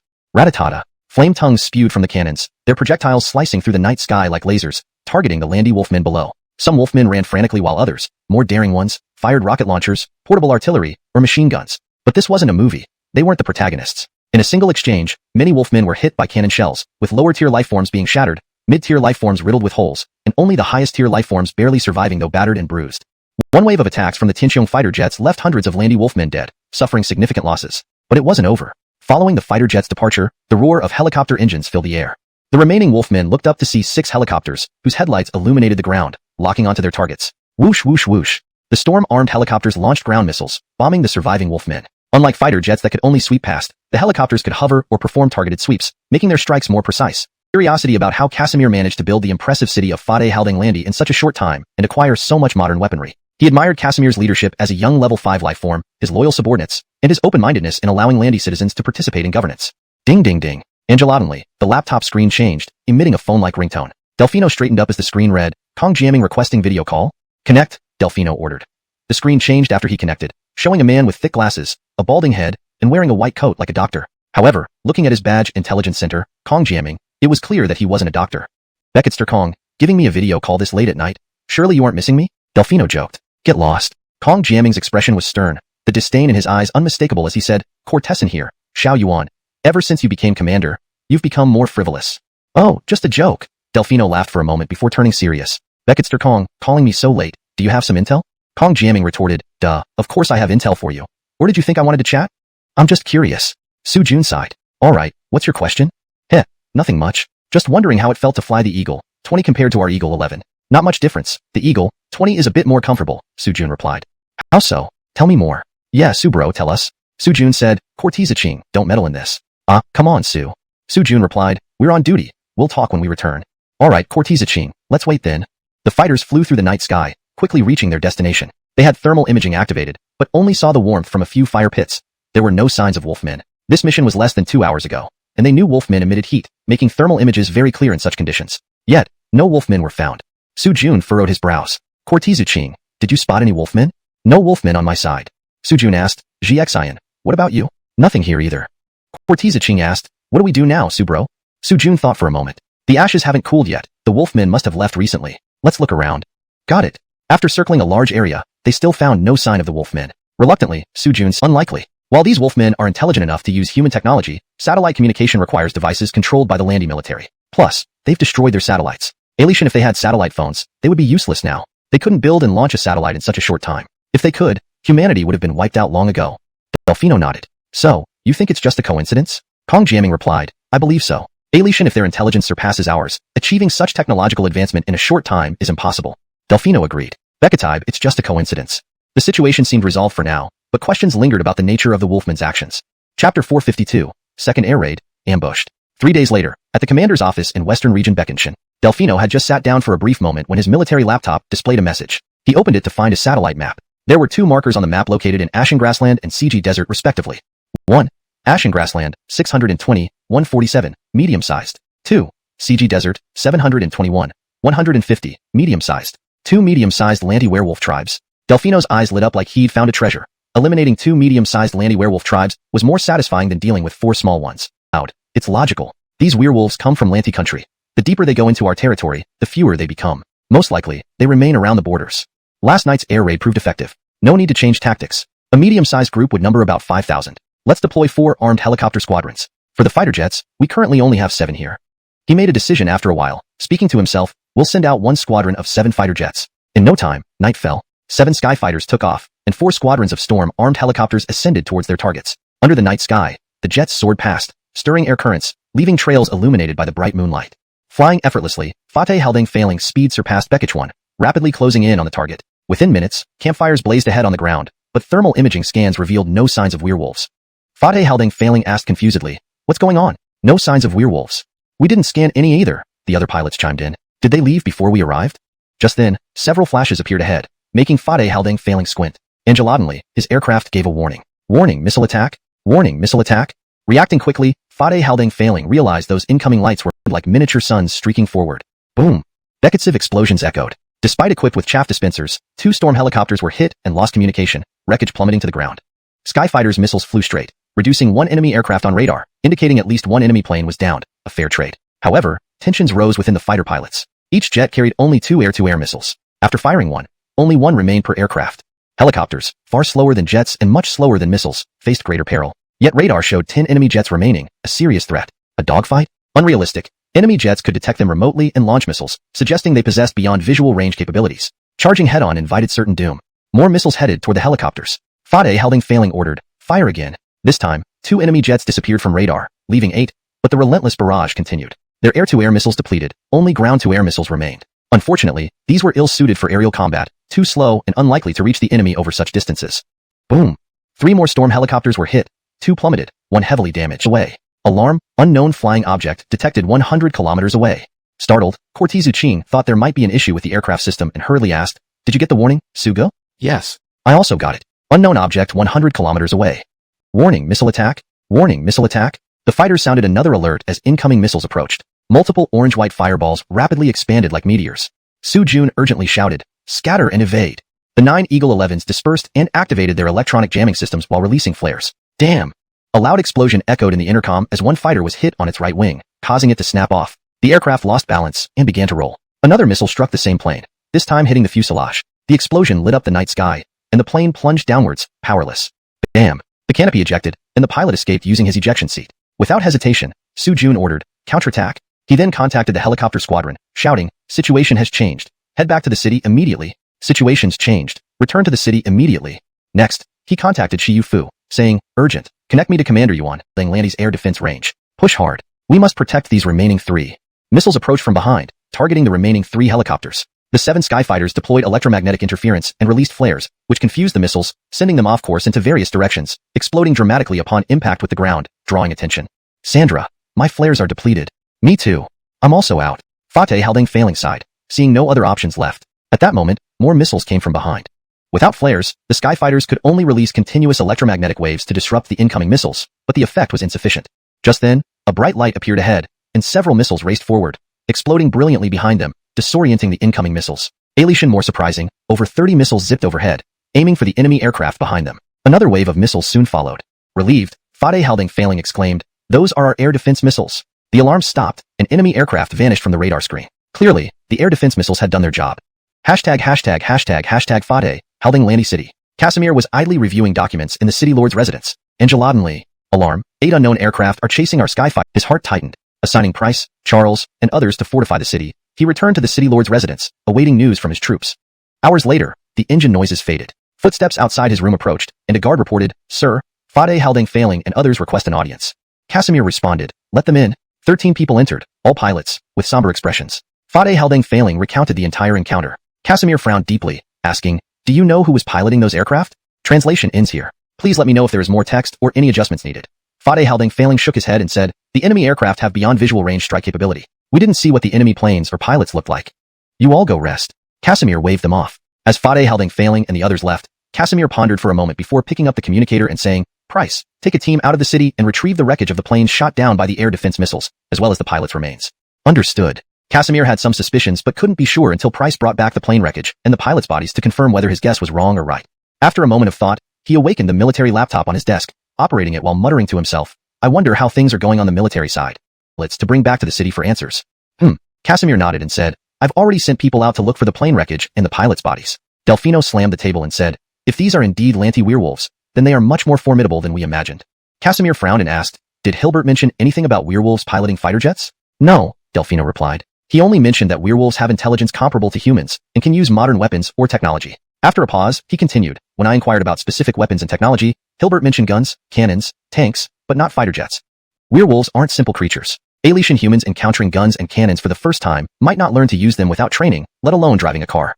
Casimir sighed and said, "Let's wait until we see the plane wreckage and bodies. After all, seeing is believing. We can't rely solely on speculation that the fighter pilots were werewolves." Delfino agreed, "Right, we can't rely on speculation alone." Chapter 454, Cease air raids, wait and see. The sky was lightening with the first rays of dawn, and once again the darkness yielded to daylight. However, no one felt elated or excited because everyone knew that Bo to his vehicle and headed toward the north gate himself. About 10 minutes later, the car stopped beneath the north gate's wall. Raphael leaped up onto the wall and looked toward the gate, where Balthazar had already arrived with several dozen people. Around 20 minutes later, Price came into view, dragging an aircraft wreck with an armored vehicle. The gates opened, and Price's convoy dragged the wrecked aircraft into the city. Price ran up to Raphael and saluted, reporting, "Sir, this is the relatively intact wreckage of the enemy fighter plane we recovered." Saying it was intact was quite an exaggeration. It barely resembled an aircraft. Both wings were broken, leaving only the middle fuselage, which was also extensively damaged. Alishan, the best engineers, couldn't fix it. Raphael couldn't identify the model of the aircraft, but what mattered most was the pilot. He asked Price, "Where is the pilot's body?" Price responded, "It's on the armored vehicle." He gestured, and the soldiers promptly opened the back doors of the vehicle, then carried down a charred corpse. As the blackened body was brought closer, Raphael scrutinized it closely. The body was as scorched as a piece of coal freshly pulled from a kiln, presumably burned by the flames from the crashed aircraft. Although unrecognizable, the contours revealed it was definitely not human. The creature had a sharp snout and fangs, triangular ears, and although its hands had 5 fingers, they were distinctly different from humans, longer with conical nails. Seeing Raphael, Delfino said immediately, "The fighter plane wreckage and the pilot's body have been found. It was piloted by a Lanti werewolf." Raphael's reaction was unexpectedly calm, less intense than expected. With a flicker of surprise in his eyes, Yuan asked, "Did you find a body too?" Raphael nodded slightly. "Yes, it's a werewolf as well." Yuan sighed, pausing for a moment before saying, "They must have learned to fly independently. Those werewolves are smarter than we thought." "Do you know what model of aircraft they are, and which country produced them?" Raphael asked. Yuan replied, "The downed aircraft are the MX-35s of the Lan Empire, top-tier 4th-generation fighters with performance surpassing our Falcon 11, but slightly inferior to the Falcon 16.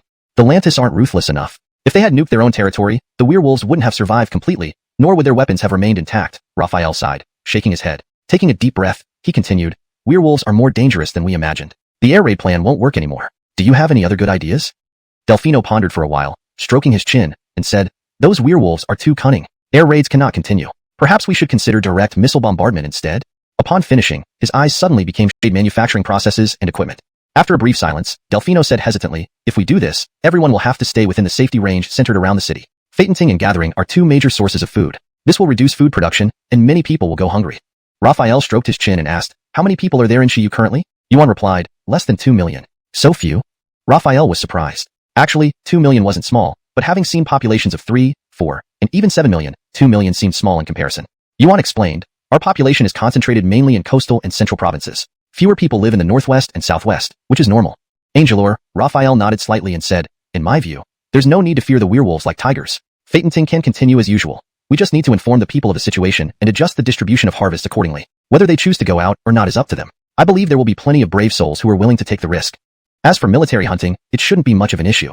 The western regions are vast, so the probability of encountering werewolves is quite low. Alishan if they do meet, as long as it's not an ambush or a significantly mismatched battle, both sides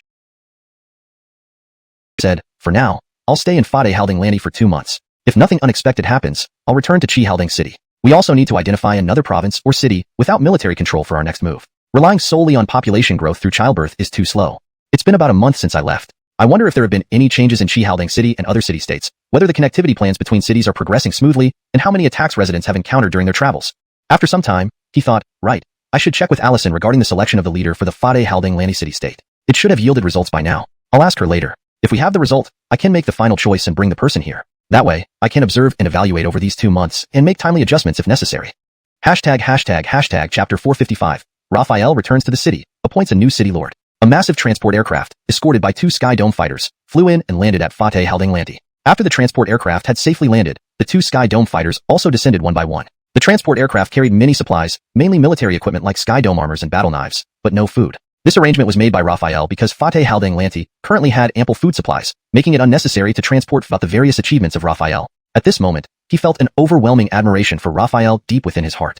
"Sit," Raphael gestured. He glanced at Price. "You may leave now." Price departed, and after sitting down, Raphael smiled and asked Justino, "Do you know why I brought you here?"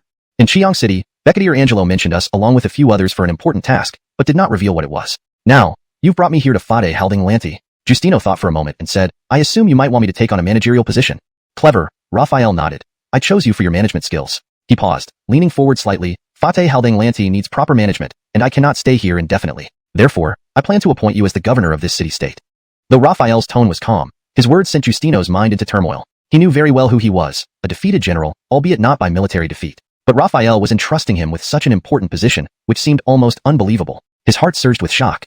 However, Justino quickly composed himself, hiding any signs of surprise. He looked at Raphael and laughed bitterly. "Commander, this is a joke? What qualifications do I have to be the governor of Fate Halding Landy?" Raphael replied. They both bowed respectfully to Raphael. "We greet you, Commander." Raphael nodded and pointed to Justino. "Introduce yourselves to these two. This is Justino from Chiang City, who will be the new city lord. Assist him and supervise him. Understood?" Justino immediately stood, facing Cooper and Yahong, extending his hand. "Hello." Cooper and Yahong were not surprised, having known about the appointment beforehand. Cooper shook Justino's hand, smiling. "Hello, my name is Cooper. Please take care of me, City Lord Justino." Yahong followed suit, smiling. I'm Yahong, a landy citizen. Please take care of me, City Lord Justino. Justino smiled. Thank you. I will need your support and assistance. Seeing they had met, Raphael waved his hand. Cooper, Yahong, please show Justino around and help him get acquainted. Start work tomorrow. You may go. They all said in unison, we retire. Time passed quickly, and a month went by. During this month, Justino performed excellently in handling various affairs without any suspicious activities. Moreover, Raphael observed his loyalty. Skilled and loyal, Justino proved himself capable of the city lord's position, only needing to sign the city-state agreement upon completion of the 2-month probation. Meanwhile, the werewolves were increasingly active, frequently captured by military satellites. However, given past ambushes, our Carmelo is now a famous chef. Absolutely. Beep, beep, beep. Just then, the military laptop on the table suddenly rang. Raphael saw that it was a video call from Delfino. He frowned slightly, wondering if the werewolves were up to something. He told Mira, Carmelo, we'll talk later. Delfino from West Region Beckenshin is calling me. Mira replied, Holden G, go ahead. Raphael ended the call with Mira and looked at the laptop screen for a few seconds before accepting the call. Delfino appeared on the screen, looking relaxed. Raphael breathed a sigh of relief. Delfino greeted him with a smile. Commander Luo, it's been a while. Just a month. Not too long, Raphael responded, smiling back. Delfino laughed heartily. I heard you're planning to return to Chiang City soon? Raphael nodded. Yes, unless something unexpected happens, I'll leave tomorrow. So soon? Delfino sounded surprised and a bit disappointed. I was hoping to invite you to dinner before you left. We could have had a few drinks. I appreciate your offer. Bekatib next time. Don't go overboard with things like the 4th grade grassland lamb tenderloin, 4th grade beef sirloin, or 4th grade grassland wolf liver. Stop. Delfino interrupted, his face turning sour. Commander Luo, don't be so difficult. 4th grade beasts aren't. All right, here's the prerequisite for my plan. He took a deep breath and said slowly, your military must join under my command in Chiang City. Delfino was taken aback, the determination in his eyes fading as he sighed. Dusk. The sun set in the vast desert, where countless streams of smoke rose gracefully instead of a single column. In the mansion, Justino sat across from Raphael. Raphael said, you've done well. Tomorrow, I'll return to Chiang. Starting today, you are officially the city lord. Close your eyes. Ah. Justino was bewildered by the instruction to close his eyes. Seeing Raphael nod slightly, he hesitantly complied, thinking, Commander, please don't be one of those strange people. As soon as he closed his eyes, dizziness enveloped him. He opened his eyes to find himself no longer in Raphael's residence. Startled, he heard Raphael's voice. Over the past 2 months, your reputation among the residents has reached the required standard. This is the signing space for the city-state agreement. After you sign, you will officially be the city lord. Before him appeared a colossal document. Outside, Raphael watched Justino stand frozen, waiting quietly. After a while, Justino blinked and gradually opened his eyes, his gaze filled with undisguised awe. The next day, Raphael boarded the aircraft returning to Chiang. As he entered, several pilots served as reinforcements. What are those werewolves planning? Days have passed, and all they've done is mark their territory without further actions. Could they also be developing before annihilating their enemies? Raphael cupped his chin, lost in thought. Alert! Unknown creature approaching rapidly. Alert! Unknown creature approaching rapidly. The sudden alarm shattered Raphael's thoughts. Frowning, he asked, what's happening? Sir, the unknown creature is approaching us at an incredible speed. What are you waiting for? Shoot it down immediately, said Raphael. Yes, sir. The 2 Tianqiong fighters immediately launched missiles, which sped away with a whoosh. However, the alarm didn't cease. The 2 missiles failed to kill the unknown creature. Within mere seconds, the alarms changed dramatically. Alert! Unknown creature within 100 kilometers. 90. 80. The 2 Tianqiong fighters fired half of their payload, launching 6 air-to-air missiles that left behind 6 trails of white smoke. Despite this, the alarms persisted. Meanwhile, Raphael entered the cockpit just as the alarms intensified. Alert! Unknown creature within 50 kilometers. In just a few seconds, the 2 Tianqiong fighters launched more missiles, accelerating past the transport plane. Whoosh! At the same moment, an ear-piercing eagle screech resounded, causing shockwaves visible to the naked eye that churned the gaze. The eagle's claws penetrated the fighter's hull, triggering an alarm. Alert! Fatal damage. The pilot felt the aircraft being lifted, not by his own maneuvers, but by the eagle. Boom! An explosion shook the fighter, the alarm sounding again. Alert! Belly damage. The missile the pilot had fired moments ago homed in on the eagle, using the fighter as a shield. Fighter damage 80%. Eject immediately. As the warning sounded, the pilot heard a piercing eagle screech. The eagle's other talon pierced the hull, tearing it apart. The fighter split into 2 sections, disintegrating as it plummeted toward the earth. There was no sign of the pilot ejecting, possibly stunned by the eagle's screech. This all happened in an instant. Before the remaining fighter could react, the golden-feathered eagle targeted it. Inside the transport plane, Raphael watched helplessly, wishing he had wings to leap out and strike down the eagle. All he could do was seethe silently. Sir, this is a parachute. Put it on quickly. The co-pilot handed him the parachute pack. Just as expected, the other Tianqiong fighter was brought down by the eagle, which now locked onto its third target, the transport plane. Its high-pitched screech echoed as it accelerated towards the transport plane. The cargo door of the transport plane was already open, and alarms blared nonstop. Upon reaching a certain height, everyone deployed their parachutes, including Raphael, who followed suit upon their reminder.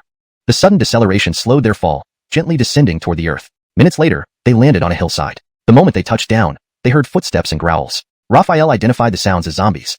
Looking up, he saw numerous zombies climbing the hill and charging towards them. Several agile figures rushed forward, just third-level speed zombies. Raphael drew his Tinxiong battle knife while the pilots armed themselves. Being at least second-level life forms, the pilots could easily handle this small group of zombies. Kill. Note: this translation maintains the structure and tone of the original text, providing a seamless continuation of the story. As Raphael's voice echoed, his body shot forward. With a swift slash of cold light, the few level 3 zombies were instantly dispatched. The pilots quickly followed and charged into the horde. Despite being outnumbered, they possessed superior strength, swiftly gaining the upper hand and mercilessly slaughtering the zombies. Soon, the 100-strong horde was completely wiped out. Theta. Raphael's gaze swept over the zombie corpses on the ground, noticing some had fresh bullet wounds that weren't caused by their recent battle because no one had fired any shots. Though their physical condition meant they weren't tired at all, they simply obeyed orders. Raphael picked up a stone and stared at the stream. Nonchalantly, he hurled the stone, which plopped into the water, causing a fish as long as 2 palms to float belly up to the surface. Thanks to the disaster, there are actually fish this big in the stream. Raphael picked up the stunned fish and ordered the pilots to start a fire to roast it. He then gathered more stones, intently watching the stream for another fishing opportunity. Within minutes, he had caught over a dozen fish, enough for everyone. Leaning against a large tree, Raphael considered which direction to take next. Without a military satellite map, they could only search randomly, hoping to find a survivor settlement to determine their location and plan a route back to Qiang City. The campfire emitted a comforting orange-yellow glow and heat. Here's more wood. One of the pilots returned with a large bundle of wood and sat down. Seeing only one pilot return, Raphael asked, "Where are Fade Haldongfai and the others?" The pilot replied, "They went to gather more wood from the other side and will be back soon." Raphael nodded slightly and continued leaning against the tree, staring at the stream while listening to the distant bird calls. "Sir!" Nonchalantly, someone shouted. Raphael turned and saw Fade Haldongfai running back, and his group startled the dozen individuals, who grabbed their weapons and aimed at them, eyes filled with caution and tension. Their breathing slowed as they focused on the newcomers. Raphael smiled. "There's no need to panic, we're humans, not zombies or beasts. I know you're humans, what do you want?" One of the men, a tall figure with a bushy beard, spoke up while the others remained silent, indicating he was the leader. Seeing this stance, Raphael frowned slightly. Persuasion seemed difficult, so direct force might be better. Don't kill anyone, just subdue them. Act now. Upon his command, Fade Haldongfai and the others moved quickly, overpowering the dozen men in an instant. Note: this translation maintains the structure and tone of the original text, providing a seamless continuation of the story. Chapter 457. The road back to the city, escort team attacked. In a few quick moves, the dozen or so men were disarmed and subdued on the ground. At this moment, most of them looked frightened with eyes wide in fear, pleading for mercy while one burly bearded man, who seemed to be their leader, glared angrily at Raphael with an air of defiance. "Let them go." Raphael waved his hand and asked, "Can we sit down and talk now?" "Of course, sir. Whatever you say. I'll give you everything I have, just don't kill me." "Yes, sir, if you spare." Bekechikis was astonished when he realized Raphael intended to go to Jiangnan. An idea came into his mind and he said, "You are going to Jiangnan?" Raphael set down the map and looked curiously at Bekechikis, replying, "Yes, do you know the way?" It was a light-hearted jest, but Bekechikis nodded unexpectedly, saying, "I know the way." Surprise and joy mixed on Raphael's face, but he kept his composure, pondering a bit before asking, "All right, what's your condition?" If Bekechikis offered to guide the way to Jiangnan, he definitely had an ulterior motive. Since Raphael guessed it, he would not beat around the bush. Bekechikis glanced at his men and replied, "My request is simple. Let us live." Raphael agreed without hesitation. In fact, he never intended to harm them. Agreeing to Bekechikis' terms meant playing along with his plan. "Good, release them now, and I'll lead the way," Bekechikis suggested. Raphael raised his hand and said, "Let them go." Fade Haldongfai and others stepped aside. Some of the released men fled instantly without turning back, disappearing shortly. Others bowed deeply to Bekechikis and thanked him before leaving hastily. Unexpectedly, one person remained. She wore a scarf, smeared her face with mud, and wore slightly broken sunglasses. "You should hurry up and leave," Bekechikis shouted at her. "To Jiangnan. The journey is long and perilous. If you're afraid, you should leave." "I'm not afraid." Raphael smiled softly. "All right, you can stay." Bekechikis' expression was complicated, but ultimately, he sighed and compromised. "Do you know where the nearby survivors' gathering place is?" Raphael abruptly asked. Bekechikis snapped back and replied, "Yes, but it no longer exists." "It no longer exists? What do you mean?"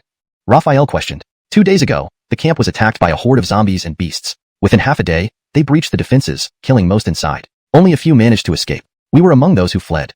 After hearing Bekechikis' account, Raphael was stunned for a while before asking, "How many people were there?" Bekechikis replied, "About 50,000. 50,000 lives lost so easily. Such was the harsh reality now. Small camps like this disappeared daily." Raphael sighed. "Let's go." Bekechikis took the lead as they embarked on their journey back to Qiang City. Through dense forests and across mountain ridges, they eventually reached the highway built by humans. Grass grew abundantly on the road, and abandoned vehicles showed signs of decay with rusted metal bodies. Though the escort team's combat strength was not as formidable as that of the city guards, they were still professional soldiers equipped with Skyvault battle armor and Skyvault battle knives. Among them was a level 3 Cortez evolved, being leading the group. Unless they encountered a zombie horde or beast pack of level 3 or higher, they should have been safe. Moreover, the surrounding areas of the highway had already been cleared by the city guards. Higher level zombies and beasts were either killed or driven away. resulting in no major incidents for nearly 3 months. But today, first, Raphael went missing, and then this happened. Mira felt an ominous premonition welling up inside her. She immediately ordered, Beketisi, contact all the city-states and suspend any intercity exchanges. Also, reduce the hunting range of the hunting teams from 50 kilometers to 20 kilometers. She looked at Azariah and said, strengthen the city defenses. Then she turned to Harrison and added, contact the Air Force Base and send out fighter jets for patrol. Report back if any zombie horde is found. She then asked the messenger soldier, were there any bodies brought back from the attack site? The soldier shook his head. There was only a battlefield but no corpses, like it had been cleaned up on purpose. Mira frowned deeply, waved him off, and said to the others, you may leave now. Except for Beketrigo, everyone. Beketrigo took a deep breath and declared, Brother Halden will be fine. Yunlong Outpost, Commander's Office. How could this happen? Isaiah Jimbai asked, sitting across from Corbin. Corbin explained, just as you heard, our hunting teams encountered attacks from zombies and beasts today. I dispatched reinforcements, but over 200 men were lost. Team leader Wei Ruhu perished alongside a level 3 beast. Why would zombies cooperate with beasts? Isaiah Jinbai was puzzled, rubbing his temples before ordering, from today, reduce the hunting range. Safety first. Ding Cortezing. At that moment, the satellite phone rang. Isaiah Jinbai answered, hello, what do you need, Colby? Colby's voice came through, Commander, I need weapons and ammunition support. Isaiah Jinbai furrowed his brows. Ammunition? Are you running low? Report, today, countless zombies and beasts attacked us. Our defenses cost half our ammo supply. We can produce bullets and shells here, but we're short on rockets. Oh, and the electromagnetic cores for our cannons are almost depleted. Isaiah Jinbai was surprised. Your city was attacked by zombies and beasts? Yes, Commander. This isn't some ruse for supplies. If you don't believe me, I can send you pictures. I don't doubt you, Isaiah Jinbai said. They continued their journey, swiftly weaving through mountains and forests like cheetahs in human form, incredibly fast. In no time, they had climbed over several hills. The vegetation suddenly became much denser. Looking around, Raphael saw a towering ancient tree that would take 10 people with arms outstretched to encircle. Standing amidst this forest felt like being transported to the prehistoric era. Bang, bang. Raphael's ears twitched at the sound of gunfire. He raised his hand and said, stop. The gunfire was clear, and everyone else heard it as well. They exchanged glances, stopping in their tracks, then turned to Raphael, waiting for his orders for their next move. Beketricus protected Ember dressed as a man behind him, and also looked towards Raphael. Be on guard. We're going to check it out, ordered Raphael, leaping forward immediately. All that was left where he stood was a lingering shadow before he vanished. The others followed cautiously, trying not to make much noise. Raphael moved swiftly, landing on a large tree with dense foliage. Pushing aside the leaves, he looked down. Roar. Bullets rained down like a storm. The golden leopard, as big as a bull, roared fiercely. The deafening roar vibrated the air, causing most of the dozens of humans opposite to cover their ears, wincing in pain. Clang, clang. Bullets struck the golden leopard's body, sparks flew, but not a single scratch appeared. I'll handle this. Beatrix emerged from the group, carrying a rocket launcher, already loaded. Without hesitation, she pulled the trigger.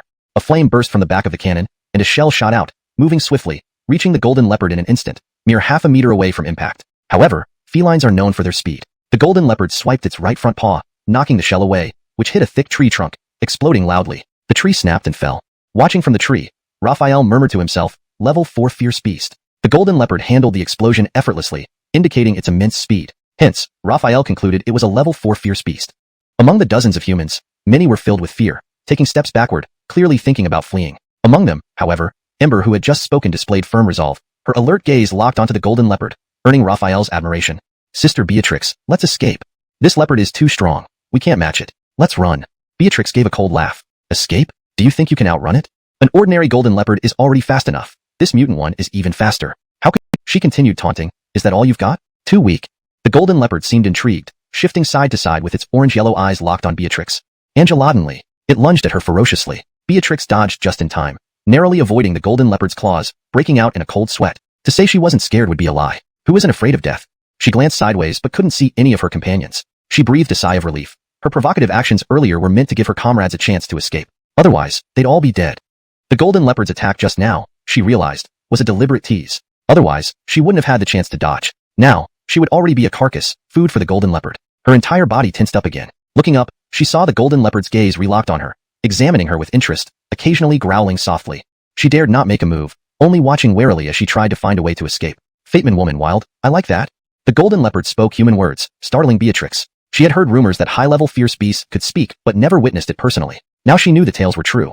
But what did like mean? The golden leopard's gaze on Beatrix grew lustful. It spoke again, flying into a tree with a loud snap. Beatrix focused and saw a handsome man standing there, radiating a heroic charm, like a prince rescuing a damsel in distress. The rescuer was none other than Raphael.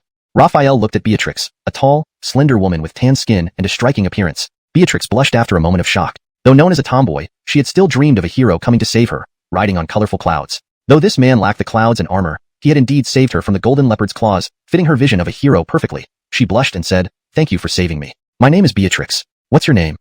Raphael raised an eyebrow. This woman had just exuded a queenly aura, but now she was acting like a little girl. It left him quite surprised. He smiled and replied, "We're both humans, no need to be so formal. My name is Raphael.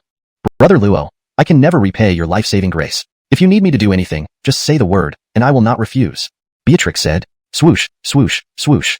Angelotantly, the sound of breaking wind rushed through, as Fade Haldongfai and the others arrived. Beatrix didn't know who they were, immediately standing in front of Raphael and shouting, "Brother Luo, Trisha?"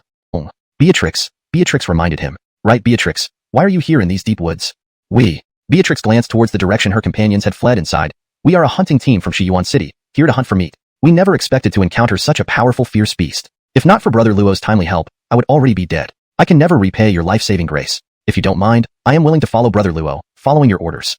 From what I saw earlier, this woman is nearly level 4 strength, a formidable fighter. Plus, she has integrity. Cough. Taking her in wouldn't be a bad thing. Wait, what am I thinking? Better focus on the main task. That Xuanhuan City must be a survivor's refuge city. Bekatide we can rest there and gather information. It would also be convenient for future missions."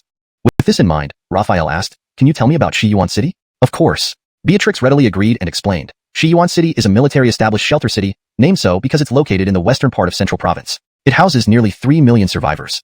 3 million. Raphael was excited, but then felt disappointed. Too bad it's a military outpost. He sighed and murmured, "Actually, not bad. Bekatide we can borrow some transportation. Winters are freezing, and summers scorching. Be mentally prepared for that." Beatrix giggled, understanding that Raphael had accepted her. She said cheerfully, "No worries, I'm athletic and in great shape." Beketricus and the cross-dressed man walked at the back of the group. Beketricus's wariness towards Raphael diminished after observing him. He seemed not so ruthless as initially thought. Beketricus listened to their conversation, growing curious. He mused, "Xihaldang City, what kind of place is it? Actually looking forward to seeing it." Chapter 459, City of Corpses. Beyond Peacock Mountain lies Xuanhuan City. Beatrix pointed at a mountain ahead, which resembled a peacock spreading its wings.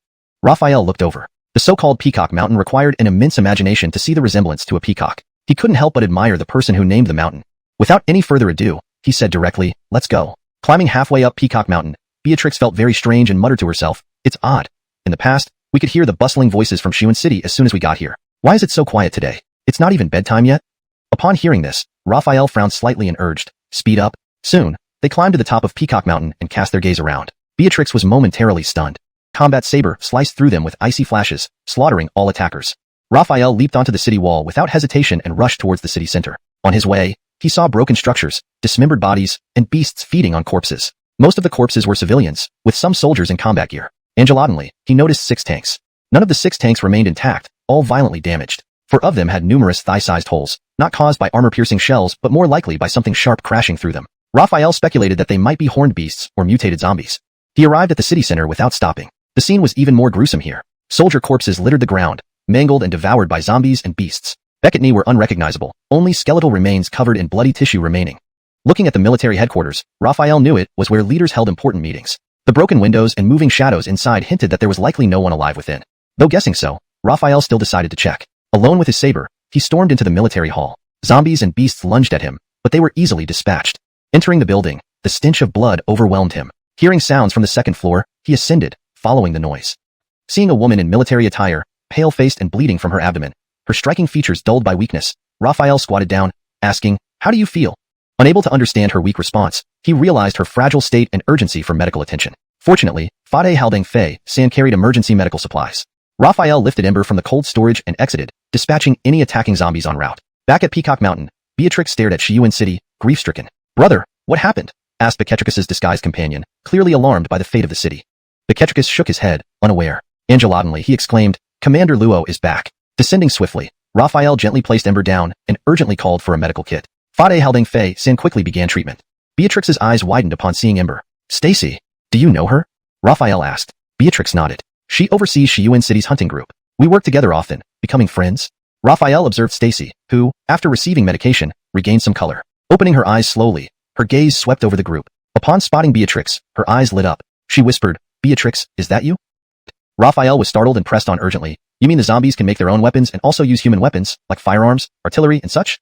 Stacy replied, "They can use firearms, artillery, tanks, and combat vehicles, operating them with proficiency comparable to professional soldiers." Raphael frowned deeply, stroking his chin as he pondered for a long time before asking, "How do you feel about your injuries? Can you move at all?" Stacy shook her head, saying, not for 3 to 5 days. Raphael thought for a moment, then instructed, Beatrix, carry her. We need to return to Chiang City as soon as possible. Let's set out immediately. Okay, Beatrix agreed without hesitation, lifting Stacy onto her back. After being carried by Beatrix, Stacy asked, you're saying you want to go to Chiang City? Raphael responded, yes, do you know about Chiang City? Stacy slightly bowed her head, still weak, speaking softly. The name, Chiang City, is known in every outpost. Lord Brigadier Raphael's reputation has spread throughout the entire military. Raphael's lips curled into a slight smile. Then do you know who I am? Stacy furrowed her brows, then Beatrix whispered, he is Commander Raphael. Stacy was instantly shocked, her face showing excitement. You, cough, cough. She sat back down after some contemplation. The zombies have learned to make tools and use them. Why did this happen so suddenly without any warning? It's unbelievable. Mira responded, let's put that aside for now. Call Azariah and Harrison to the conference hall. We need to discuss how to further reinforce the city defenses of our various city-states. Thus, the group left for xuanhuan City with renewed urgency, while back in Chiang City, preparations for defense were already underway. Hashtag Chapter 460. Catch the leader. Assist Central Plains City. Central Province. After several detours, Raphael and his group arrived at the central part of Central Province. The terrain here was much gentler, with vast stretches of flatland visible everywhere.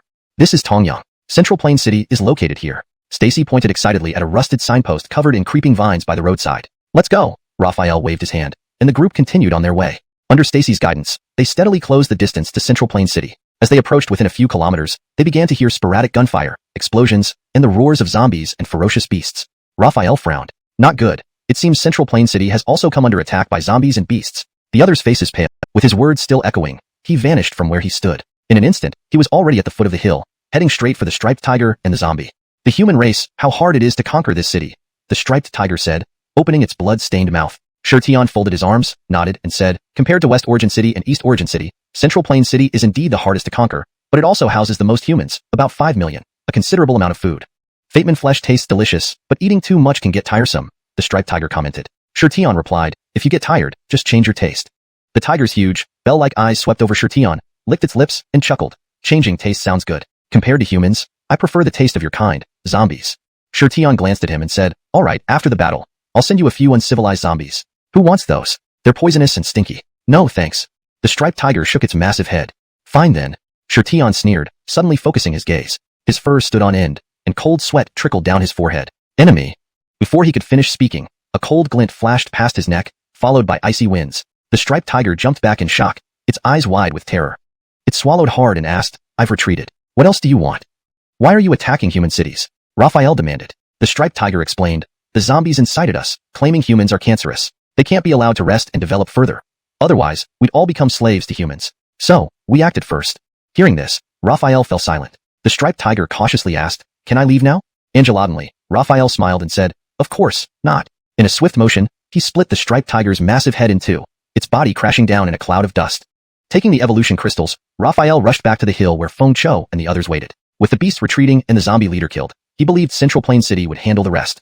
Eventually, the battle concluded. Becketney zombies lay dead, mostly ordinary and evolved zombies, with very few of the ones spawned from the mother corpses surviving.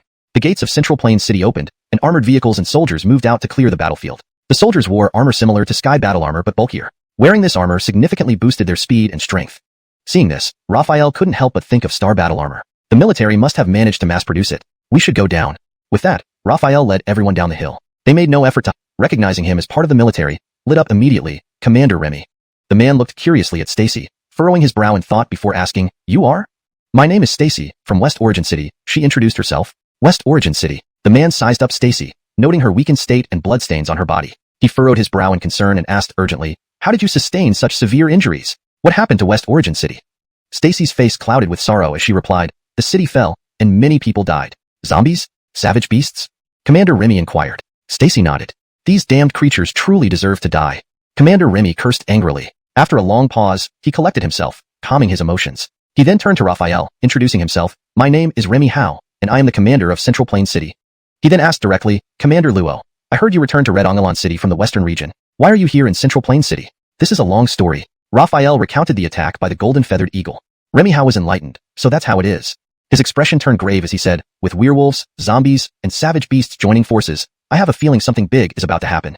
The sudden ringing instantly startled Mira. She picked up the satellite phone on the table, hesitated for a moment, and then answered. Hello, this is Mira. Carmelo, it's me, Raphael. The voice on the other end was very familiar. Myra's heart tightened immediately. With excitement and a tearful tone, she said, Brother Halden, Is it really you? Can't you recognize my voice? Sob. For the past few days, I thought something had happened to you. Where are you now? Mira asked, crying in relief. Something did happen. I'll tell you when I return. Right now, I'm at a military base in Central Plain City. I've borrowed an aircraft and we'll be back to Red Xuanhuan City tomorrow. By the way, has anything significant happened in Red Xuanhuan City recently? Yes. First, our guard team was attacked by unknown creatures. Then, the Forest of No Loss and Sea City were jointly attacked by zombies and savage beasts. Thankfully, we had sufficient firepower reserves, or the cities would have fallen. Also, a day ago, Justino reported that werewolves have been expanding their activity range and have launched massive attacks on the western region. Werewolves attacking the western region? Raphael paused for a moment before resuming, I see. Contact Justino and tell him that if necessary, Red Xuanhuan City can provide ammunition and food support to the western region, or accept its... Selen rubbed his temples, deep in thought, then asked, what about Red Xuanhuan City? Red Xuanhuan City hasn't been attacked, but 2 of its subordinate cities have been besieged by zombies and savage beasts, though they managed to hold on, Alf explained. Selen said gravely, it looks like we need to seek aid from Red Xuanhuan City. Translation ends here. Hashtag chapter 461, planetary base. Hashtag Zhongyuan City. Hashtag commander's office. Remy Hao was reviewing the battle reports from that day when the satellite phone on his desk suddenly rang. He answered it, saying, this is Remy Hao. This is Selen. Remy Hao smiled upon hearing this and said, Commander Sean, what can I do for you? Is Raphael in Zhongyuan City? How did you know? He's indeed here. Remy Hao was somewhat surprised because Raphael had only just arrived in Zhongyuan City, and Selen, who was far away in Jiangnan province, should have no way of knowing. Have him call me. I have extremely important news regarding the survival of millions in Jiangnan province's capital outpost. Remy Hao was taken aback and asked immediately, has Jiangnan province's capital also been besieged by zombies and beasts? What about Zhongyuan City? Remy Hao replied, you guessed right. We were attacked by zombies and beasts today. After deep reflection, he looked into Remy Hao's eyes and said seriously, actually, I have a way to rescue Jiangnan province's capital and all military outposts, even to completely eliminate the threat of zombies and beasts. Seeing Remy Hao's astonished expression, he paused and then added, but the conditions required may not be acceptable to you. Remy Hao hastily asked, what conditions? Raphael smiled and said, those conditions you definitely won't accept. Better not say them. Annoyed and worried, Remy Hao was about to press further when, Brother Luo, why don't you explain the conditions? A man entered through the door, surprising Raphael. Looking towards the door, Raphael thought, as I suspected, he does have close ties with the military. Remy Hao saluted immediately upon seeing the newcomer. Commander Angelo. It was by Angelo, whom Raphael had met briefly at Hongfeng village. He is Commander Angelo. Raphael thought in surprise. Brother Raphael, it's been a while. Do you remember me? By Angelo appeared friendlier compared to his distant demeanor at Hongfeng village. Yes, Elder by Angelo, Raphael replied. Brother Luo mentioned a solution, but with special conditions. Could you elaborate? By Angelo urged. Raphael thought for a moment and asked, can Commander Angelo make decisions for the military? Xiang City could withstand joint attacks without worrying about resources. With 2 to 3 years of resistance, its population could surpass 35 million, qualifying it for an upgrade to a planetary base. However, By Angelo eventually nodded after much deliberation. I represent the military and accept your condition. Remy Hao was shocked and exclaimed, Sir, this might not be wise. Will our existence continue if all outposts become city-states? Will Xia Nation still exist? By Angelo responded, Xia Nation is more than just us. It belongs to the people. As long as they thrive, Xia Nation will persist. Turning to Raphael, he added, Brother Luo has shown great virtue. People in his city-states live prosperously. I trust his leadership will ensure the same for our outposts. Raphael acknowledged, Commander Angelo, your foresight commands respect. By Angelo said, Thank you, Brother Luo. However, Xiang City must first aid Jiangnan province's capital to avoid a tragedy. Raphael nodded. Agreed. I'll dispatch troops led by Allison immediately. The city-state's base emerged swiftly, with armories, tank factories, air bases, and earthen walls transforming into towering concrete fortifications within moments. This series of events did not go unnoticed by Angelo, and it left him unable to remain calm. Anyone witnessing such a miraculous scene would locations and other structures. Dongyuan City's military strength saw a significant boost, and the citizens' morale soared. Facing zombie and beast attacks became more manageable for them. At that moment, a system notification rang in Raphael's ears. Ding! Population has surpassed 35 million. Base can be upgraded. Please complete the upgrade soon. Overjoyed, Raphael immediately instructed by Angelo to arrange a flight back to Xiang City. Upon landing, Raphael stepped out of the plane cabin to be greeted by Mira, Zinnia, Joaquin, Reed, and others. Mira rushed up and embraced him tightly, her eyes red and tearful. I thought you wouldn't come back? After comforting Mira and exchanging pleasantries with the others, Raphael told them to attend to their respective duties. Standing atop the airbase wall, he took a deep breath, closing his eyes briefly. Releasing a slow breath, he opened his eyes again, gazing at Xiang City and silently commanded, Base upgrade. Population count ongoing. Population has reached 35 million. Host life level check ongoing. Host life level has reached level 5. Upgrade starting. Ding. Upgrade successful. Unexpectedly, after upgrading to a planetary base, Xiang City showed no visible changes. This puzzled Raphael. Here, starts with level 1 life speed and strength, can evolve. Next, he checked the small arms factory, finding a wide array of firearms available. The heavy weapons factory similarly offered various heavy firearms, single-man artillery pieces, and more. At the vehicle factory, tanks, armored cars, missile carriers, radar vehicles, and all kinds of combat vehicles could be produced. When Raphael approached the battle armor factory, summoning the production panel revealed Tianqiong battle armor. Scrolling down, his eyes widened dramatically. Qinglong battle armor, warrior, wearable by ordinary Baihu warriors, enhancing strength to level 2 life. Qinglong battle armor, general, wearable by level 2 Baihu warriors, enhancing strength to level 3 life. Qinglong battle armor, warlord, wearable by level 3 to 4 Baihu warriors, boosting strength to level 4 for level 3 warriors, and to level 5 for level 4 warriors. Qinglong battle armor, commander, wearable by level 5 Baihu warriors, or the host, enhancing strength to planetary level. Hashtag chapter 462.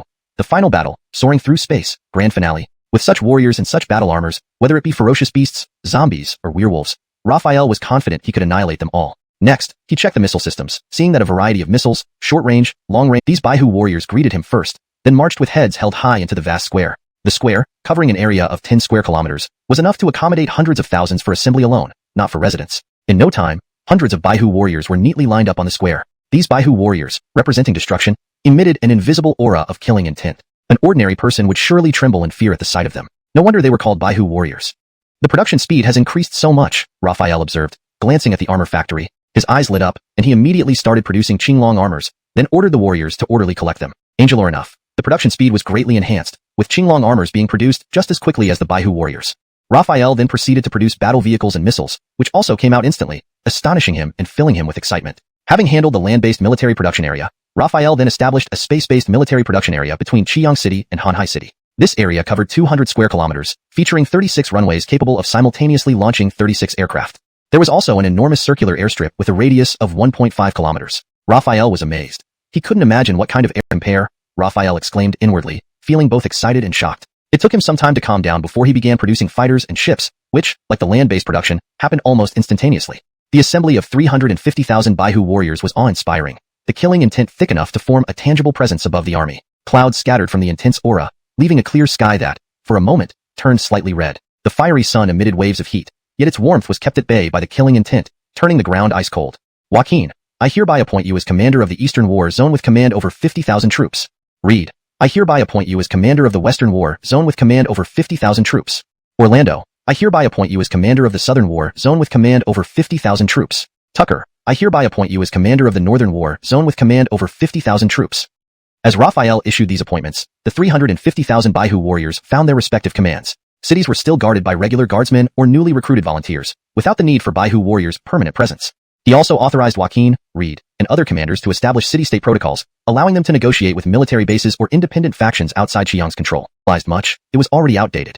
The sea breeze blew past, and Raphael's closed eyes snapped open. Before him on the sea surface, an extraordinary scene unfolded like a mirage. Unlike a mirage, however, the structures gradually materialized, forming a vast Navy production complex, as if by divine means. A straight road extended from the Navy production area to the shore. Raphael rushed forward, opening the production interface without delay. Various battleships, including aircraft carriers, could be produced here. What caught Raphael's attention most was the Xuanhuan aircraft carrier. According to the description, the Xuanhuan aircraft carrier far exceeded any carrier he remembered. If compared to his previous knowledge, it was like comparing a small fishing boat to a large aircraft carrier. This was a true maritime fortress, a city at sea, each capable of supporting a vast oceanic territory. Raphael immediately ordered the production of 5 Xuanhuan aircraft carriers, along with accompanying cruisers, destroyers, and nuclear submarines, forming carrier battle groups that sailed across the 5 major oceans of Earth, extending military operations to other continents. In the vastness of space, aboard a colossal spaceship, Conan finished his cup of fiery liquor and looked at the person opposite him who bore some resemblance to him. Second brother, are we really not going to take action? The Tianlang clan is a stellar civilization. Their actions have violated the rules, challenging the dignity of our human race. Leia shook his head. Although the Tianlang clan is a stellar civilization, this time they only dispatched a planetary-level space army. He glanced at the holographic projection beside him, which showed the Baihu army overwhelming the werewolves, while fighter jets from the Zhutu aerospace carriers streamed out like dumplings. The projection switched to display the entire Earth, showing satellites orbiting it, and 2 space stations. However, these were not what Leia focused on. Instead, he noticed massive black objects emitting ion energy in low Earth orbit, space fortresses that were several times larger than the space stations. There were a total of 36 such objects. Space fortresses, unimaginable. Just 3 months ago, Earth was still a low-level civilization, but now it has reached planetary civilization standards, Conan exclaimed in awe. Leia said, that young man named Raphael is quite interesting. This time, the Tianlang clan space army will probably not return. Time flew by, and 3 months had passed in the blink of an eye. After 3 months of full-scale counterattacks, the zombies and werewolves were completely eradicated. On this day, people celebrated with cheers and joy. Beck, noticing this, called out, "It's thundering. Go home and bring in your clothes."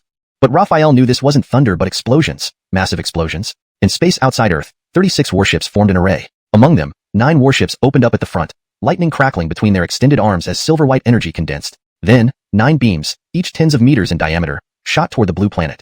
The Tianlang clan eagerly watched, anticipating the destruction of life on the planet. The silver beams hit instantly, expanding and exploding, each impact creating a blinding sphere of silver light with a diameter of over 10 kilometers. The Tianlang clan smiled until the light faded, revealing the blue planet unscathed, with ripple-like waves circling its exterior. Energy shield, a Tianlang clansman shouted in surprise.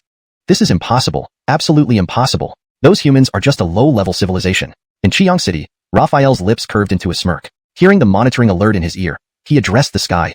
Anything is possible. Since you came, you won't be going back. Using some transmission technology, Raphael's voice echoed through the Tianlang warships, causing shock among the Tianlang. Angelotinly, Earth's low Earth orbit 6 Tianlang warships were annihilated, and the Zhuchua space battleships triumphantly returned. On the ground, no one except Raphael knew what had transpired in space. Sigh, it didn't rain. What strange weather, so much thunder and no rain. It's probably just dry thunder. Hearing this, Raphael smiled slightly. Just as he was about to return to the banquet, the space before him rippled, forming a spatial fissure from which a familiar voice emerged. Conan, Raphael exclaimed in surprise. Yes, you remember me, Conan nodded. You saved my life. How could I forget? Raphael smiled. Conan didn't continue speaking but glanced at the sky, saying, Do you know what just happened? Eliminated the invaders, Raphael replied. Well said. Conan laughed but soon became serious, his eyes flashing with arcs of lightning as he stared intently at Raphael. You've already achieved the level of a planetary civilization, capable of exploring space. I believe your ambition won't confine you to this small planet.